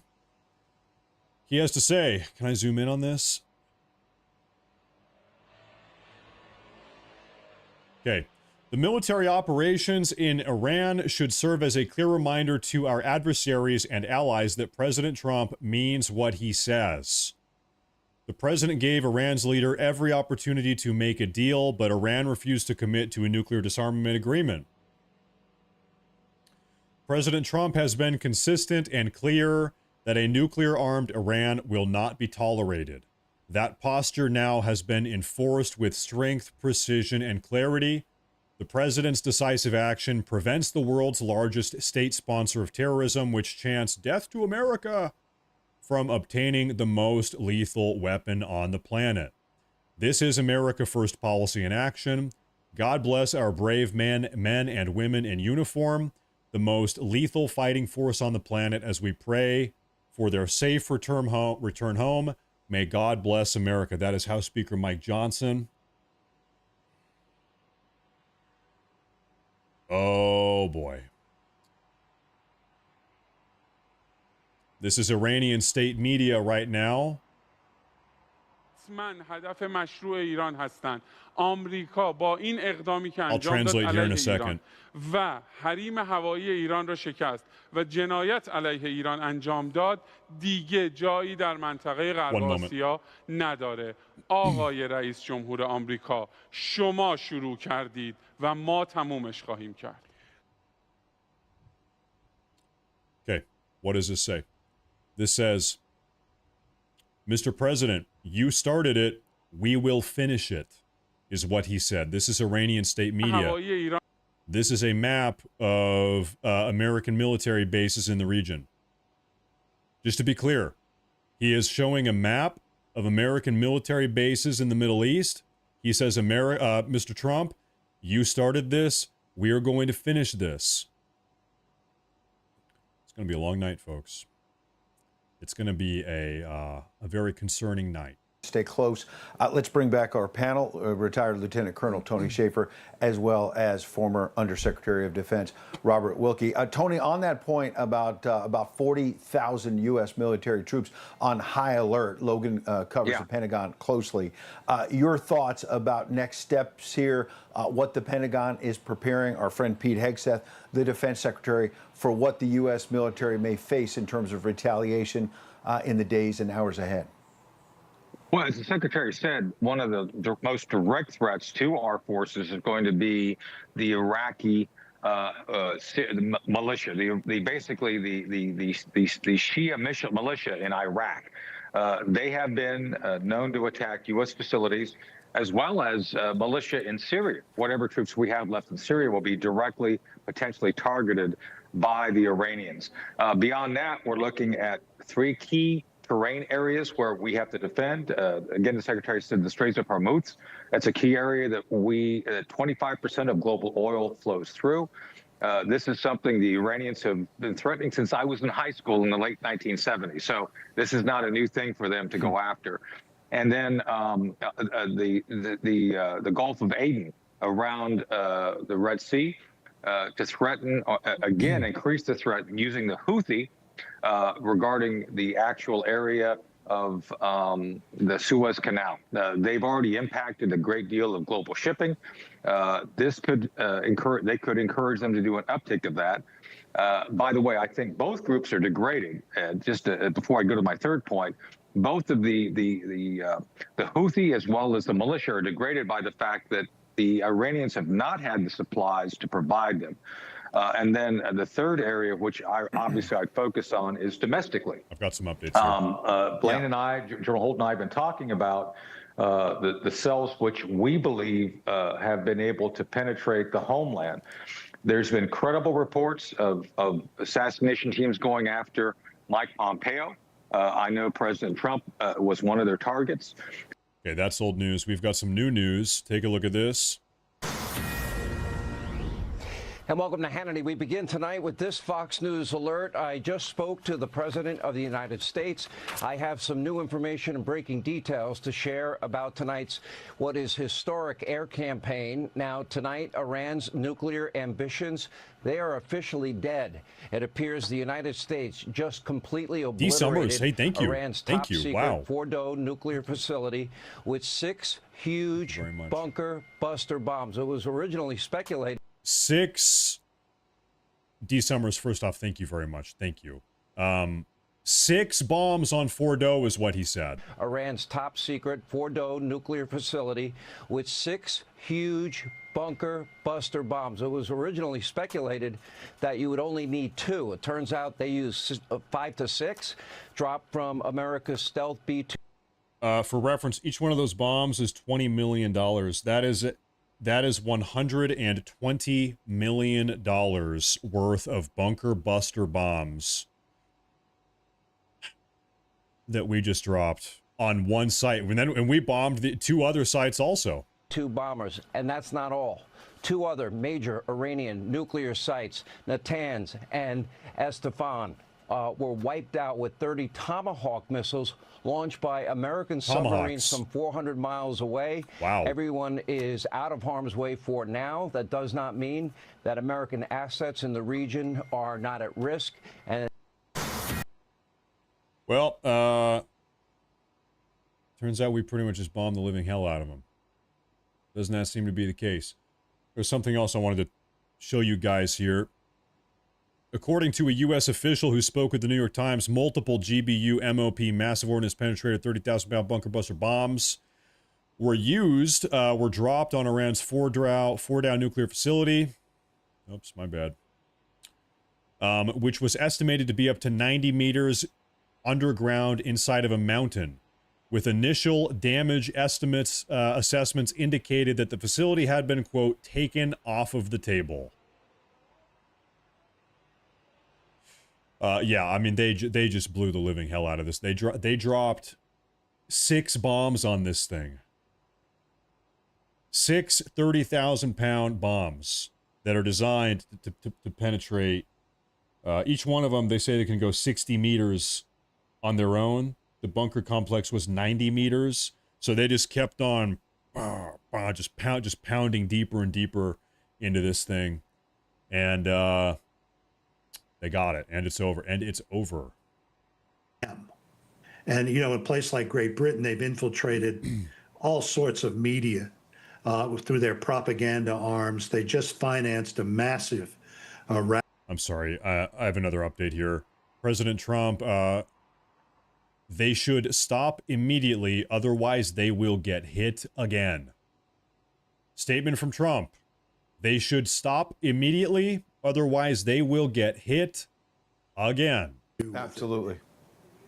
Absolutely. All right, both of you stand by, please. We want to bring in our senior correspondent, John Huddy, now.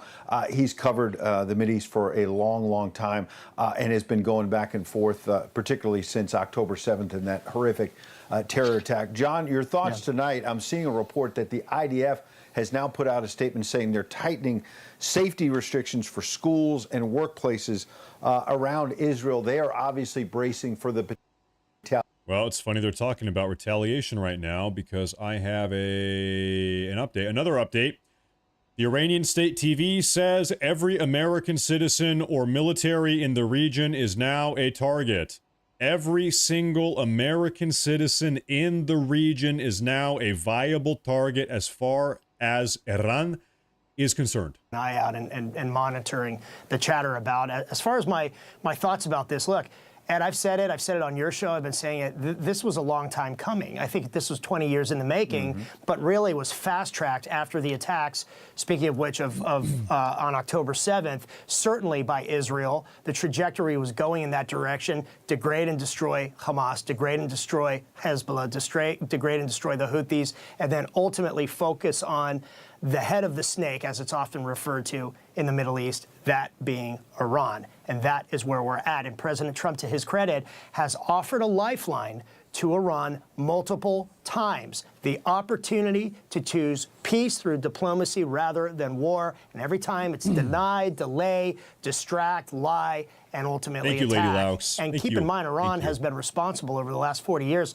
for the death of hundreds of Americans. Pam Staley, so anybody who thank you. says that they didn't present a threat to the United States is absolutely wrong. Right. But I also want to talk quickly, Ed, and I see a super chat here I want to read off here. Now Iran has nothing to lose. They're going to shut down the Strait of Hormuz.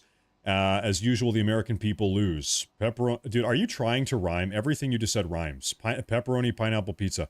Okay. I'll tell you what, if Iran has dirty bombs or operational nuclear weapons, now they use them. Yeah, if they have them, if our intelligence was correct and they have dirty bombs, they have highly enriched uranium stored across the country in secret locations.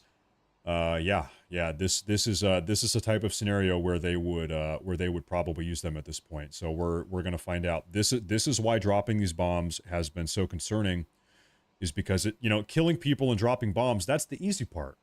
Dropping bombs is easy. Killing people is easy. The hard part is what comes afterwards. How do we handle the aftermath? Then what? The law of unintended consequences. What happens afterwards?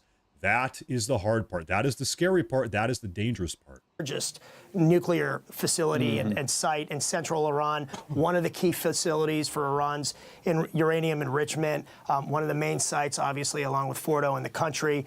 It was designed, and we'll see, again, the damage assessment, but it consisted of a series of basically halls and tunnels and equipped with more than 12,000 advanced centrifuges and then 5,000 older ones as well.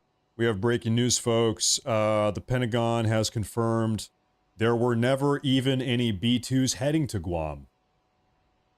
The entire narrative about B-2 bombers flying to Guam was a lie. That didn't even happen. So where did the B-2s come from? I don't know. Probably they were stationed preemptively at Diego Garcia in the South Indian Ocean, South Indian Sea. But the whole B-2 Guam story, it was a Pentagon lie. The Pentagon lied about it. in order to deceive everybody.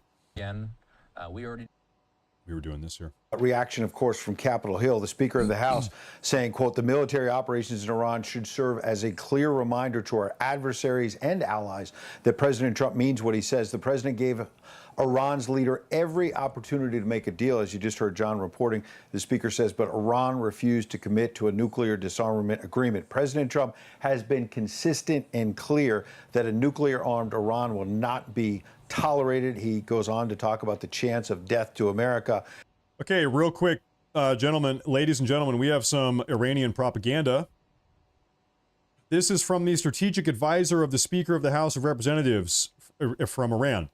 The nuclear sites were evacuated long ago, and the facilities were not seriously damaged in this attack. The facilities are okay. The nuclear enrichment facilities, it's all good. Don't worry about it. And there was nothing there anyway because they evacuated everything in the past already. So pretty much this was a total waste of American money, according to the Iranians. At the top of the hour. In the meantime, let's get back to the Mideast right now and check in with our Mideast correspondent, Zach Anders, who's in Tel Aviv again for us in the middle of the night there. Zach, what are you gathering in terms of information from the Israeli side? Well, Ed, as you mentioned, the Israelis are going to make sure that public gatherings are limited tomorrow. Schools are going to be closed. That was expected anyways, considering the state of these long-range ballistic missile threats still in Israeli skies. What we're seeing in Iran now is admission that their sites have been struck. A deputy governor is telling of the province where Fordow is located is now telling Iranian state media that the site was attacked. The deputy governor also telling state media that Isfahan and Natanz were hit as well. The Iranian leaders are claiming that these sites were cleared out well in advance. Interestingly, we have conflicting reports that are going on two separate state media channels. One state media channel is reporting that no nuclear material or any uranium were at the sites. They had been taken out before these strikes had taken place. Another state media agency is reporting that there is leakage of radioactivity, that there's a spike at one of these sites. They did not specify at which facility. Even if there was to be a leak of the material that is at these sites underground, we'd been speaking to experts throughout the week that do not believe that that would pose any direct threat to the region, would not create a Chernobyl style nuclear catastrophe. We're also seeing that the Iranians, again, as I'm getting some additional information come in now, that to the Mer news agency, another Iranian official stating in Farsi, quote, from now on, every American citizen and expert in the region will be a legitimate target. Folks, here on the Matt Morris TV station, we are like 20 minutes ahead of these guys. Listen, these guys are so far behind all of the news. We were talking about that 20 minutes ago. Also, I want to say again, thank you all for tuning in. President Trump is speaking in 38 minutes. If you are new, please do me a favor and subscribe to the channel. And you guys don't even, it looks like the Matrix in here. I'm scanning 10 different news feeds trying to figure out what the hell's going on here. Thank you all very much for tuning in. Wow. Okay, Zach Anders, stay safe. We'll be checking in with you throughout our live coverage. Again, we're just over a half hour or so from the President of the United States addressing the nation, addressing the world. We will, of course, be covering every minute of that live. Don't go anywhere. Zach, stay close. In the meantime, I want to welcome in now former State Department official and advisor on Iran, Gabriel Nourana. He's also the executive director of Polaris National Security. Gabriel, the New York Times is reporting that a U.S. official speaking on the condition of anonymity is saying that multiple 30,000-pound bunker busting bombs were dropped on 6 of them real quick. In fact, I want to read this off because I think it's super interesting here. We have a confirmation from Fox News via Trump. The U.S. dropped 6 individual GBU-57A massive ordnance penetrator bombs, these bunker buster bombs on Fordow, and launched 30 Tomahawk land attack missiles at Natanz and Isfahan. So I guess Natanz and Isfahan, they were not as embunkered in the ground. Not as much of a problem. but they dropped, folks, for the last couple days, we've been sitting here debating whether or not it would take 1 or 2 of these bunker buster bombs to blow up Fordow. 1 or 2, I don't know, maybe you could do it. Guys, Trump said, you know what? We're doing 6. Trump said we're doing 6. I would speculate there is nothing left. I would speculate there's nothing left of this bunker. They blew the living hell out of this thing. What has been done here is protecting Israel, the United States, and the international community from the threat of nuclear warfare, again, for years and years. And so that's a great thing right there. A major achievement by President Trump with the help of the Israelis, obviously, who did a lot of the heavy lifting in the last week or so. But Gabriel, let's drill down on what you're saying. When you say there's a possibility that some of these nuclear materials may have been taken out of these facilities and moved elsewhere around Iran, smuggled out of the country in the hands of bad actors, what would be the concerns tonight at the U.S. State Department where you used to work? So I actually saw this yesterday from a senior Iranian IRGC general claiming that regardless of whether there was a strike, that they had already moved the materials to what they call the secure location. Now, I suspect that would likely be somewhere inside Iran. The regime has several secret facilities, secret military facilities. No doubt. Now, the question is whether the United States and Israel know where those facilities are. I don't think they would have moved any of these materials outside Iranian territory. Okay. U.S. intelligence is pretty good on this. But again, that is a very important question that will need to be decided and determined in the days, weeks, and months to come. Absolutely. Gabriel, last one for now. As a former State Department official, what do you think is next in terms of diplomacy? Because the President of the United States, immediately after this limited U.S. military action, puts out 2 Truth Social posts that focus on the word peace and says it's time for Iran to end the war. And there are some reports, CNN and others, suggesting that the president authorized this limited U.S. military action because diplomacy had failed so far, but he wants to give Iran one last chance. Is there any chance, any hope of diplomacy here in terms of them coming to the table and giving? The only diplomacy is surrender. Complete and total capitulation is what it is. Have been blown up. And they didn't listen, and the Israelis are going to essentially finish the job as their missiles inside Iran are depleted, their military leaders are eliminated. What's next in terms of diplomacy? You know, I think there's 2 things. The first one is going to be a message that I expect we're going to hear from President Trump shortly, which is going to say to the Iranians, if you hit back and if you kill Americans, what will happen is the U.S. will allow Israel to decapitate the Iranian leadership. They'll allow them to kill Supreme Leader Khamenei and any of his successors. So that's first one, to try to shape and constrain Iranian action in retaliation. The second one is ultimately the long-term solution to this. What President Trump is going to want and offer to the Iranians is a solution so that we don't have to repeat this 5 years from now. And that's going to be the offer of a much stronger deal than was offered, a couple of months ago, and say, let's resolve this permanently. Otherwise, we'll just go into the cycle of violence. But this time, Iran knows that Israel and the United States have the upper hand and that they're willing and able to use force to destroy their program at any time.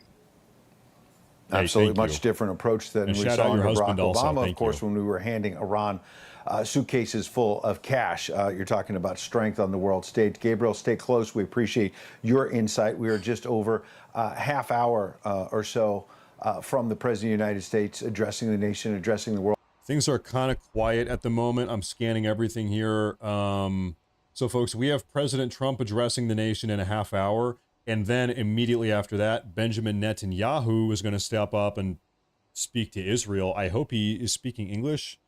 Otherwise, it's going to be in Hebrew. And I don't speak Hebrew. Military had taken out Osama bin Laden, and that was an electric night, of course. This is another historic night. What are you seeing? What are you hearing?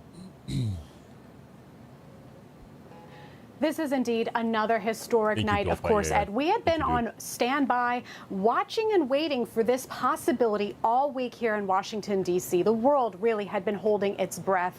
We know this is a momentous decision for the president, and he's signaling strength and power. This is his hope, but also offering that chance for diplomacy, that is his ultimate goal. We had also heard from the government of Pakistan just yesterday. I received an email from their embassy saying they're formally nominating President Donald Trump for the Nobel Peace Prize because they believe he was critical in helping tamp down the tensions between India and Pakistan, two countries that do have the possibility of nuclear war. So turning to the Middle East, we know this is a delicate. What we have seen so far is that not a single country on earth has come to the defense of Iran. We've been worried for years that if something pops off with Iran and Israel and the U.S. gets involved, it would be Russia coming to Iran's defense. It would be China. It would be maybe Pakistan. So far, everybody has entirely distanced themselves. Nothing. For better or for worse. I'd say for better. Nobody wants to be involved in this. Not anyone. Now, I do see one little micro report here. It says, in the first confirmation of the strikes by authorities in Iran, the Qom Province's Crisis Management Center has said in a statement, a few hours ago, following the activation of Qom air defense systems and identification of hostile targets, a part of the area of Fordow nuclear site was attacked by enemy air forces. Yeah, and as we now know, that is true. Hold up, before I let you guys go here, I have one more thing. What is this? This is from the Iranian propaganda outlet. Okay, 2 updates. Urgent. As of 10 seconds ago, urgent. A statement from the Atomic Energy Organization of Iran will be issued within minutes. We're going to get an update on the current state of nuclear fallout or whatever. We got to see. Another one here. As advisor of the Speaker of the Islamic Consultative Assembly, Mehdi Mohammadi, from Iran's perspective, nothing exceptional has happened tonight. Iran has been anticipating an attack on the Fordow site for several nights, and the site has been evacuated for some time. Even if an attack does occur, no irreparable damage has been recorded. 2 facts are clear. First, science and knowledge cannot be bombed. Second, the gambler this time will undoubtedly lose. They're not. Listen, folks, they are still talking a big game. They're still talking a lot of game. They're saying, listen, this whole bombing thing you did, that's cute, President Trump. It's cute, but it was empty. The bunker was empty. We knew this was coming for weeks or months or years. We emptied it out. It was a waste of money. It was a waste of your time. In fact, we're going to punch back even harder now. We're going to punch you back even harder. That's what they're saying.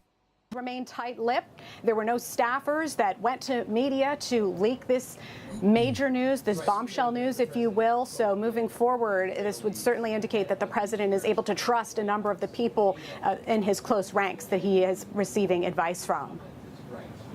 Yeah, you make a great point, especially with all the left has tried to make in terms of going after Defense Secretary Pete Hegseth for an alleged lack of secrecy about war plans and the like. And we've certainly seen a high level of not just secrecy, but high level of precision here.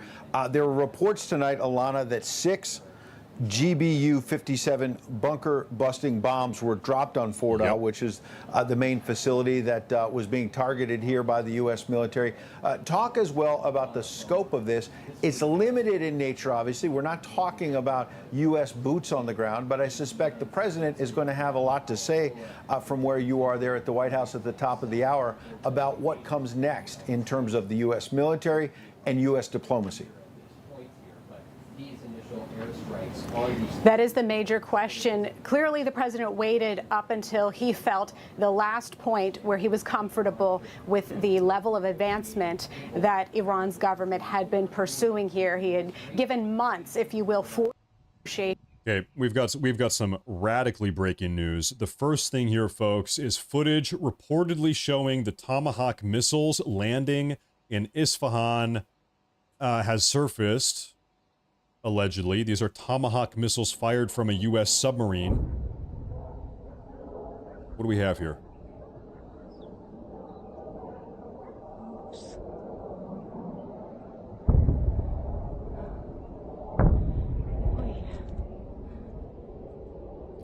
So you can't see a whole lot, frankly.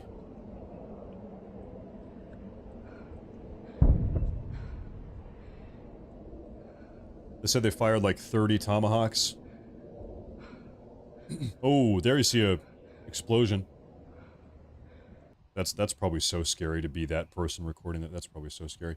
We have also another report coming out here. Take a look. From the White House after those unprecedented strikes against Iran's nuclear enrichment sites, 3 in all in Isfahan, Fordow, and Natanz. And you mentioned the 6 bunker-busting bombs, Sean, that the president told you about. That means 3 B-2 bombers were involved in the strikes tonight because each B-2 bomber can only carry 2 of those 15-ton bunker-busting bombs. So that means 3 B-2 bombers were involved. And as we heard from Jennifer's reporting, it's likely deception was involved.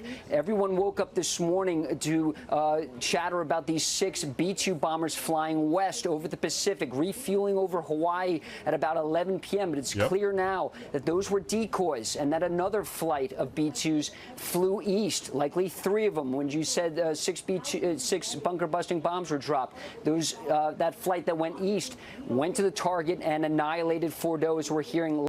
So Trump flew out a bunch of decoy bombers, pretty much, as a bait. Likely destroying Iran's nuclear enrichment program. As you mentioned, for 11 years, President Trump has made clear that Iran will not have a nuclear weapon. That was his red line, and tonight he enforced it. You mentioned the 30 tomahawks fired from sub. There you have it. There was a whole bait psyop operation going on here. Now, that's a massive super chat. Hope and Scope, thank you very much. He says, keep your eyes turned to the heavens and your ears open for the shofar to sound across the world. I don't know what a shofar is, but I can tell you that so far, I am getting hungry, and I wonder if my wife is going to make me any delicious food for dinner tonight. Maybe, we can only hope. Hey, thank you for that super chat. I appreciate that a lot. Thank you very much. I'm going to find some more breaking news for you guys. Give me one moment here. Well, actually, I have it right now. It just popped up on my feed. Take a look at this. According to a source who spoke with Fox News, Israel damaged 75% of Natanz and Isfahan nuclear facilities with U.S. strikes using BGM Tomahawk land attack cruise missiles tonight, finishing the job. So Israel opened it up, they say, and U.S. came in and cleaned up the mess. And veterans like Senator McCormick from Pennsylvania, who was just elected in the last election. I believe we have retired Colonel John Mills now to give us some insights on what we're seeing on this historic night. Colonel, your sense about what we've seen tonight and what we might hear from the president in a short time. Well, Ed, it looks like we did strike, and now there's some tickers that are showing the GBU 57s were used. We only have a small number of these. It's very interesting. Well, a lot of eyes were on B-2s in flight from Missouri to Guam. Mm-hmm. I don't think those were the same ones that took part in this strike. So this was some brilliant, if you want to say, operational security and a public release on those. That other. Ladies and gentlemen, I would just like to quickly publicly address the allegations. Rumors are swirling. I want to issue a public statement. I had no involvement in the bombings of the Isfahan or Fordow nuclear facilities. I was not involved in any of this. I was at home in my house here in America.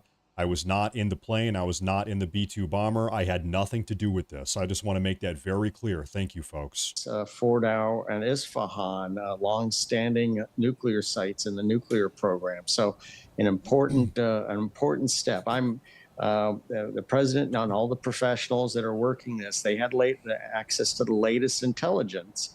And the president did say 2 weeks. Well, this is within that 2-week window from what he said on Friday. So a brilliant operation, well done.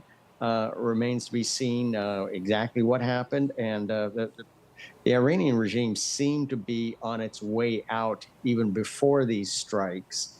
but they seem to be absolutely recalcitrant and uncooperative in talks. So they really, in many ways, brought this on themselves. They were extended every possible opportunity to talk, and they did not. So this is the result.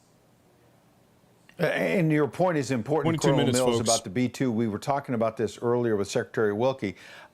Social media was all over this B-2 bomber that was headed for Guam. That seems like a head fake, a diversion, if you will, just like the president a couple of days ago saying, look, I need 2 weeks. He only needed a few days. Well, I was in the first Gulf War, and there was this famous episode from the first Gulf War where media was brought out to the Marine elements offshore, and they were demonstrating a capability. In the end, we didn't do that. Now, some in media were outraged and said, you tricked us. No, the Department of Defense just showed a capability.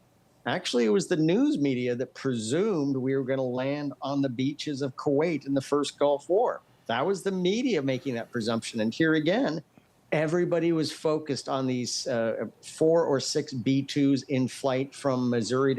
Right now, folks, Iranian state TV has once again promised retaliation for these bombings.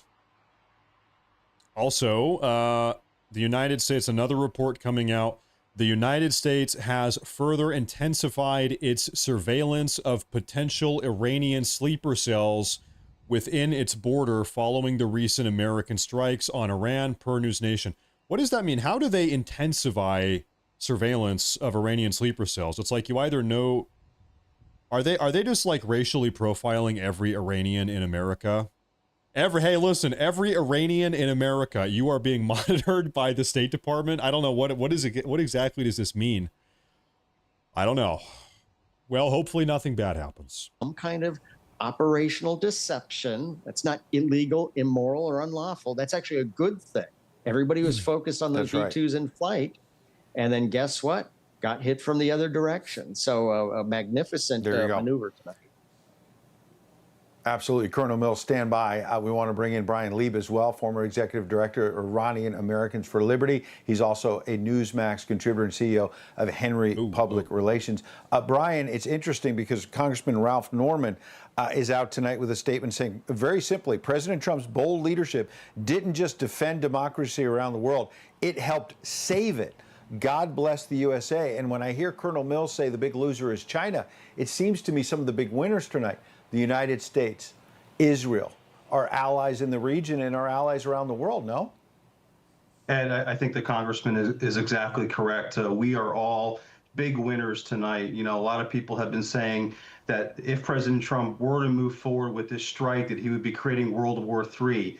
I and many others have said, no, actually, it's the opposite. If he were to move forward and do what he did tonight, it makes sure that World War III will never happen. So I think we all should be very supportive of our president and what he did. He is making the world a safer place, not just for the Middle East, not just for the United States. I want to say this real quick. We have yet another confirmation from the Iranian, I think this is the Iranian media, saying no major damage in Fordow. This is the bunker base nuclear enrichment facility. No major damage. This is where President Trump, he just dropped 6 bunker buster bombs. They say no major damage has been suffered, okay? Right. Peace is the answer. Now, Congressman Derek Van Orden of Wisconsin, a retired Navy SEAL, said zero historical perspective here. Zero, Brian. Your reaction to Marjorie Taylor Greene seeming to split with the White House on this? Well, MTG and several others have been splitting with President Trump on this. Again, goes back to this point that, you know, they think that President Trump is going to create another war, or that President Trump is sending boots on the ground. That was never going to be the case here. It was always going to be a targeted strike going after the nuclear sites, and that's exactly what the president did. And you know, I really can't understand, to be frank with you and the audience, those in the MAGA movement right now that cannot be celebrating the president for taking this bold and decisive action tonight. You know, this is going to make the world a safer place. And oh, by the way, it's going to give the Iranian people who have been living under under this oppressive dictatorship. It's going to give them the opportunity, if they so choose, to chart their own destiny. I think we can all agree the world would be a safer place if we didn't have the Khomeinis of the world spreading their chaos throughout the world, and we had, you know, normal people in Iran for once instead of this terrorist regime that we've had.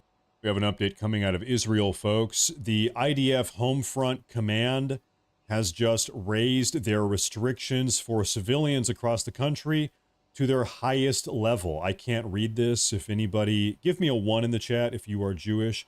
I can't read this. But anyway, in Israel, restrictions for non-military personnel are at the highest possible level. Restrictions could not be higher. Probably your travel is being restricted. Stay in your house, stay in the bunker, don't get in the car, don't drive around. Imagine COVID lockdowns. Probably just like total lockdown on the country is my guess. Probably something like that. But who's to say? Said we're going to hit them again. But he's not planning a foreign war here, right? No. Right. And the message is very clear that this operation, the mission, targeted Iran's nuclear facilities. That was the focus. That was the strategy. Take out these nuclear facilities, prevent Iran from continuing the enrichment of uranium and developing a nuclear weapon. The president has made that clear over and over. Wow. Iran can't have a nuclear weapon. His comments go back to 2011, and more recently during the campaign, he has said that more than 40 times. The White House put out a statement about that. Okay, this is coming out of Iranian state media, so take this with a grain of salt because this is definitely propaganda bullshit. According to Iranian state media, no irreversible damage has been done to the Fordow facility. The strikes targeted only the entry and the exit tunnels of the complex. I want to show you what that looks like. This is Fordow nuclear facility. It is right here in the hills. Okay, this is right here where President Trump just dropped a bunch of these bombs. Okay, take a look right here. So the complex is under this mountain, right in the middle. Well, you have four. It looks like 4 tunnels in and out. Right there, boom, boom. Okay, so 4 tunnels. Seemingly, according to Iranian propaganda state media, President Trump only bombed the entrance and the exit. But the facility itself that is burrowed deep in the ground, allegedly, remains intact. That's the Iranian propaganda at the moment. Another report in February, also the same time the IAEA hey, Jason. Hey, thank saying you. that Iran was actively working to develop a delivery system for an intercontinental ballistic missile, the ability to carry a nuclear warhead. It's one thing to have the bomb, it's another to be able to deliver it. So they were at that point. This was fast-tracked. The trajectory was very clear that it went in this direction. And again, President Trump has not only warned Iran, as has Israel and Israeli Prime Minister Benjamin Netanyahu in more than 20 years, but the president gave Iran the opportunity to choose peace. But the Ayatollah Khamenei rejected it over and over, and then came back with bluster and the typical rhetoric that we'll fight back and we'll destroy you and all this stuff. The president, to his credit, offered them a lifeline, but this is where we're at. It's an It is, listen, man, I don't know, I was going to say I've been alive a long time. I'm probably younger than most people here, though. Listen, it is too early to declare unilateral victory. This is not over. If you're pumping your fist, yeah, it's over. We win. We win. This is done. Folks, look at Iraq, look at Afghanistan, look at Syria, look at Libya. Iran is still functioning. The Ayatollah is still alive. The regime is still intact. They blew up a couple bunkers, maybe. Listen, regardless of what you think about these bunker bombings tonight, it is entirely possible that Iran does something terrible soon. Starts killing Americans soon. Drops a freaking nuke on Israel soon. I don't know. Okay, it's not over. It's not over. I think it's fair to say this is the calm before the storm. Who the hell knows what's going to happen next? I've got, my stomach is in knots right now. But I'm still sitting here wondering, is my beautiful wife going to make dinner tonight or not? Maybe, I don't know, but I am getting hungry. I wonder if my beautiful wife is making dinner tonight. Anyway, folks, it's not over. The point is, it's not over. It's not done. It's not done yet. It's not over yet. I promise. The risk of war has now dramatically increased, and I pray for the safety of our troops. Yeah. President Trump misled the country about his intentions, the Democrat leader in the House says, failed to seek congressional authorization for the use of military force, and risks now American entanglement in a potentially disastrous war in the Middle East. Those are the words of the House Democrat leader, Hakeem Jeffries, which seems to not really be tethered to reality in terms of what President Trump has said and done. But let's get the reaction now from a top Republican congressman from the great state Commonwealth of Virginia, John McGuire. He's a member of the Armed Services Committee.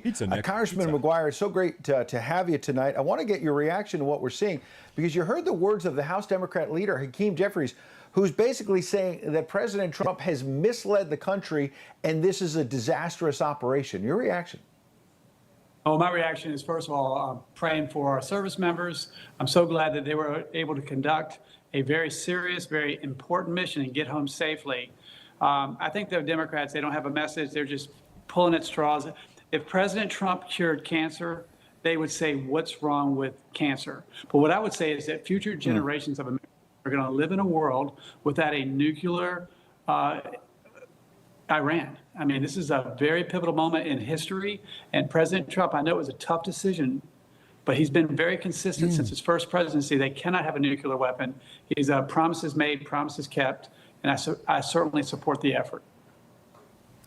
What do you... Okay, we have a message from Netanyahu posted 6 minutes ago. I don't know if he's giving his speech now. Kind of looks like it. But he posted a clip here on his own Twitter page. Take a look.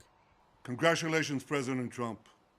Your bold decision to target Iran's nuclear facilities with the awesome and righteous might of the United States will change history. In Operation Rising Lion, Israel has done truly amazing things.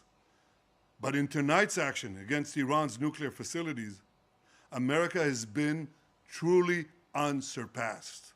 It has done what no other country on earth could do. History will record that President Trump acted to deny the world's most dangerous regime the world's most dangerous weapons. His leadership today has created a pivot of history that can help lead the Middle East and beyond to a future of prosperity and peace. President Trump and I often say, peace through strength. First comes strength, then comes peace. And tonight, President Trump and the United States acted with a lot of strength.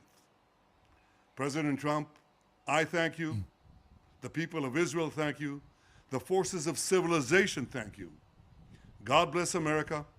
God bless Israel. And may God bless our unshakable alliance, our unbreakable faith.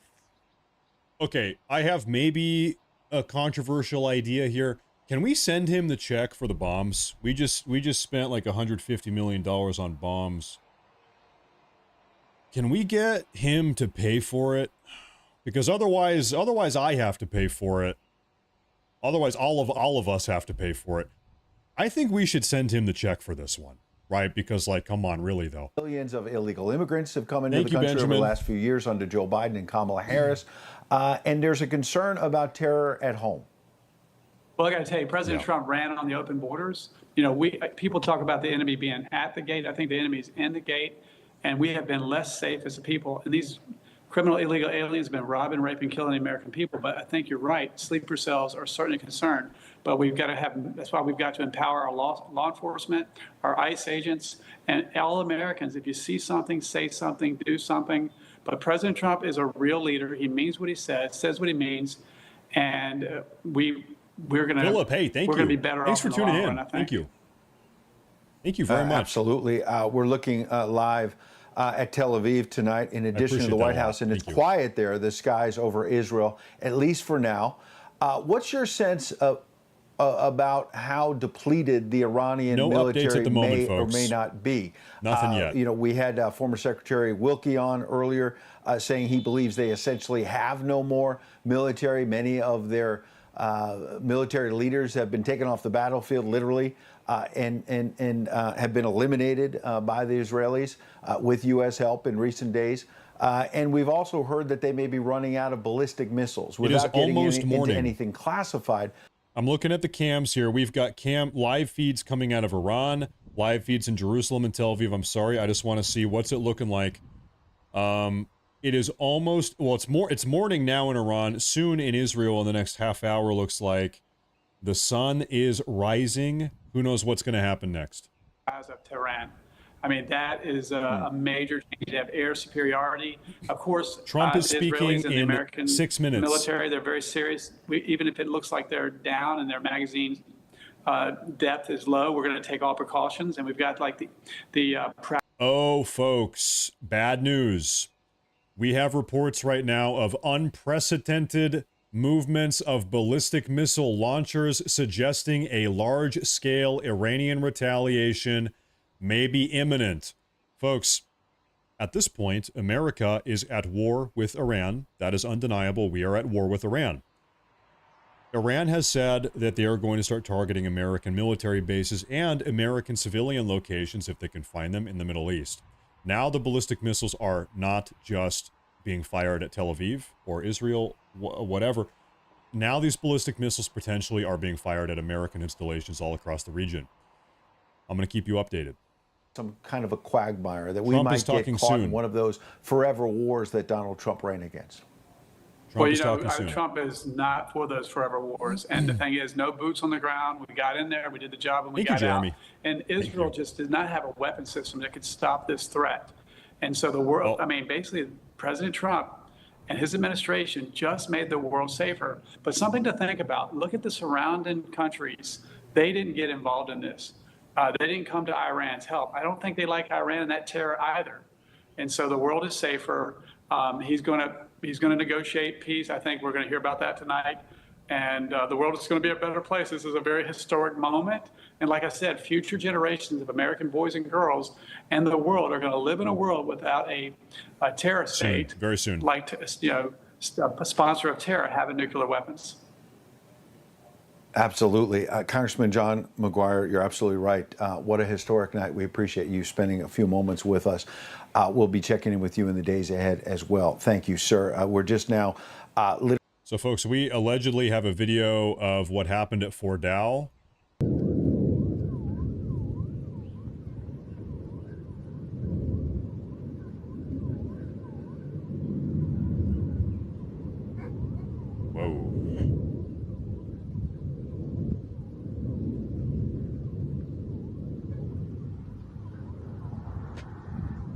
Apologize. My dog is barking. Give me one moment here. What just happened?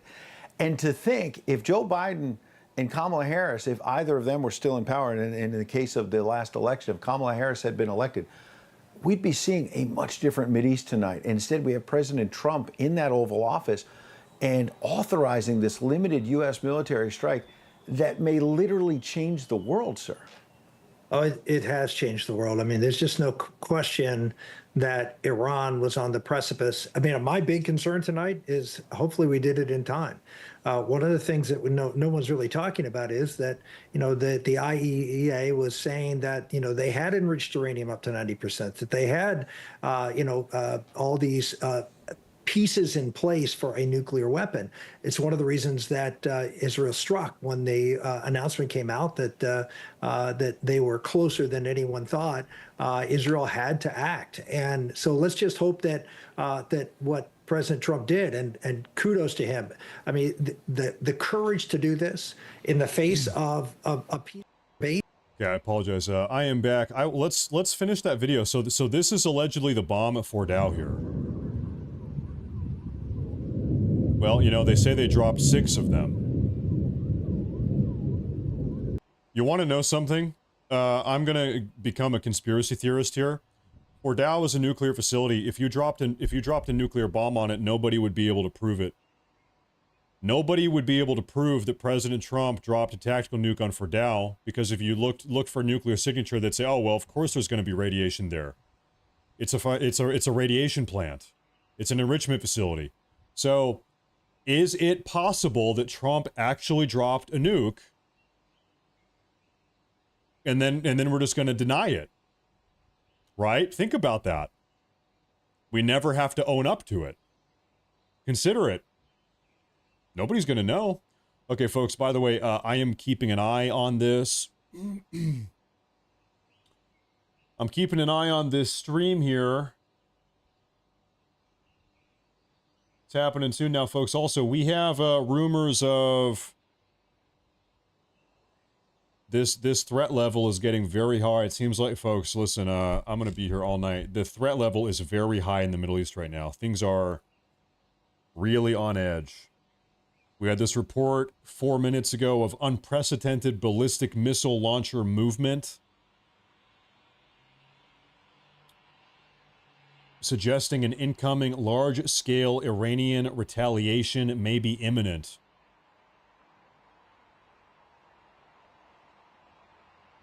It's an old video. Well, luckily, I just say allegedly before everything, so it doesn't matter. Congresswoman AOC calls for President Trump to be impeached. They're going to impeach him a third time? Oh, no.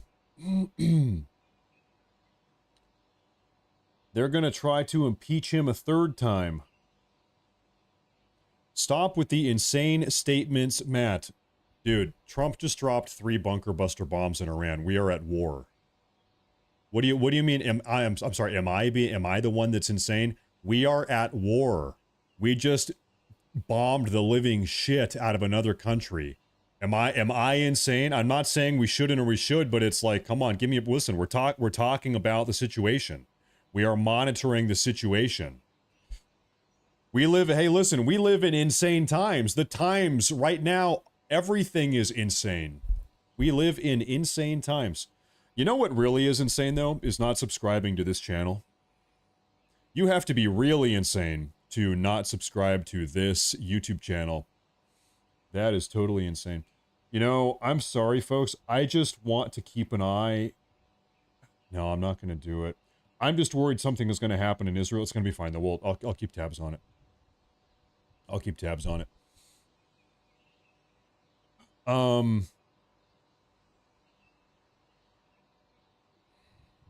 If the Fordow fuel enrichment plant was truly destroyed, as Trump claims, then why is he still pursuing Iran to agree to negotiations?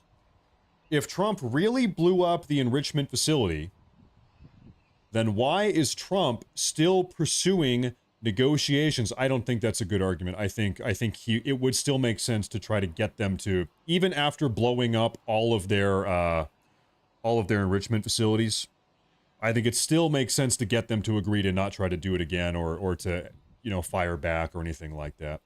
I think so. I think that makes sense. I don't think that argument is very good. Let me take a look here. When doesn't a Democrat call for president impeachment? Yeah, they've been trying to do that. President Trump says Iran must stop immediately or they will be bombed again. Yep.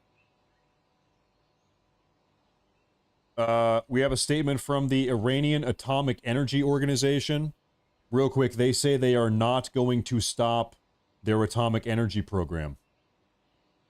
President Trump. Thank you very much. A short time ago, the U.S. military carried out massive precision strikes on the 3 key nuclear facilities in the Iranian regime, Fordow, Natanz, and Esfahan. Everybody heard those names for years as they built this horribly destructive enterprise. Our objective was the destruction of Iran's nuclear enrichment capacity and a stop to the nuclear threat posed by the world's #1 state sponsor of terror. Tonight, I can report to the world that the strikes were a spectacular military success. Iran's key nuclear enrichment facilities have been completely and totally obliterated. Iran, the bully of the Middle East, must now make peace. If they do not, future attacks will be far greater and a lot easier. For 40 years, Iran has been saying death to America, death to Israel. They have been killing our people, blowing off their arms, blowing off their legs with roadside bombs. That was their specialty. We lost over 1,000 people and hundreds of thousands throughout the Middle East and around the world have died as a direct result of their hate. In particular, so many were killed by their general, Qasem Soleimani. I decided a long time ago that I would not let this happen. It will not continue. I want to thank and congratulate Prime Minister Bibi Netanyahu. We worked as a team like perhaps no team has ever worked before.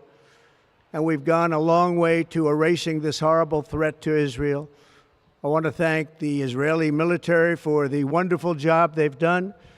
And most importantly, I want to congratulate the great American patriots who flew those magnificent machines tonight, and all of the United States military on an operation the likes of which the world has not seen in many, many decades. Hopefully, we will no longer need their services in this capacity. I hope that's so. I also want to congratulate the chairman of the Joint Chiefs of Staff, General Dan Raisin-Kane, spectacular general, and all of the brilliant military minds involved in this attack. With all of that being said, this cannot continue. There will be either peace or there will be tragedy for Iran far greater than we have witnessed over the last 8 days. Remember, there are many targets left. Tonight's was the most difficult of them all, by far, and perhaps the most lethal. But if peace does not come quickly, we will go after those other targets with precision, speed, and skill. Do it again. Most of them can be taken out in a matter of minutes. There's no military in the world that could have done what we did tonight, not even close. There has never been a military that could do what took place just a little while ago. Tomorrow, General Kane, Secretary of Defense, Pete Hegseth will have a press conference at 8 a.m. at the Pentagon. And I want to just thank everybody, and in particular, God. I want to just say we love you, God, and we love our great military. Protect them. God bless the Middle East. God bless Israel. And God bless America. Thank you very much. Thank you. There you have it. There you have it. So Pete Hegseth does a presser tomorrow at 8 on the East Coast. Was that 5 my time? That's not going to happen. Okay, we have a lot of updates coming in here, folks. Amen. Amen. That's right. Amen. Okay. Go ahead and close this. Okay, we have an update here. The Atomic Energy Organization of Iran vows to continue their nuclear program following tonight's U.S. strikes against nuclear facilities inside of Iran. Iran is not only not surrendering, not capitulating, they are saying, we're just going to keep on enriching uranium. We're not going to stop. What does that mean, folks? That means we are going to have to keep bombing them. That means, it means President Trump is going to keep bombing them. Let me put it that way.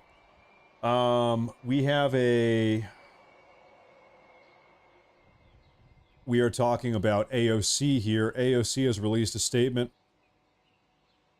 Can I pop this out? President Trump's disastrous decision to bomb Iran without authorization is a grave violation of the Constitution and congressional war powers. He has impulsively risked launching a war that may ensnare us for generations. It is absolutely clear. It is absolutely and clearly grounds for impeachment. Now, here is pretty much the truth. I am almost sure that bombing Iran is unconstitutional, technically speaking. I think to do this, he did need to have congressional approval. Now, I say technically speaking because nobody really follows that rule. If you look back over the last 70 years, you have on like 5, maybe 6 occasions of presidents circumventing Congress and carrying out strikes like this or attacks like this. So even though Congress does actually mandate this, or sorry, the Constitution does mandate this, nobody really does that. Nobody for like 70 years has actually followed that rule. Now, what is this? We have an update right here. Anyway, they're not going to impeach him. They don't have the House and they don't have the Senate. They can't impeach him even if she wanted to. President Trump says, quote, "If peace does not come quickly, we will go after other targets in Iran with precision, speed, and skill." Let me see. Mafia Productions. If you're American and you condemn Trump for bombing Iran, that means you wish harm to your own children and grandchildren. I said what I said. I think it's a complex situation, dude. I'm looking for updates here, though. Let me see here. Let me take a look here.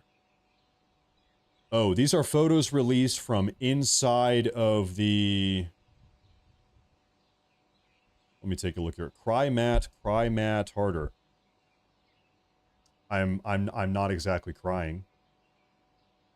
Let me take a look here. I want to read through this. Photos released by the White House showing U.S. President Donald J. Trump and other senior officials, including Vice President J.D. Vance, Secretary of State and National Security Advisor Marco Rubio, Secretary of Defense Pete Hegseth, and Chairman of the Joint Chiefs of Staff General Dan Kane in the Situation Room during tonight's series of strikes against nuclear facilities inside of Iran. So, folks, these are pictures coming out now from inside of the Situation Room. This is how it's all... Uh-oh, satanic symbology. Not good. Uh-oh. So they were watching all of this unfold live. I wonder what live footage they had. Like what on the screen are they watching? They might be watching an airplane tracker. Like what is their point of view as this is happening? You know what I mean? That would be super curious. Can they watch the bombs collide at the moment? I don't know, what was that? Yeah, weird picture, right? That's kind of weird. I think there's more of these pictures though. We have more of them here. We have more pictures. President Trump, hands on his belt. He's the boss. He's in charge. They blew them sky high. Where did that go? There it is. Okay. Now, so folks, when is this Netanyahu statement supposed to be made? Maybe I don't know, maybe he already did it? We saw the one short little clip. But hey, thank you, Matt.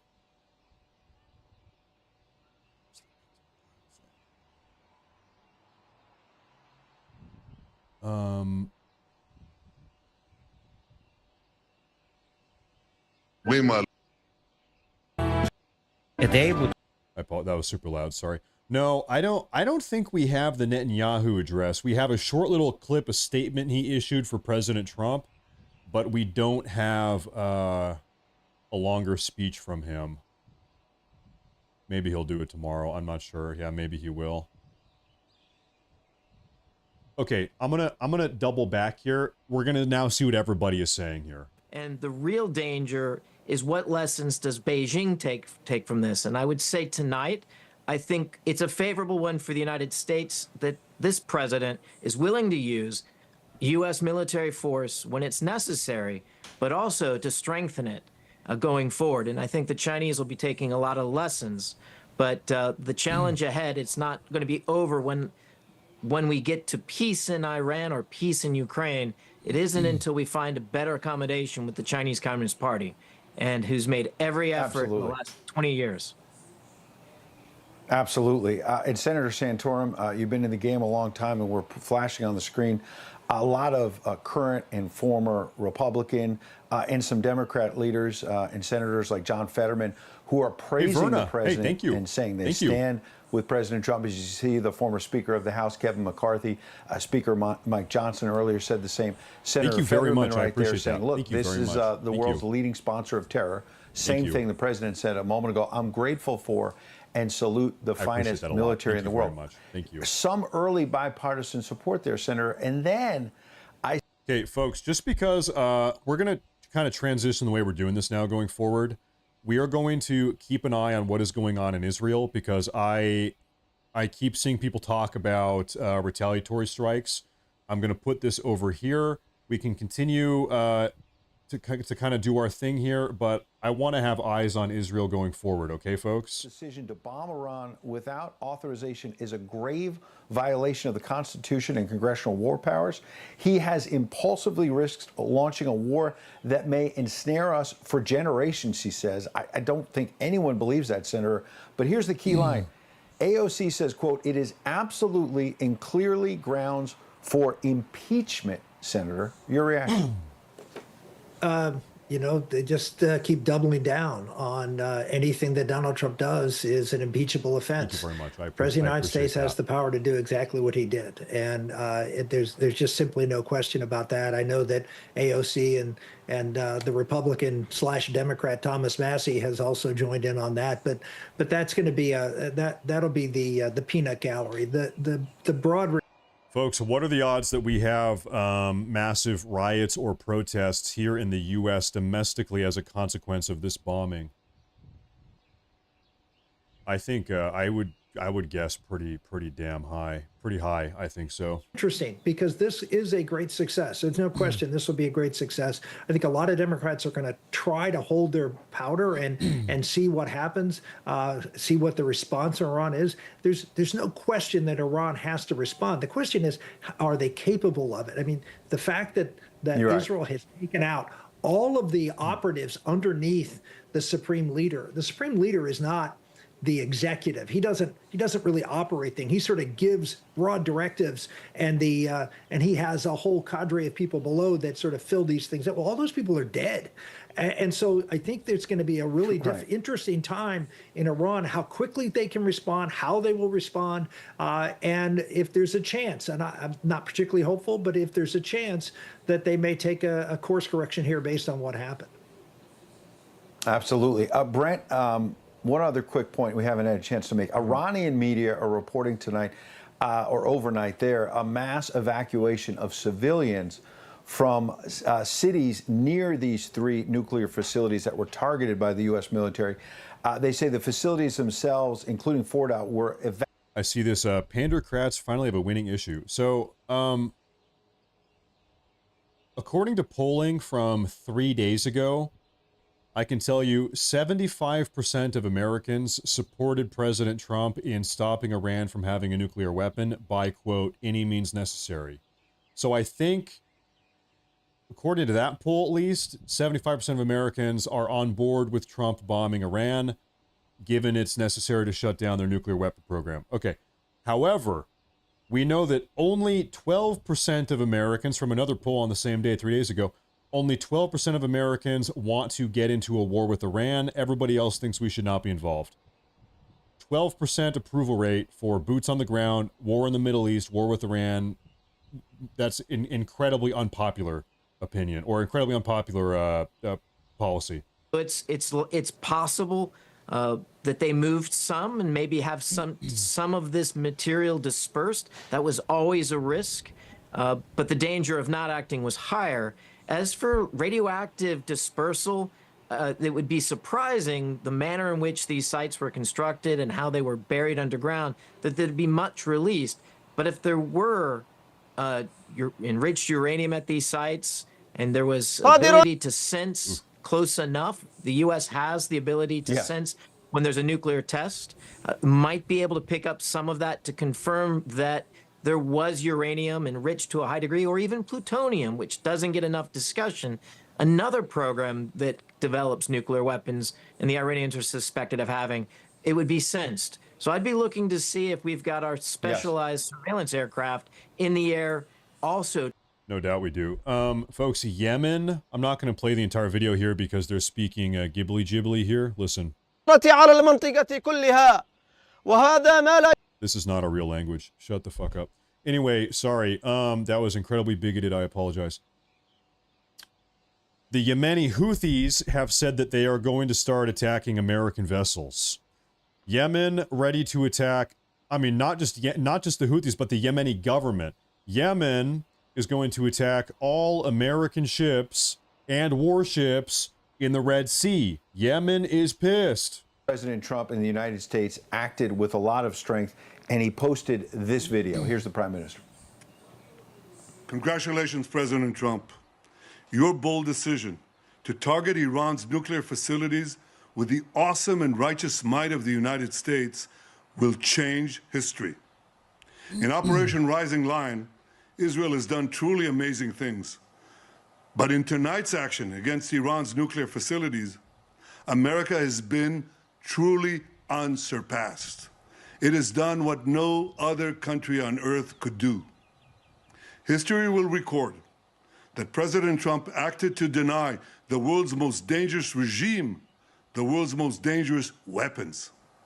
His leadership today has created a pivot of history that can help lead the Middle East and beyond to a future of prosperity and peace. President Trump and I often say, peace through strength. First comes strength, then comes peace. And tonight, President Trump and the United States acted with a lot of strength. President Trump, I thank you. The people of Israel thank you. The forces of civilization thank you. God bless America. God bless Israel. And may God bless our unshakable alliance, our unbreakable faith.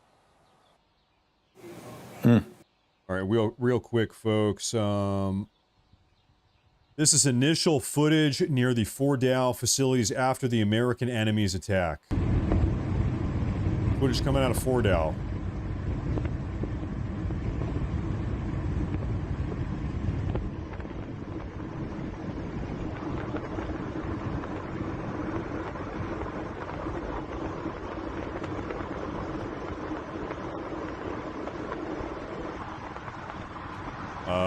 Is it going to happen?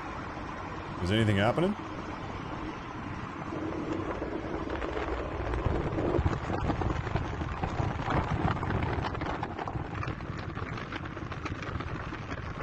Is anything happening?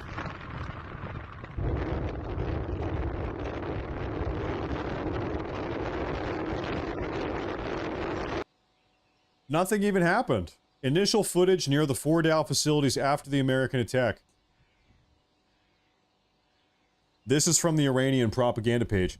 Is the propaganda that, like, there's no damage or that nothing happened? Is that the propaganda that nothing happened? Honestly, probably. Probably it is. They once again refused, and tonight we see the devastating consequences to their nuclear program.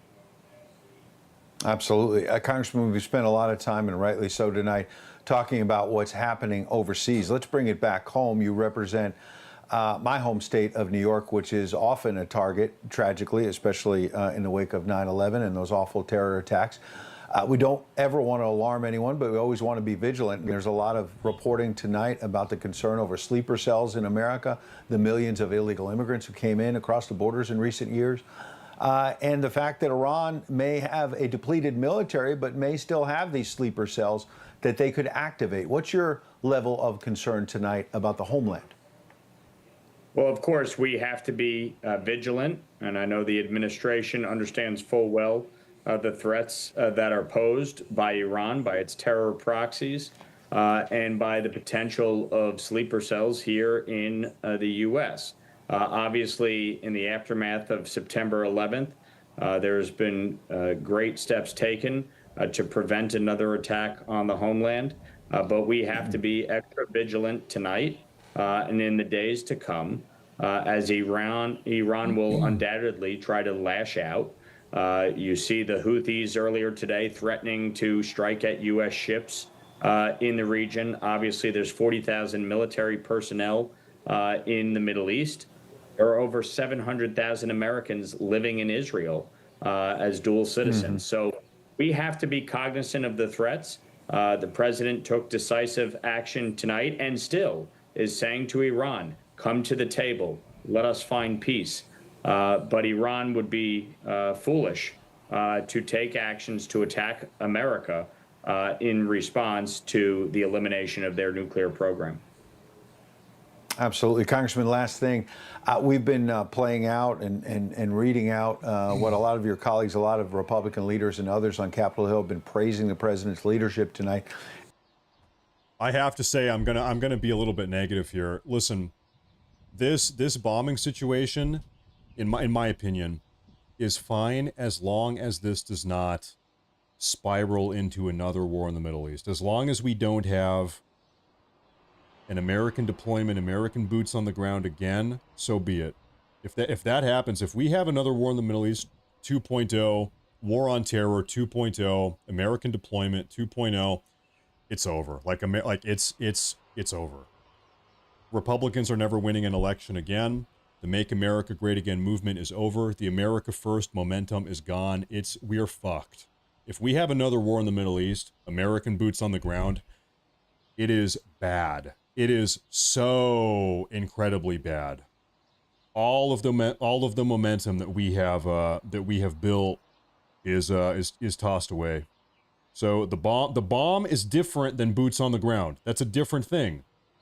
It could lead to that. I don't think it will, and I hope it doesn't. If God forbid that happens, though, it's very bad, catastrophically bad, very bad. Recognize the reality of the threats facing America and our allies, and this unholy alliance between Iran, Russia, China, and North Korea has sought to undermine and destabilize the U.S., Israel, Europe, and the free world. The president took decisive action tonight to eliminate this threat. And I would just note to my colleagues calling for the impeachment of the president, which is just absurd on its face. The fact is, when Barack Obama was president, he struck at Syria, he struck at Pakistan and Yemen.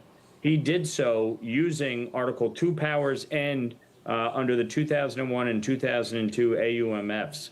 So for my colleagues that now, on the Democratic side especially, want to say that President Trump should be impeached because he stopped a nuclear Iran, they have lost their damn minds. And it's absolutely embarrassing to all the country.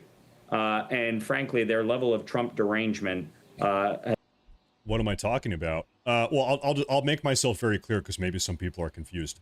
Like I said, Trump bombing Iran, okay, I think that situationally makes sense, taking out the nuclear enrichment facilities.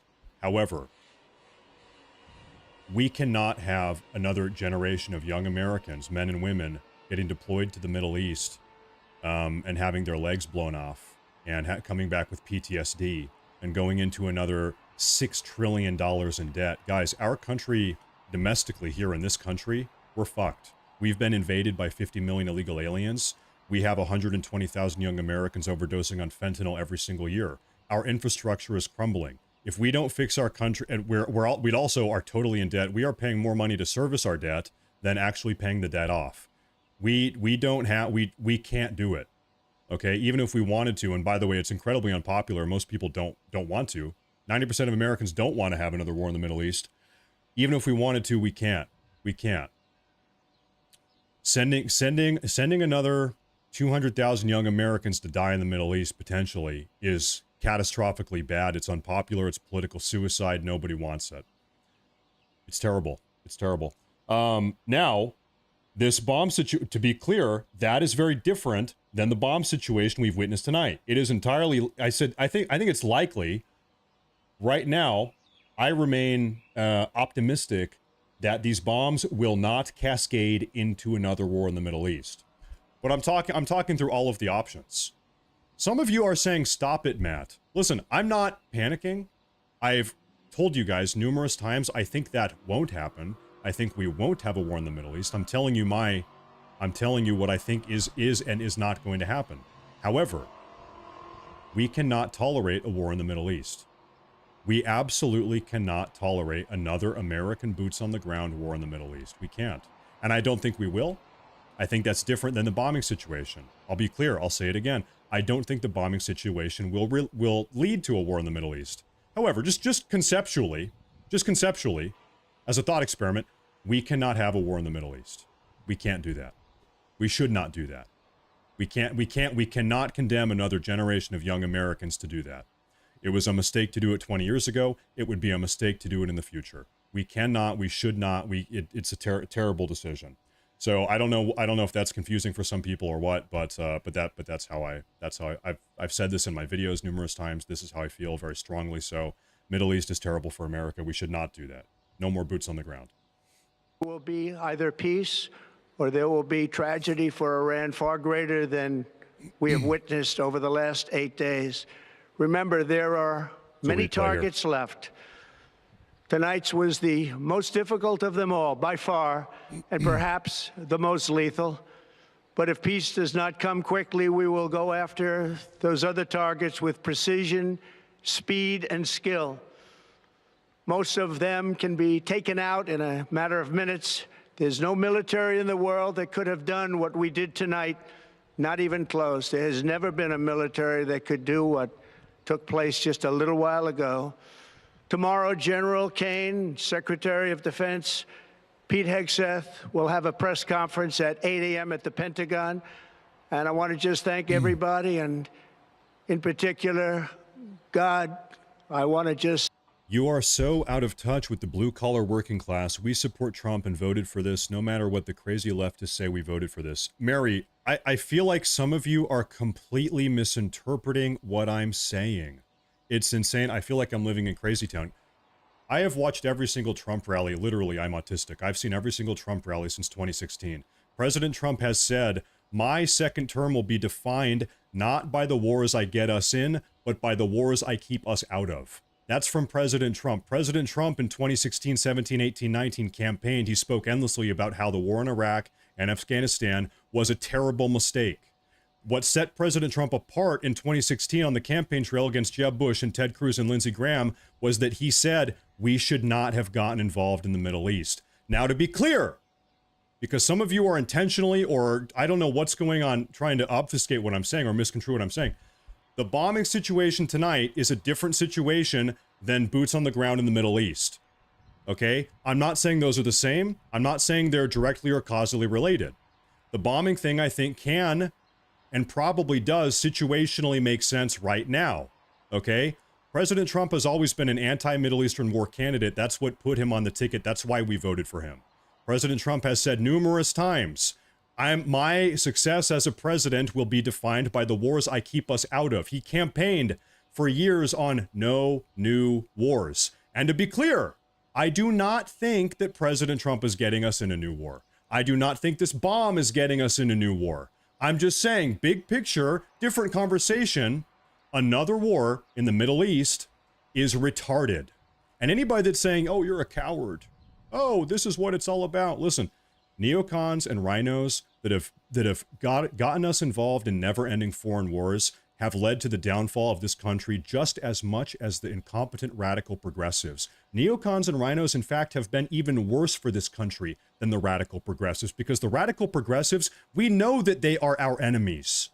The neocons and the rhinos, they've pretended to be good for America. They've pretended to be good, productive Republicans, but they've sold us out in just every single way that the progressives have as well. They're a wolf in sheep's clothing. If you're cheering on foreign wars, saying, oh, America should be involved in every single foreign war. Hey, guess what, dickhead? The IDF takes volunteers. You should go sign up rather than bitching about it from here in America. Go sign up for the IDF. No new wars. President Trump campaigned on no new wars. He campaigned on that for 10 years. What set him apart from Jeb Bush, Ted Cruz, Lindsey Graham, Marco Rubio in 2016 was he was the one Republican that had the fucking balls to say we should not have gotten involved in the Middle East. George Bush was an incompetent moron. Jeb Bush, that was your brother. We should not have gotten involved. If you're sitting here saying, oh, we need to do it again, you have learned nothing. You have learned nothing. That mindset got us into these problems in the first place. We cannot condemn another round of 18-year-old, 19-year-old, 20-year-old Americans to get their fucking legs blown off in the Middle East because you think it's badass. If you think it's cool, you can go sign up as a volunteer enlistee for the IDF. They take volunteers. Go do it. You won't. You're totally happy to send young Americans that you don't know to go do it. Are you going to do it? No. 90% of Americans think that we should not get involved in the Middle East with a boots-on-the-ground situation. To be clear, bombing, strategically taking out these bomb targets is a different dynamic. Okay? But some of you in the chat that are saying, oh, we need to have boots on the ground. We need to go invade Iran. Go do it. Go. Do it. Go do it. Go do it. This is not the community for you. If you actually think that we should send 18-year-old young American boys to go invade Iran right now, you are America last. To be clear, that is America last. Our country has been invaded. Our country is in $40 trillion worth of debt. We have 50 million illegal alien invaders in the country right now. Over 100,000 Americans overdose on Chinese-made poison every single year. Our infrastructure is crumbling. If you actually think that despite all of these problems we have here in this country right now, that on top of all of that, we should go have American boots on the ground in the Middle East, are you smoking crack? You're probably smoking the stuff that everybody else is overdosing on. How insane do you have to be to think that we can have another war in the Middle East on top of all the issues that we have in this country right now? You're out of your fucking mind. America last mindset is what that is. It pisses me off. It pisses me off. I have grown up, I'm 31. My entire life has been, you know, in the shadow of never-ending Middle Eastern wars. Finally, we're done with them. We cannot do it again. We cannot do it again. It has been catastrophic for us. And also, it has never worked. It doesn't even work. Maybe if we had a good track record of 20 years of foreign involvement in the Middle East, maybe you could make an argument. It's been a complete and total catastrophic failure in every single metric, in every single regard. Oh, we should do it again. We got to do it again. Then you know what? Pick up a fucking gun. You go do it. You do it.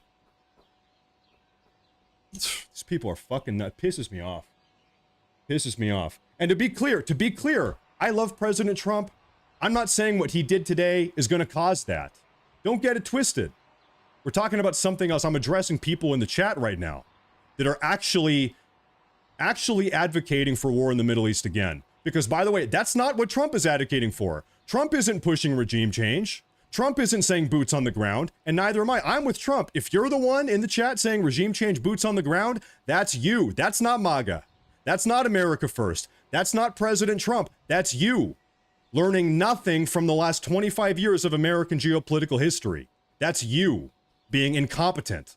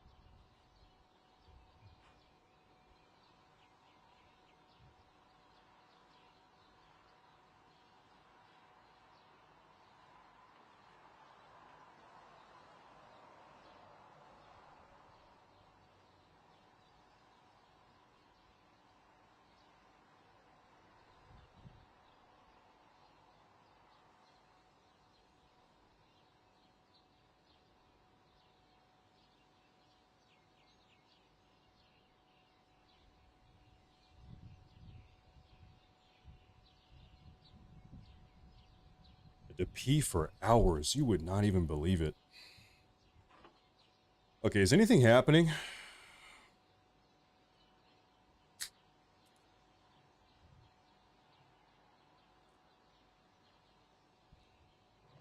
What's going on here?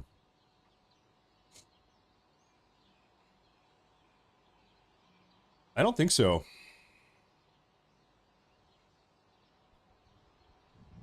Iran has promised a retaliatory strike, but we have no idea when that is. We have no idea. We have no idea.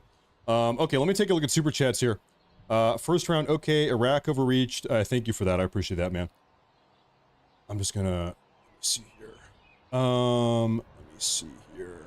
Whoa, there's way too many coming in. I can't even keep on top of this.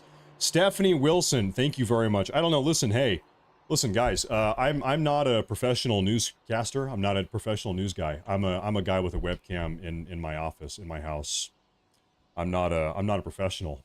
I'm a little bit raw. I'm a little bit uncut sometimes. I guess that's the charm, okay?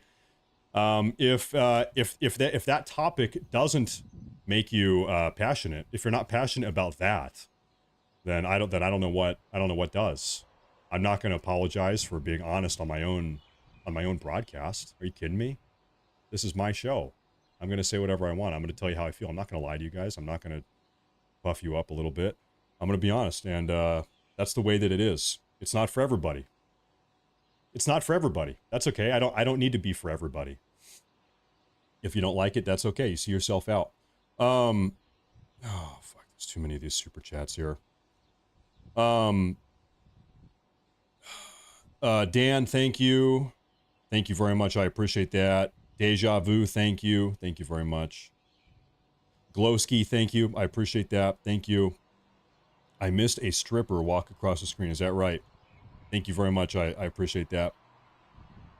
Don't pollute the chat with rubbish people. Please don't spam Matt's here. Chris, hey, thank you. Thank you, Chris. Thank you very much. I appreciate that a lot. Thank you very much. I'm more concerned with sleeper cells in America than in the Middle East. Yeah, me too. Me too. I feel the same way. Thank you. Thank you. Thank you. Rune Lady, that's how I feel. You know, I make this joke sometimes, but some people, they try to have the most inclusive community. Everybody's welcome. This is an inclusive community. I don't really feel that way. You know, my broadcast is not for everybody. This is a very exclusive community. That's the show. It's not for everybody. You know, it is what it is. Hey, and I appreciate that. Thank you very much. Mr. Blue Tie. You know, I'll say it again. Like, I don't really think that this bombing situation is going to devolve into the other topic we were talking about. So, hey, thank you. That's a big super chat. I appreciate that. I appreciate that a lot. Some guy said, "Stop crying." Listen, I'm gonna be, just so nobody has any misinterpretations. It's my show. I'm gonna say what I want. Like, period. If you have a different show or you want to do it some other way, then you can go make your own. It's free to make a YouTube channel. You can also go watch any YouTube channel you want. You don't need to be here. I don't take offense if you need to leave. It's fine. But on my show, I'm going to say what I want. Period. If you don't like it, that sucks. Okay. Thank you. Thank you very much. I appreciate that. Stormy C, thank you very much. I appreciate that a lot. Okay, these super chats are just coming in way too fast. You guys are too nice. Thank you very much. You guys are too nice. Lillian, and I apologize if I miss any of this. I apologize if I miss any of these. Thank you very much. Signs of Autumn, thank you. I can't read this fast. It's going too fast. I can't read it. The only people advocating for boots on the ground are leftists that know patriots would be the ones to die. Yeah, maybe. Yeah, maybe. It's a left-wing psyop. Could be the case. I like that conspiracy. Lillian, thank you. Thank you very much. Thank you.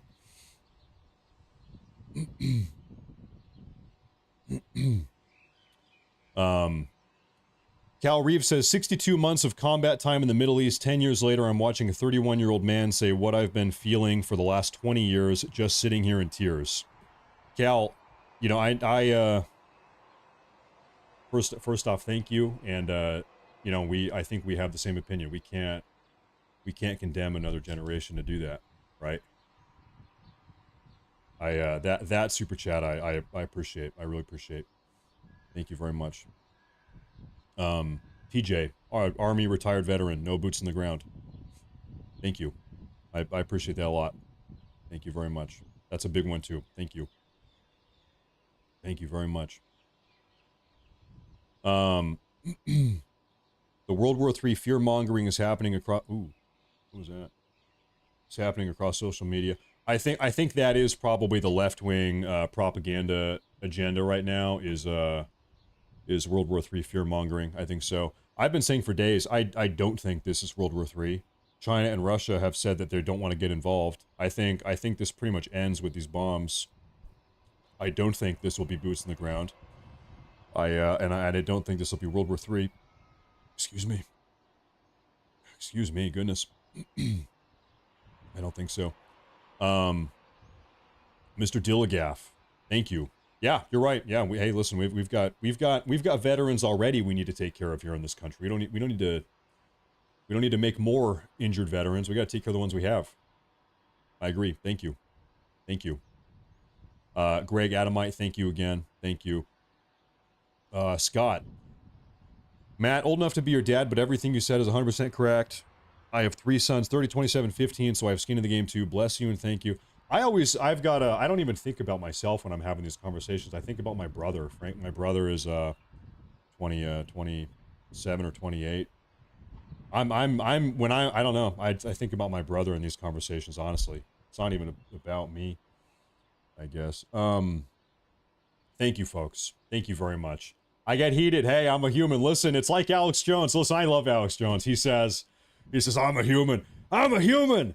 I'm an American patriot. I've got red blood pumping through my veins. I love to eat steak and have sex with my wife. I'm a human. I'm a patriot. He's so real. God, he's so real for that. Listen, if you guys are looking for, well, guys, welcome to the news. I have my suit and tie on today, and we're just gonna keep it professional. And I'm also gay, and this broadcast is gonna be gay today. Listen, get out of here. Get out of here. We keep it real. We keep it raw. We keep it uncut. We do it live.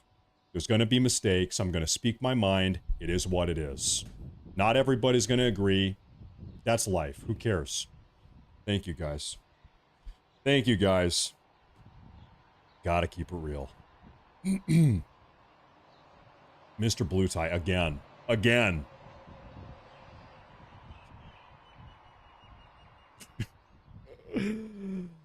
Oh, man. Thank you. I want to say thank you. Thank you. Thank you. Thank you very much. Well, listen, you guys are making it hard to cover the news, I'll tell you what, but maybe, I don't know how much is happening right now. President Trump says any retaliation by Iran will be met with force by greater than what was witnessed tonight. Yeah, he says, any retaliation by Iran against the United States of America will be met with force far greater than what was witnessed tonight. Thank you, Donald J. Trump.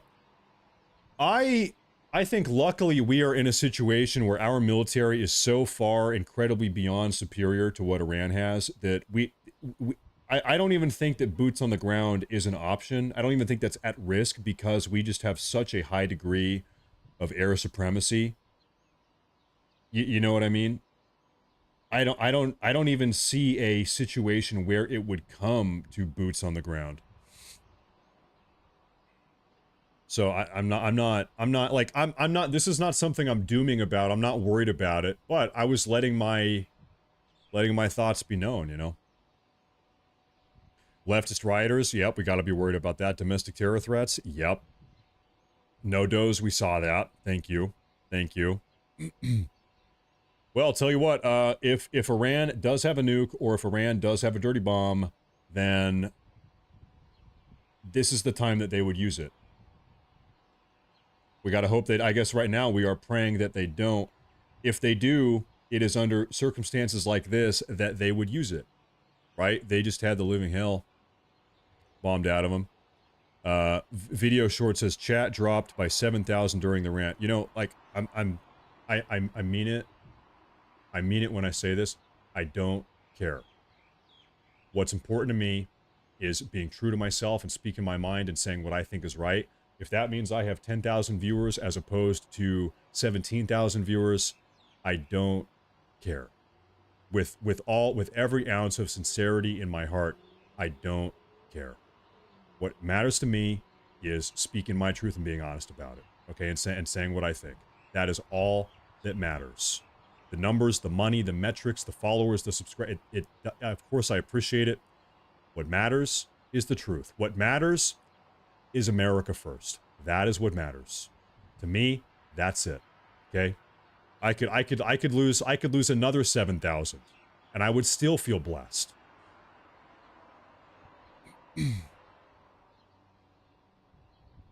Mark Higgins, thank you. Thank you.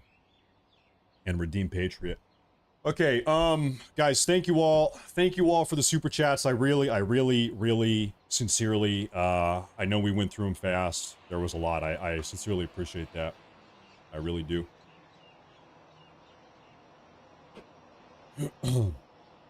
Okay. I'm gonna try to get caught up on what's going on here. Give me a moment here, folks. I want to really see is anything even happening right now. This just might be kind of the end of it for the night, but I'm gonna take a look around. I don't know.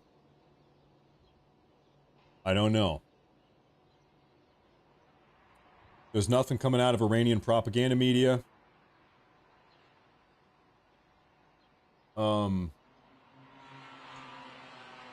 President Trump has said to the Iranians that if they retaliate, they're just going to get carpet bombed, pretty much. I'm gonna turn this up and get caught up here, folks. I need a little break. Biden had taken down as a designation here. Right. Incredible. Bianca and Matt, incredible insights as always. Thank you for joining us. Thanks, Ed. All right, let's keep the coverage rolling. Welcome in now live a remarkable American hero, U.S. Marine Dakota Meyer. He is a recipient of the Medal of Honor. Sir, I remember covering your Medal of Honor ceremony at the White House for remarkable service in Afghanistan. But as I recall, I believe you've re-enlisted in the Marines. Is that correct? I did actually. Secretary Hedgeseth re-enlisted me back in and let me come back in the United States Marines back a few months ago. I love it. So you are still in the Marines then.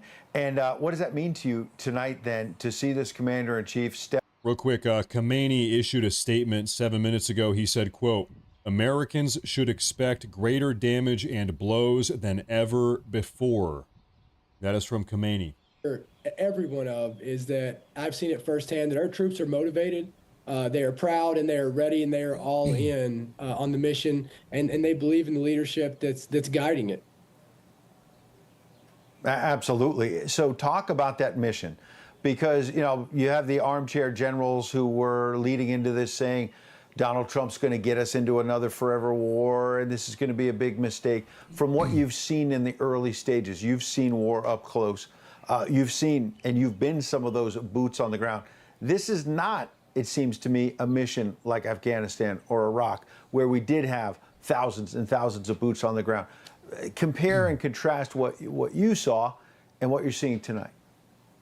Yeah, look, what I see is, and what I hope and pray is that we don't have to lose, or there's not another life, an innocent life, an American life. We don't have to use the greatest asset that our country has, which is our men and women in uniform, to go in and do these things.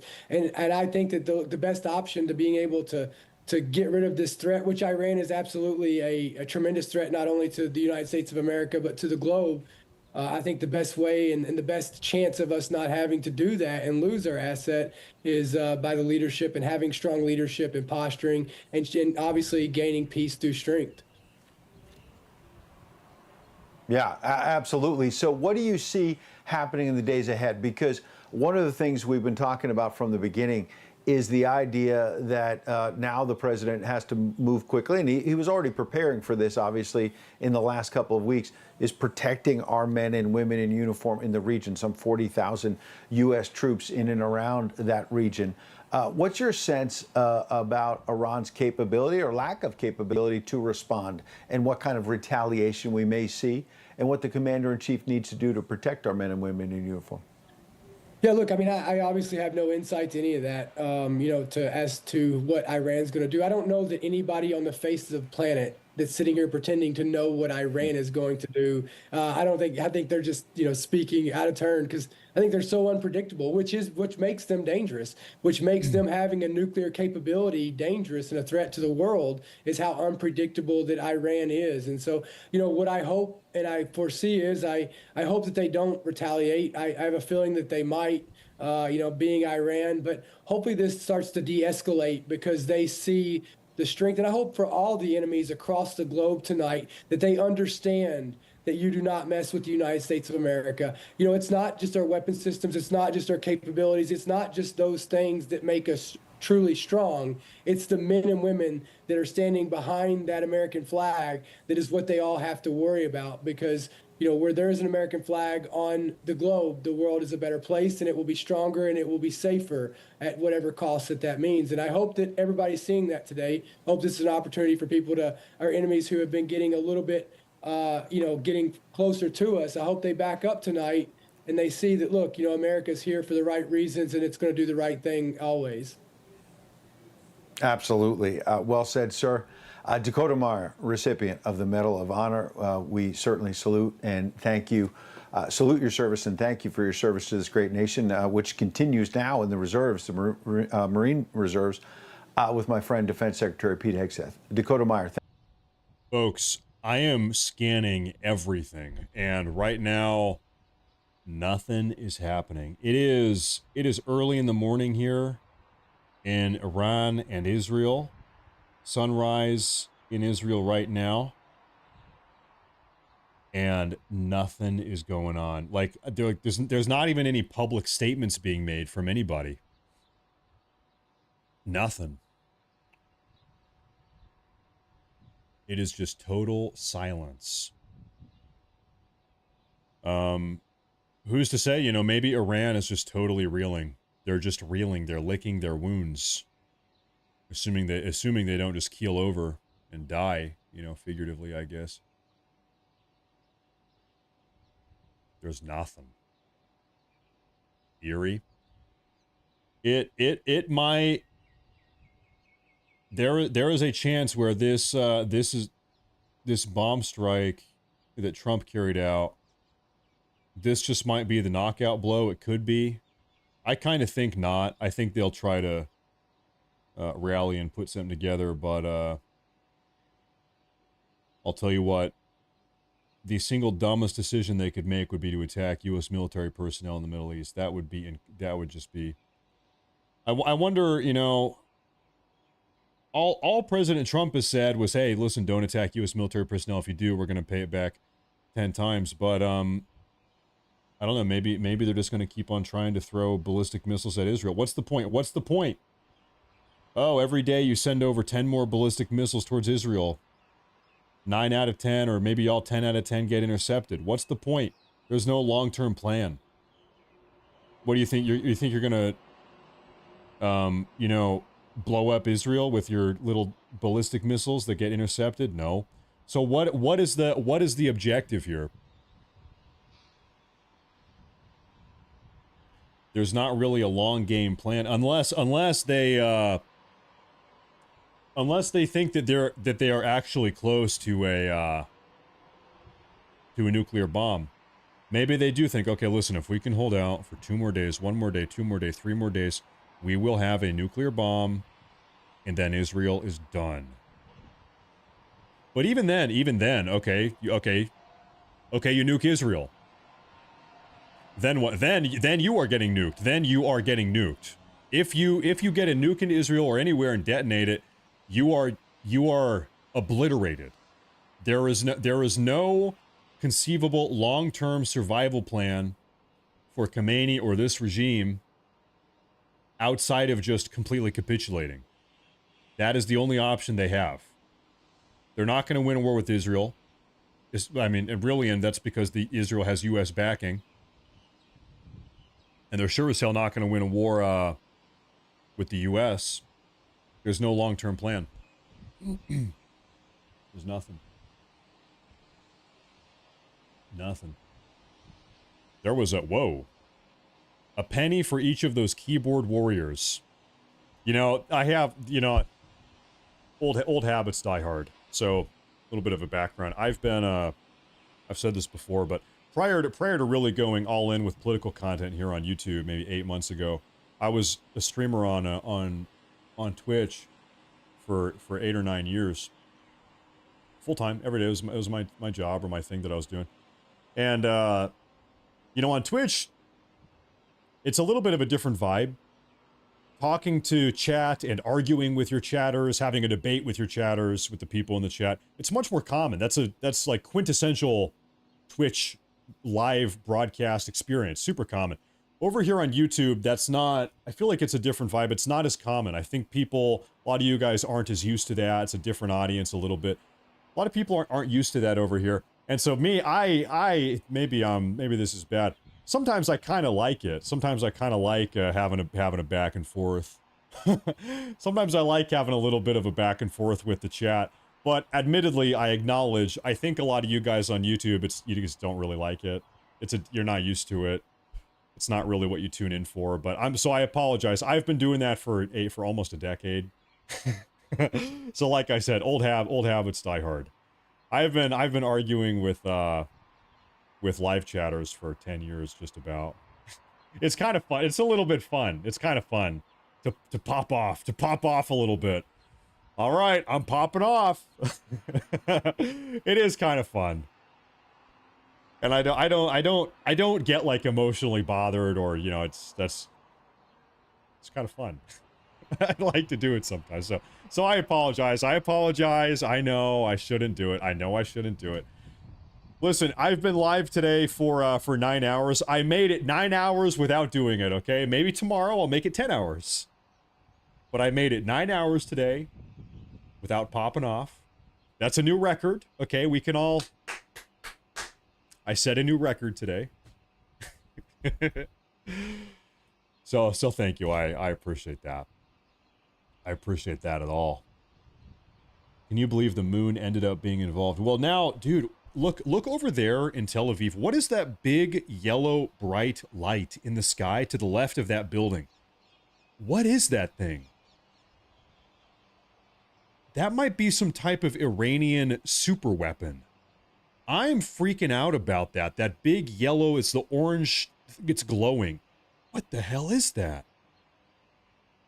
That's a little bit ominous, man. I don't know. I think it's some type of Iranian super weapon. Well, folks, I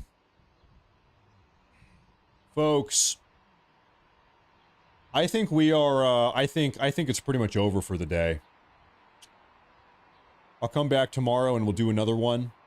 We have a lot to talk about day by day now, but I think things have pretty much concluded for the night. And I've been live for, God, maybe 10 hours today. I don't even know how long I've been live. So thank you all very, very much for tuning in. Overwhelming amount of support.